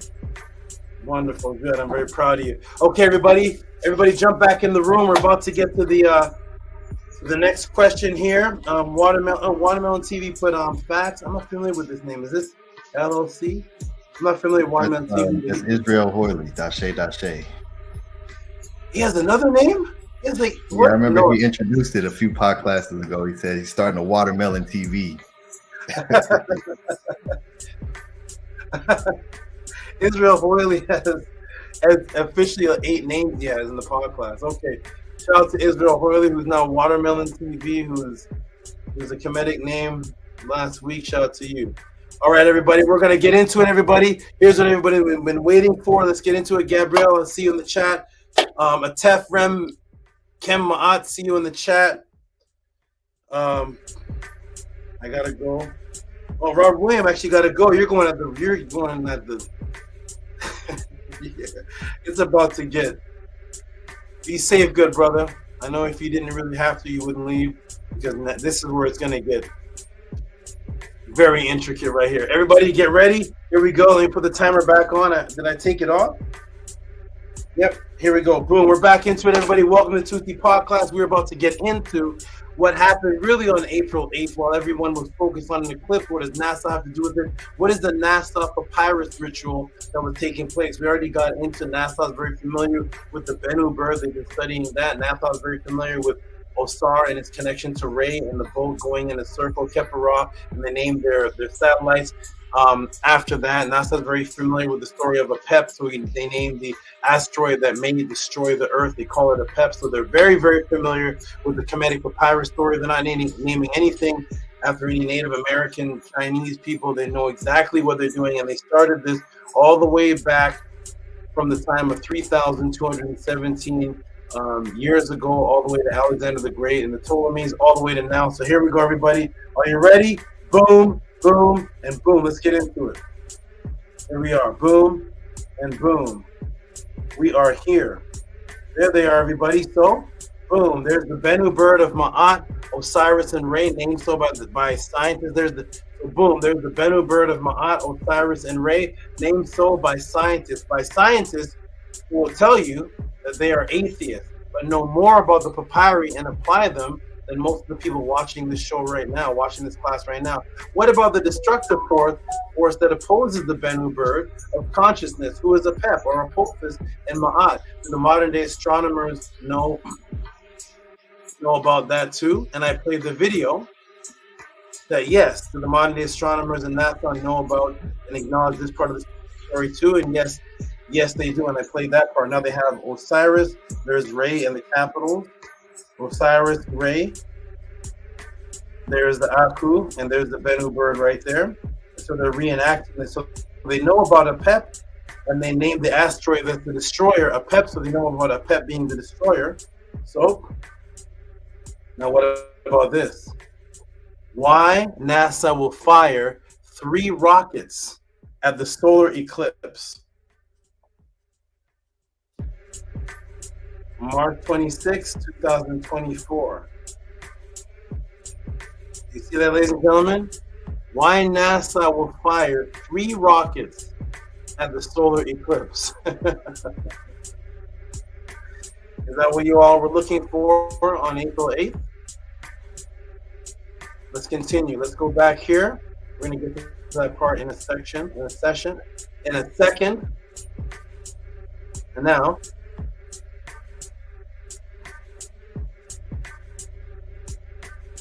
remember, in the video news report we just watched, the reason why the astronomers a typo, and NASA called the asteroid a PEP is because of its destructive nature. Well, NASA just started a new program. Guess what it's called? Well, since I'm just showing you, from what I just showed you, guess what it's called though? But so from what I've shown you, you know that they know it's destructive, which is why they named a meteorite after a destructive force. Then of course, what they're working on, being that they study your ancient papyrus, must be called the destruction of a PEP, right? Fighting a PEP. Because over here, they named this after the smooth journey on the positive side of the Bennu bird, Osiris, and Ra. And here's their satellites, Osiris, Ra, and the Bennu inside of the Aku. And then they named the asteroid that destroys the PEP, so they know that a PEP is about the destructive nature. So guess what they call their program, Knowing the Papyrus Story? Let me take you to an interesting engineering article in 2023. Let me take you to, it's called Interesting Engineering. That's what the article is, Interesting Engineering article in 2023. What did they call their program? NASA, the APEP mission. It's the mission of APEP. Mission to launch 3 sounding rockets in October. That's October, ladies and gentlemen. 3 rockets will travel from White Sands Missile Range in New Mexico to where the moon directly aligns with the sun during the annular solar eclipse, October 14th, 2023. Did any of you rush outside? Was there any hype in the October eclipse? It's the NASA APEP mission. That's last year. That's the APEP mission. Boom. The mission is the mission of APEP. When they know clearly what APEP represents, which is the negative force that swallows Ra. They know about the Bennu bird, they know about Ra, and they know about Osiris, and they name their satellites after that part of the papyrus. But now when it comes to their mission is the mission of APEP. And that was from October 2023. The mission of APEP. What was APEP's mission? It was to destroy and swallow Ra, or to kill the light consciousness. Now we get to why NASA will fire 3 rockets at the solar eclipse. March 26, 2024. Wait a minute. March 26, 2024. 3 rockets. October 14th, the year before. How many rockets? 3 rockets. Why is that, ladies and gentlemen? If you were at the class earlier this evening, you would understand the number 3 and how it ties into this. Then you're going to understand the number 3 again, because it seems like whether it's October 2023, they're launching 3 rockets at the eclipse, or whether it's almost like it was a year later, March 26, 2024, it's still the same 3 rockets. It's 3 rockets at a solar eclipse. And yes, while millions of eyes are looking up, gathered around the world, collecting adrenochrome and adrenaline energy through misdirection, guess what else is happening? Guess how they're manipulating this energy to generate their programs. What else is happening? On April 8th, we know now that they have Project APEP with precisely 3 missiles being shot up to an image of the moon swallowing the sun, which is what the story of APEP was about.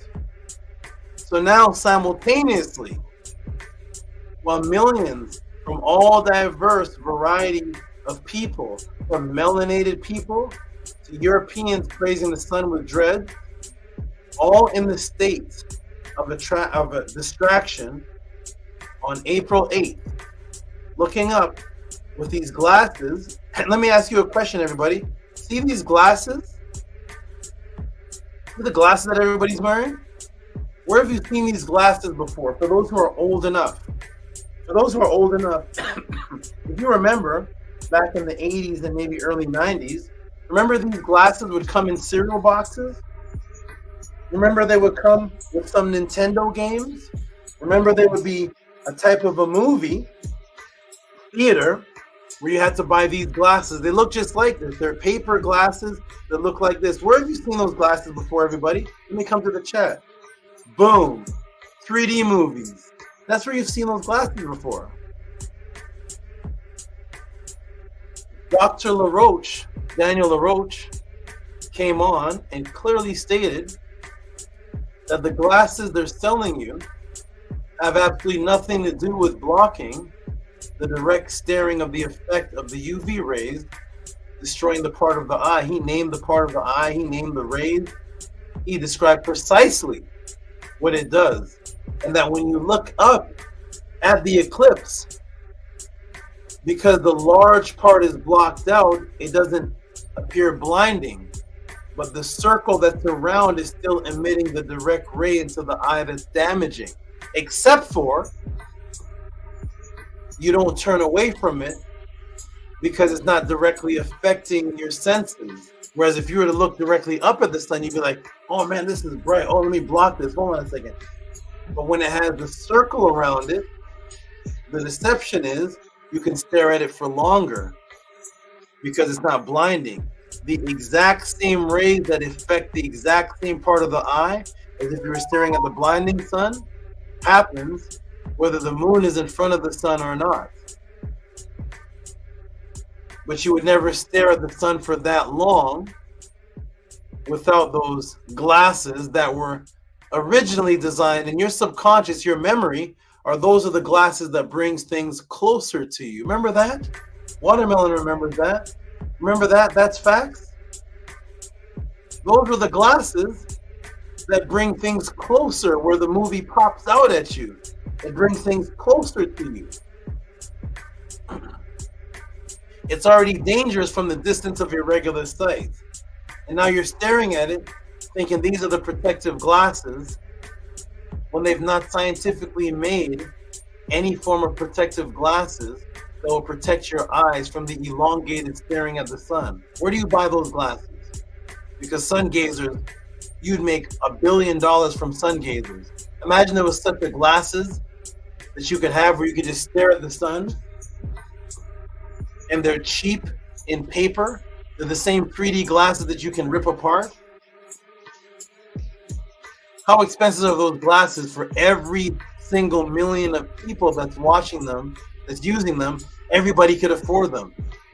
I saw 7-year-old children with the glasses, 70-year-old adults, 13-year-olds, 26-year-olds. Everybody can afford those glasses? Or are they cheap and affordable to draw everybody to it, to stare at it for long periods of time? I'm not going to show the article right now of the thousands of people that went to the hospital in the next 2 days after that. Did you hear about that part? Did you hear about the thousands of people with eye damage that went between April 9th and April 11th? You know how much money the hospitals made in the next 2 days after the millions of people used those Kellogg's cornflakes glasses that protect you?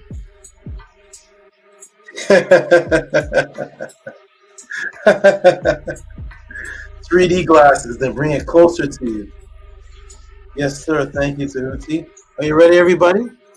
This is the Psyops. And no YouTube channel, no book, no video talking about this, because those people are part of the Psyops too. Not even willing participants. They're just a part of the hype of the actual eclipse, not a part of what actually was happening. And now there they are staring at it from everybody, from so-called black people, Indian, everybody, all the way to Europeans with dreads holding their hands up in prayer and praise. It doesn't matter what you were, the world united under this Psyops. watching it, looking up with your Kellogg's cornflakes, Jack in the Box glasses that no doctor prescribed, no doctor backs up, and everybody from this lady here that looks like she's about 45 to this child here that looks like he's about 9. Everybody can afford these glasses because, of course, they're affordable. It's like sugar is. Okay, what other ritual was taking place? This is a bonus for Stranger and everybody else. What other ritual was taking place? How else are they manipulating your distractive creative energy that is in the atmosphere mixed with adrenocorticotropic adrenochrome while using the ancient Kemetic papyrus story of Ra, another name for the sun, and which was the creative force of the solar system? Are you ready? What else was happening April 8th, everybody? Are you ready? Did your other YouTube channels and Kemetic teacher tell you about this? CERN is going to test the world's most powerful particle accelerator during April solar eclipse. As the European Organization for Nuclear Research, CERN, prepares to unleash the power of the Large Hadron Collider, the LHC, on April 8th, be ready for a historic moment at the underground LHC close to the French-Swiss border. Scientists will be able to tackle the enigmatic dark matter phenomenon. Dark matter makes up an astounding 28% of the universe, but is difficult to directly detect. As a part of preliminary testing, billions of protons are already flowing through the LHC complex web of superconducting magnets. This enormous project, which spans a 17-mile tunnel, this enormous project, which spans a 17-mile tunnel, aims to reconstruct the universe's initial circumstances a few seconds after the Big Bang. CERN is going to test the world's most powerful particle accelerator during April's eclipse.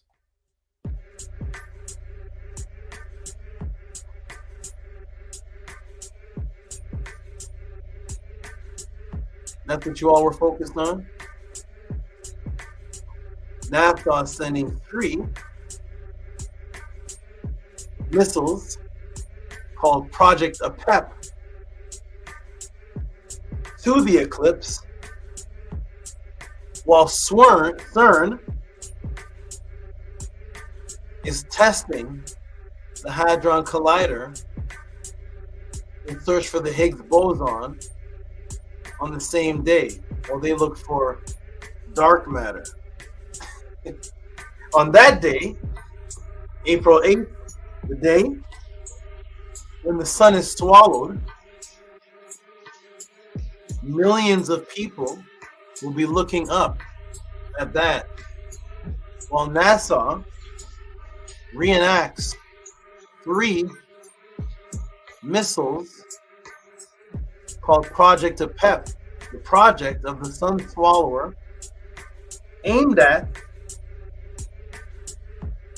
the eclipse while the earth turns dark. Simultaneously, CERN is in search for the Higgs boson and will study what happens a few seconds after the Big Bang, because they're researching the power of dark matter. A lot of darkness going on April 8th, while everybody looks up with their Kellogg's cornflakes glasses.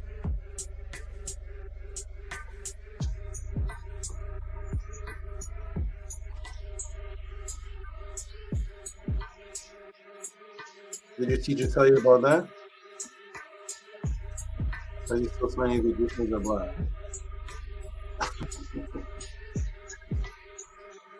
Let's go, everybody. Boom.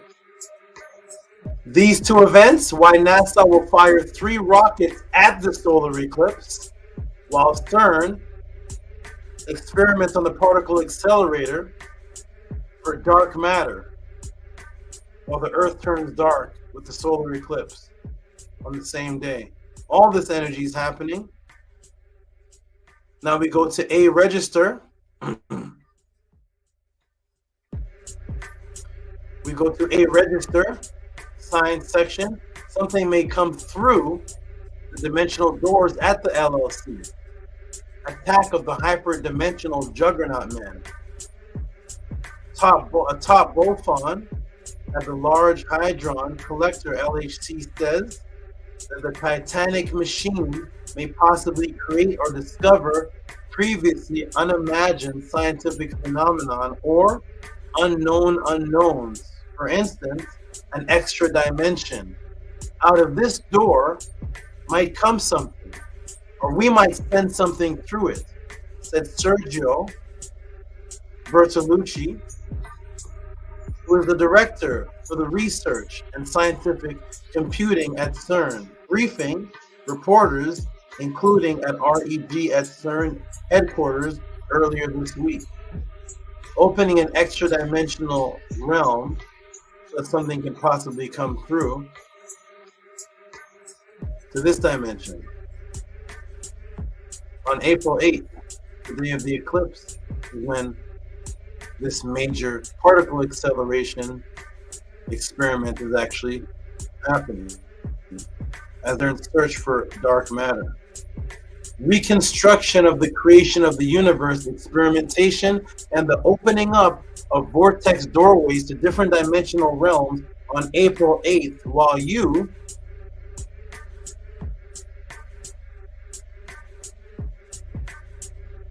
put your Kellogg's cornflakes glasses on. Welcome to the Matrix. That's what you're doing. That's what millions are doing.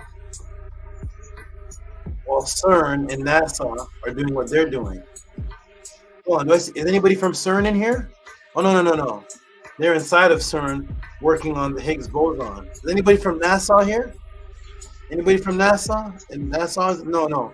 NASA is shooting the missiles while you're just looking up at the eclipse, thinking your eyes are protected. When you look up the amount of people that went to the hospital April 9th, April 10th, and 11th for eye damage, making millions of dollars for the hospitals. I have revealed and taught in many classes about the numeric code of magic, of the numeric code of murder, and that numeric code, everybody knows what it is. It is 38 and 83, which are the same inverse of each other, which is 569, 549, which is MURDER, that is murder, that's 38. Or whether it's reverse reduction or reverse, it's 14, 6, 9, 23, 22, 9, the frequency of 38 the other way, which is 83, which is murder and also death, which is the duality of the number 11. Because that's what 8 and 3 is.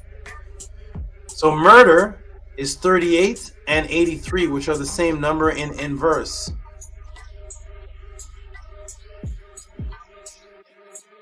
Let's go. You all remember I've taught that many times.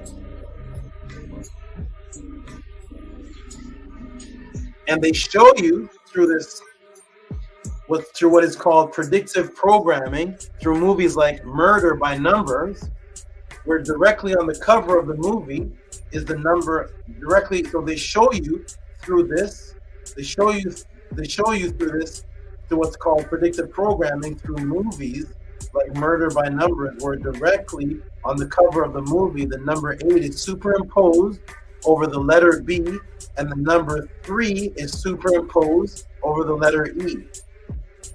So there's Sandra Bullock on the cover, and there is Murder by Numbers. Why? Because Murder by Numbers is 8-3. So when they made the movie Murder by Numbers, they made the E a 3 and the B an 8. And there's 8-3, 3-8. There's 8-3 and 3-8 simultaneously, because murder is 14, 6, 9, 23, 22, 9, which is 8-3. So when they give you the movie, they give you the actual code And they call it murder by numbers because they know the code. While you think you're just watching a movie, this is predictive programming. Remember, NASA knows the story of APEP was that his mission was to block out or consume Ra. In other words, the apparent death or murder of the sun as it appears consumed by darkness. That's what the story of APEP and Ra is one entity trying to consume the light consciousness, which is APEP consuming your light consciousness, or the sun being blocked out. NASA knows this. Now we go to USA Today. And what does it say? Will NASA stream its rocket launch? NASA will stream the launch of its rockets for anyone not outside for the solar eclipse or under too cloudy conditions.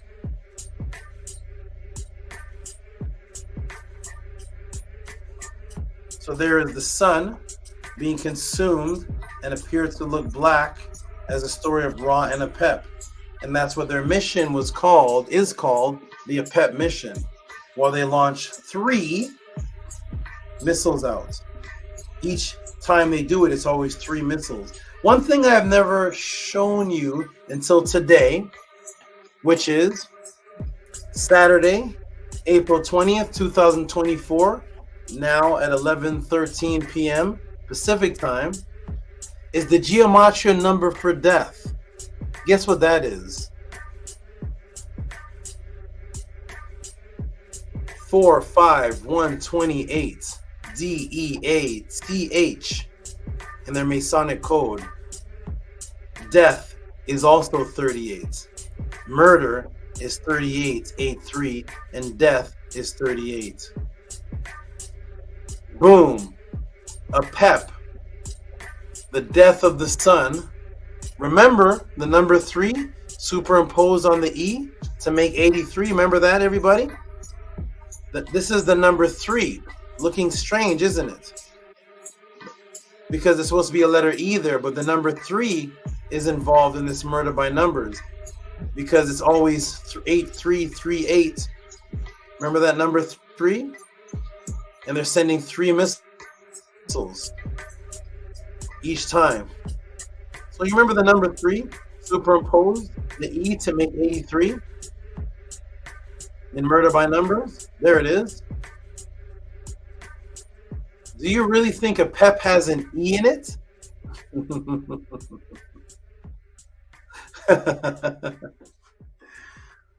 Do you think the ancient word APEP has an E in it?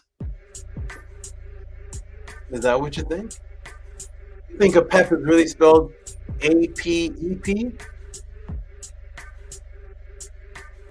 In their code, murder by numbers, they superimposed the E in murder and made it the number 3, and made the B the 8, so that it would equal 83 or 38, which is the gematria for murder and the gematria for death.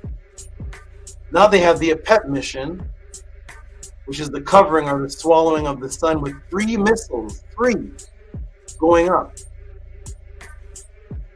And they call it the APEP mission, like as if APEP is really spelled A-P-E-P. Why is the E in there? APEP is just A-P-P.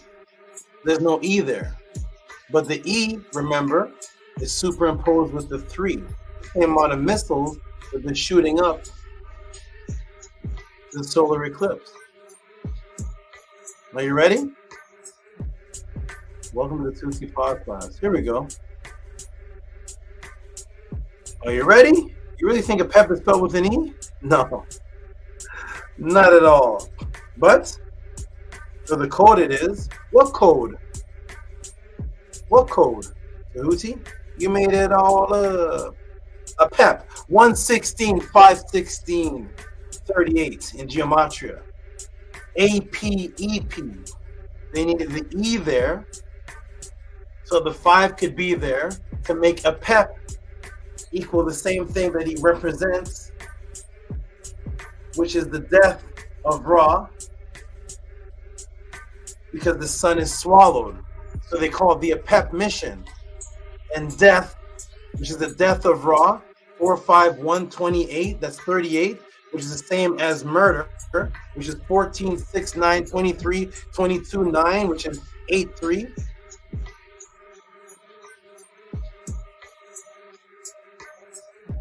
Which is also 38. 5, 6, 9, 5, 4, 9. Murder is 38 and 83. What was the goal of APEP? To cause the death or murder or the swallowing of the son of Ra. And they know that murder was their code for 83. They even showed in their movie Death by Numbers. So they gave you the word APEP as if APEP has an E in it, because the E gives it the 5, which equals the 1 plus 16 plus 5 plus 16 is 38. The death of Ra. The APEP mission. The APEP mission. Let me take a holy rum swig. I feel like speaking like Professor X now. Onto the road we go, we go. Death, 38. APEP, A-P-E-P. The APEP mission, the covering of Ra, the solar eclipse. The same time that they reenact the destruction of Ra, which was the first being spoken of in the creation story, Ra, as simultaneously they study the Higgs boson to see what happened during the Big Bang, which is what they say was the catalyst for creation. On the same day as they reenact the death of the creator Ra consciousness is the same day that they're trying to reenact the Big Bang, the explosion, which caused creation itself. With the APEP mission and CERN equaling 38. Oh wait, what is the name of the project again? What's the name of NASA's project?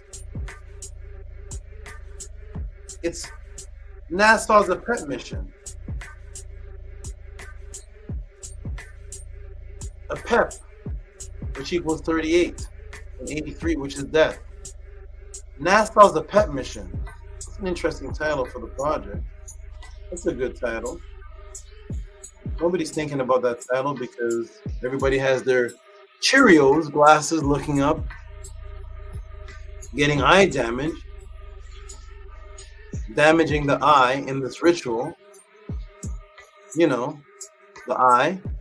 The eye being destroyed, the symbol of Ra, as the eye is destroyed, looking up at Ra being covered by the moon, causing this eclipse as they shoot 3 rockets, while CERN reenacts the recreation of the creation story of the Big Bang while your eyes are being destroyed, and they call it the APEP mission.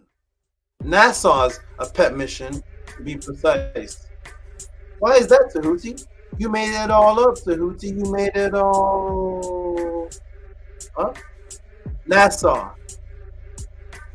4888. APEP project. It's the NASA APEP project. The mission was the NASA APEP project. That's what the project is. NASA APEP project 488-8242-29-38467-83. The same number as murder. The name of the project is the NASA APEP project. That's what the project is, which equals 83.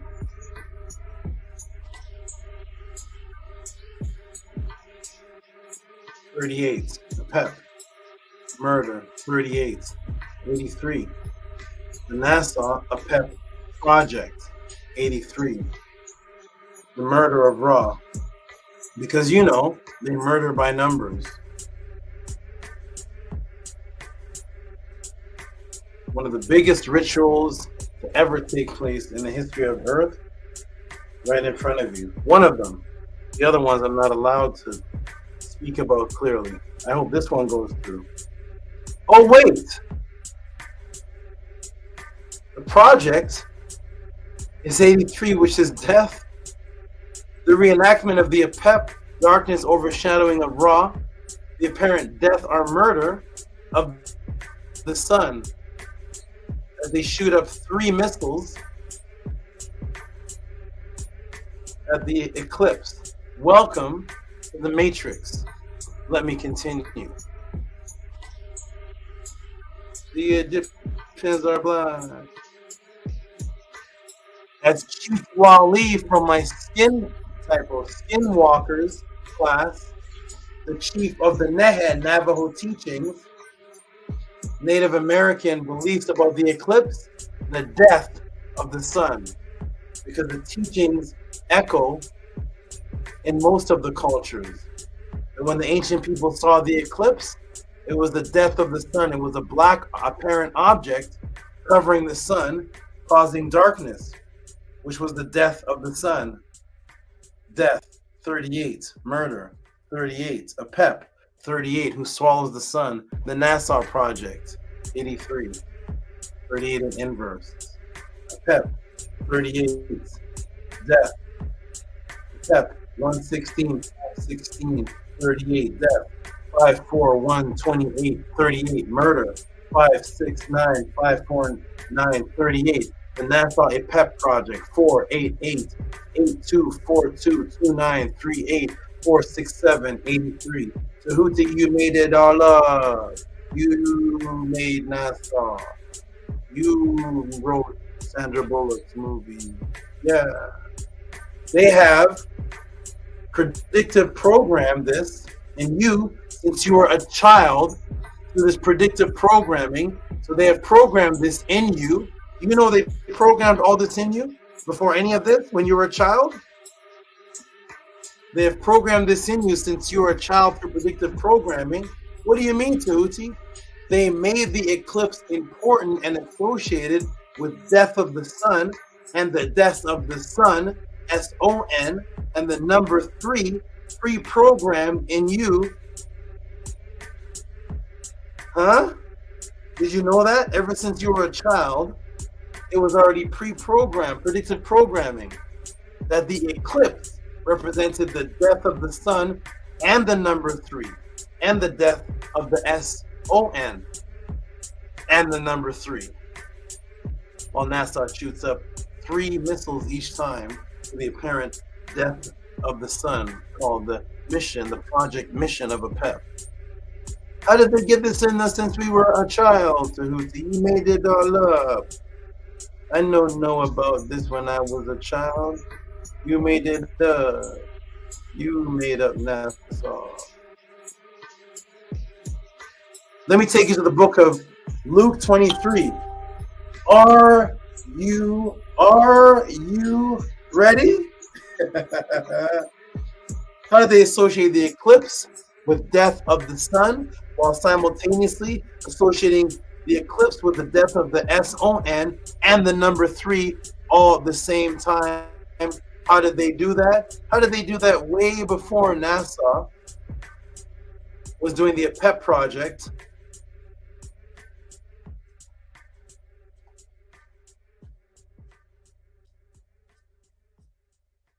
Where they're shooting up 3 rockets each year. It's always the number 3.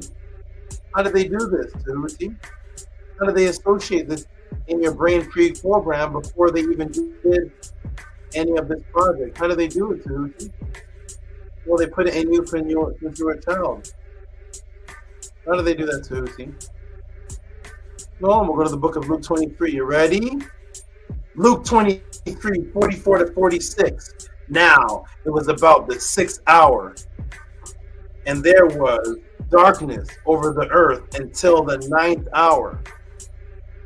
Then the sun was darkened, and the veil of the temple was torn in 2. When Jesus had cried out with a loud voice, he said, Father, unto your hands I commit my spirit. Into your hands I commit my spirit. Having said this, his breath, he breathed his last.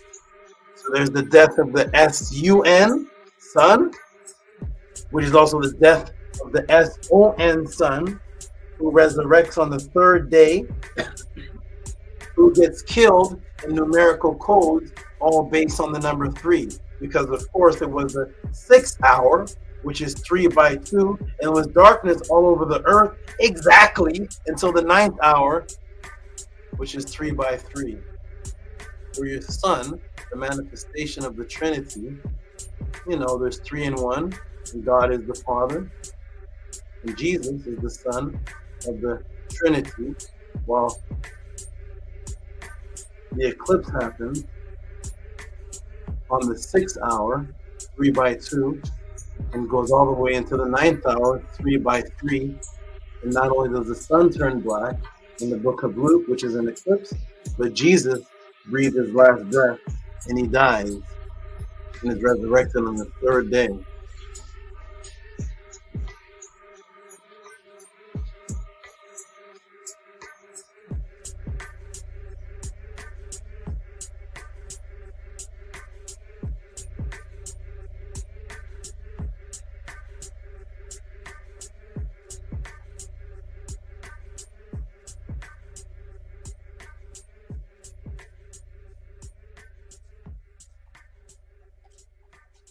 Ever since you were a child, 3 was associated with the eclipse and the death of the SON, while simultaneously the death of the SUN. Oh, by the way, did you know the date of the article about the launch of APEP? To complete this ritual? Guess how many missiles NASA launched? We already established it was 3. Did you notice the date of the article? What's the date, Tehuti? NASA APEP mission. What's the date it came out? October 3rd, 2023 at exactly 3:03 p.m. Yeah, of course. Of course, that's when the information was released. Of course, it was October 3rd, 2023, 3:03. Of course. Why not? It couldn't be 3:02. Why? You made it all up. Tehuti Pseudo, he made it up. He wrote the article. He cut and pasted the article. You think they're playing a game with you? Yes. While y'all fighting for 5 hours, the Egyptians are blind.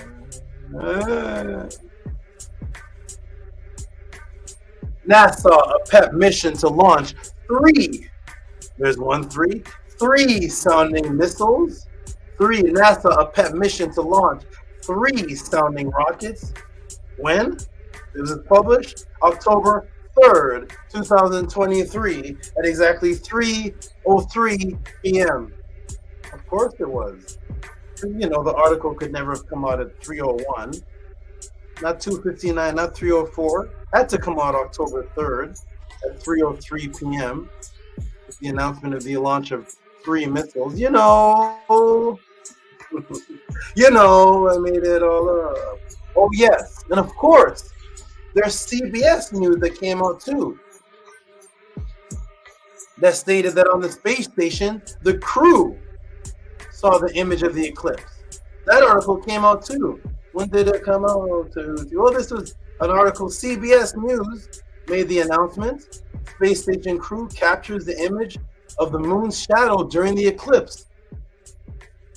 When was that? Well, came out 3:33 p.m. It is out. That's just 3:33. You made it all up. You wrote the article. You're Stephen Smith, Tehuti. We know it couldn't be so perfect. That's when it's announced that the space station crew captures the image of the moon's shadow during the eclipse. The article comes out at 3:33 p.m.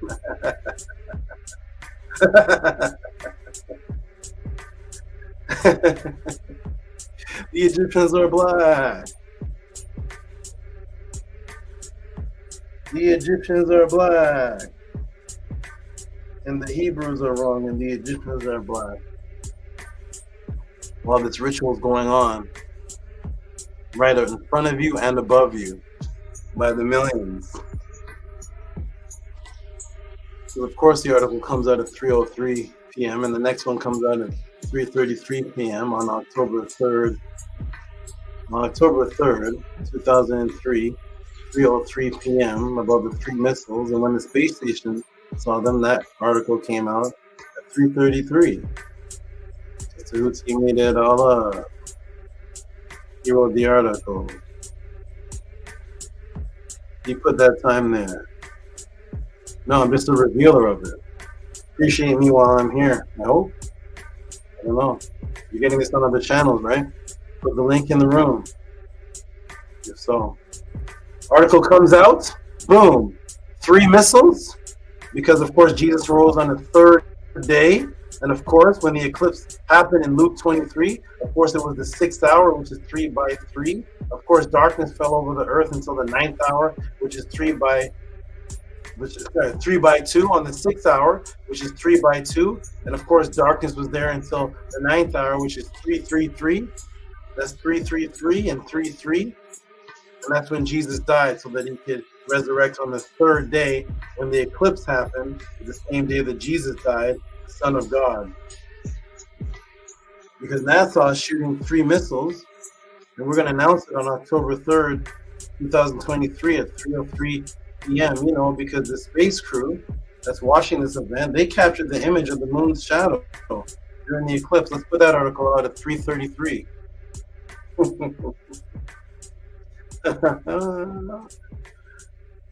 333. I am here to show you that this is a ritual using ancient Kemet magic symbolism that they still adhere to ever since the time of the foreign invader King APEP to the Ptolemies, and they stayed loyal to corrupting Ma'at for the only magical benefit until this very day.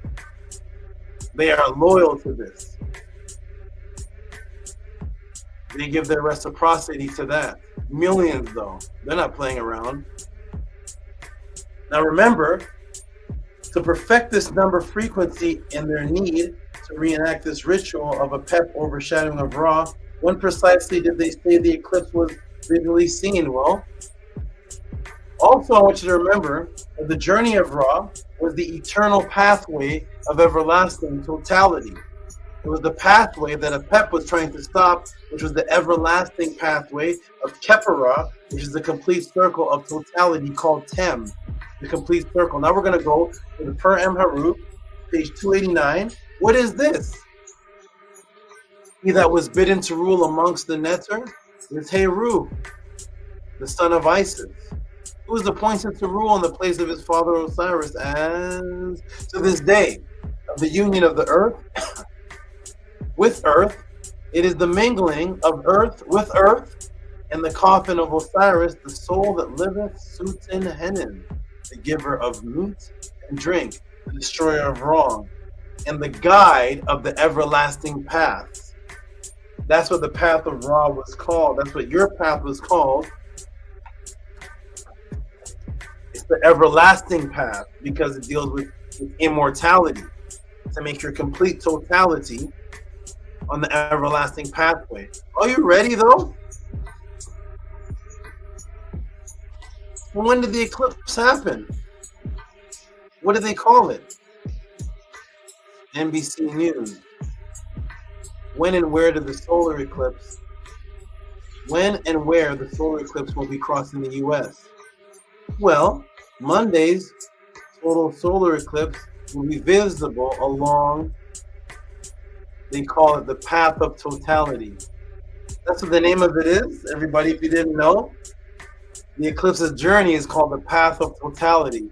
That measures more than 100 miles and it crosses 15 U.S. states. And it starts on its path from the top, from the bottom to the top, Caribou, 3:33 p.m.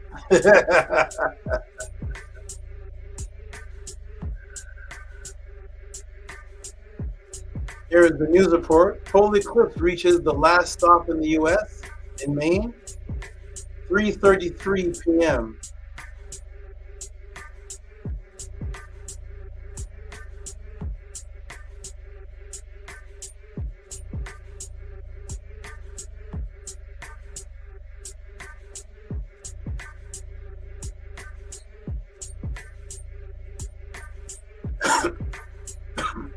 Boom, Hotep, I am done, family. That is it. Boom, Hotep, I'm done. Matrix broken. 3:33 p.m.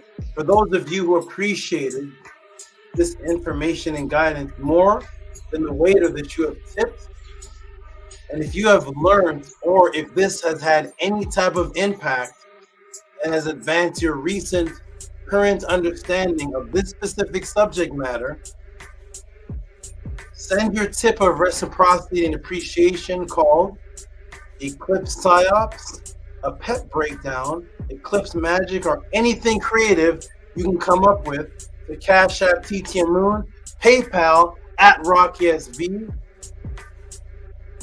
Please keep me here. This one was risky.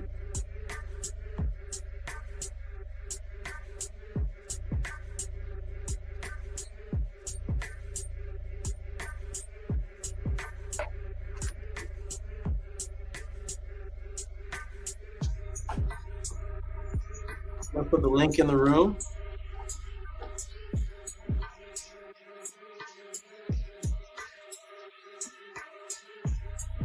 Team, jump in. That total answer was 2 hours and 18 minutes.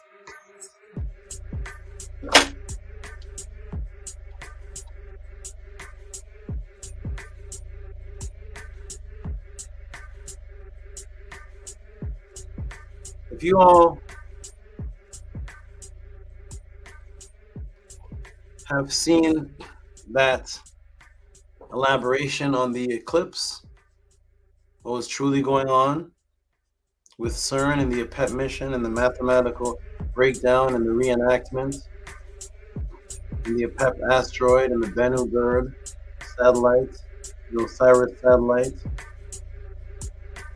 and the murder by numbers, and then putting an E in APEP equal 38, the number of death, the swallower of Ra. The article's coming out at 3:03 on October 3rd and 3:33 p.m. as they call the everlasting, or the pathway of totality, ending at 3:33. If you've seen that before,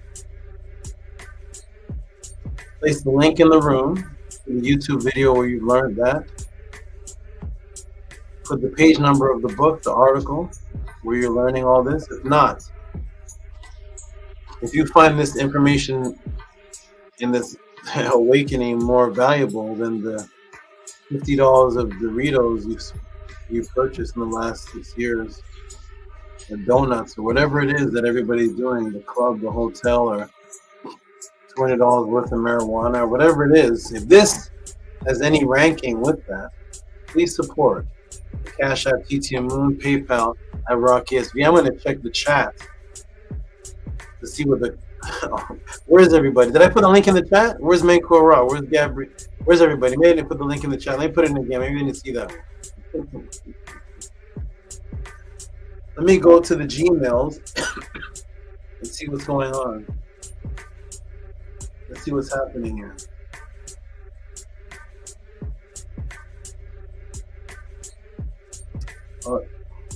Am I even, it says I'm having problems connecting. Please check the internet. Am I on? You all can see me and hear me. Press the 9. It says I'm not even. Am I in here?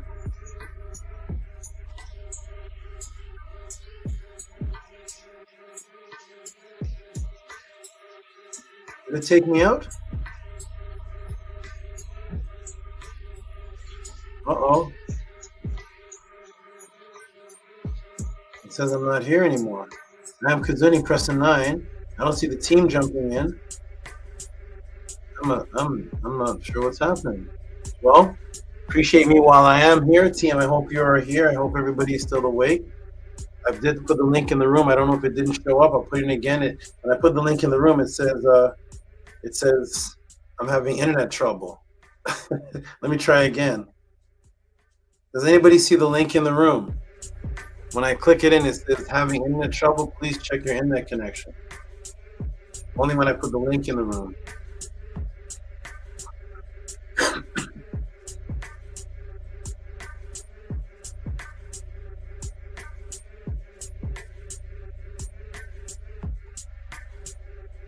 This Powerful. Never heard this in my entire life of existence in Africa. Nambia. Nambia. I will surely send my tips on this in next week. I am humbled. Thank you.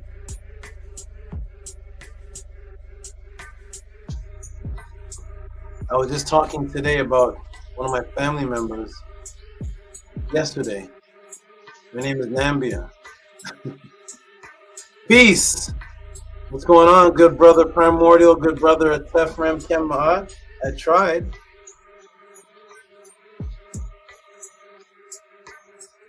Hotep, great Saba. That was absolutely powerful. Very scary.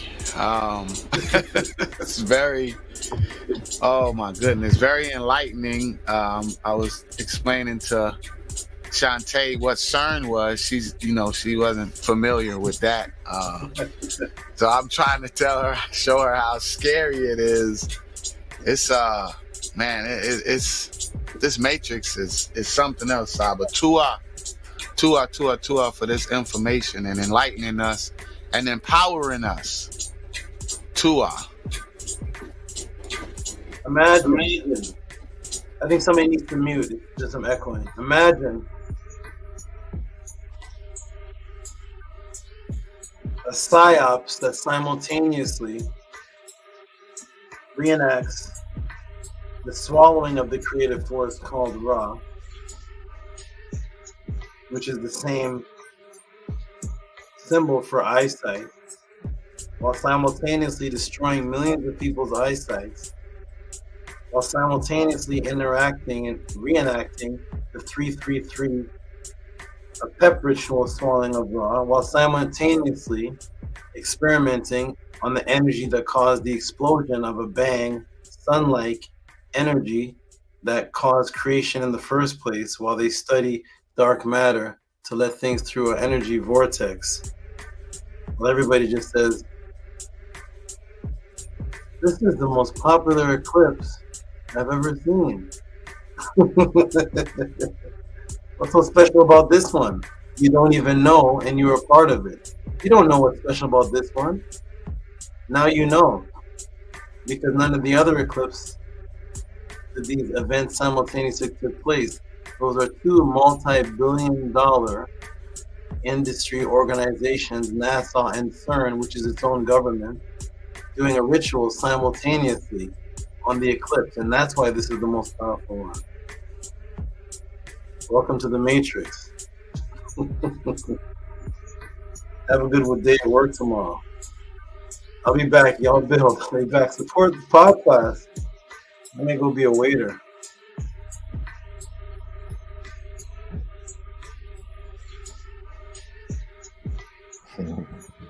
Yes, Hotep Henu Ma'akeru, Tua. Yes, utilize those links to show your support to the Great Saba and for what he just brought forth. I mean, it's I know for me personally, I just speak for me, how thankful and grateful I am to be in the midst and to be able to learn from the Great Saba and to know where to look and just again, what the Kim bird, what Tehuti represents, and to dig and just to continuously and to find that, and to find all those number sequences, and the when he showed CERN and the LHC, the Large Hadron Collider.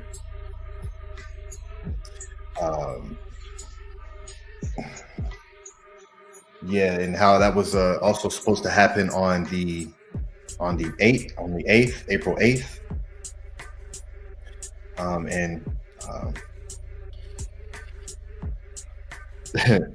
It actually they said that they was ready before, so it actually happened on the 5th, 3 days prior to the eclipse. So yes, they're completely imbued these people who run the Large Hadron Collider and utilize that to open these portals. And I gave in my last class, Out of the Darkness, I showed what a portal is and how it comes from per, which means to come forth, and to show all of the because the numbers is a language. So so as they continue to imbue themselves and create these rituals and have everyone participating in their ritual,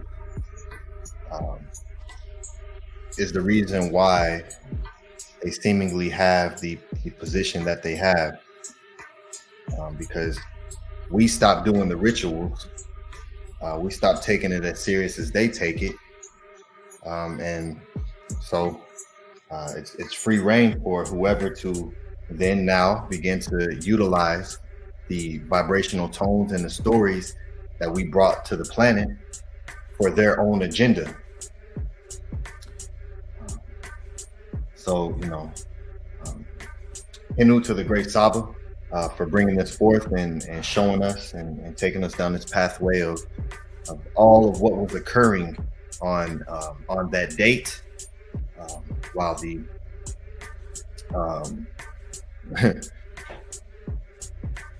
and who's all a part of dealing with that frequency and that event, that solar celestial event that took place.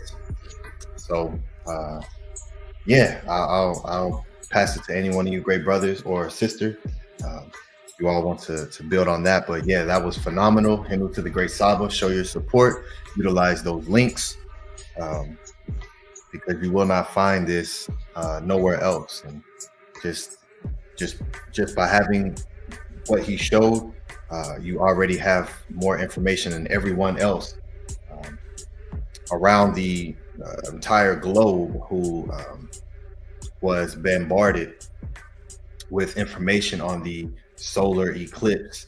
And while everyone's trying to run around and find these, like he said, these little paper glasses, I seen some say, you got to find the glasses that have like this LS number code to let you know that it's certified. And these, you can't get these, but you can go to get your glasses at Sonic, and go to these fast food restaurants and they'll give you glasses. And just, you know, everyone look up. So yeah, and I love how he said at the beginning too. It's the last point I'll make, is when you see a mass of people doing something, then that lets you know to go the opposite way. And that's something that I have always known. There's a large group of people saying and doing this. Well, I'm over here. I'm over here because, and that's why I always say when people start saying, "Oh, you're crazy," this, that, and other, that means you're actually doing the right thing. Because if I'm talking to what I call the mere mortal mentality, when I'm talking to those and those type of sound frequencies come up, it lets me know that I'm continuing down the right pathway. I always say thank you.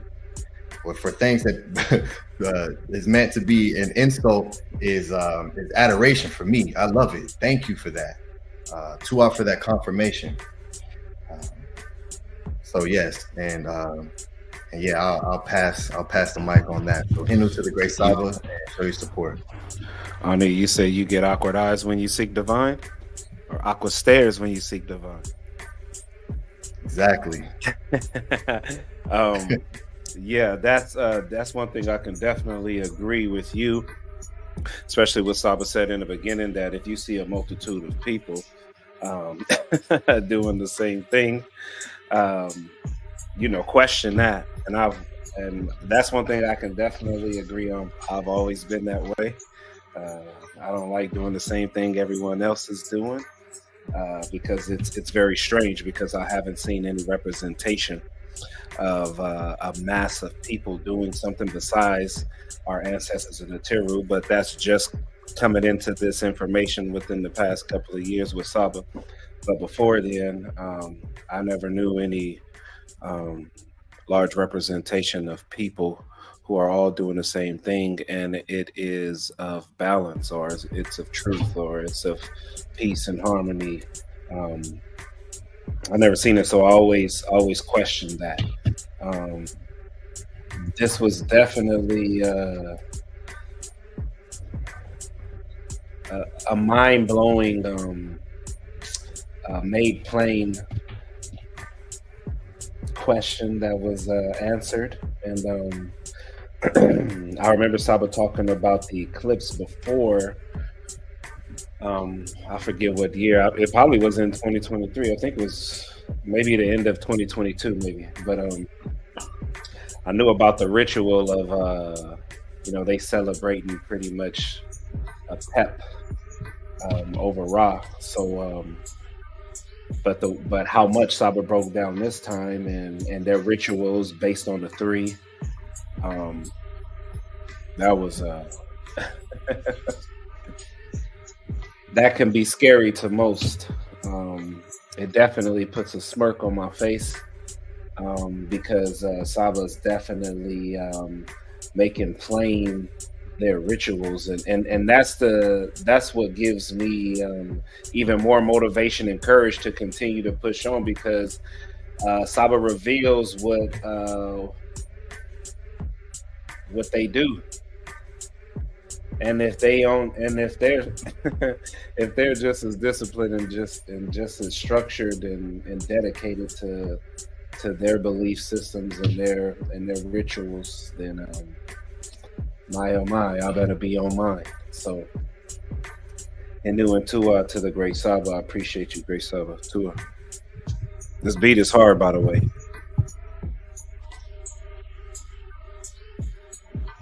Nightmare, holla at us. Yo, what's up, man? Excuse me. What's up? How you doing? Feeling fantastic, brother. It's good to see you back on the panel. Yeah, you too, man. Yeah, it's been rough lately, but I'm back. But... Hotep, great brother, what did you think about the breakdown and build up? Excellent. A lot I didn't even know, so I had to just humble myself and just listen, for the most part. I did have some questions when I was in the chat, though. I guess my main one is, I didn't go outside and look at the actual eclipse and all, but I've seen some before, and I've always wondered, for many years, how come during the day when you can see the sun and the moon at the same time during the day, how come it's just something special about when eclipses happen that you can't see the approach of the moon towards the sun and after it passes the sun? Like, why is it invisible before and why is it invisible after? But any other time you can see the sun and the moon during the day. So I used to wonder those, like, what's going on? Why you can't see it? I would think that if the moon was approaching the sun, it would get brighter and then cross in front of it and then become dark and then possibly pop out on the other side and get, it'll be bright, but then it'll start to dim out. But we don't never see that. So I was always wondering that. But other than that, the breakdown was excellent.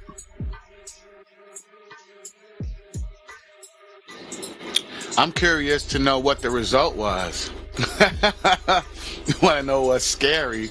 What did happen? What happened after? What was the result? Besides thousands of people going to the hospital.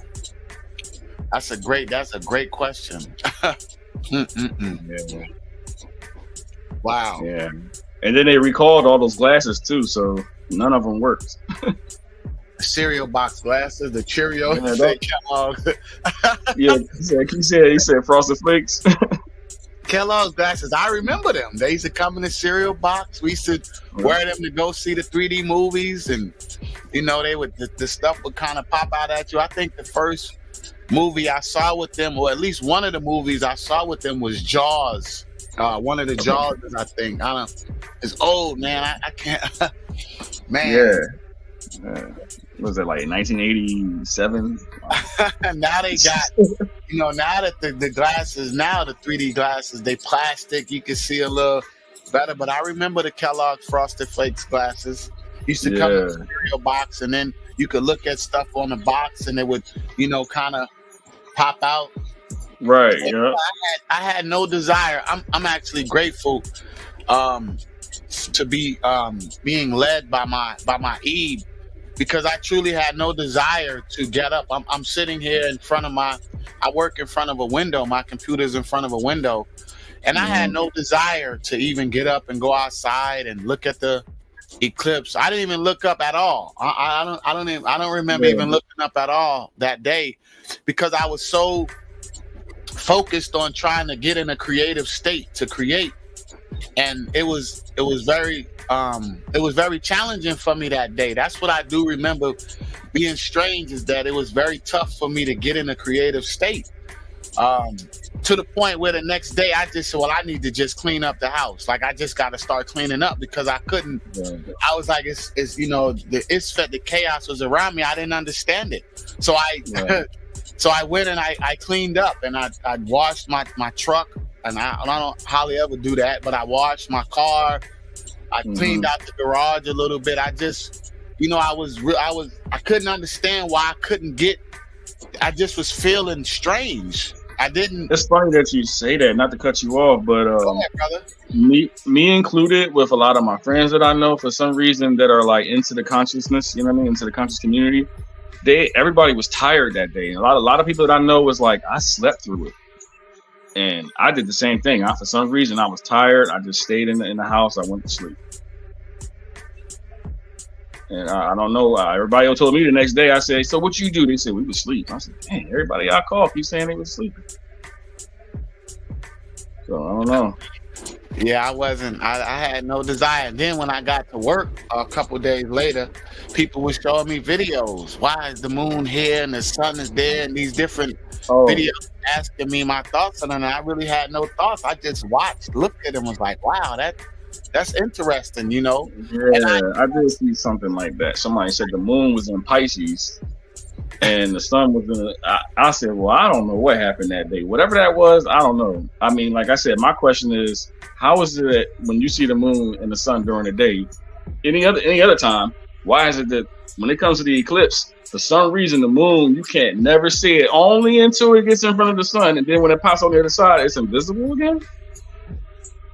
Like, but any other time during the day, I can see the sun and the moon. Like, what is it about this day that this thing, you can't see it? Like, nobody, the look on your face is what everybody be doing when I ask them that question. They'd be like, I don't know. Like, they'd be like, I don't know. So I'm hoping Tehuti can answer that for me.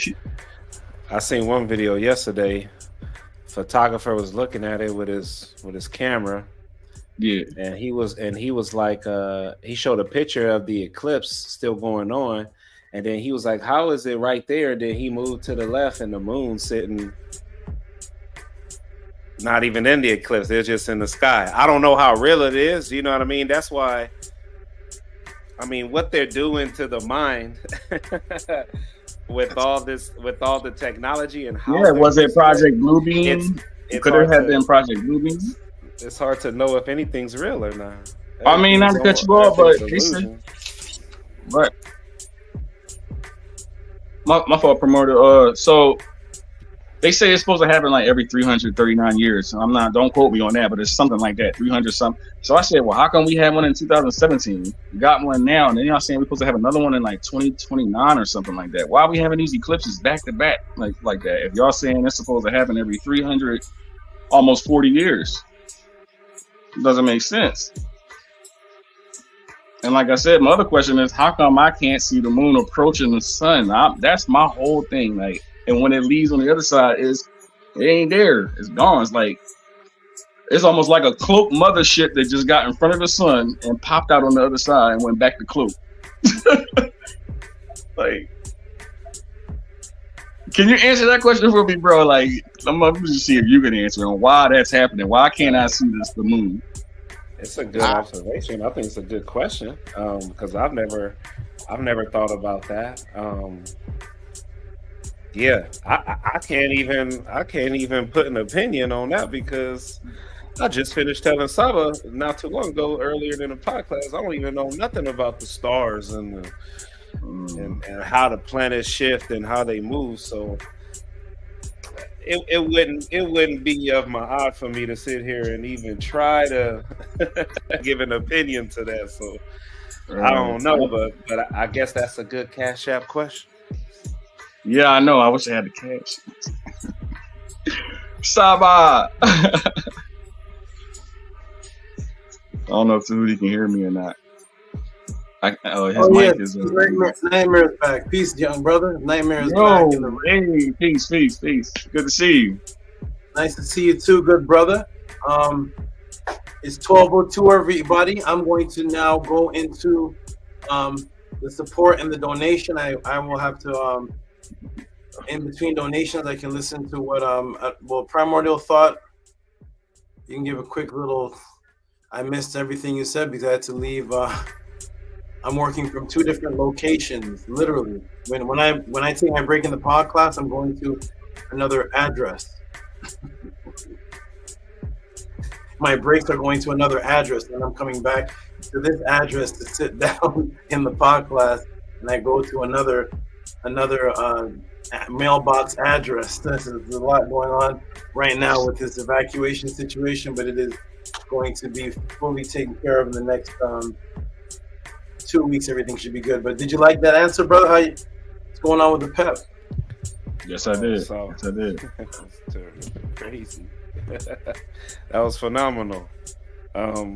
There's so much representation of Kemet within that organization. There's projects named after the Bennu bird. There's projects named after.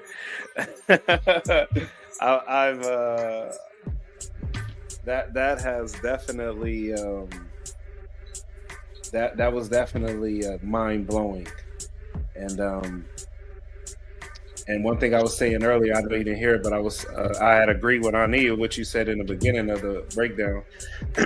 You were saying that when the masses of people start to do one thing, it's good to question it. It's good to watch out. And I was just saying that I was always like that, because before I started following you and getting to know about Kemet, I've never seen a large body of a large group of people following something that is honorable or good to follow. So it was always strange for me to ever follow the masses doing something. To that, Saba, but their ritual is they're very serious, like you said, about their ritual, and all it does is just motivates me to continue to press forward and be just as serious, because you are exposing and making plain what they're doing in their rituals and how they're conducting their life and how they're using these things against us. So it's only motivation, and you always motivate me when you expose the things that they do. So to you, Great Saba. And I said also, this beat is fire, Saba. This beat that you got on is fire. Thank you, good brother. And let me tell you this before I go to the donations and support. I want everybody to know in this room that I never discussed, and you can look it up, I've never discussed how much the PEP project costs. How much do you think it costs? Probably 333 billion. Millions of dollars. And let me add something. When I talk about people supporting the PODCLASS and the reciprocity, where do you think the money from the APEP project comes from? Taxpayers. Who's that? Anybody here paying tax? Anybody in this room paying tax? Huh? Anybody in the chat paying tax? The reciprocity for the APEP project comes from you. Welcome to the NASA PODCLASS that everybody supports with the reciprocity called tax. And they don't have to do a class. All right, so let me go to the donations and support to see the reciprocity for this, to see if people are supporting this even 1 million as much as they do NASA. Let's check it out. Let's see.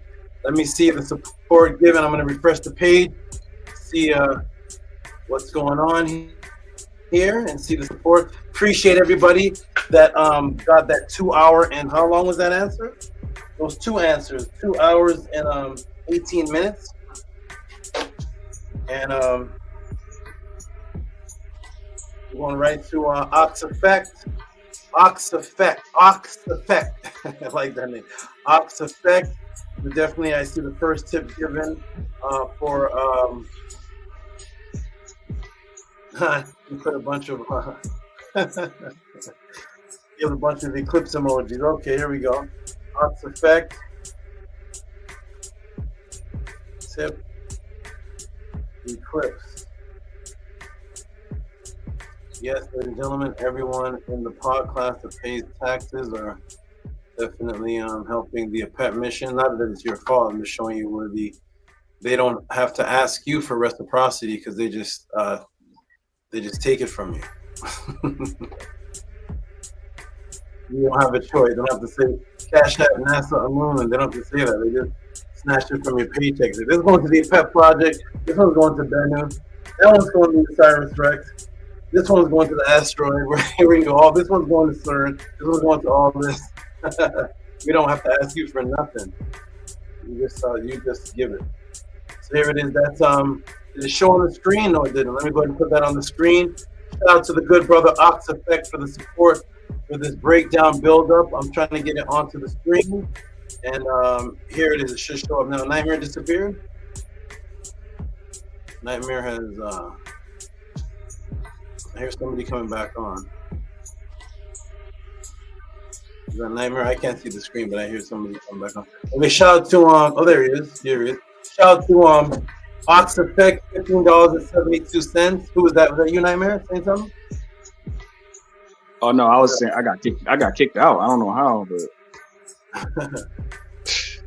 okay, shout out to AFFIRMATION, $15.72 for all type of emojis with snakes and Eclipse. Can you give them some? Is that any here?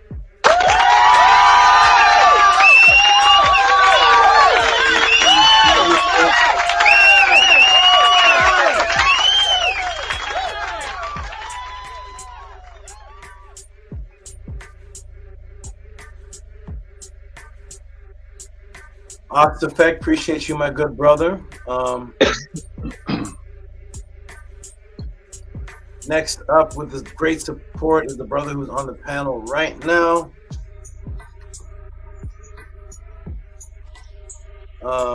13 tip Eclipse. Eclipse with the E. Okay. Shout out to the brothers on the panel right now, who is none other than the one and only Brother P, Brother Primordial, Thought to the 9, who gives the $15 tip for, what did I say, Primordial? Read that for me.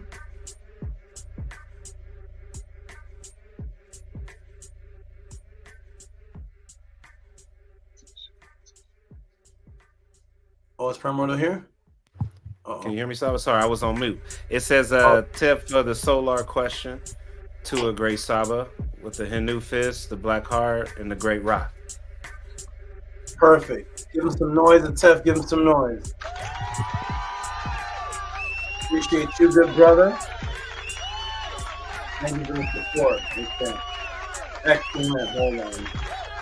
Hey, Brother Nightmare. Hey. Hey, the first of the month passed. Yeah. Yeah.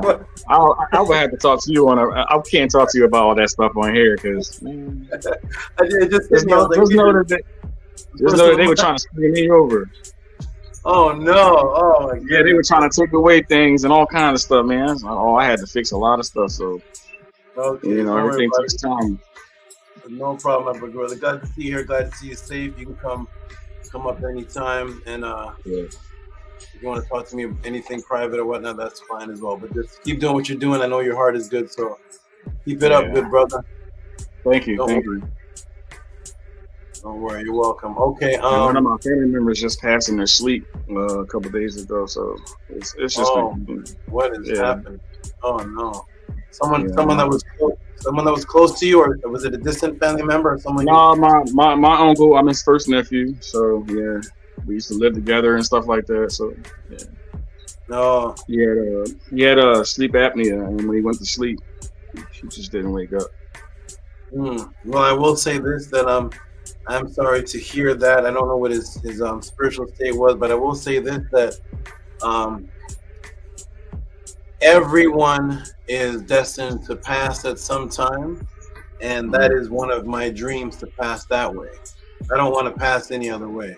I want to go to bed very comfortably under blankets and just keep sleeping to the afterlife. I don't want to get smashed by a car. I don't want to get shot in the chest and bleed to death and eaten by a shark. I want to get under some blankets and just rest. And that is so. I will say that he went to that realm the most peaceful anyone could ever go. He had a good night's sleep. Welcome. Thank you. Yeah, let that be me. That's. I don't want any painful heart attack, crazy. Yeah. Shut up. I said the same thing myself. Yes.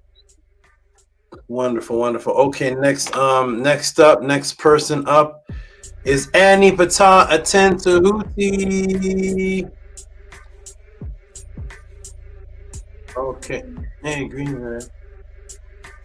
Annie Pata Aten Tehuti. Let me know when you. And let me refresh the page. I don't see a lot of tips for this NASA breakdown I just did. No, maybe my Gmail. Oh, you know what? TT, if you can hear me, check the PayPals, please. You may not be checking the PayPals. Maybe the tips are in PayPals. I don't see much of any Cash App tips for that 2 hour and 18 minutes I just did. Okay, 13, 14, or an hour and something, because it was broken into 14. Tip. Eclipse.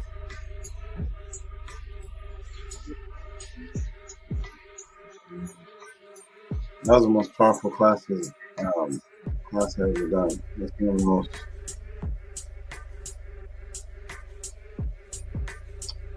Okay. All right, everybody. Who's next? Let me refresh the page. Something's wrong. I'm not seeing much support for that. But I just. Okay. I think they're in PayPals.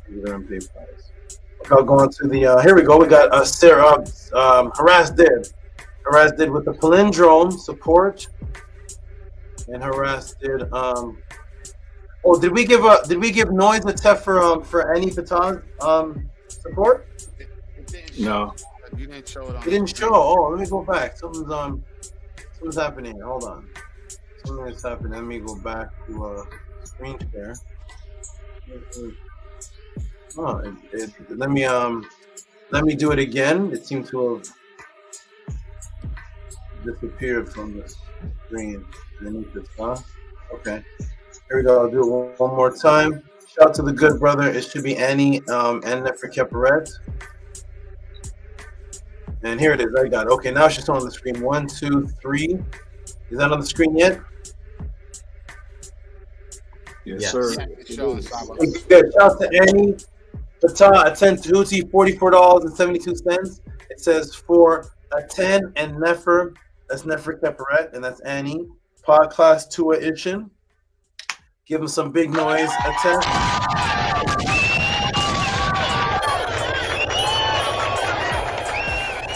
Thank you. Appreciate the support.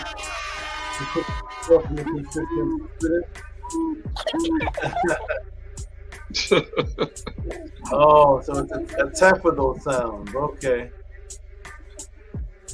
I thought it was never kept right with those. Okay, it's a tap.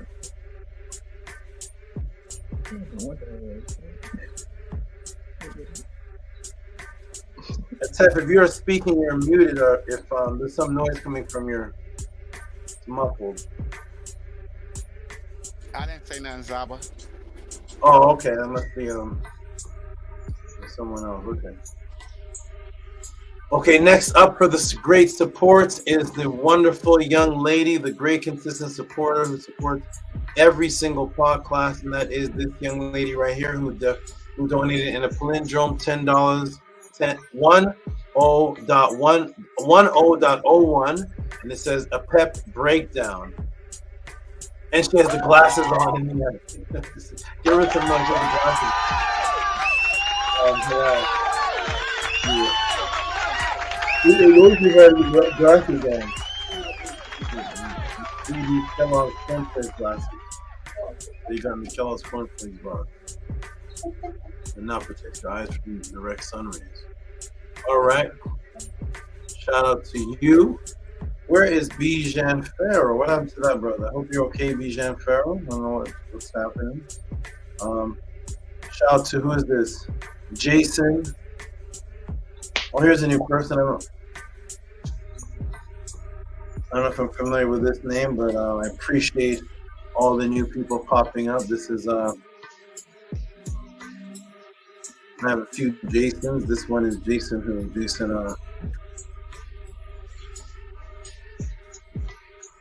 a new Jason Flight Tech.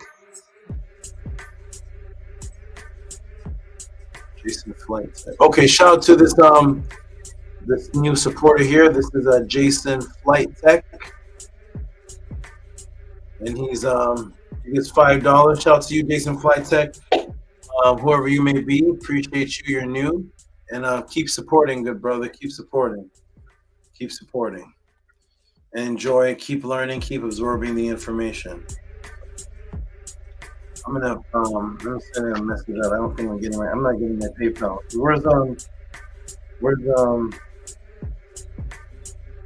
Where's Maharu and all the PayPal people? I don't see any PayPals. You get leisure. Let me send a message out to my secretary to make sure that things are coming through. She may be in a situation where she can't see them. Greetings. I hope you're safe. Take a look at the PayPals as soon as you can. TUA. Okay. Oh, and here's the PayPal. This is from okay, I see a PayPal come through. And this is whoa. This is I am Kudzani. Custom made teams. Shout out to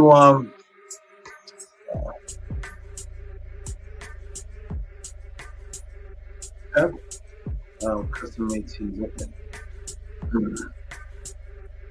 Not much going on tonight. Let me see. Tip. Eclipse. Tell me when you want need.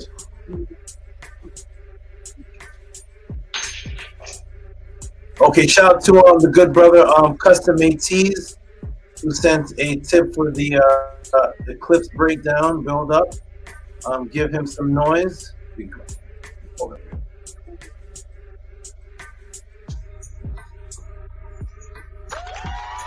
Can you see that?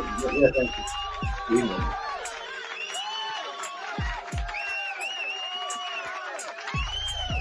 Custom Made Tees says a PEP NASA eye opener, such a revelation. Hotep in capitals, Tua Saba. Okay, wonderful. Robert E. Williams, of course. He stayed for the. Okay, good. He said, oh, wait a minute. Why did we say? Oh, here it is.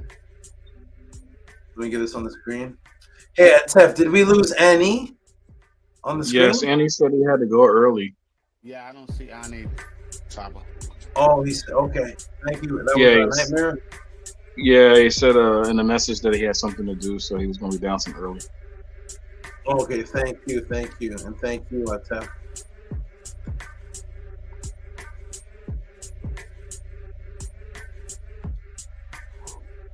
Okay, shout out to the next supporter here. And that is none other than the great, consistent supporter brother, whose name is none other than Robert Robert E. Williams. $20.72 for a pep down. My school didn't say no ting about this. Give him some noise, please.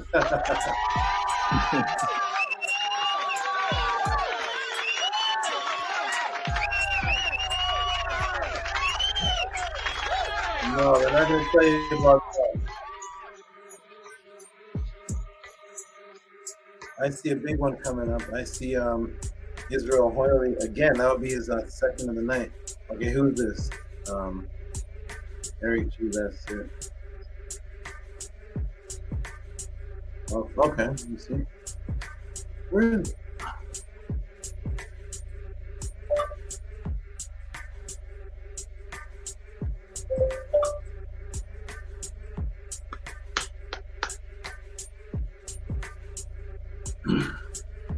Okay. My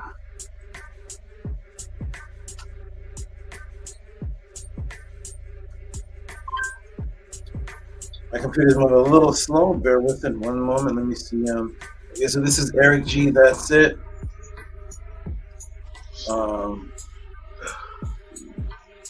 He sent. He always sends the same. Which is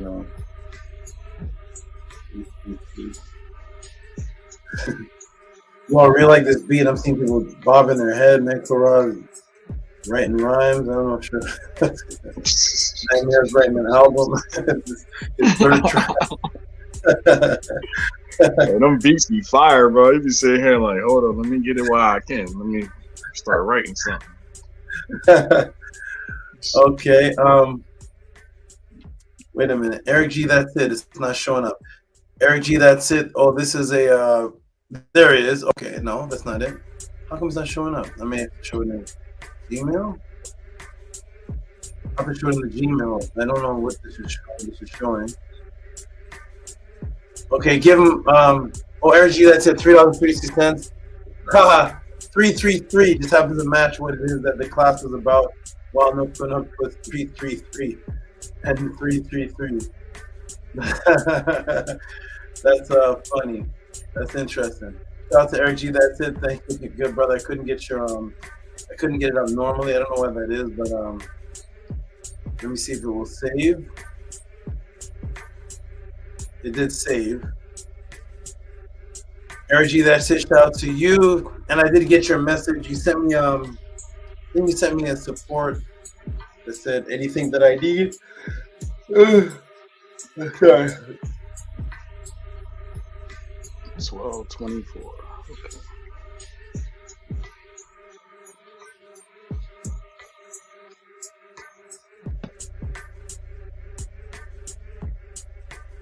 Hold on.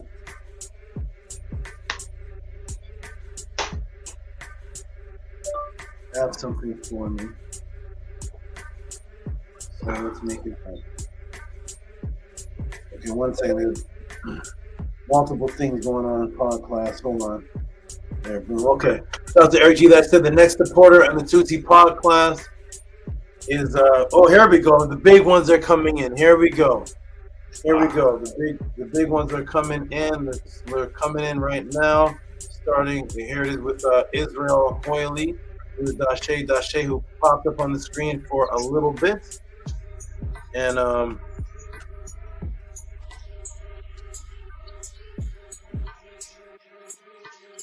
we're gonna put his donation on the screen.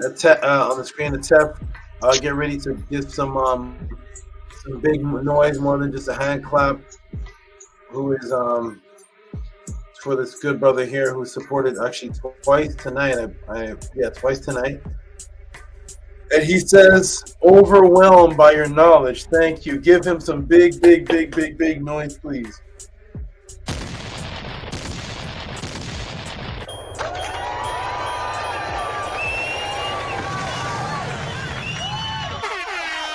Woo! 5-0. Yeah. 5-0. Shout out to that great brother Israel Hoyley. Like I said, he goes and does waitering for tips and then takes his tips and organizes it and sends it the same night. He literally works and sends PODCLASS tips the same night he's making it. So shout out to you, good brother, for the 50, and just happens to be 50 people watching in the room right now.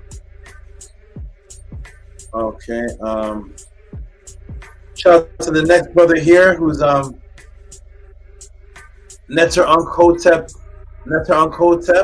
for tonight's Hotep. Give him some claps, give him some noise, please. Thank you so much, NETERTI.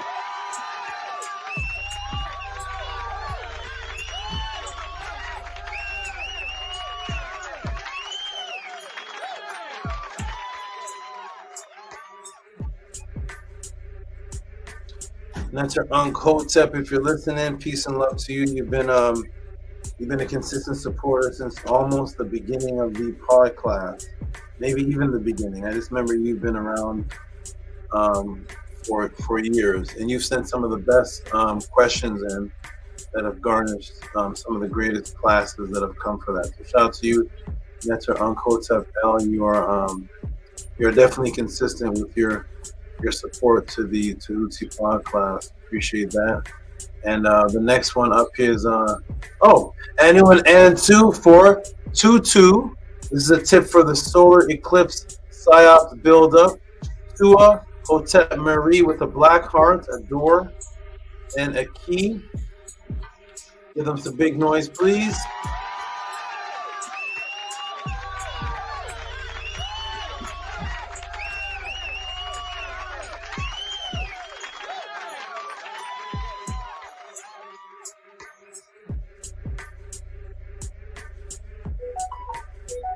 Okay.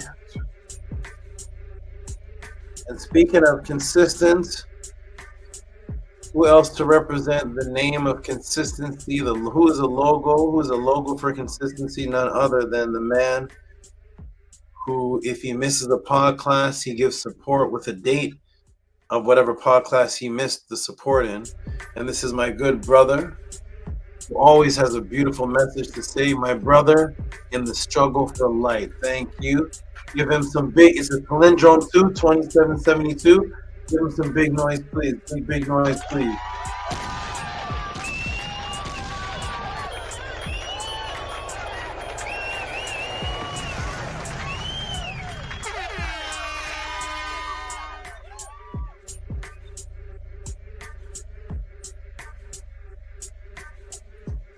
And Nook.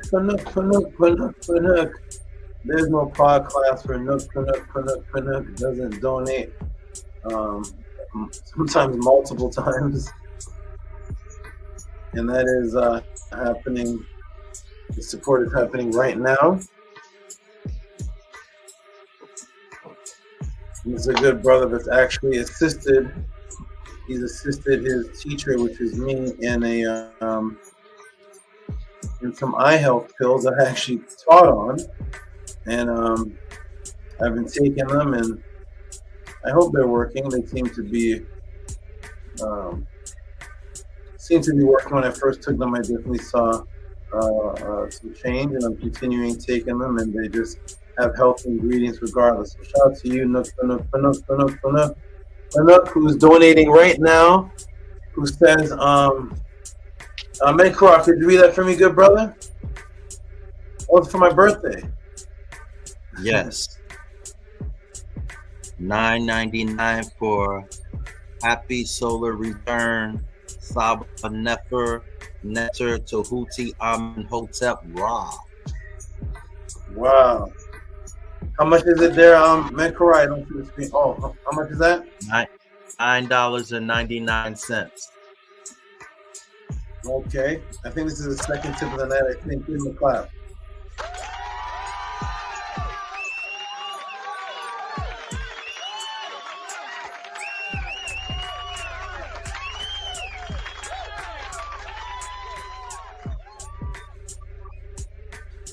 And now I was just speaking about people who miss a PODCLASS, so they donate for the PODCLASS that they miss.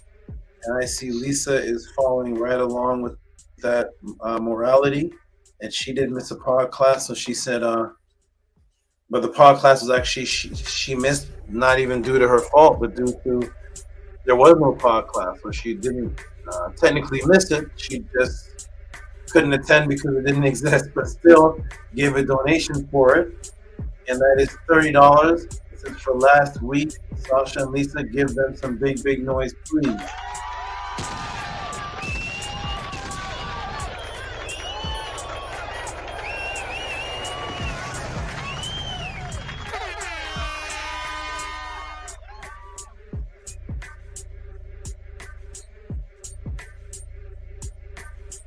Okay, and this is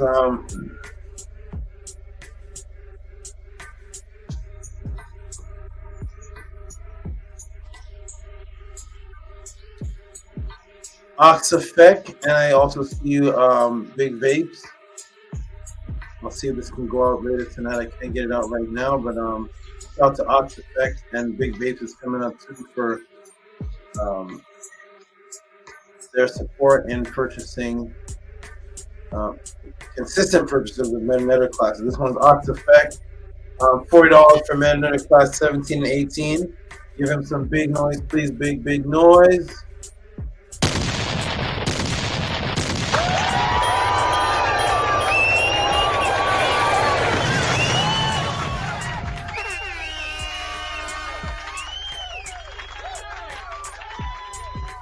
Shout out to AFFIRMATION. Are you in the room, AFFIRMATION? Are you around?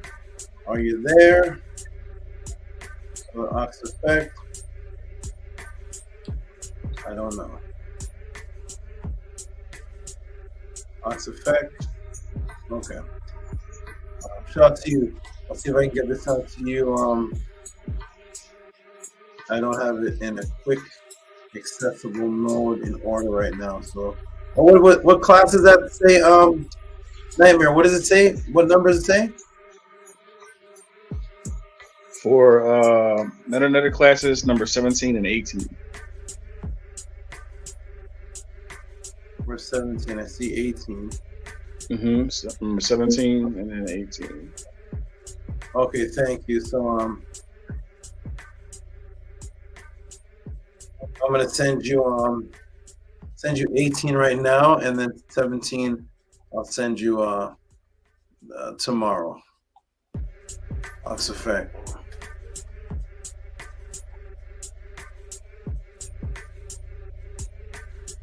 Just for time purposes here. Hey, shout out to AFFIRMATION. Appreciate you, good brother. Always consistent on the support. Always on every single thing. You just non-stop. So shout out to you. And Dave, I see you as well. You're coming up too. I see you. Your name is popping up down the list. Shout out to the good brother. Here's another brother that is consistent. He's consistent in donations that are divided by 9. And that is none other than the good brother who is known as, I know him as Nino Campbell, but he had Squano Trending. I found out that his name is also Squano Trending, so shout out to Squano Trending if you're listening. You're always supporting consistently. And there's 99. Give him a hand clap for Tep for being a consistent supporter.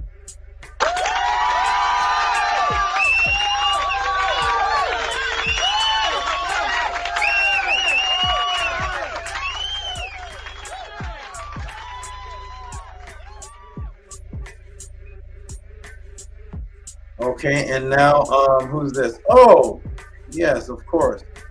This was a donation from earlier, before I even started the pod class, and now I see some donations for my Earth Day coming in.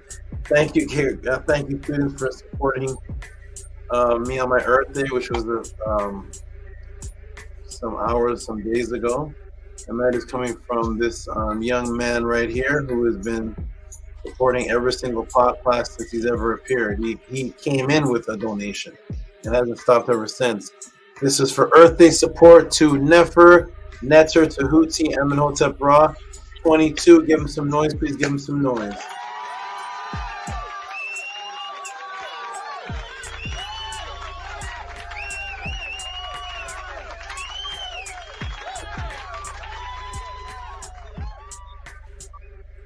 I don't know if you're in the room, Caleb, but if you're listening, appreciate that gesture for my Earth Day.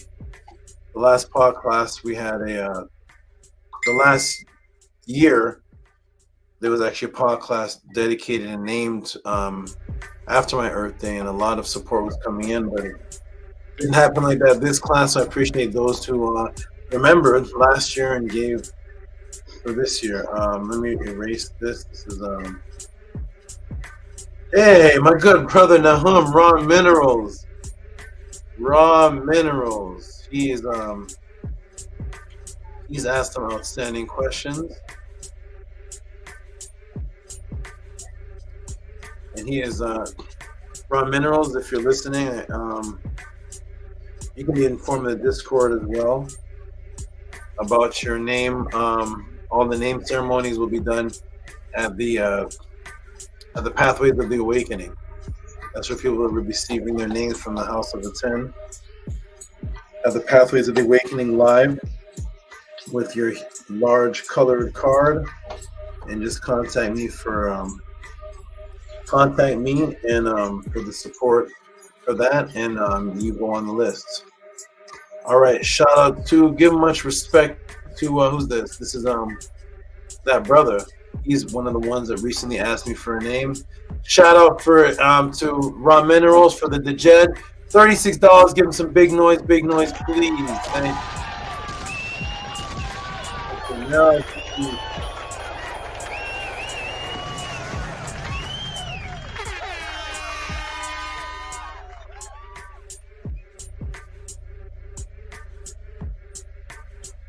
Okay, we got this one.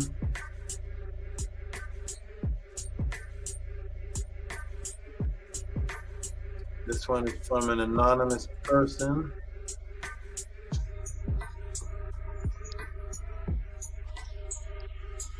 An anonymous being. Anonymous. Shout out to this anonymous person who's given the sacred 1-1. Let me see if I can get it in a way where it can just leave the name out. Yeah, okay. So shout out to this anonymous support.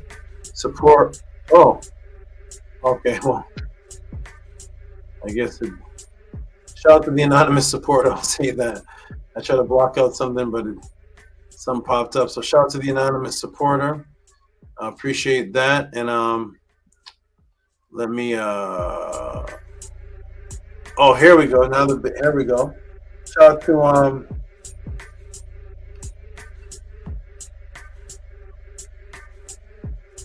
shout out to the young lady who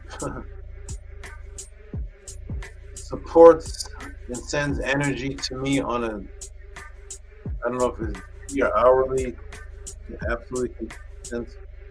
And that was the young lady who was on the screen a little earlier. She was on for both breaks, and it may have reached her bedtime, sleep time. And she's oh no! Oh, you're close. You're close. Gabriel Lopez is one of the greatest female supporters, but this one right here, $72. I want to hear transformer noise and everything. This is from Bella. For all the noises you got, Atef and Ma'at. Thank you so much.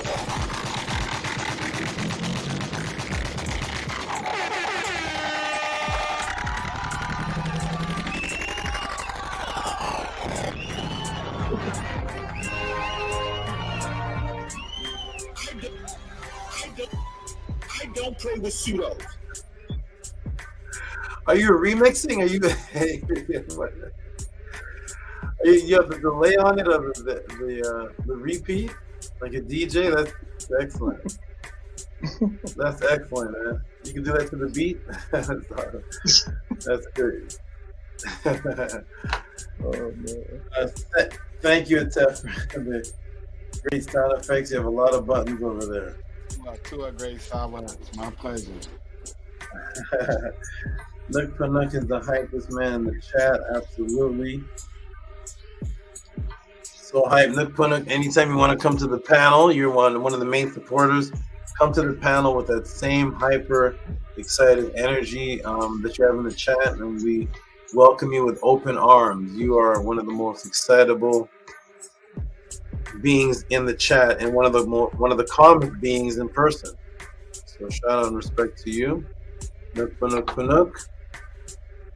All right, and the next one on the screen, is it showing anybody? No, let me get this one off. Appreciate you, Bella. Much love. Greatest supporters. You support and contact me on a regular, every day, every few hour basis, and support consistently all the time in many different ways. You probably sleep right now and can't hear me, but to you, and to for those beautiful messages you sent to my NETERTI, and the one for her Earth Day. That was absolutely that touched her, and she says she has to represent what the words are in your message. Okay, the next supporter is the man, the father of fathers, the man of the hour, the noisemaker, the DJ, the representative energy of Sekhmet, Ma'at, and the Atef energy. Atef Rem Kem Ma'at, $20.72. Give yourself some noise.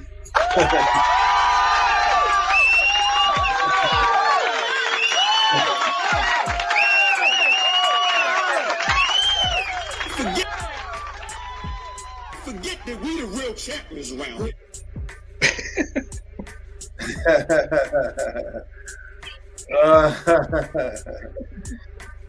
Oh my goodness. Great characters, man. Okay. At anytime when Teth gives the first one, I know the second one is following up. It's always right behind it, and there's no exception to this situation because it's happening again. So $20.72 from a theft, immediately backed up by the same great young brother, young father, back to back with 777. One of the most memorable donations of the podcast. This donation has a history behind it. Give yourself some noise.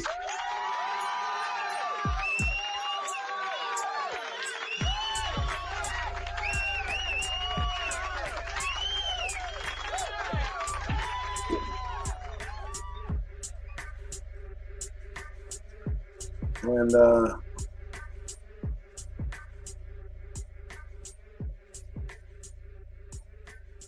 that's for rats. Hold on, let me wait. That's the okay. And let me scroll up and refresh the page and see if any more support for the night. Oh, this night, maybe because I took maybe because I took off last week. Is that why? This night is Atef gave with 3 for Atef. Here we go. I scroll up and I see this for Atef. A tip for Atef, if you could read this one. You all are so creative with it's coming up, Atef. Very, very creative with how you label your support.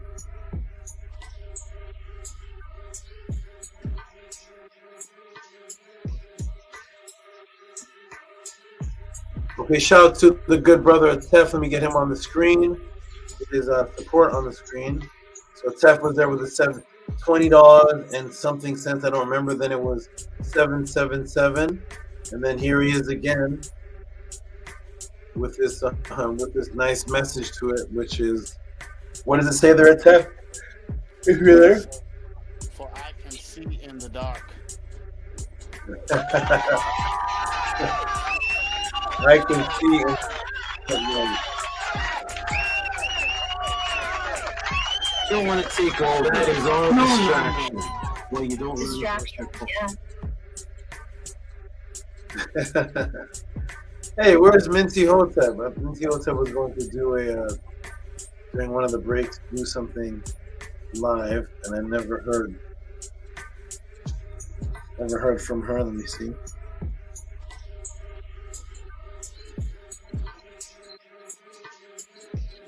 Rest well, Anu and Antu. I just got your message about having to go to rest.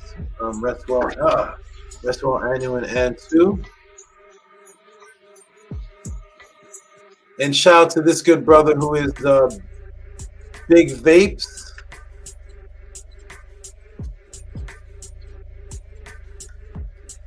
Every single week, he doesn't just send a donation. He orders the MetaNetter class every single pod class.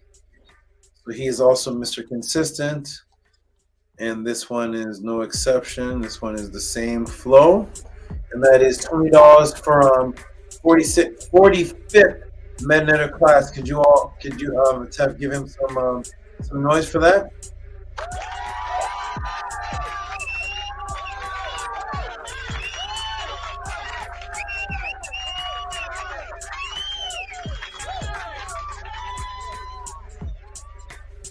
Shout out to you, Big Vapes, if you're in the room. What does that number say, Nightmare? Does it say 45th or 46? I can't see the screen. 45th. 45th. Okay, good. So this one actually... Another class, yeah. Okay, thank you. Oh, so this one actually, Big Vapes, this can go out to you. You are on the lucky list of MetaNetter class that I have easy access to. So there it goes. Big Vapes, you've been sent the MetaNetter class. Wonderful. Appreciate you for the great support. Let me go ahead and see. Let me refresh the page and see who else is supporting. Is there anyone? Oh, I'm gonna go to inbox. I'm not in inbox. Inbox. When I refresh the page, Daniel LaRoche, eye doctor.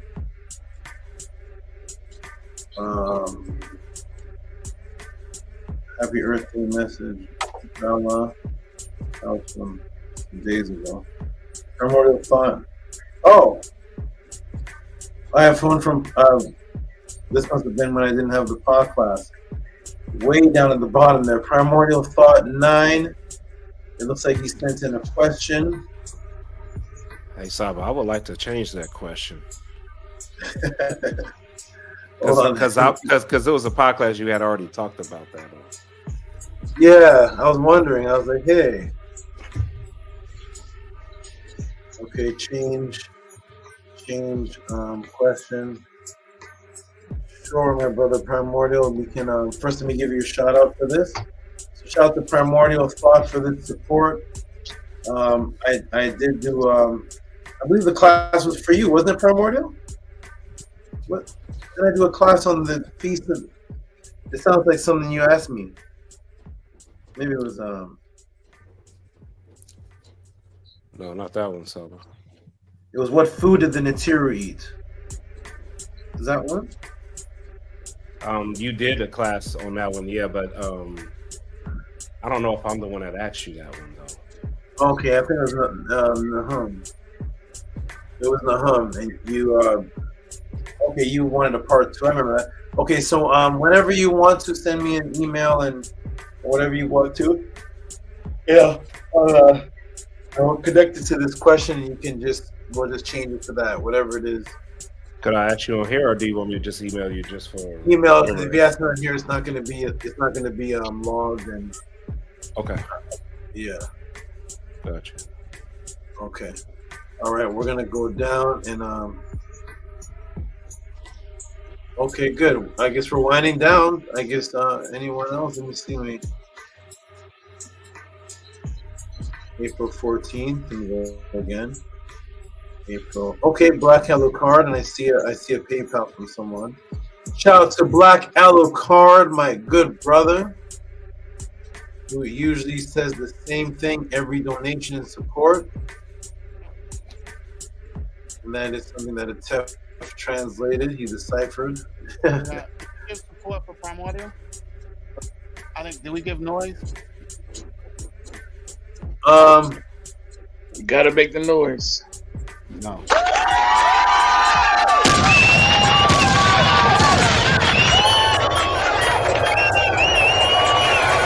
Right.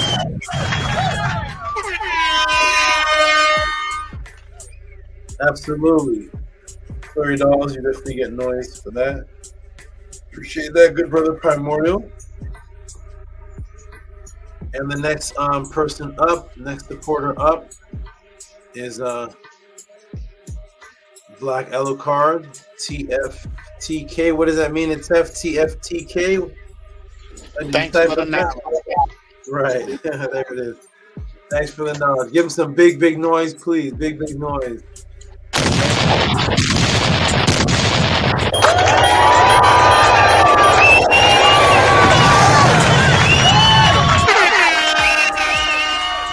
Never everything is beautiful and love.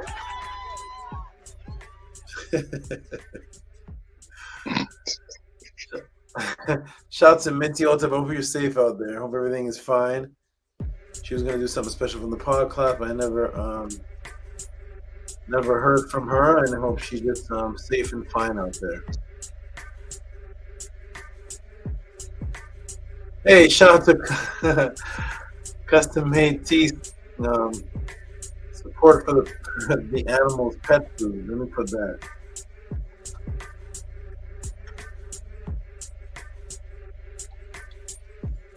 The animals' pet food. Okay, here we go. Shout out to good brother, Custom Made Teeth. Let me get on the screen in a second here and see what's on the screen. That's still Black Alucard. When I stop that. And shout out to the good brother Custom Made Tees who sent. It's not showing. Where is he? Custom Made. Interesting. Let me open it up again. Shout out to the good brother Custom Made Tees. Let me see if it pops up now. It's not popping up. Let me cancel this. Let me cancel this, and try it one more time. Custom Made Tees. Where are you?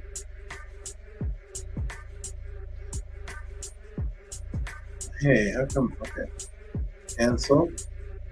Okay, here we go. Now let's see if it shows up. Shout out to the good brother Custom Made Tees. Let's see if it shows up now.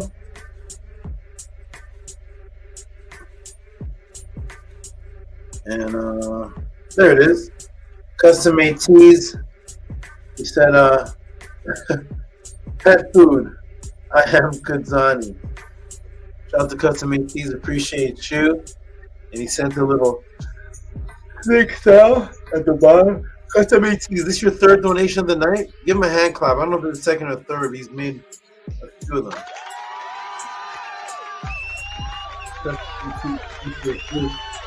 Good brother.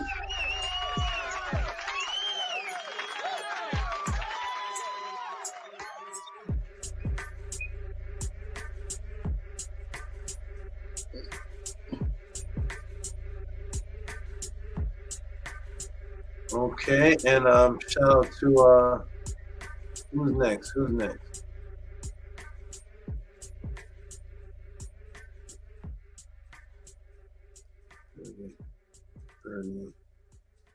What kind of spider is that on your head?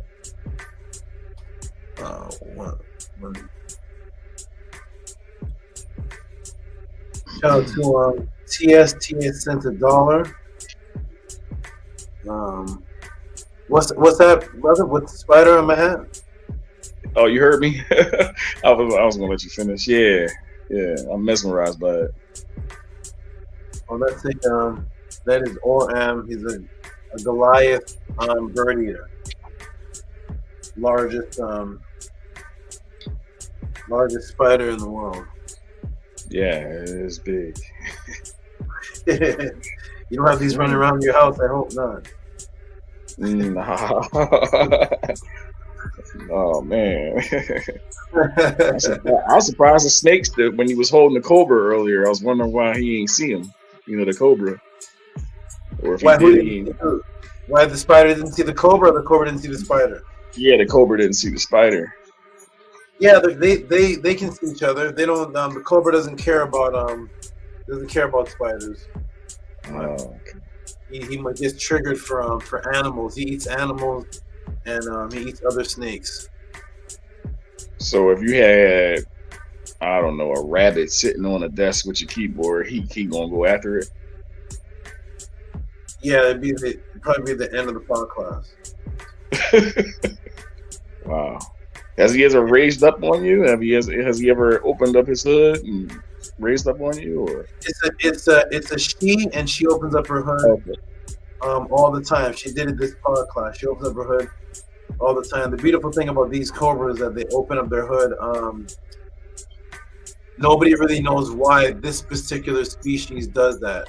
It's not necessarily always done out of anger, like the common Egyptian or Indian cobra. They could just be sitting there and just open up their head and open up their hood, and you can just reach in and pick them up. They're not angry, but you don't know when they're not angry because they can. What's that? No, you said they're not agitated.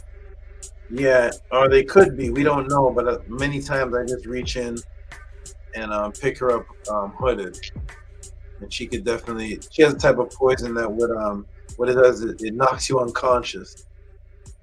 Ooh. If the poison actually gets in your system, you're just knocked unconscious. So you don't know what's going to happen after that. Wow. Don't start off with this kind of snake. Yeah. Oh, you ain't got to worry about me getting none of them snakes. No. I'll leave it to you. Okay, here we go, ladies and gentlemen, with the largest donation of the night coming from Anu and Antu. Make some big noise. 155 Tehuti exalted by reason of the 100. Forget that we the real champions around here. Forget that we the real champions around here.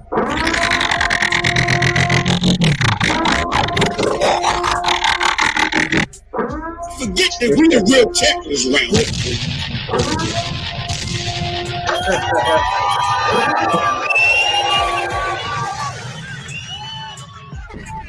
Okay, whoa. Shout out to Anu and Antu, largest donation of the night support. And that seems to be it right now, ladies and gentlemen. That is it. We can go ahead and end off the podcast. I'm going to get some closing words from Atef, Primordial Thought, Nightmare, and Menku Aramarima, and then we'll just close it up. Go ahead and give us some closing thoughts, good brothers. And I'm going to be listening. I'm going to be off the screen for just a moment, but I'll be listening. What's up, great SABA? 2 out for this NEFR class. Your voice is really low, my brother. I don't know what it is. Really. Can you hear me now? I gotta get closer to the mic. Oh, you sound wonderful. You sound great. Hotep to our great SABA for this NEFR class. Thank you for consistently giving us the wisdom and the knowledge to break us out of this matrix. Thank you for scaring us a little bit. Because fear is a big motivator in a lot of cases. So Henu to all the supporters, everyone that makes this happen, that allows this to happen. Support what is important to you. I appreciate everyone that supports for our great SABA, our great teacher, so he can continue to teach us and break us out of this matrix. Henu to everyone on the panel, to everyone in the chat. Henu to Primordial Thought 9. Henu to you, great brother Nightmare. Henu to Menku Ara Mary Ma'at. Henu to the great Ani Aten Tehuti. And Henu to all of your Nefer mates. Henu to our great SABA Tehuti Amenhotep Ra. And the power of the threes, man, to our great SABA. Henu Hotep Ma'at. Peace and love.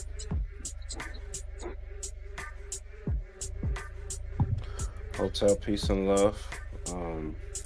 Appreciate the great SABA Tehuti Amenhotep Ra.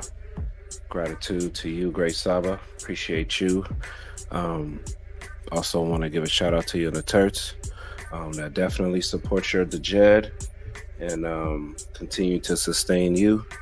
So Hotep, Great Saba, appreciate you. Appreciate the House of Atten. Appreciate you, great brother Atef. Appreciate you, great brother Nightmare. Great brother Manku. Appreciate all you brothers on the Patah Tehuti. Appreciate you, great brother in the House of Atten. Everybody in the chat, everybody that support. Once again, Saba, you never cease to amaze. And with gratitude, peace and love and gratitude for all that you do and your consistency. May Ra grant you and your family health and prosperity. May your monument be established on the foundations of Ma'at. And may you all rise and come forth as conscious light, like the divine Ra, who rises and shine forevermore in Ma'at. Hotep. Hotep, good brother, thank you for your words, beautiful words, and Atef. To you, I like what you said about fear. Atef, that's true. I don't know if you've ever been, you've probably been in situations that were dangerous, and you use the fear to actually give you the adrenaline to fight and defend what you needed to, and you're actually inside you're fearful, but that's where the adrenaline's coming from. So shout out to you. You can definitely utilize fear to let you see how serious the situation is. Great Saba.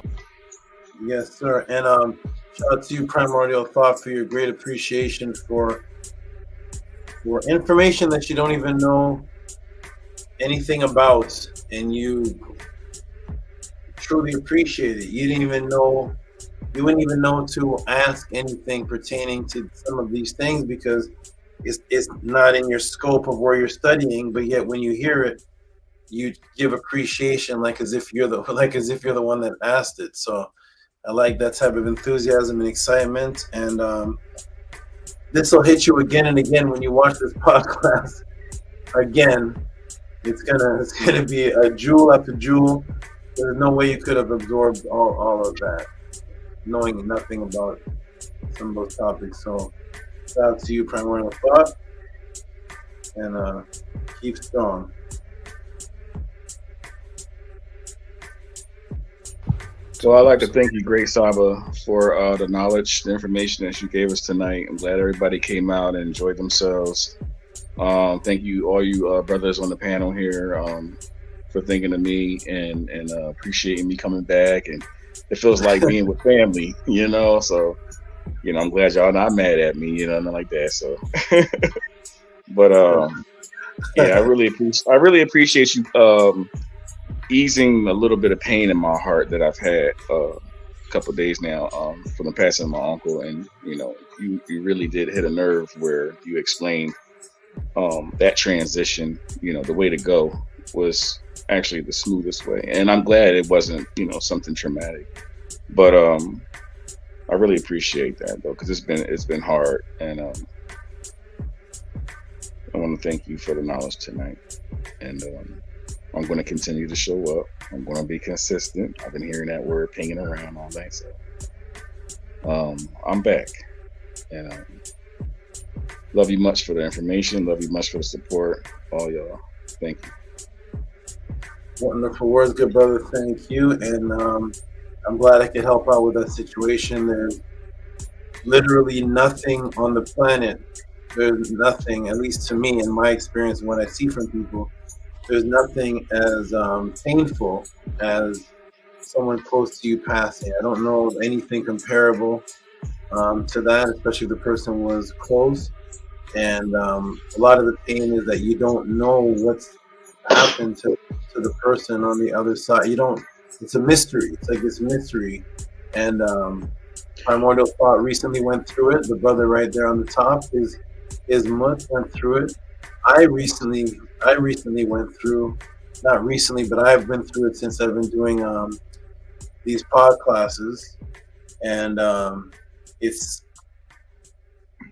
the comfort is the best feeling, and I am so happy I could help you with that, because when that happened to me, when someone passed, actually it did happen recently, because it happened again. It happened recently. There's two situations, but the best feeling is only the comfort that the people alive can give you. Oh, excuse me.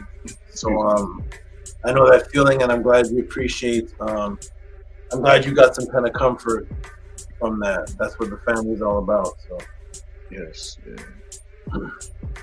Okay. Menku Ara Marie Ma'at. Give us some closing words, good brother.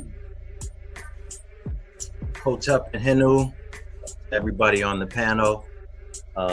Thanks to you, Master Teacher Saba Tehuti, for bringing so much truth. As always, it's an honor to be on the solar panel. Peace and love to the chat. Solar panel. Yes. Yes. Yes, Tua Saba. Yeah. I'm definitely humbled by how oblivious I am to so much information. So Matrix is quite the thing. So Tua to you for bringing forth so much truth. And I will end with this adoration. Come to me, Tehuti, O noble ibis. Come to me and give me counsel to make me skillful in your calling. He who masters it is found fit to office. Fate and fortune are to be found with you. You know. And new beautiful words. Beautiful words, Menku, and I'm glad you were humbled, and I'm glad this class has affected you as such. And you're a great contributor in many ways to why these classes are like this. So your enthusiasm, your youthful excitement, exciting energy is one of the things that motivates me to teach in the way that I do, because I actually look forward to your responses. Your responses are priceless, and I really you have great responses. And so as I'm putting together the pod class, one of the things that motivates me is who is going to appreciate this, and you come to mind. I know Menku is going to be jumping and saying a bunch of things, and so you are a great addition to why the pod classes are so impactful, because if I didn't get the appreciation necessary, they wouldn't be like this. The answers wouldn't have so much love in it. The amount of what I have to do to get all of that, it's beyond anything. So thank you for the motivation for me to answer the way that I do. It's unexplainable what I have to go through to give you that end product. So shout out to you, good brother. Peace and love. I think that's it. Yeah, shout out to the pod class. Did somebody say something? There's a lag. That's what it was. I was going to ask you. Is there any way that you can hold a podcast with Billy Carson? Like, we need to get you to be on a Billy Carson type, recognition level where you need to be known worldwide, because the information that you're dropping will save civilization as we speak. Like, because Billy's not on your level. Billy is not on your level. He talks a good one, but you deserve to be a billionaire. You deserve to to be the next president. You deserve to be the guy that's just running the whole show for the planet, because right now, the way I see it, I don't see nobody out here. I can't think of nobody that compares to you. You're I don't even know how to explain it. It's so powerful, the information that you bring, the clarity, the suspension, that you leave on us. It's I don't know, man. You deserve a bigger platform. You deserve to be known worldwide. What did you say? The suspension? What was that word you said? Suspense. Suspense. Yeah, the suspension. Suspense. I didn't mean like that. The suspense. The suspense. That's a key how I teach. That's a key. One of the key little secrets to how I teach. I teach with that in the background. Suspense. I'm teaching with that. That's what holds people. Suspense holds the attention. So it's good you said that and recognize that, because I'm actually That's one of the principles that I'm using to teach. And if I didn't have that principle, a lot of attention wouldn't be held. So yeah, as far as Billy Carson, someone is working on getting me and Billy Carson connected. I'm not sure what's happening, but I will say this, that I know what's happening. I know what's happening, and I will tell you that. Do you watch battle rap? Yes. Okay. There's some really, really, really advanced, awesome battle rappers on little leagues. They're on these little leagues. Nobody really watches them. They don't get the views that a Hitman Holler or a Loaded Lux or somebody else gets. Right. And so it is very easy for someone from the bigger league. It happens in basketball. It happens all the combative sports. You go and you watch the little more unviewed one, and you take things from it. Right. But you never bring that. You don't bring that person from the little league to the bigger one, because then you'll be caught. And I watch battle rap thoroughly. I'm a magician for battle rap events. I've been the magician for different battle rap events. Battle rappers know me. I'm their favorite magician on the channel. I'm their magician. Yeah, I've seen those guys in New York that liked you. It was the one video you did. It was a couple years back. I think, yeah, it was a few years back.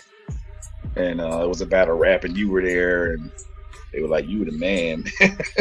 Yeah, I'm that to them. So a lot of magicians do it. You watch the smaller. You're a big David Copperfield. But there's some guy in China that just destroys you. Right. Nobody watches him, so you go watch him and take his magic, and you put on the big stage like it's you. But you're never gonna bring that guy to your show. That's me. They don't bring me to big shows, and I will never become popular because I am a threat to the structure of any show that I go on. I am the threat to the structure of any show. When I go on a show, it becomes the Tehuti PODCLASS show, and you don't want to be Jay-Z or Drake, and somebody finds out that your phone has some rhymes from Tyrone down the block. So you're not gonna have him as the opening act. You're gonna say, wait a minute, and so that I know what's happening. But shout out to all those bigger platforms, and if it does happen, all I need to be is on 2 shows. If they ever put me on a Billy Carr, any one of those big platforms, I just need to do 2 shows, and that's enough to. You saw what happened on Killer Priest. Shout out to Killer Priest podcast. You saw what, maybe you didn't, but if you watch the Killer Priest podcast from the time I first went on to the last time, and you'll see a transition of something. You'll see something happen, and basically. When I came on the show, the others couldn't get light. You can't tell me Sophia Stewart wrote the Matrix book with me there. You can't tell me the Earth is flat. Lord Jamar can't say the Earth is flat with me in the building.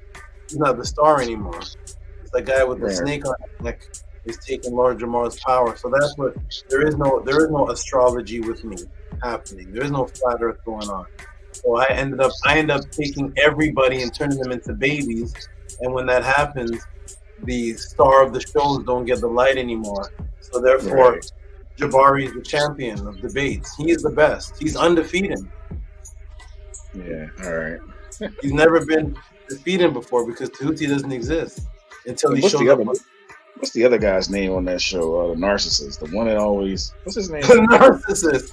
I don't know. Yeah, man. I swear he is. I mean, he cool sometimes, but what's his name again? The one that kept arguing with him. It's everything. He always had. Rasul. Rasul. Yeah, man. Rasul is my APEP.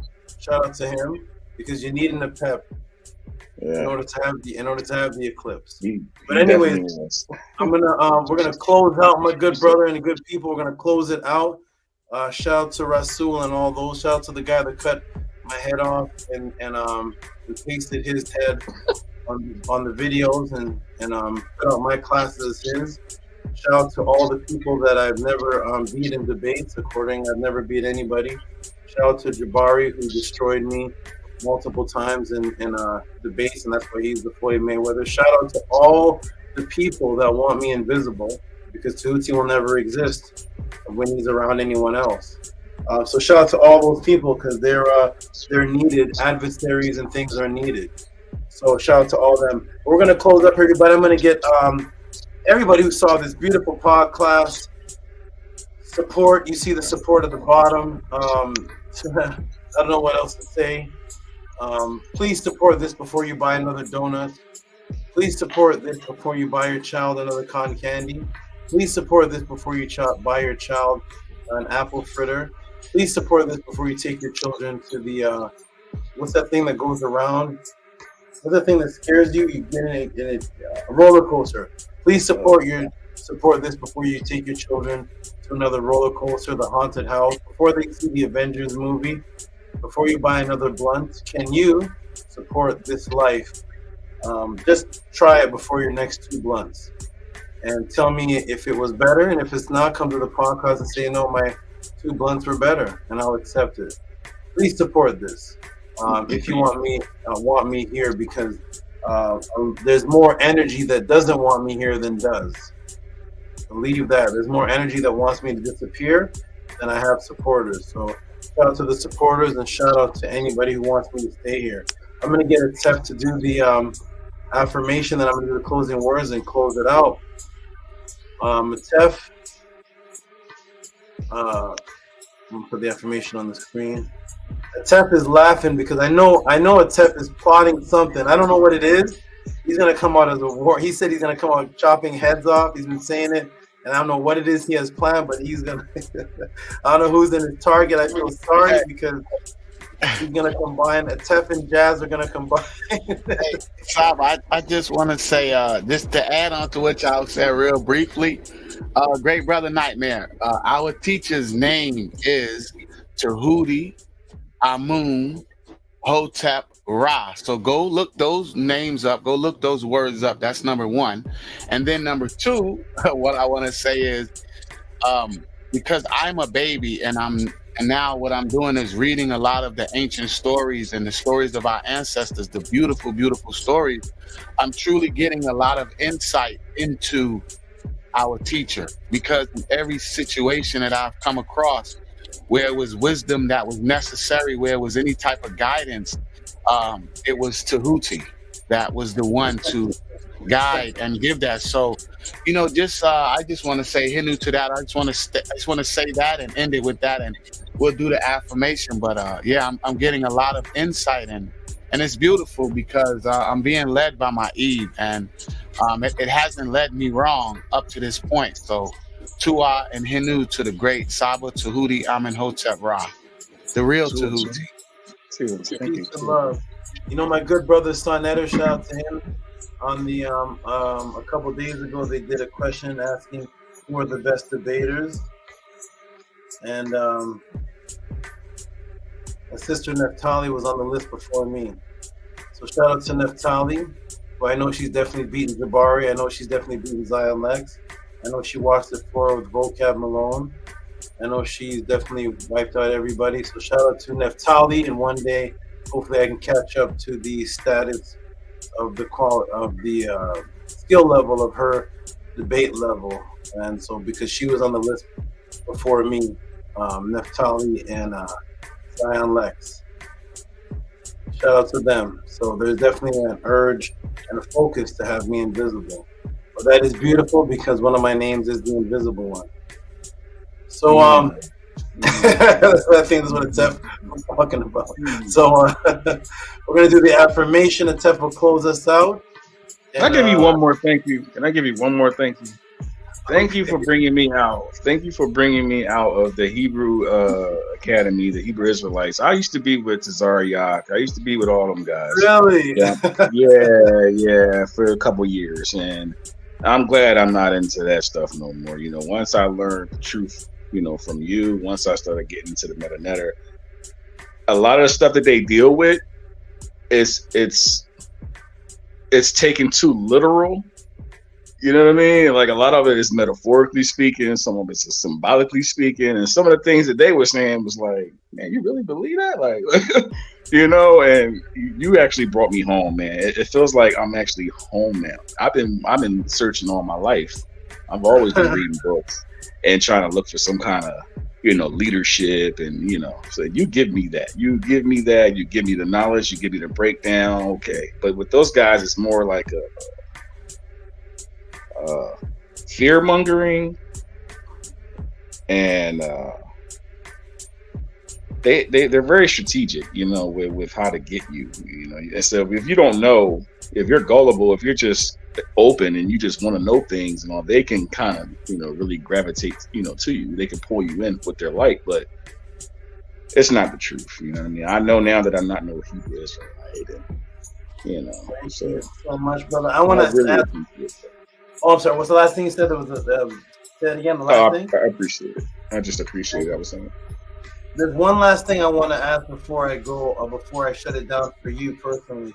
I want to ask you, when you were a Hebrew Israelite, where did you see me first? Just where did you see me while you were a Hebrew Israelite? Where did I see you? Yeah, while you were a Hebrew Israelite, before this knowledge converted you out of it, how did you see me? Is it on a priest or a debate or something? I believe, because I've seen you for about maybe 4 years now, 4 or 5 years now, and I think it was the Killer Priest podcast that I've seen you on, and I was weaning off of the Israelite stuff already, so it was weird because I just, you know, wanted to focus my energy on the Creator. Like, can you just show me give me somebody that can tell me the truth? I just want to know the truth, you know. And it was funny how I was like, okay, hold my hand, I'm gonna bleed you out of this real quick, but then you gotta go into this. And then when I came into this, it was like, oh, so now, okay, everything started coming full circle, you know, with different topics and situations that were going on, you know, even in the Bible. And I'm like, oh, okay, I get it. All right. But with those guys, they don't really explain things to you the right way. You know, they more fear mongering. They like to, you know, a lot of the guys was in it for the fad. You know, they were in it for the fad. They want to wear the garments. They want to wear, you know, the fringes. They, you know, but they don't know crap. They could, like you said earlier, you could dress like and be like and look like that, but that's not, you know, you don't represent no truth. Yeah, true. You know, all you want to do is debate and argue with everybody, and, you know, I just wasn't. Okay. Well, thank you, brother. I'm sorry. I used to always wanted to ask Killer Priest. I always wanted to ask Killer Priest because I believe he was I'm not sure if he was a 6 shield general, but I know that he was under the same general that I was under. You know, I think it was General Yohana. And I always wanted to ask Killer Priest, like, what made you, like, leave? But I would hear him talk about it a lot in his lyrics, though. So I was kind of confused. Like, is you still an Israelite, or what's going on? No, you would be surprised. I'm going to close out, my good brother. I appreciate your testimony. Definitely, and come early in the podcast. We'll build a little more. And I love that you told me what you told me tonight about converting out of it. I didn't know that. Thank you so much for that. Tef, we're going to do the affirmation, and then I'm going to close it out. I've been doing this, I think, around 13 hours of work on this. So we'll do the affirmation. Tef, you can go. Oh, let me get that at the bottom. Move this out the bottom, and let me turn this. Okay, go ahead, Tef. Okay, on the count of 3. 1, 2, 3. Unki and Ma'at. An NS. Nintet or set and Ma'at. Min Hapapet and Ma'at, her in Hu Kiwi, per Iku. I live for Ma'at. I exist within her. I do not speak in the place of Ma'at. Every day I advance towards Ma'at. My being is surrounded in darkness. I come forth as conscious light. Wonderful. Thank you, Atef, very much. Let me get there. Okay, everybody, I'm going to go big screen and close this out. It's been another 11 hours. Shout out to Atef, peace and love. Primordial Pop, peace and love. Nightmare, peace and love. Manko Ra, peace and love. I'm going big screen for the closeout.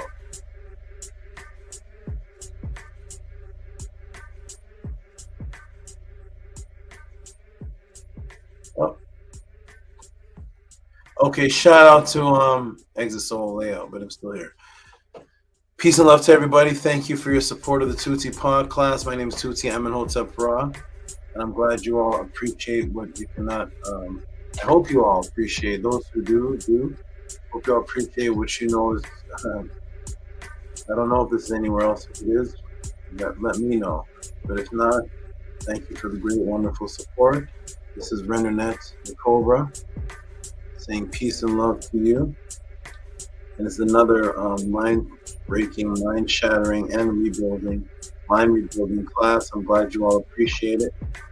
You all that are supporting are the best on the planet because you appreciate the best thing, and that is the House of the 10, Tehuti podcast. And we all love you, and we all love the support that you are all giving to the ancient Tehuti teachings of the NETERTI. It is a wonderful day, a wonderful night. Peace and love.